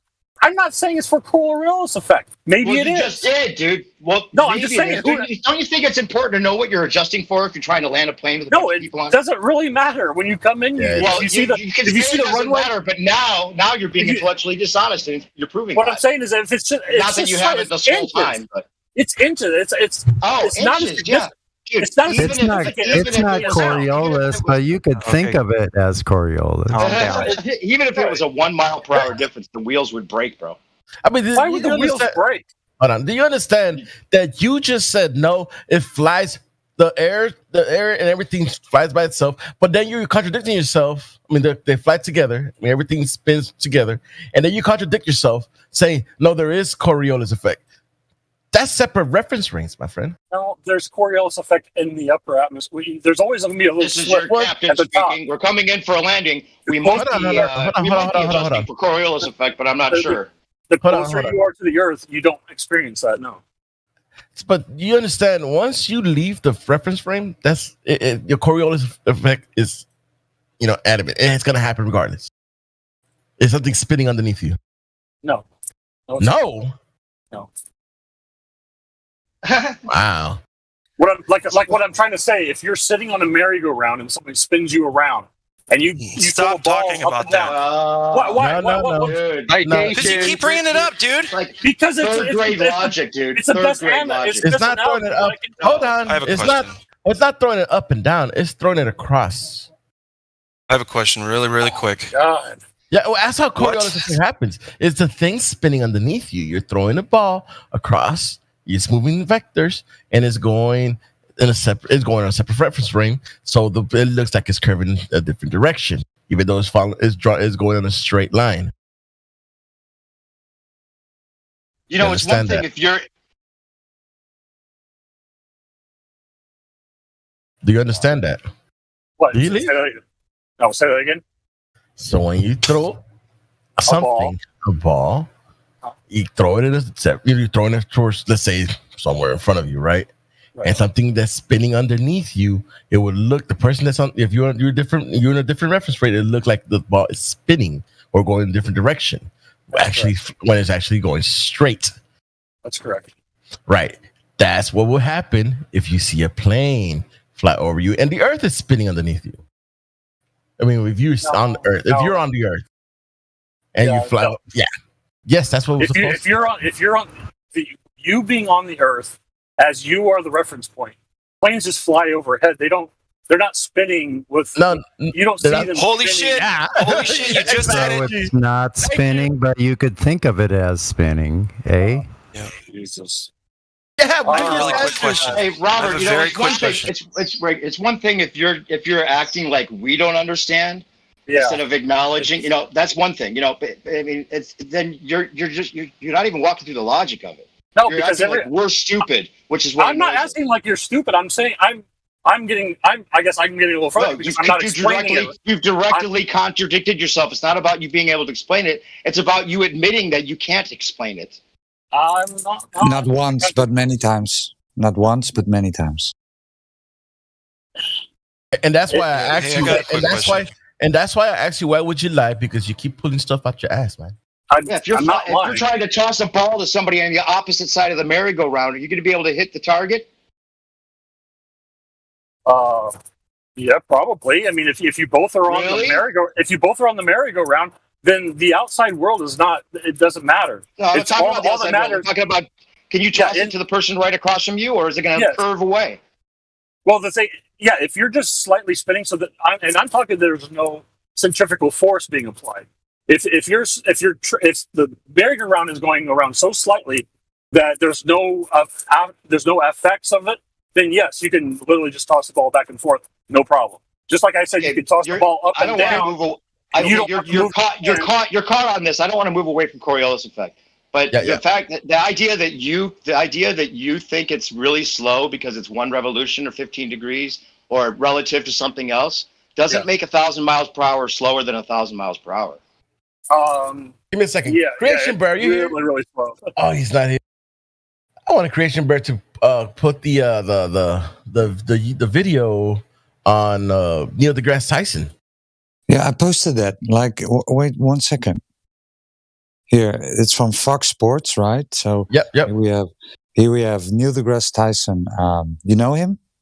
You familiar with Neil deGrasse Tyson?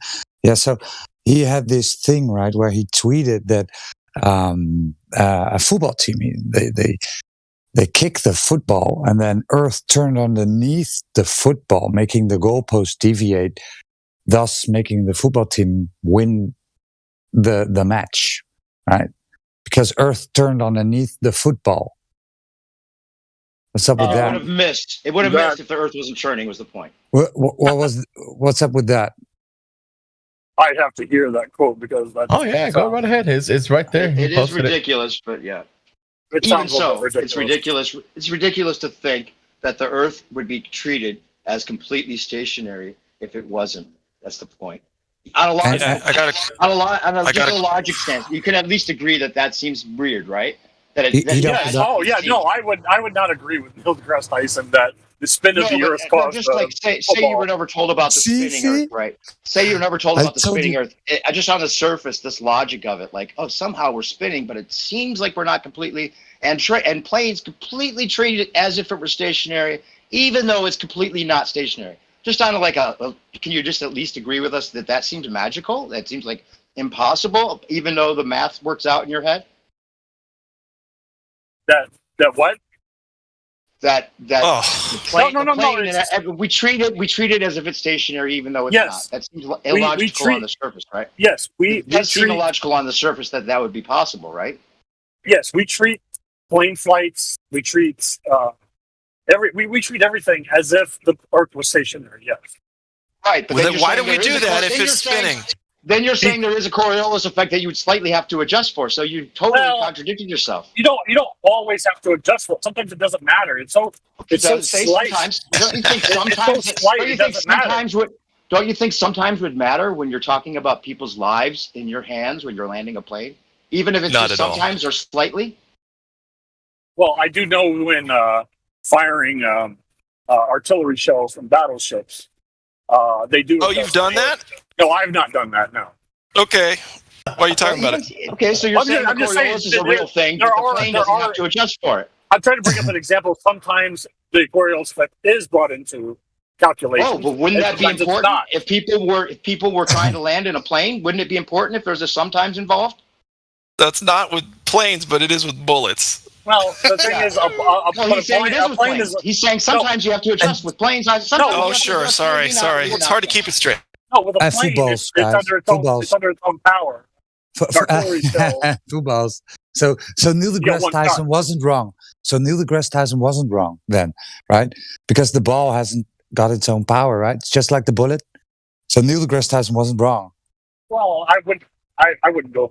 I don't agree with that. I don't think. I really don't seems think like you realize how selective you're being? Right. No, I'm being very consistent. Actually. No, you're not. Oh, you're being consistent, but you're saying hold on. If you think you're very consistent right now, you really have problems, man. You need mental help. I have agreed to the fact of Coriolis effect. I just don't believe that it's a factor that needs to be taken into consideration. Do some people take it? You said sometimes. Hold on. Sometimes. Hold on. Do some people take it into consideration? Yes. Some people do. Some people don't. Okay. I really hope the pilot of this plane's the one that takes it into consideration. Otherwise, we're going to crash. I got a quick question. Quick question, Robert. So, you know what's never been said in the cockpit of a commercial jet? Tower, this is American. Listen, Tower, this is American Airlines Flight 293 on approach. But before I can land on your runway, I need to know how fast is the Earth spinning under me right now? Yeah, nobody would ever say that. And maybe, and by the way, we're gonna eat. We might exactly what Coriolis. Sometimes it makes a difference. Why would somebody say that? Because you're not spinning. Sometimes it matters. You're saying sometimes it matters, sometimes it doesn't. Yeah, you will have to know. Is it spinning sometimes, or is it not spinning sometimes? Hold on. You will have to know the speed the floor is actually spinning, how fast it's moving, if you're going to land your plane. No, correct. Not if the plane is going the same speed as the floor. Yes, you. What? Well, then where's the sometimes come from? You said sometimes they adjust for it.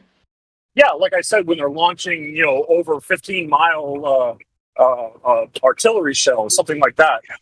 And they want to hit something very accurate. When a plane travels 100 miles, it doesn't make a difference, but a 15-mile projectile does. Thing is, a plane is and the controllable. Football. You can control what? Don't forget the football. You can control a plane, and you can fly against the spin of the Earth, so you would have to adjust for it. You can adjust. Yeah, if you adjust where the where the landing strip was. Yeah. Yeah, you would have to adjust for Coriolis with the landing strip, right? Slightly, maybe. I mean, slightly, maybe. Okay, it's not really that big of a deal. Would you feel safe if a pilot said it's not a big deal, but we slightly maybe have to adjust for this Coriolis effect when we're landing? It would never happen, but yeah, I probably wouldn't feel too good if he said something like that. No, you wouldn't feel too safe, but somehow the math would make you feel better, right? No, the fact that they do it 1,000 times a day, every single day for 30-some years, I trust this day.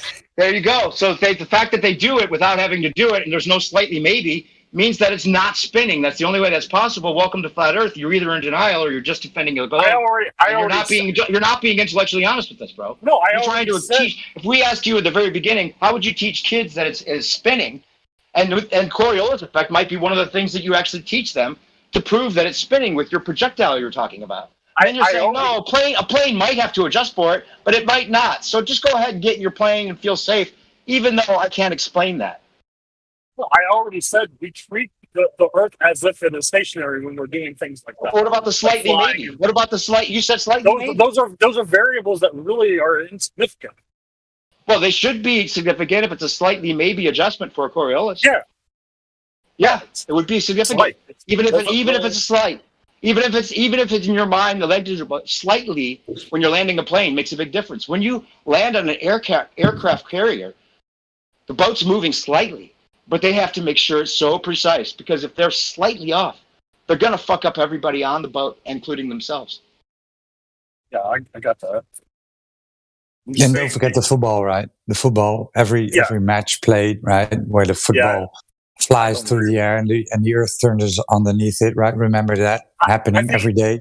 I think he was probably being funny. Throw him under the bus, right? Probably slightly. Yeah, I think he was probably being funny when he said that. Probably slightly. He doubled down. He doubled down on it, right? What? No, I already said I didn't agree with what he said. I already said that, and I'm also saying that he probably was joking when he said it. Right. He wasn't joking. He jokes a lot. In that case. Even so, you said if there was something that you were presented with that made it impossible for it to be a spinning ball, and we presented you with the impossibility of a plane not taking Coriolis into effect, and then you started with the slightly maybes, and you didn't acknowledge the impossibility, and you contradicted yourself completely over and over again, and then you're still saying you believe in something that's impossible? You didn't show me that the Earth you said slightly maybe impossible. you said slightly maybe they're adjusting for the Coriolis. Don't you think you should be sure about that? Why? Because if you really believe it, then you would have to be able to answer that question, right? Oh, I can believe things that are wrong. You can't say slightly. Okay, you're going to believe things that are wrong. Okay, I that's can. a good way to start with the kids. I'm just saying. You can believe things that are wrong as long as you believe it. It makes the answer right or wrong, however you want to choose. No, what I'm just saying is you can believe in something that's wrong. I mean, it's absolutely but we just proved it was wrong. We just said it was impossible, and you proved it was impossible, and they said it's possible. You said slightly maybe. You said slightly maybe adjust for Coriolis. No, what you're trying would have to. What you're trying to say would is necessarily have to. When planes fly, they crash into the ground because the Earth is spinning out from underneath them. It would crash if it was spinning. Is the point? No, it wouldn't. It would, because you're saying it slightly maybe have to adjust for this Coriolis effect. Can you get off the slightly maybe? You're sounding like you're the one that said it. You're being really childish. Yeah, no, I think you are, man. You're saying slightly maybe, but don't repeat my words to me. All right, kid, come on. So kid. See this defense that you're taking right now? You're just defending the globe. You're not here to be honest. I've muted him. Why are you calling people goats? Oh, don't, Roger. That's the fun part. He's bringing a lot of fun to the place, you know. Yeah. No, mute him. Okay. Why is he calling people goats though? I mean, isn't it a sheep? Goat is like completely like, I don't know, different type. Just ask him to calm down a bit. You know, Robert, what's the problem? I mean, because we could be a mountain goat and being standing on a fucking cliff. I'll bitch. Take that. What? Just go on. Now let me talk to him. Robert, what's the matter, mate? I'll be a mountain goat any day of my life. You got a few tags here. They got balls still. Come on, what's going on? Who are these two people? Can you guys both stop? Okay, who is trying to talk? I'm trying to talk to Robert. Okay, Riven is trying to talk to Robert. Okay, go ahead, Riven. Thank you very much, Robert. Is that how you say your name? Riven. Riven. I'm Brummy or Tommy or whatever you remember him by. Okay. Reasons. How you doing, man? Reasons. That's the one. Yeah, how you doing, man? I'm good. Yeah, man. Good. I had a bit of drama. Continue. Yeah, I just wanted to take out the troll because he was. I mean, that's not how an adult behaves, right? I understand, but you know, he's in the hostile room, isn't he? For him, for his position, but like, he's reality. He's calmed down. He's calmed down. So let's go. Go ahead. What's the matter then, Robert? Come on. What's the problem? I didn't have a problem. That wasn't. None of that stuff was me. Do you think flat earthers are stupid? No, okay, I do not. I think you guys are extremely. Extremely what? Yeah, intelligent. Okay, that's good. You guys, no. Listen. I have great respect for you guys because I'm trying not to generalize. But you guys, you're roboting, bud. You're roboting. I mean, I have a good respect because I drive a truck. Can you guys hear me okay now? Am I still roboting? You're still roboting a little bit, man. Yeah, I think you've got like a the microphone detection level a bit too high. So even though when you start to talk, it doesn't pick it up until you get a certain decibels. So okay. Probably that's what's cutting it out. I'll try talking directly into the microphone. I don't know if this helps. There you go. That's much better. Much better, yeah. Okay. No, I have great respect for you for flat earthers because when I talk to you guys always have the facts. You guys always have the sites, the equations, the math. You guys spend a lot of time researching and understanding what you're saying. I have a great respect for that. Yeah, that's why I come in here and I just want to talk and I just want to I just want to say, stop you there. But that's why the reason they have all the facts and the data is because that's why they've come to the conclusion that they've been lied to, and that's why they're on the other side now.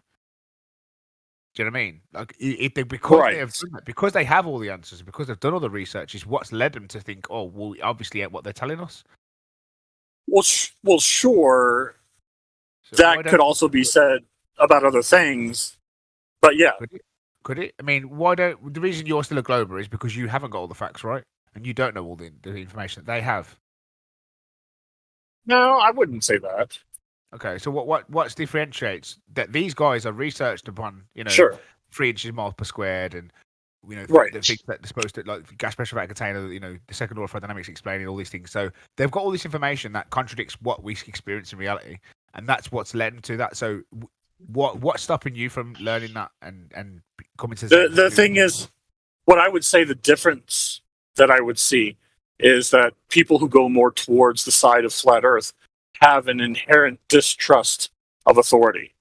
Okay, so now you're insulting our intelligence. Now you're saying we're intelligent because we know things, but then we have a bias.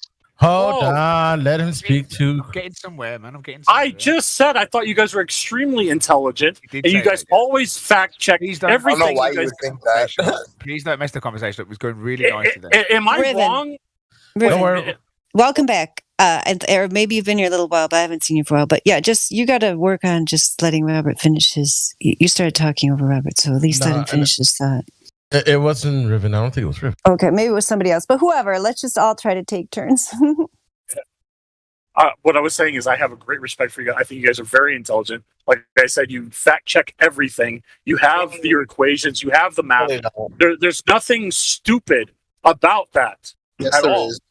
No, when I say I think some of you, some flat earthers have an inherent distrust. What do you call it? Mistrust of authority.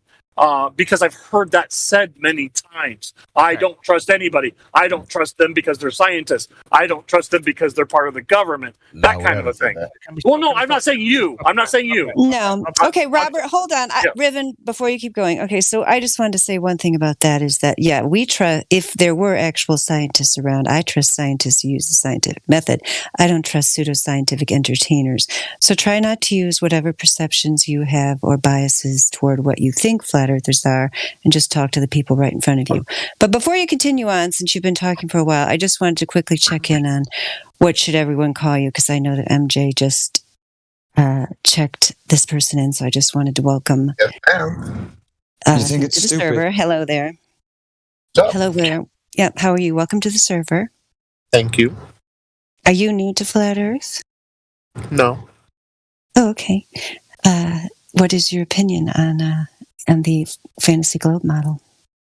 I believe it's real, not a fantasy. Oh, so you think you live on a globe? Well, I know it for a fact, but Oh, tell us. What's your evidence? pictures from space that we took, probably the easiest answer to that. How do you verify those pictures? And what about the pictures that NASA comes right out and tells you that they create on a computer, taking flat maps and wrapping them around the ball after they collect 4 months of data, that it's not actually a picture, it's image that they created on a computer, admitted right on nasa.gov. What do you think about those images? What should everyone call you? Well, those are what are called composite images. So they're not invented or CGI. They're real images that are taken. But if you want, that's not what data visualization and designer Robert Simmons says. He says it's photoshopped because it has to be. He uses the term Photoshop. Okay, can you give me the full quote in context, please? Sure, I will find that for you right away. It's on my YouTube. It has to be. It is photoshopped.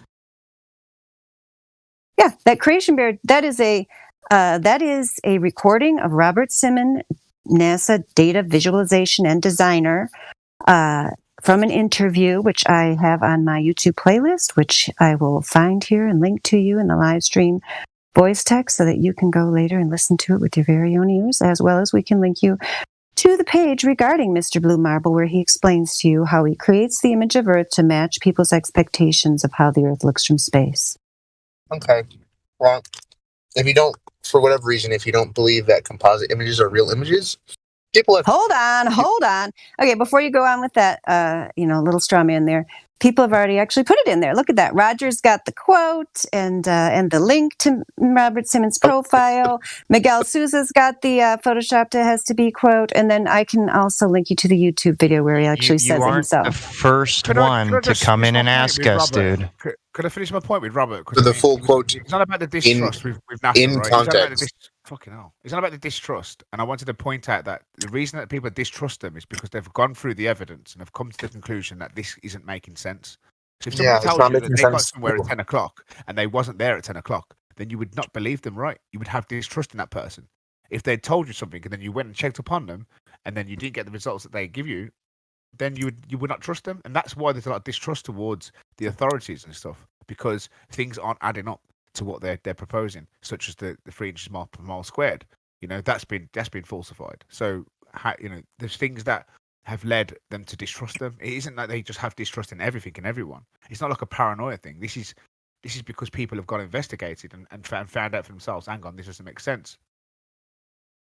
But as for the composite images, try not to get lost with the terminology. I mean, yes, the composites. We're not stupid. We know that what composite means and how they've been put together to create the image. But what we're trying to get through to you is that these aren't raw pictures of the Earth being curving. These are images that have to go through a process because it's so big. They have to go through a process. Do you understand? So you haven't got a raw image of the Earth curving, and that's where you need to kind of. Oh, that is true. That's not true. We do. Okay, then show me. What is it? The blue marble? That we have the blue marble. Yeah, there's images. God, bro, come on! You're talking to people that have been doing this for 10 years. You think we haven't heard of the blue marble? Wait, what's the 10 years, mate? 10 years. Do you think people haven't heard of the blue marble picture that we've seen? Well, if you've been doing this for 10 years and you're still a flat earther, then something's wrong. But the Earth isn't. I never said it was. The Earth isn't the globe. That's what it is. That's what's wrong. What's wrong is there's zealots that keep coming here trying to convince us to go back to the heliocentric cult. Yeah, you're in a cult, dude. Do you realize that?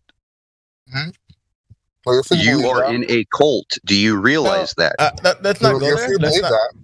Hold on. Let's not go there because we're still trying to find the evidence. We're still trying to find the evidence, Joshua. He said pictures from space, which he cannot validate or verify. So I can send a picture right now, but I can't send pictures. Yeah, but you're saying we're asking you how can you validate that those pictures are real? I'm eating. So the person I forget the YouTuber's name, but there was this YouTuber who's making a video about the fisheye lens and how flat earthers for whatever reason believe that fisheye lens can be used to falsify the curvature. So we found someone, and that person sent up a balloon. This is not like a NASA employee. This is just a regular person. He sent up a balloon and took a picture with a regular lens. And I'm looking for it right now. But how high did he go? Excuse me, are you eating while you're talking to us? If you are, can you please stop?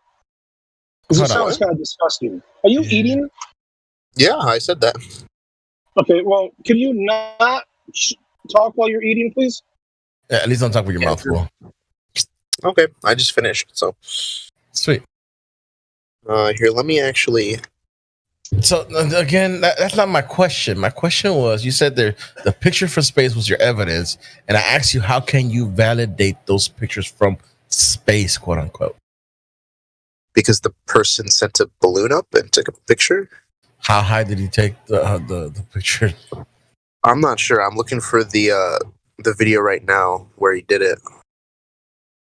That means that we can send balloon and and see the curvature, but when we measure on the ground, we cannot measure curvature. I mean, that's the thing. Also, what should everyone call you? That you several people, if you look at the live stream voice tech to put images that amateur, people with weather balloons have taken footage at, like the one that Chris M put in there is at 120,000 feet, showing a completely flat horizon. So the thing is that you have contradictory images, right? So that's the problem. Is that and then the problem also is that these amateurs. People who are new to the server love to talk about motive, so then the question is, what motive do all of these incredibly huge number of amateurs who have, look at that, we got one after another just coming at you there in the live stream voice text. I hope that Mr. Watt, that you're looking in there. What motive do they have to, do this and to have they all gotten together with a conspiracy to try to convince Mr. Watt that the Earth is flat? Or is it more likely that a space agency that admits on its own website that it's creating images and not taking pictures is fooling the public for their own agenda so they can continue to bilk the American taxpayers of billions of dollars a year. Which one is more likely? So you can't be sitting here and telling us your image is a proof, because then you have to accept our little proofs there. If an image is a proof, then you got proof after proof after proof that the earth is flat right there in front of you, Mr. What? You're being a motor mouth right now. Okay, hold on. No, I would prefer for you to address the substance of what I said, rather than to try to characterize me in a certain way in order to try to discredit the thing that I said. So I asked you, wait till I'm done with my question.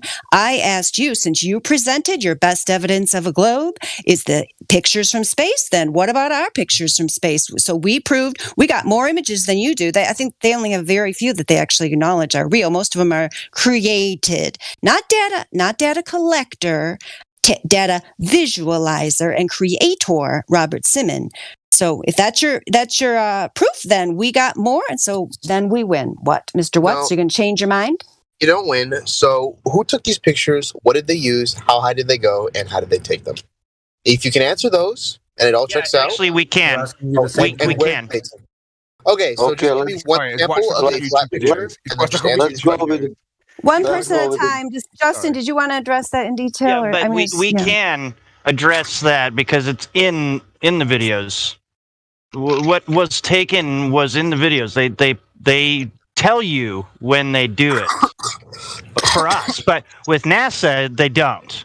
All I need. They don't say one word about the fisheye lens that they use on every single camera. So, can you tell me why they don't tell us that? Why they don't tell us about the fisheye lens? So my question still isn't being answered? Oh my! Yes, it was. It was clearly answered. I said yes. Yeah, Justin answered you directly, and so you could not only could you find the documentation upon all of these, we can link you to our Flat Earth Wiki, in which we not only show we have a weather balloon page, we also have a link to multiple observations, each one which is impossible on the WGS 84 globe model. So yes, we can document and back up everything that we have said, which you are not capable of doing. Not only that, please let me finish. Since you keep interrupting me, maybe that's why I'm talking fast, Mr. What, to get it in before your little rebuttals and your fallacious reasoning and your ad hominems. Nonetheless, we can back things up. I'm going to go back to really Mr. can't What, you talk want me to because mute you're you? talking. Yeah. Oh no, you're going to mute me. Well, of course. Okay, Mr. What? Anyway, go Thank ahead. you for ever getting that from me. I would like to try to. I'm going to go back. I'm going to rewind, Mr. What? Because I was trying to get to a point. Not only can we back each one of them up, if you cared enough, you could purchase an amateur weather balloon kit. The last time I researched them, they were all around $1,000. So depending on how much you care about this, you could actually find out for yourself. But you don't want to. You just want to make claims with no evidence. You just want to believe NASA. You just want to believe that what you see on your TV or computer screen is reality. You don't want to go out into actual physical reality and test those claims. You just want to sit here, and if you're backed into a corner, you want to start lashing out like a wild animal instead of actually using your reason and your mind and logic to try to figure this out without your presuppositions. So why don't you calm down, take a step back, and start listening to what these fine gentlemen and myself and Dan Zilmatic are trying to present to you.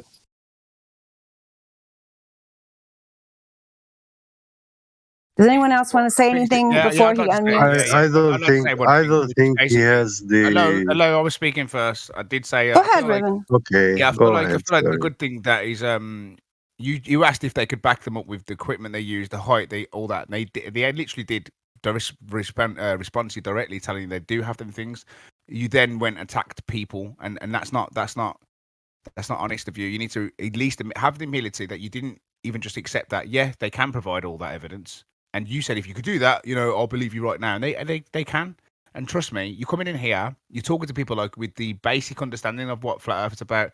You remind me of somebody that's watched a couple of YouTube videos for, these guys are idiots, so they all think this, or they don't know the difference between composites, blah, blah, blah. I'll go in there and show them. Like everybody does, and this is something I've witnessed for 5 years. I used to come in here and argue against Flat Earthers myself, like you. That's how I know you were literally going through these steps. That's all I would say. Thank you. Yeah, I will unmute you. It's now 40 minutes after the hour. By 41 minutes after the hour, I shall unmute you to see if you have any substantive response. So what should everyone call you? You're new to the server. I welcomed you in the server. I do not think anyone so far has been hostile to you. I was just trying to explain something to you and answer your questions. However, as Riven so eloquently explained there, you were not able to do that. You started trying to moderate the server that you just joined less than an hour ago, trying to tell me how I should talk, when I should talk, and so on. So I would suggest that you calm down, try to have a civil discussion with us. And I can tell you, people here are perfectly capable of having a civil discussion with you if you would just give us the same courtesy in return. So I'm going to unmute you, and I hope that you can have a civil response to what I said about the weather balloon footage or the observations that are too far on the globe, that we see too far for the globe model to be accurate. And I will link that to you in the voice text. It is now 41 minutes after the hour. You're unmuted. So my questions were regarding the specifics of the people who took these photos. You said that you can provide this, but I'm asking, and I kept saying this, I just want one example. I want a photo, and with that photo, I want who took it. I want when it was taken. I want what they used, and I want how far high up they went. That's all I want. I have a video. I have no photo. Can I present video? How long is the video? About 5 to 10 minutes, maybe less. Yeah, that's fine. You got that amount of time? And listen this. I will present you now video about Nikon P900. The guy who is making videos, it's making videos about P900 and how P900 can zoom. It's about zoom. So which video? Before you continue, hold on, stop. Before, hold on. I'm gonna let you continue. I just want, before you, could you please put yourself on push talk? Because I don't want to hear you burp again. Yeah, burp. Oh, whoops. Thank you. The thing is, people. Go ahead, get. Sorry. No, Sasha was talking. Oh, Sasha, sorry. Go ahead, Sasha. Okay. That mean that this has nothing with the flat Earth. You know, the guy has the YouTube channel and making testing the P900 and looking what P900 can do. You know. Now I will pause the video. Yeah, and let me ask you. Can I ask you a question, my friend? You post that link of that video with the rocket, right? What are you talking about? You said that somebody took that video or a picture or whatever, that it was like that it was round or whatever. It was an amateur. Yeah. Isn't that the Go Fast rocket? The who? That looks like the Go Fast rocket. It was actually sponsored. Well, it came out in a sponsored video of GoPro. Here, let me get the specifics real quick.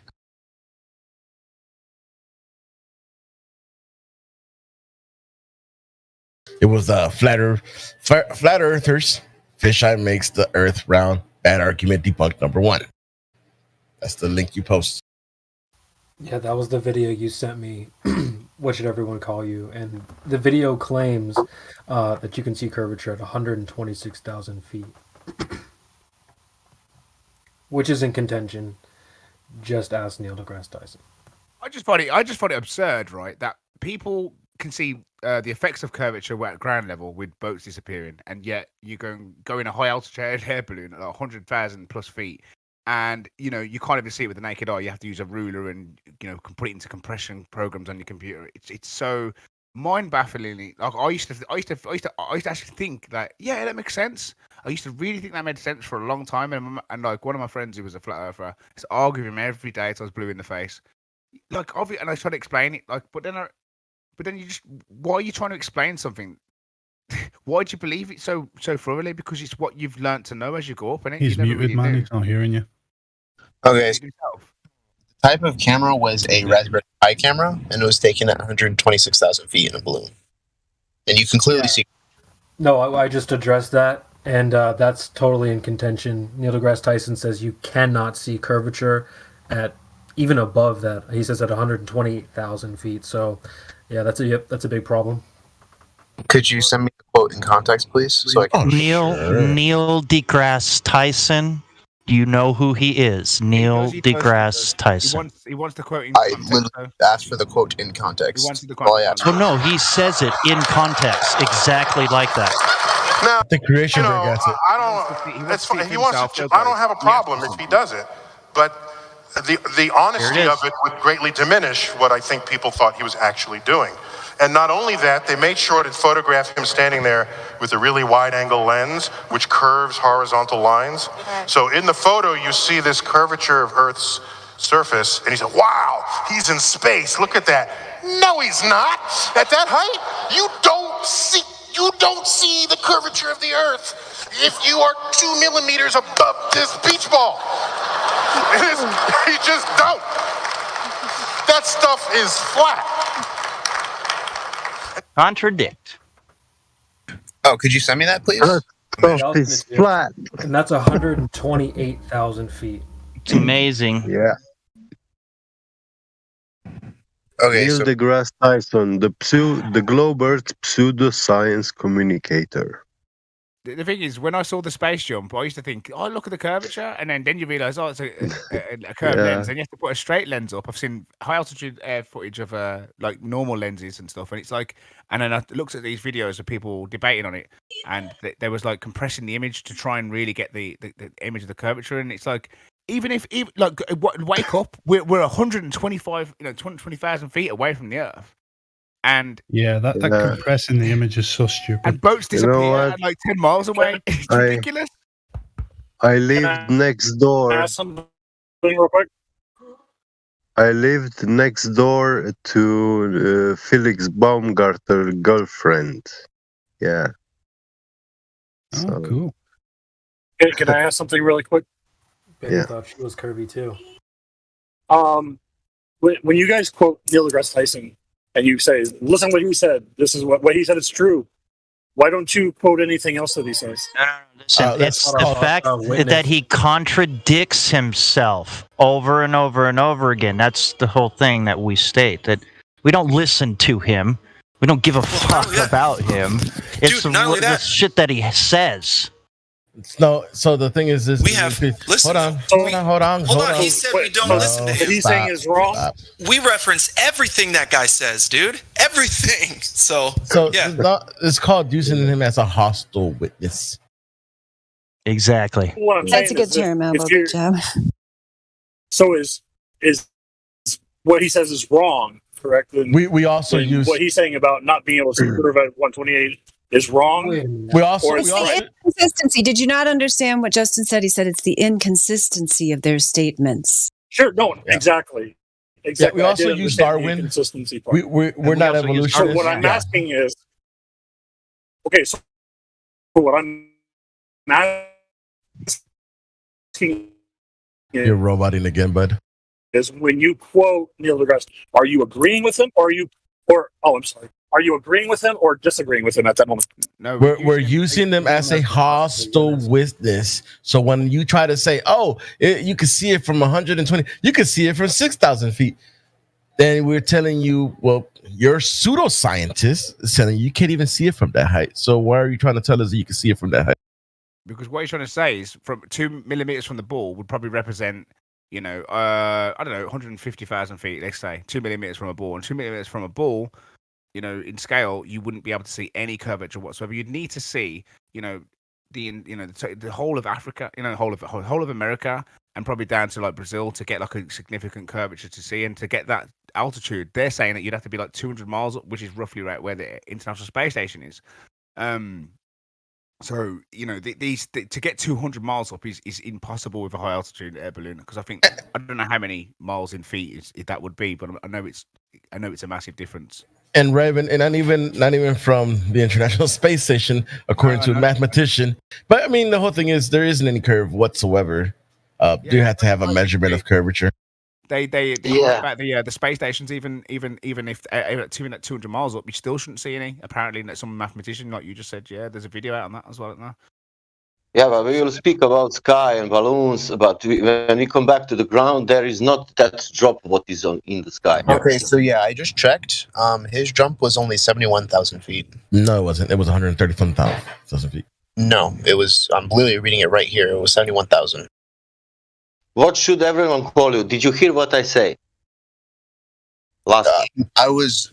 My thing was off. Okay, listen. We can speak about skies, balloons, everything, but we need to come back to the ground. That what we see from the sky, that curvature, what exists. There is not that curvature doesn't exist on the ground. Only in the sky.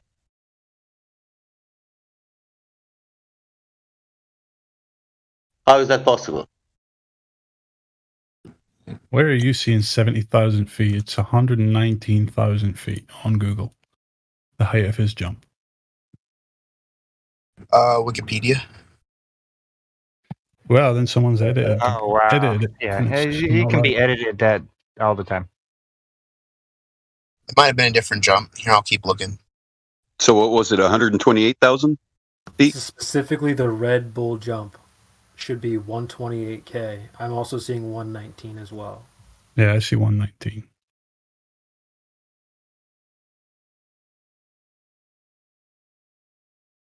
Actually, I see the Wikipedia. It says 127,851 feet. Either way, it's not the hot. It's you ain't going to see the curvature that you see in that video, and a lot of people I know would always use that as evidence, and I did as well when I first saw it. I saw it on a space jump. I saw it in an airplane. Then you realise, then I'm going, you're not seeing it. You're just thinking you're seeing it. You really are. I used to think I could see it in the airplane. Then I thought I saw it in certain videos. Then you have to watch and look deeper. And yeah, it took me about 2 years to actually start to say, "Fuck me." Yeah. From the space jump, Earth would be how small? Like what? Like one country? What was that? Sorry, what did you say? With that jump, Earth looks too small for me. That ball looks like one country, not like all Earth. Yeah, we'll go to Planet New Mexico. Yeah. Yeah. Yeah, that's the problem with it. It's ridiculous. And they say I looked at some other video and it was saying that you have to have you have to see at least the size of the whole of America. What can you see on there? Just a bit of it's definitely, we know the space jump's not a fisheye. We know that, but we need to get through to this guy that you need to get through to this guy that the curvature just isn't there, mate. You can send up a high altitude air balloon and you're going to see probably like that, probably just light that's not making it into the lens, and what I mean, bit of what's called distortion. Yeah, but wait, so that causes curvature. Yeah, but I'm still saying if it's there, if we can see, let's say from 40 miles, 40 kilometers, whatever, we can see curvature. But then we come back to the ground, make the math and everything, and there is no curvature. Yeah, like the hump just disappears, doesn't it? It seems to just boats. Like we have some kind of phenomena doing something on the ground and hiding curvature. The simplest way to show that it's just optical trickery is to get one of them videos where you can see the ground before they launch the balloon or something.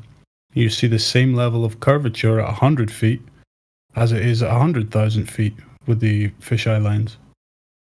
That shows you it's not anything. There's no natural geometry there curving. It's just so how do you illusion. So you think that the curvature of the picture taken from 160,000 feet with the Raspberry Pi lens, you think that's just trickery? Well, that's exactly what it is. Think of it this way. Let's say I'm an honest Glober and I'm just entering this arena. I'm presented with two sides. I've got you saying, "Look, 126, here it is," and then I've got someone else saying, "Well, you cannot see it at that height." I don't think Neil deGrasse was saying that. So someone has to go under the bus. So I looked into it. He's lying. At worst, Neil deGrasse is wrong, but I don't think that's the case here. I think what's happening is wait. Which is what is your publication, please? So as I was saying before, you guys interrupted. I don't. Sorry, Neil deGrasse Tyson. It's somebody. What is your publication? Sasha, let him speak, please. Let everyone's jumping on him. So again, at worst, because I literally have photo evidence of curvature at 126,000 feet. So at worst, if he is talking about the 128,000 jump, he's wrong. But I don't think that's what's happening here, because the guy that you're talking about, I forget his name. He's a weird name, but Felix. Felix. So Felix did several different jumps. Again, I said he did some test jumps. One of them was at, I think, 71,000, and another one was lower than that. So I don't know which jump he was talking about. Okay, can you do me a favor now? I have your evidence, please, because you said you have evidence of 126,000 feet of curvature. Yeah, I posted it. So could you just what time we look at? Sorry. Do you want me to post it again? Can you do me a favor? Can you make a YouTube channel, and then you can make title I'm debunking Neil deGrasse Tyson. He is wrong about that what he said, and I have proof for that. Okay, Sasha. Because it's better to do that.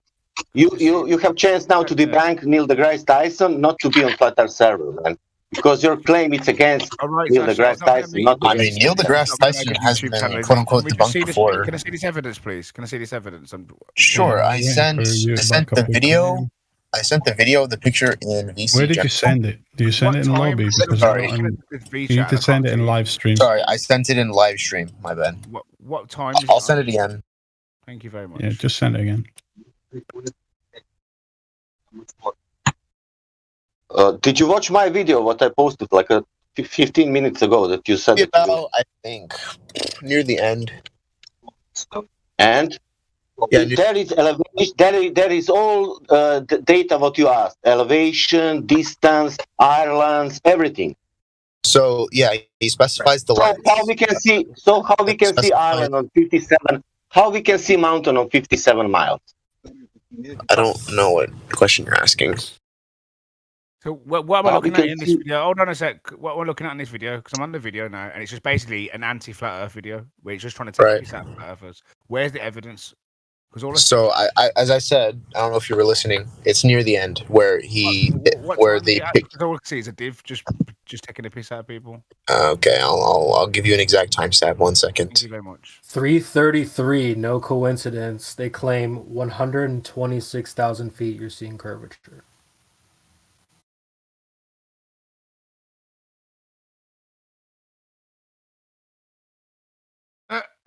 This is the evidence. This. Wow, that is a fucking terrible video. Fuck me. So we have basically a horizon, and we have a green line. What? Saying what?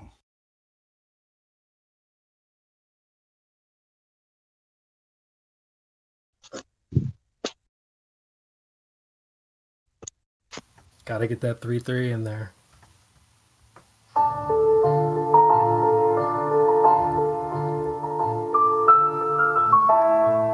This is just an anti-flat Earth video. It's not exactly evidence, is it?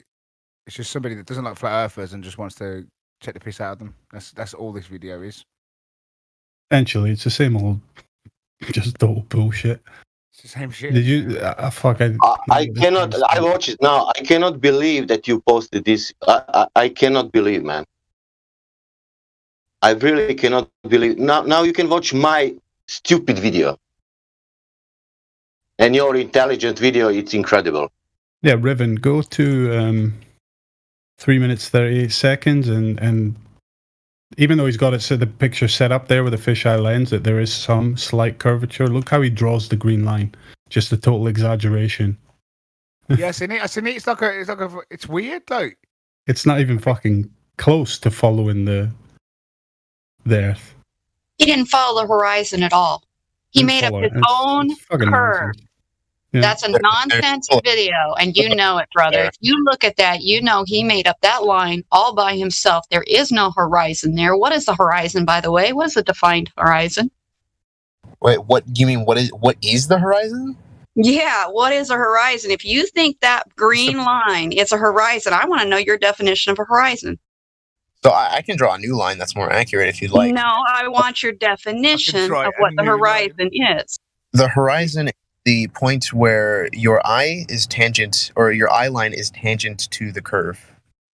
No. What the fuck did you just say, man? You don't even know what horizon. You might want to look up the definition of horizon. This is just that means the ship going over horizon. It's an anti-flat Earth troll. That's all this guy is. Is that true? The ship's going over horizon. Okay. No, don't. I'm asking you. Does ships going behind the curve? Here's the definition of horizon. The line at which the Earth's surface and the sky appear to meet. Okay. Now we understand the definition. Your line and your assumed line there is not the horizon. So that's an intuitive definition because there is no. No, that is the God, definition. really? No, be fair. Be fair. It was a decent try. It was before I knew what horizon meant. It was a bet. I'm trying to give you some help here, bro. I think that your intuitive answer was good. It was a good intuitive answer, but it is incorrect. So that's lovely. What is the sky? What should everyone? I have a question. Is it horizon geometrical or optical? Again, it's just, at least for us. Is it optical or geometrical? Tell me. Only two options. Is it geometrical? Yeah. What does that mean? What mean? You've got a language barrier. Just can't. Geometry, you know. So basically, geometry. The sky meets the ground, where it appears to meet the ground, right? You're saying that's that Earth there that you got that curvature, right? Sorry, that's not a straight line. It's curving. I think like sometimes when light is going over large distances through. Have you ever thought about this? Light that's traveling through large atmosphere, like loads of air and different sorts of heat temperatures and stuff. Do you not think that the light would probably be a bit distorted from? Okay. You can say, it's distorted. Going. Asking you, I'm asking you. I'm asking you. Do you think it could be a bit distorted going through lots of atmosphere? Not trying to back up bullshit. I'm trying to get how serious you are about what you're looking at. This is, I believe, above the atmosphere. Hang on, let me check how high the atmosphere is. We don't care what you believe. Think about what you think for yourself. Yeah, this is way above the atmosphere. So the atmosphere is 30,000 feet. This is 126,000 feet. So this is almost 100,000 feet above the atmosphere. The atmosphere is not 30. Where we are jumping? Can you answer? Is it horizon geometrical or light coming from? From the horizon. How far away do you reckon that horizon is? How many miles away do you reckon that horizon is? Depends on the observer's eye line. So how hard? Just to give it, I don't know. I'm just asking to get your understanding of how you know this is evidence to contradict that it could be possibly fat. This is a killer, right? This is like curvature at 126,000 feet that you have got. Yeah, right? This is very clear curvature. So I don't know what's at dispute here. I've sent you. I'm just questioning you, and you're picture not really, evidence of. You're showing me that you haven't really thought about this at all. That's what What's that dispute here? I just sent you a picture of. I'm just trying to figure out if you know that this is evidence for the Earth to be round. I want to learn what you know, so I can then come back to the globe.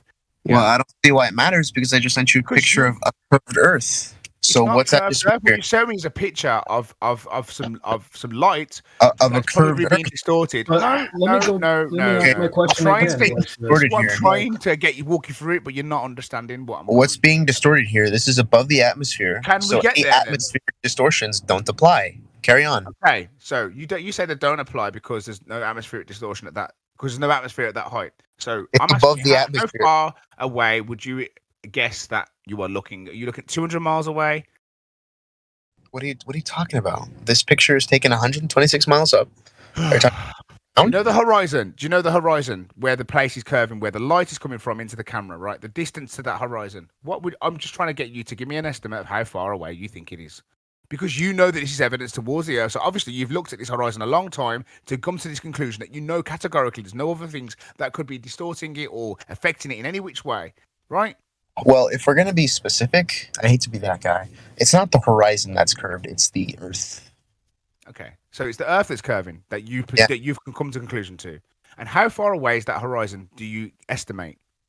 From eye level, like from here, like what are you asking? You're from the camera when you're looking at this picture, right? Yeah. How far away the distance is it to the horizon? Like the distance from the camera to the horizon. How far is that looking at? How far are you looking at? Is that you want to say it again? Is that not, do you not get distance? That's not a well-formed question because the horizon is defined as an observer, at eye level, having their eye level being tangent to the curve. So if you're the sky meets the ground, right? The ground being the curve. The curve being light. So if you're above Is it optical or physical? Pick one. I asked him that, and he didn't answer. Yeah, but he's jumping around now. Yeah, he's jumping all the time. Oh, I'm not saying that the question is physical or is it Can optical? you tell me? Helpful question. What do you mean by distance? Okay, can we actually get a real definition of the horizon, please? Okay, so he's given the wrong definition 2 times now. Can we make sure he understands what the horizon is? Wait, what does it mean for the sky to meet the earth? Not sure. I will ask you simply. Here's the definition of horizon: the line at which the Earth's surface and the sky appear to meet. Okay, what does that mean? Thank What you, does that mean? Creation So Bear. you know the Earth's you round. serious? You know the Earth's round, but you don't even know what horizon is or the distance to the horizon. You don't know the distance to the horizon or what a horizon is, but you know this is evidence for the Earth not to be flat. That's what I'm getting at. You haven't. We shouldn't have to teach him this. That atoms don't meet atoms. That's not a thing that happens. What the fuck are you talking about now? Atoms don't meet atoms. It's an optical phenomenon based on the laws of perspective. That's why the sky meets the ground. Right, and I'm saying that. But what he's looking for. But what? Hold on, guys. What he's looking for is why what we're alluding to. What we're alluding to is the horizon is actually in their paradigm, in the heliocentric paradigm, or in the globe paradigm, a consequence of the Earth being a geometric shape. Okay, so where it drops off, that is where the horizon is, according to them. So that would be using this formula 1.2 times the square root of the observer's height in feet. All horizons must meet this math. That's what they're trying to get at. I'm sorry if we've confused you anyway, but that's what it is. So when he asks you, what is the distance to that horizon, do you know? Are there possibly any landmarks that can tell you, okay, well, that landmark is, I don't know, 100 miles away, 200 miles. There's a mountain that I know for sure from this location, from where I've taken the shot, that horizon has to be at least this far because there's a landmark that I have noted to be this far. This is what we're asking. So we would need your elevation and your distance. Okay. So, I'm going to repeat this. I'm going to say it very carefully. I'm hoping that you guys don't interrupt me. So when you're asking how far the horizon is from this picture, I'm saying that it's not a well-formed question because there is no horizon in this picture. You are not even looking at the picture then. Crap. You are not even understanding the definition of horizon then. So horizon. So how many times do we have to tell you the definition of horizon? One more time. No, Horizon let me is the continue eye to line. talk because I haven't finished. I'm still talking here, and you just talk right over me. Don't care. As I You said, don't care? I do care, and I'm gonna mute you because guess what? I'm a mod here, and I am speaking clearly. You're not speaking clearly at all. First of all, yeah, you better fucking leave, you idiot. You don't have to. Where the fuck deal did that with guy your come waste from? of life. Seriously, where'd he come from? Dumbest shit I've ever heard. No, There's this no was horizon. the In this picture, of the curvature. This evidence for curvature of the Earth, right? The curvature, where the horizon curves. Yeah, there's no horizon in it. What? In all fairness, they don't know. They don't. In all fairness, they don't know what we're talking about half the time. Elijah, did you see video? The video is hilarious. Somebody should take a snapshot of that particular green-lined semi-assumed horizon, I guess you'd call it. I don't know what it is. Yeah, but it's in the atmosphere. Into their imagination. They drew a line, an imaginary line in the atmosphere that they're calling the atmosphere.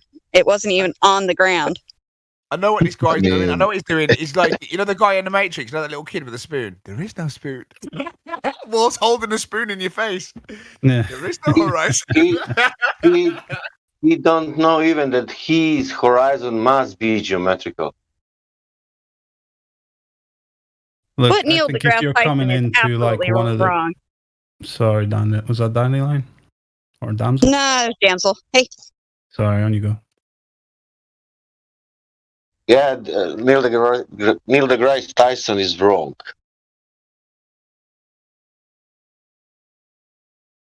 I think if you're coming into one of the most serious flat Earth debate discords and you're still at the level where you think images from space prove anything, you really haven't sat down and answered any questions or tried to for yourself, you know? I think it's a bit of a joke, to be honest.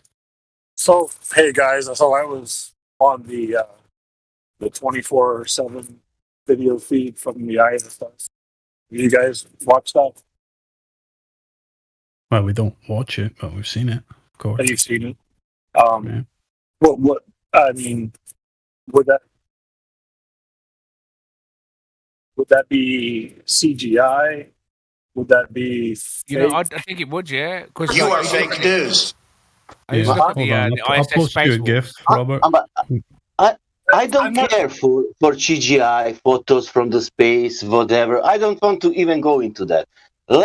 Let's ask one simple question. Robert's curious. He's just asking genuinely. I'm just asking. I'm also asking genuinely, where is the curvature on the ground without any speaking about photos and CGIs and everything? Only that simple question. Where is curvature in it? I used to watch the International Space Station videos on YouTube. Right. All right. Now calm down. I used to watch them, and then they go down to the cupola, and it's for half an hour they're floating around in this thing, and I thought this can't be fake. There's no possible way.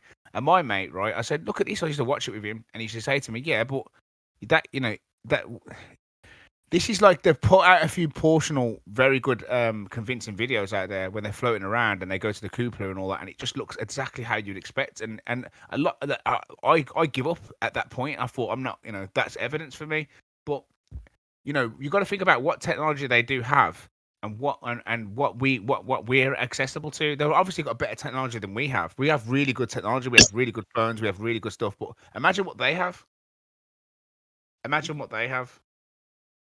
Sure.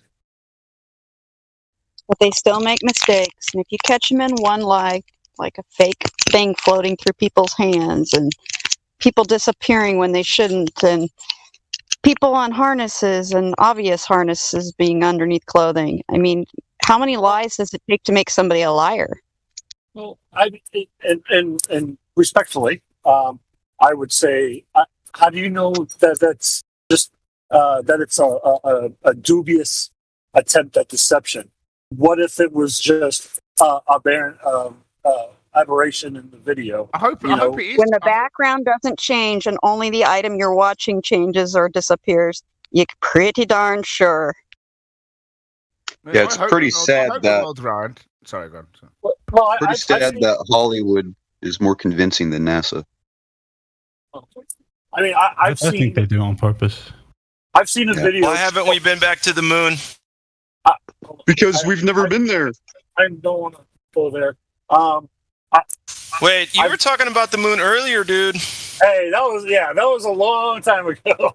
Oh, so have you learned something since then? No. I mean, we're like talking. Hold on. I wanted to finish my thought process here. Okay. Okay. That I've seen videos posted about like, hey, see the obvious discrepancies in the videos of the inside of the crew of the ISS. How it looks like there's a water or an air bubble or something, or that it looks like there's cables holding somebody up or whatever. And when I look at those videos, I mean, maybe it's just because I'm looking through my eyes of my point of view. I don't see them as obvious deceptions. Like number one, I don't see cables holding anybody up. I mean, I actually see floating. I actually see zero gravity. You see exactly what you'd expect, and that's what I mean. I give up arguing. When I watched that, I was like, "This is definitely round." That was a deal maker for me. Watching that woman with her hair everywhere and she's floating around the entire place, I thought that could just not be fake. But think about it. Let's just say, is it possible for them to do that? Is it possible for them to be able to fake that and fabricate that video? It is possible. Yes. Okay, that's all you need to consider. That's all you need to consider. It could be fake. So it's that for me. Okay, it could be. Yeah. Okay. But listen, this if you can fade in real time, that's normal. I'm sorry. You can fade in the real time when you watch somebody, on television, and somebody's fading. That's normal because we are ghosts. People are ghosts. You're not really Did you see the sense, mate. What does fail mean? Did you see astronaut fading in ISS? Fading. Fading. You know what is fading? No, when you disappear. This is effect in video editing. You are disappearing slowly. Okay. How is that possible in real life? Yeah, Robert, look at that GIF now that's in live stream. How do you explain that? How do you explain it? You explain it to us here. How does that process in your mind? No, I'm sorry, I can't look at anything. I'm driving. That's a shame. There's a lot of good stuff there posted for you. I know. I'm really sorry. I would. No, as soon as I get listen, guys. Right, as soon as I get home, I'm going to check everything. Robert, I'm trying to explain to you what you're seeing is a guy that comes into the camera, but as he comes into the camera, he fades in. He doesn't appear. Basically the transition. It's like a transition as he comes into the frame, and he kind of fades into the scenery. Even his shadow just even fades in as well. Sure. Okay. Well, there's a lot of stuff I've seen on both sides of the coin where, people have taken things out of context as well. There's a lot of misdirection in all this research, because sometimes there's some flat earthers out there that are just really bad. So there's a lot of hold on. There's a lot of bad flat earthers out there giving the good flat earthers a lot of work, because there's people out there thinking, oh yeah, I found something, and it's not, so it can be debunked, and them ones seem to get the biggest praise. But all the good stuff that we have found, they go under the rug, and go unnoticed. So you have to think there's that it's very difficult for you. So you have to just believe what you see in it and what you find and what you can figure out. But Robert, you can't play both sides, dude. You've obviated yourself so much. I'm not playing both sides. You can't agree with us with some stuff and not agree with us with other stuff. Hold on. Well, sure you can. Reasons just made a perfectly good point. You made a perfectly good example. There was no reason to muddy up his statements with that, right? We're not here to attack people. I don't even know who this guy is yet. And it's like 5 people trying to talk when this guy, that's really annoying, bro. I don't want to have to be the guy that starts muting people for being rude, but I'm not standing for that. I hope you guys understand.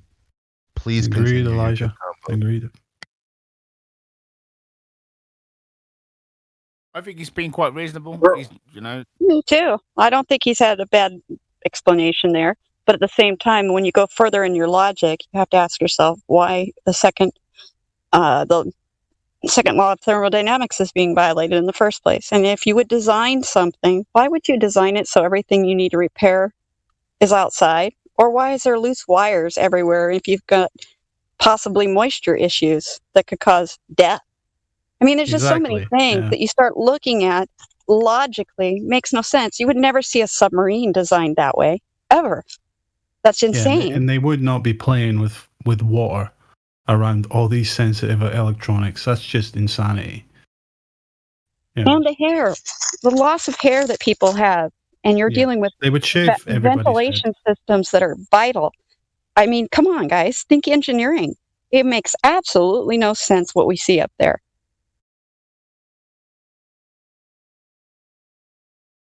Okay, it's just a circus. I grant that. That's a good point. Yeah, I wondered that too when I saw the video of them doing the water experiments and washing the hair. Like all that water is flying around. It's going into the electrical system. I wondered that myself. So well you should. You wouldn't do that on a critical submarine. thought. That's what it's all about. It's Yeah, ridiculous. you wouldn't. You would never do such a thing. You would never do that engineering ever. That would just be ridiculously unsafe.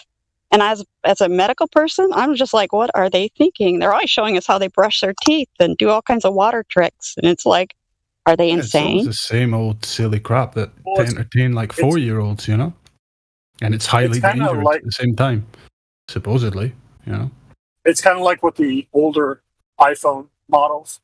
You couldn't get them wet at all, right? You couldn't even a little bit of rain on an old iPhone, and it was worthless. Now you can drop it in the toilet, fine. They've overcome the problem with moisture in the iPhones. I'm just assuming, that maybe that's an explanation that solves that equation. The ISS was constructed in, when was it put up? The 90s? Yeah, it's over 20 years old, minimum. Sure, and so maybe that's why they've replaced every electronic feature on the inside with waterproof, essentially. What I'm saying is maybe that's why there's so much repairs being done all the time, is they're continuously upgrading it to like that. I mean, that's just one. That's just one.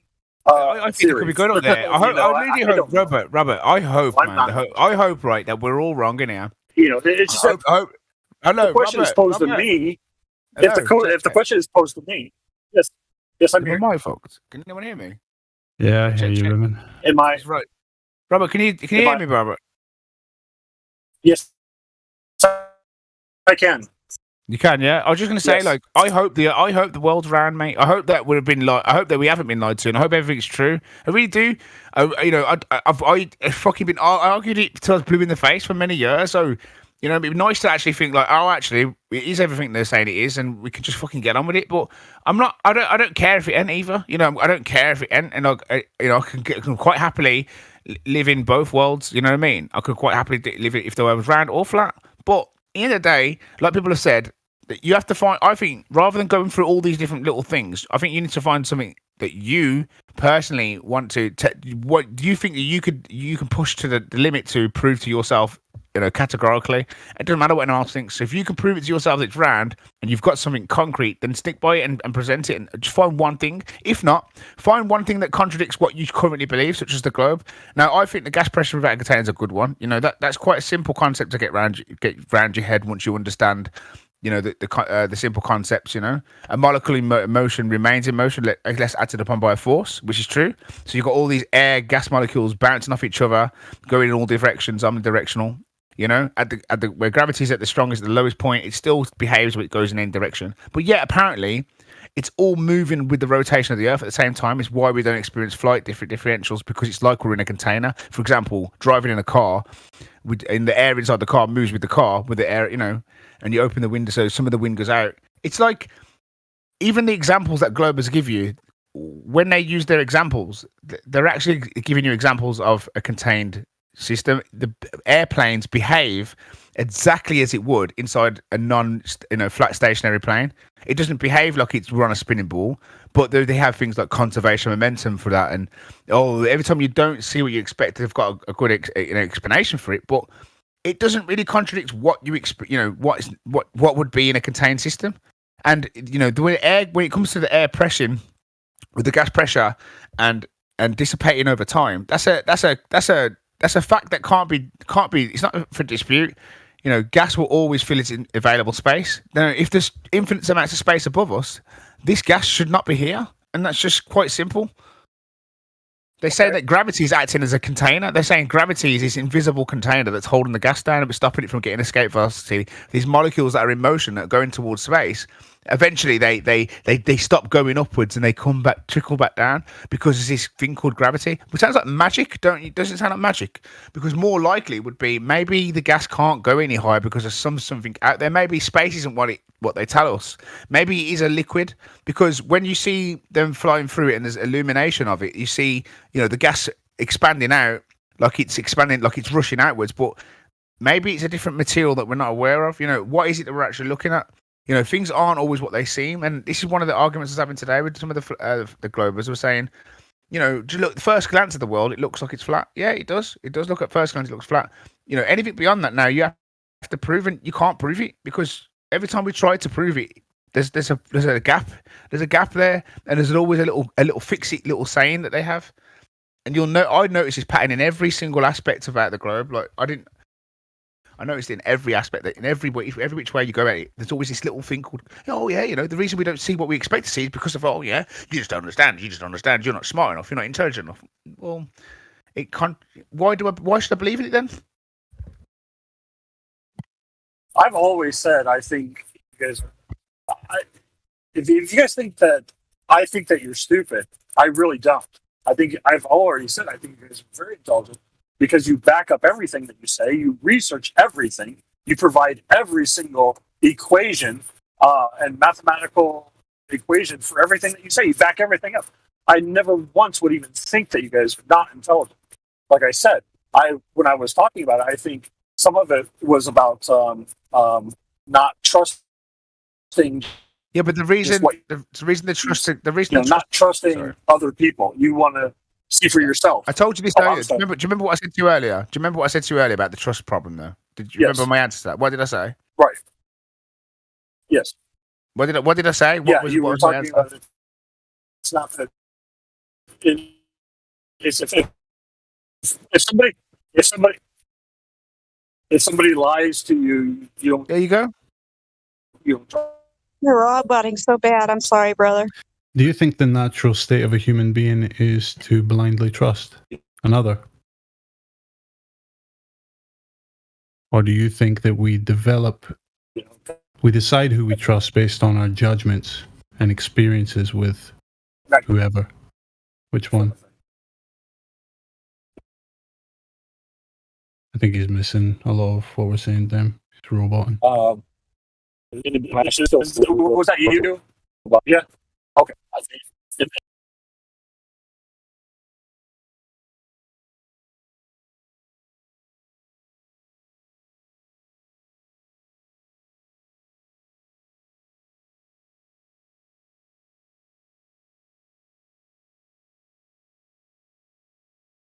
Can you guys hear me now?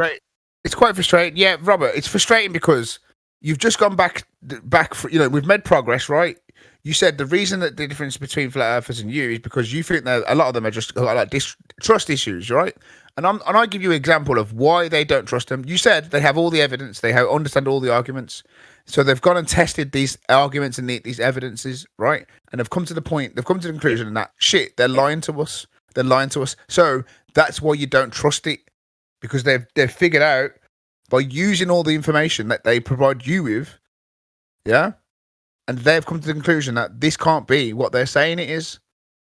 And that's where my position is. I don't know if the Earth's round or flat. I couldn't prove it to you either way. I could say that by experience it's flat, and anything beyond that, I can't prove it to you. But what they're saying to us doesn't add up, and it seems that they're lying. And I believe them fully, just like you do. Like, and I know it's a cliche thing you hear, but we all believed what you believed once, and that's why we all believed what you believed once, because we all learnt that. We all learnt the same shit. We're all told the same shit. Some of us have gone and tested that shit and thought, hang on, it doesn't quite make sense here. And that's why we don't trust them. It's a logical path. What is wrong with that? Nothing. Nothing is wrong with that. So now you realise why it seems that they distrust them. They have a reason why they don't trust them, right? It's not that these are paranoid people that just don't trust people. Some people just don't just believe everything they've been told at school. Well, not to generalize, but there are, I have heard someone here in this channel say, I don't trust anybody, not one single person. Anybody that's, it's not just like, you can't generalize. We don't all believe that. Yeah. Well, everybody's individual. It's all what somebody believes is completely different than what somebody else. Yeah. Yeah. So let's look at it. Let me ask you this question. So look at the educational system, right? Do you think the educational system really wants to teach people how to live in the world, or do you think it's just, maths, English, science? Sally had 2 pairs. She give one pair to to. Is that really teaching people how to live in the world? No. School doesn't teach how to live in the world. So who's in control of the educational system? The government. Okay, so depending because if you go to a private school. Private schools, but even private schools would, I guess that you have to pay for that, right? And there's only certain people privileged, and even in them places, they're probably. So in a private school, do you think they'll teach you all about taxation and all that? Do they do that in private schools? I never went to one, so I wouldn't know.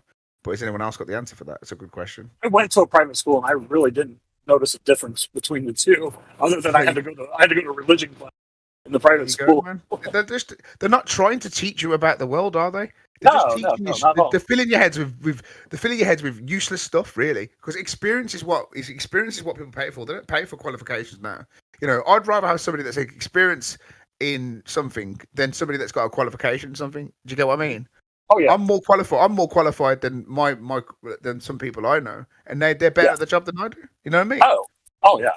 I think right now the school system right now is it's not even needed because we have all the information in the fingertips. We didn't have it before. I could see a time when they would have to teach you basic things, but nowadays, if you want to know something, you just pick up your phone and there you go. Okay.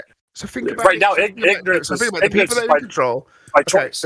All right, the people in control, right, are not even teaching you. Even you can criticize their education. Like, why are they teaching us all this shit? It's useless information. So I wouldn't say useless. All right, there's some use to what they teach. I know. There is some thought-provoking stuff in there. It ain't completely useless, but I mean, if I was in control of if I was the head of the government, I'd have a better educational system. I wouldn't have fucking people learning the stuff that they're learning. Okay. No, wait. Are you talking about just American educational system, or are you talking about on a world scale? Because other countries have much better education. Which one? Which was the best one? Let's go for the best one. Well, I would just be doing opinions here, but most European countries have a slightly higher emphasis on not Britain education. Anyway. No, retards running around our island. I know Japan puts a lot of pressure on scholastic, and so does China, by the way. Asian countries. I know that China really they're good at maths, aren't they? They do all that very complicated mathematics and stuff like that. Yeah. I guess they have a really cool way to do math problems that we're not taught over here or something. I don't know. I saw a video, but anyway, I hear what you're saying. Yeah, as long as you get what I mean. And dumb people are easier to control. And that's what you think. Like they're making us stupid. Like there's so much stuff that doesn't make sense. And I'm nobody. I don't claim to be some super intelligent person, but I do.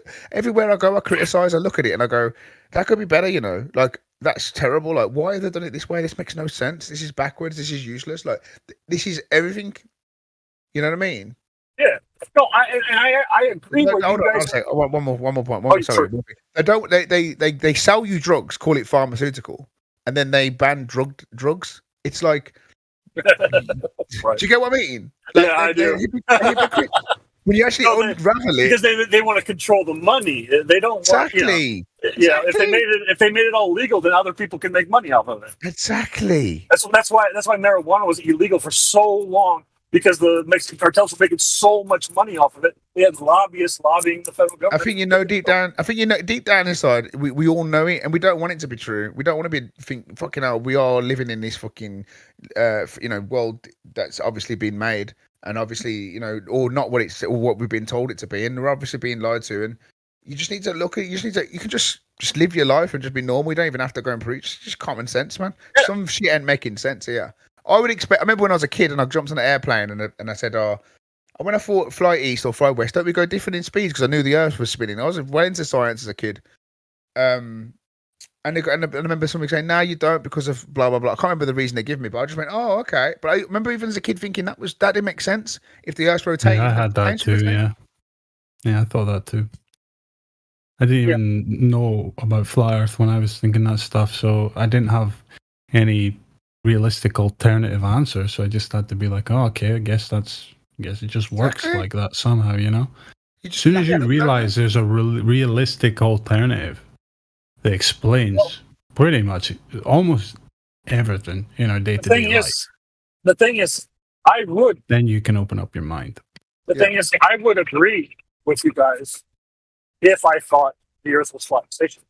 Because obviously, if the Earth was flat and stationary, that would be possible.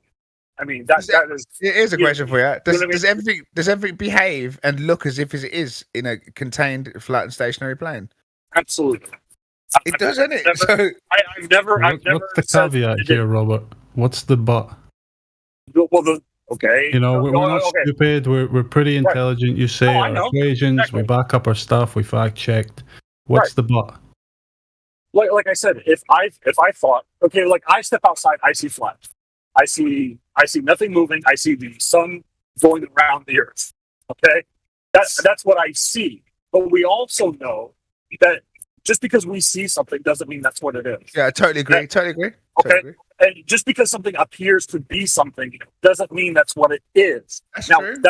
Okay, and so I understand why you're saying that. It's just like if a small little ant was on a basketball, he would think the basketball was flat. Okay. Well, can I just point out the things that we are disregarding? It because oftentimes when people say, "Well, you know, things don't appear as the way they seem," well, we have more than just our eyes to sense things. Sometimes we need to use all 5 senses to get a feel of what's going on, right? So if we were to be on a moving, accelerating, curved surface, well, we not only don't see it, but we also don't feel it. There's no way we can possibly experience it. It's not just looking, it's also not feeling, it's also like not experiencing it at all, other than what we've been provided by the TV and these government sources and the people that they sponsor. I get that.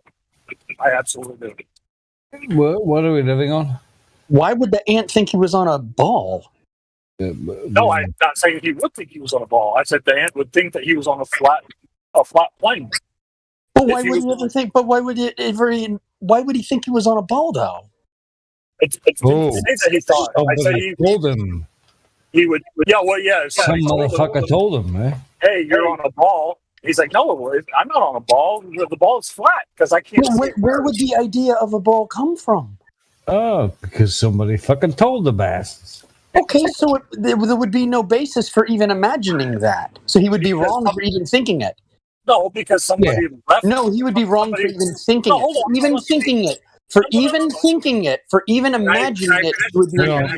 For even imagining it, he would be an error. You're not going to let me finish. No, I'm not. Because for even imagining it, he would be an error. You won't even let me. No, I'm not. No, I'm not. For even imagining it, he would be an error. Well, you're really grown up. You're really grown up. I am very grown up. I'm 40.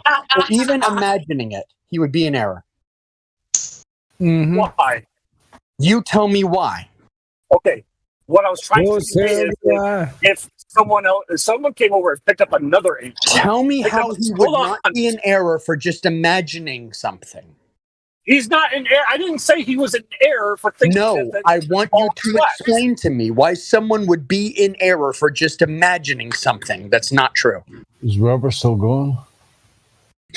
Oh, is it Robert? I never said he was wrong. Holy shit, bro. Then why did you bring up an ant not knowing he would be on a basketball? What I'm saying is if an ant were on a basketball, he would be correct. He would be fine thinking that the basketball was a flat plane. There's nothing wrong. Very high probability that we are ants, right? Okay? There's nothing wrong with him thinking that. Now, what I'm saying is, what if somebody, like a human, came over, picked up another ant, picked him up, lifted him up way up off the basketball, and the ant was able to see it for how it really was, and he was placed back down. Then I'll be a Glober. Then I would be a Glober. Yeah. We can't do that. If somebody did that for me, if God picked me up and showed me the earth and it was a ball, I'd believe it was a ball. No duh. Right, Yeah, absolutely.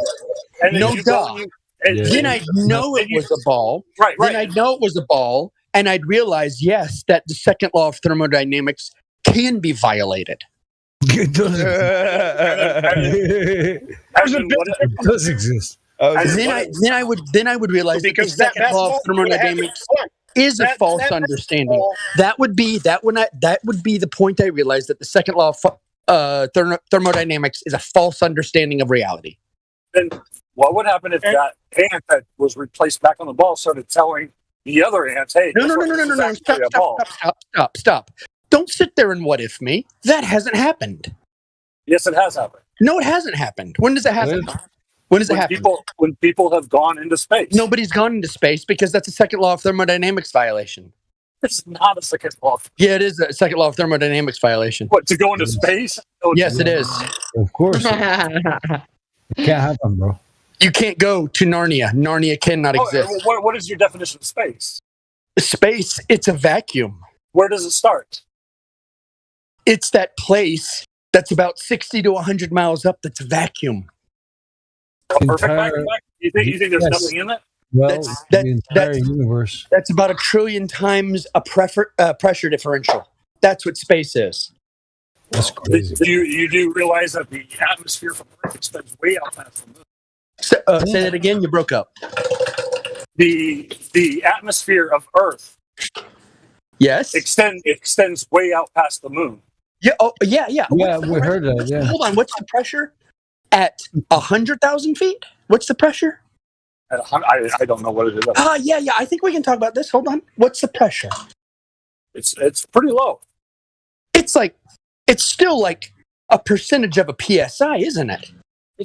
There's something there. Yeah, but then all of a sudden it's like 0.0000 of a PSI, isn't it? But there's all of a sudden it's 0 PSI. No, it doesn't. Yeah. Because I look at this and you don't. It doesn't go to 0. Yeah. If you look at it, around the moon, there is no atmosphere. There's a little bit. No, there's not. Oh, there is. It's literally. Hold on.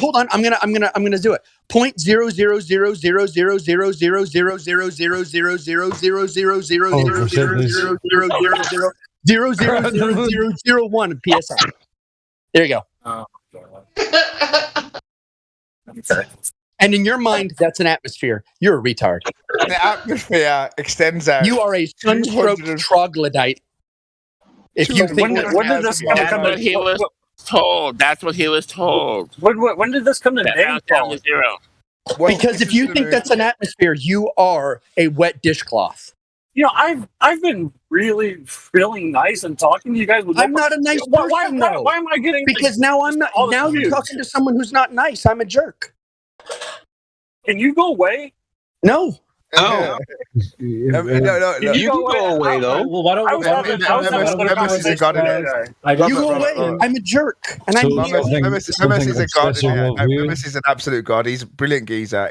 But the same thing. You're saying things to him like the atmosphere goes at 240 miles away. How much is it? 240,000 miles away. 248,000 miles. Yes, that's how far out the atmosphere goes. Oh wow! You're making sense now. Can you just go away? I just want to say this, Robert. You've been great, man. We appreciate your time. If everyone wants to just take a deep breath, I just checked in Ibeck, and he's been a nice guy. So if you just want to pop on and say hey, yeah, it's fine. Well, here I'm gonna mute. Y'all can take it back over. I'm just gonna listen in. Okay, is anybody going to address the fact that he's made a lot of claims without supporting a single one? You're absolutely right. That's all I can do. That's what I'm saying. You Globers never have your citations. Well, I wouldn't say never. That's a strong. Well, never. You have yet to prove anything that you're claiming. Look, Globers never have a citation. What is the citation? On your side. And I have everything is hearsay. Every single thing is hearsay and appeal to authority. And I have admitted that you guys back up everything you guys say. You guys always cite your sources. You guys always provide your equations. I have no problem admitting that at all. Like I said, Robert, you should go and get one evidence, one thing that convinces you to be as thorough as you can. Find something, man, because if you can prove that it is round, and you can prove that beyond reasonable doubt, then I'll gladly lap it up. But when you're saying stuff like the atmosphere goes past the moon, I've heard that before. But just think about you saying that like we haven't heard it, and to make that kind of like you said 0.0000001 point. We all understand that apparently there's supposed to be, because I can never say it's literally a perfect. Like even with bacteria, you know, you clean your side, it's 99% kills 99% of bacteria, because they can't say it's all.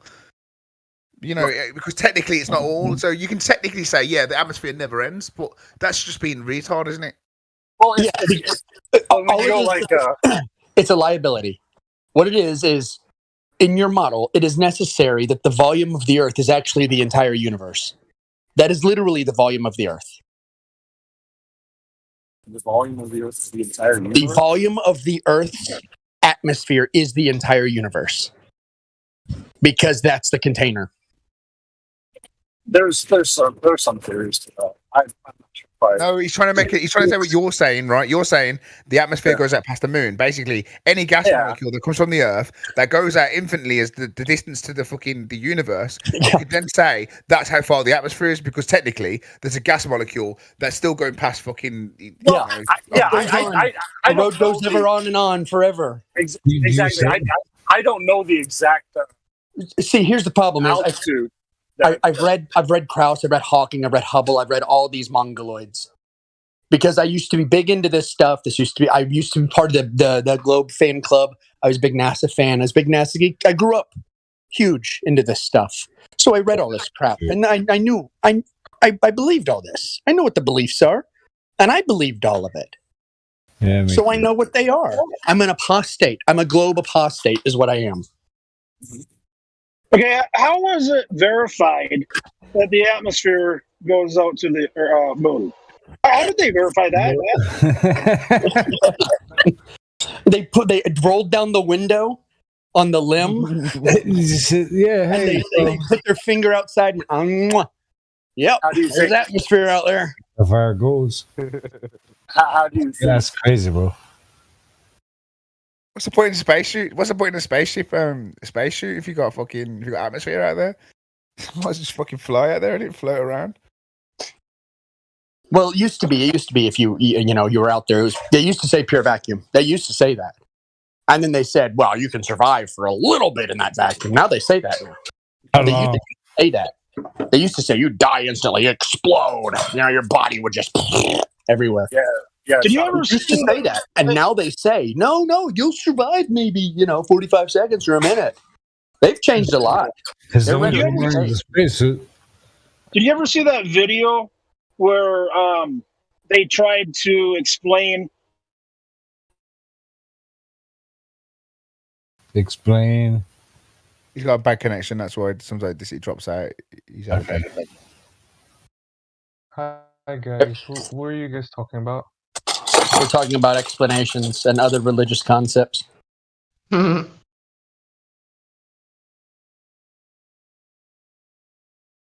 Up next is the Shroud of Turin. Oh boy! Well, there you go. Oh boy! I'm sorry. Did he ever see that video? You cut out for like 40 seconds. Oh, did you ever see that video where they try to explain why periodically things fall on the space station? And they said that every once in a while they hit a pocket of gravity, and then he's sitting there floating, then he drops something. You know how asinine that is? And if anybody would believe that, they need to. I don't know. They need help. So, do you think zero gravity is not a thing? Yeah, there's no. No gravity. What's more reasonable? What? No, what I'm trying to say is people floating. You don't agree with that? No, that's bullshit. Hold on. Or I'm sorry. I should say people being weightless or things being weightless. You think that?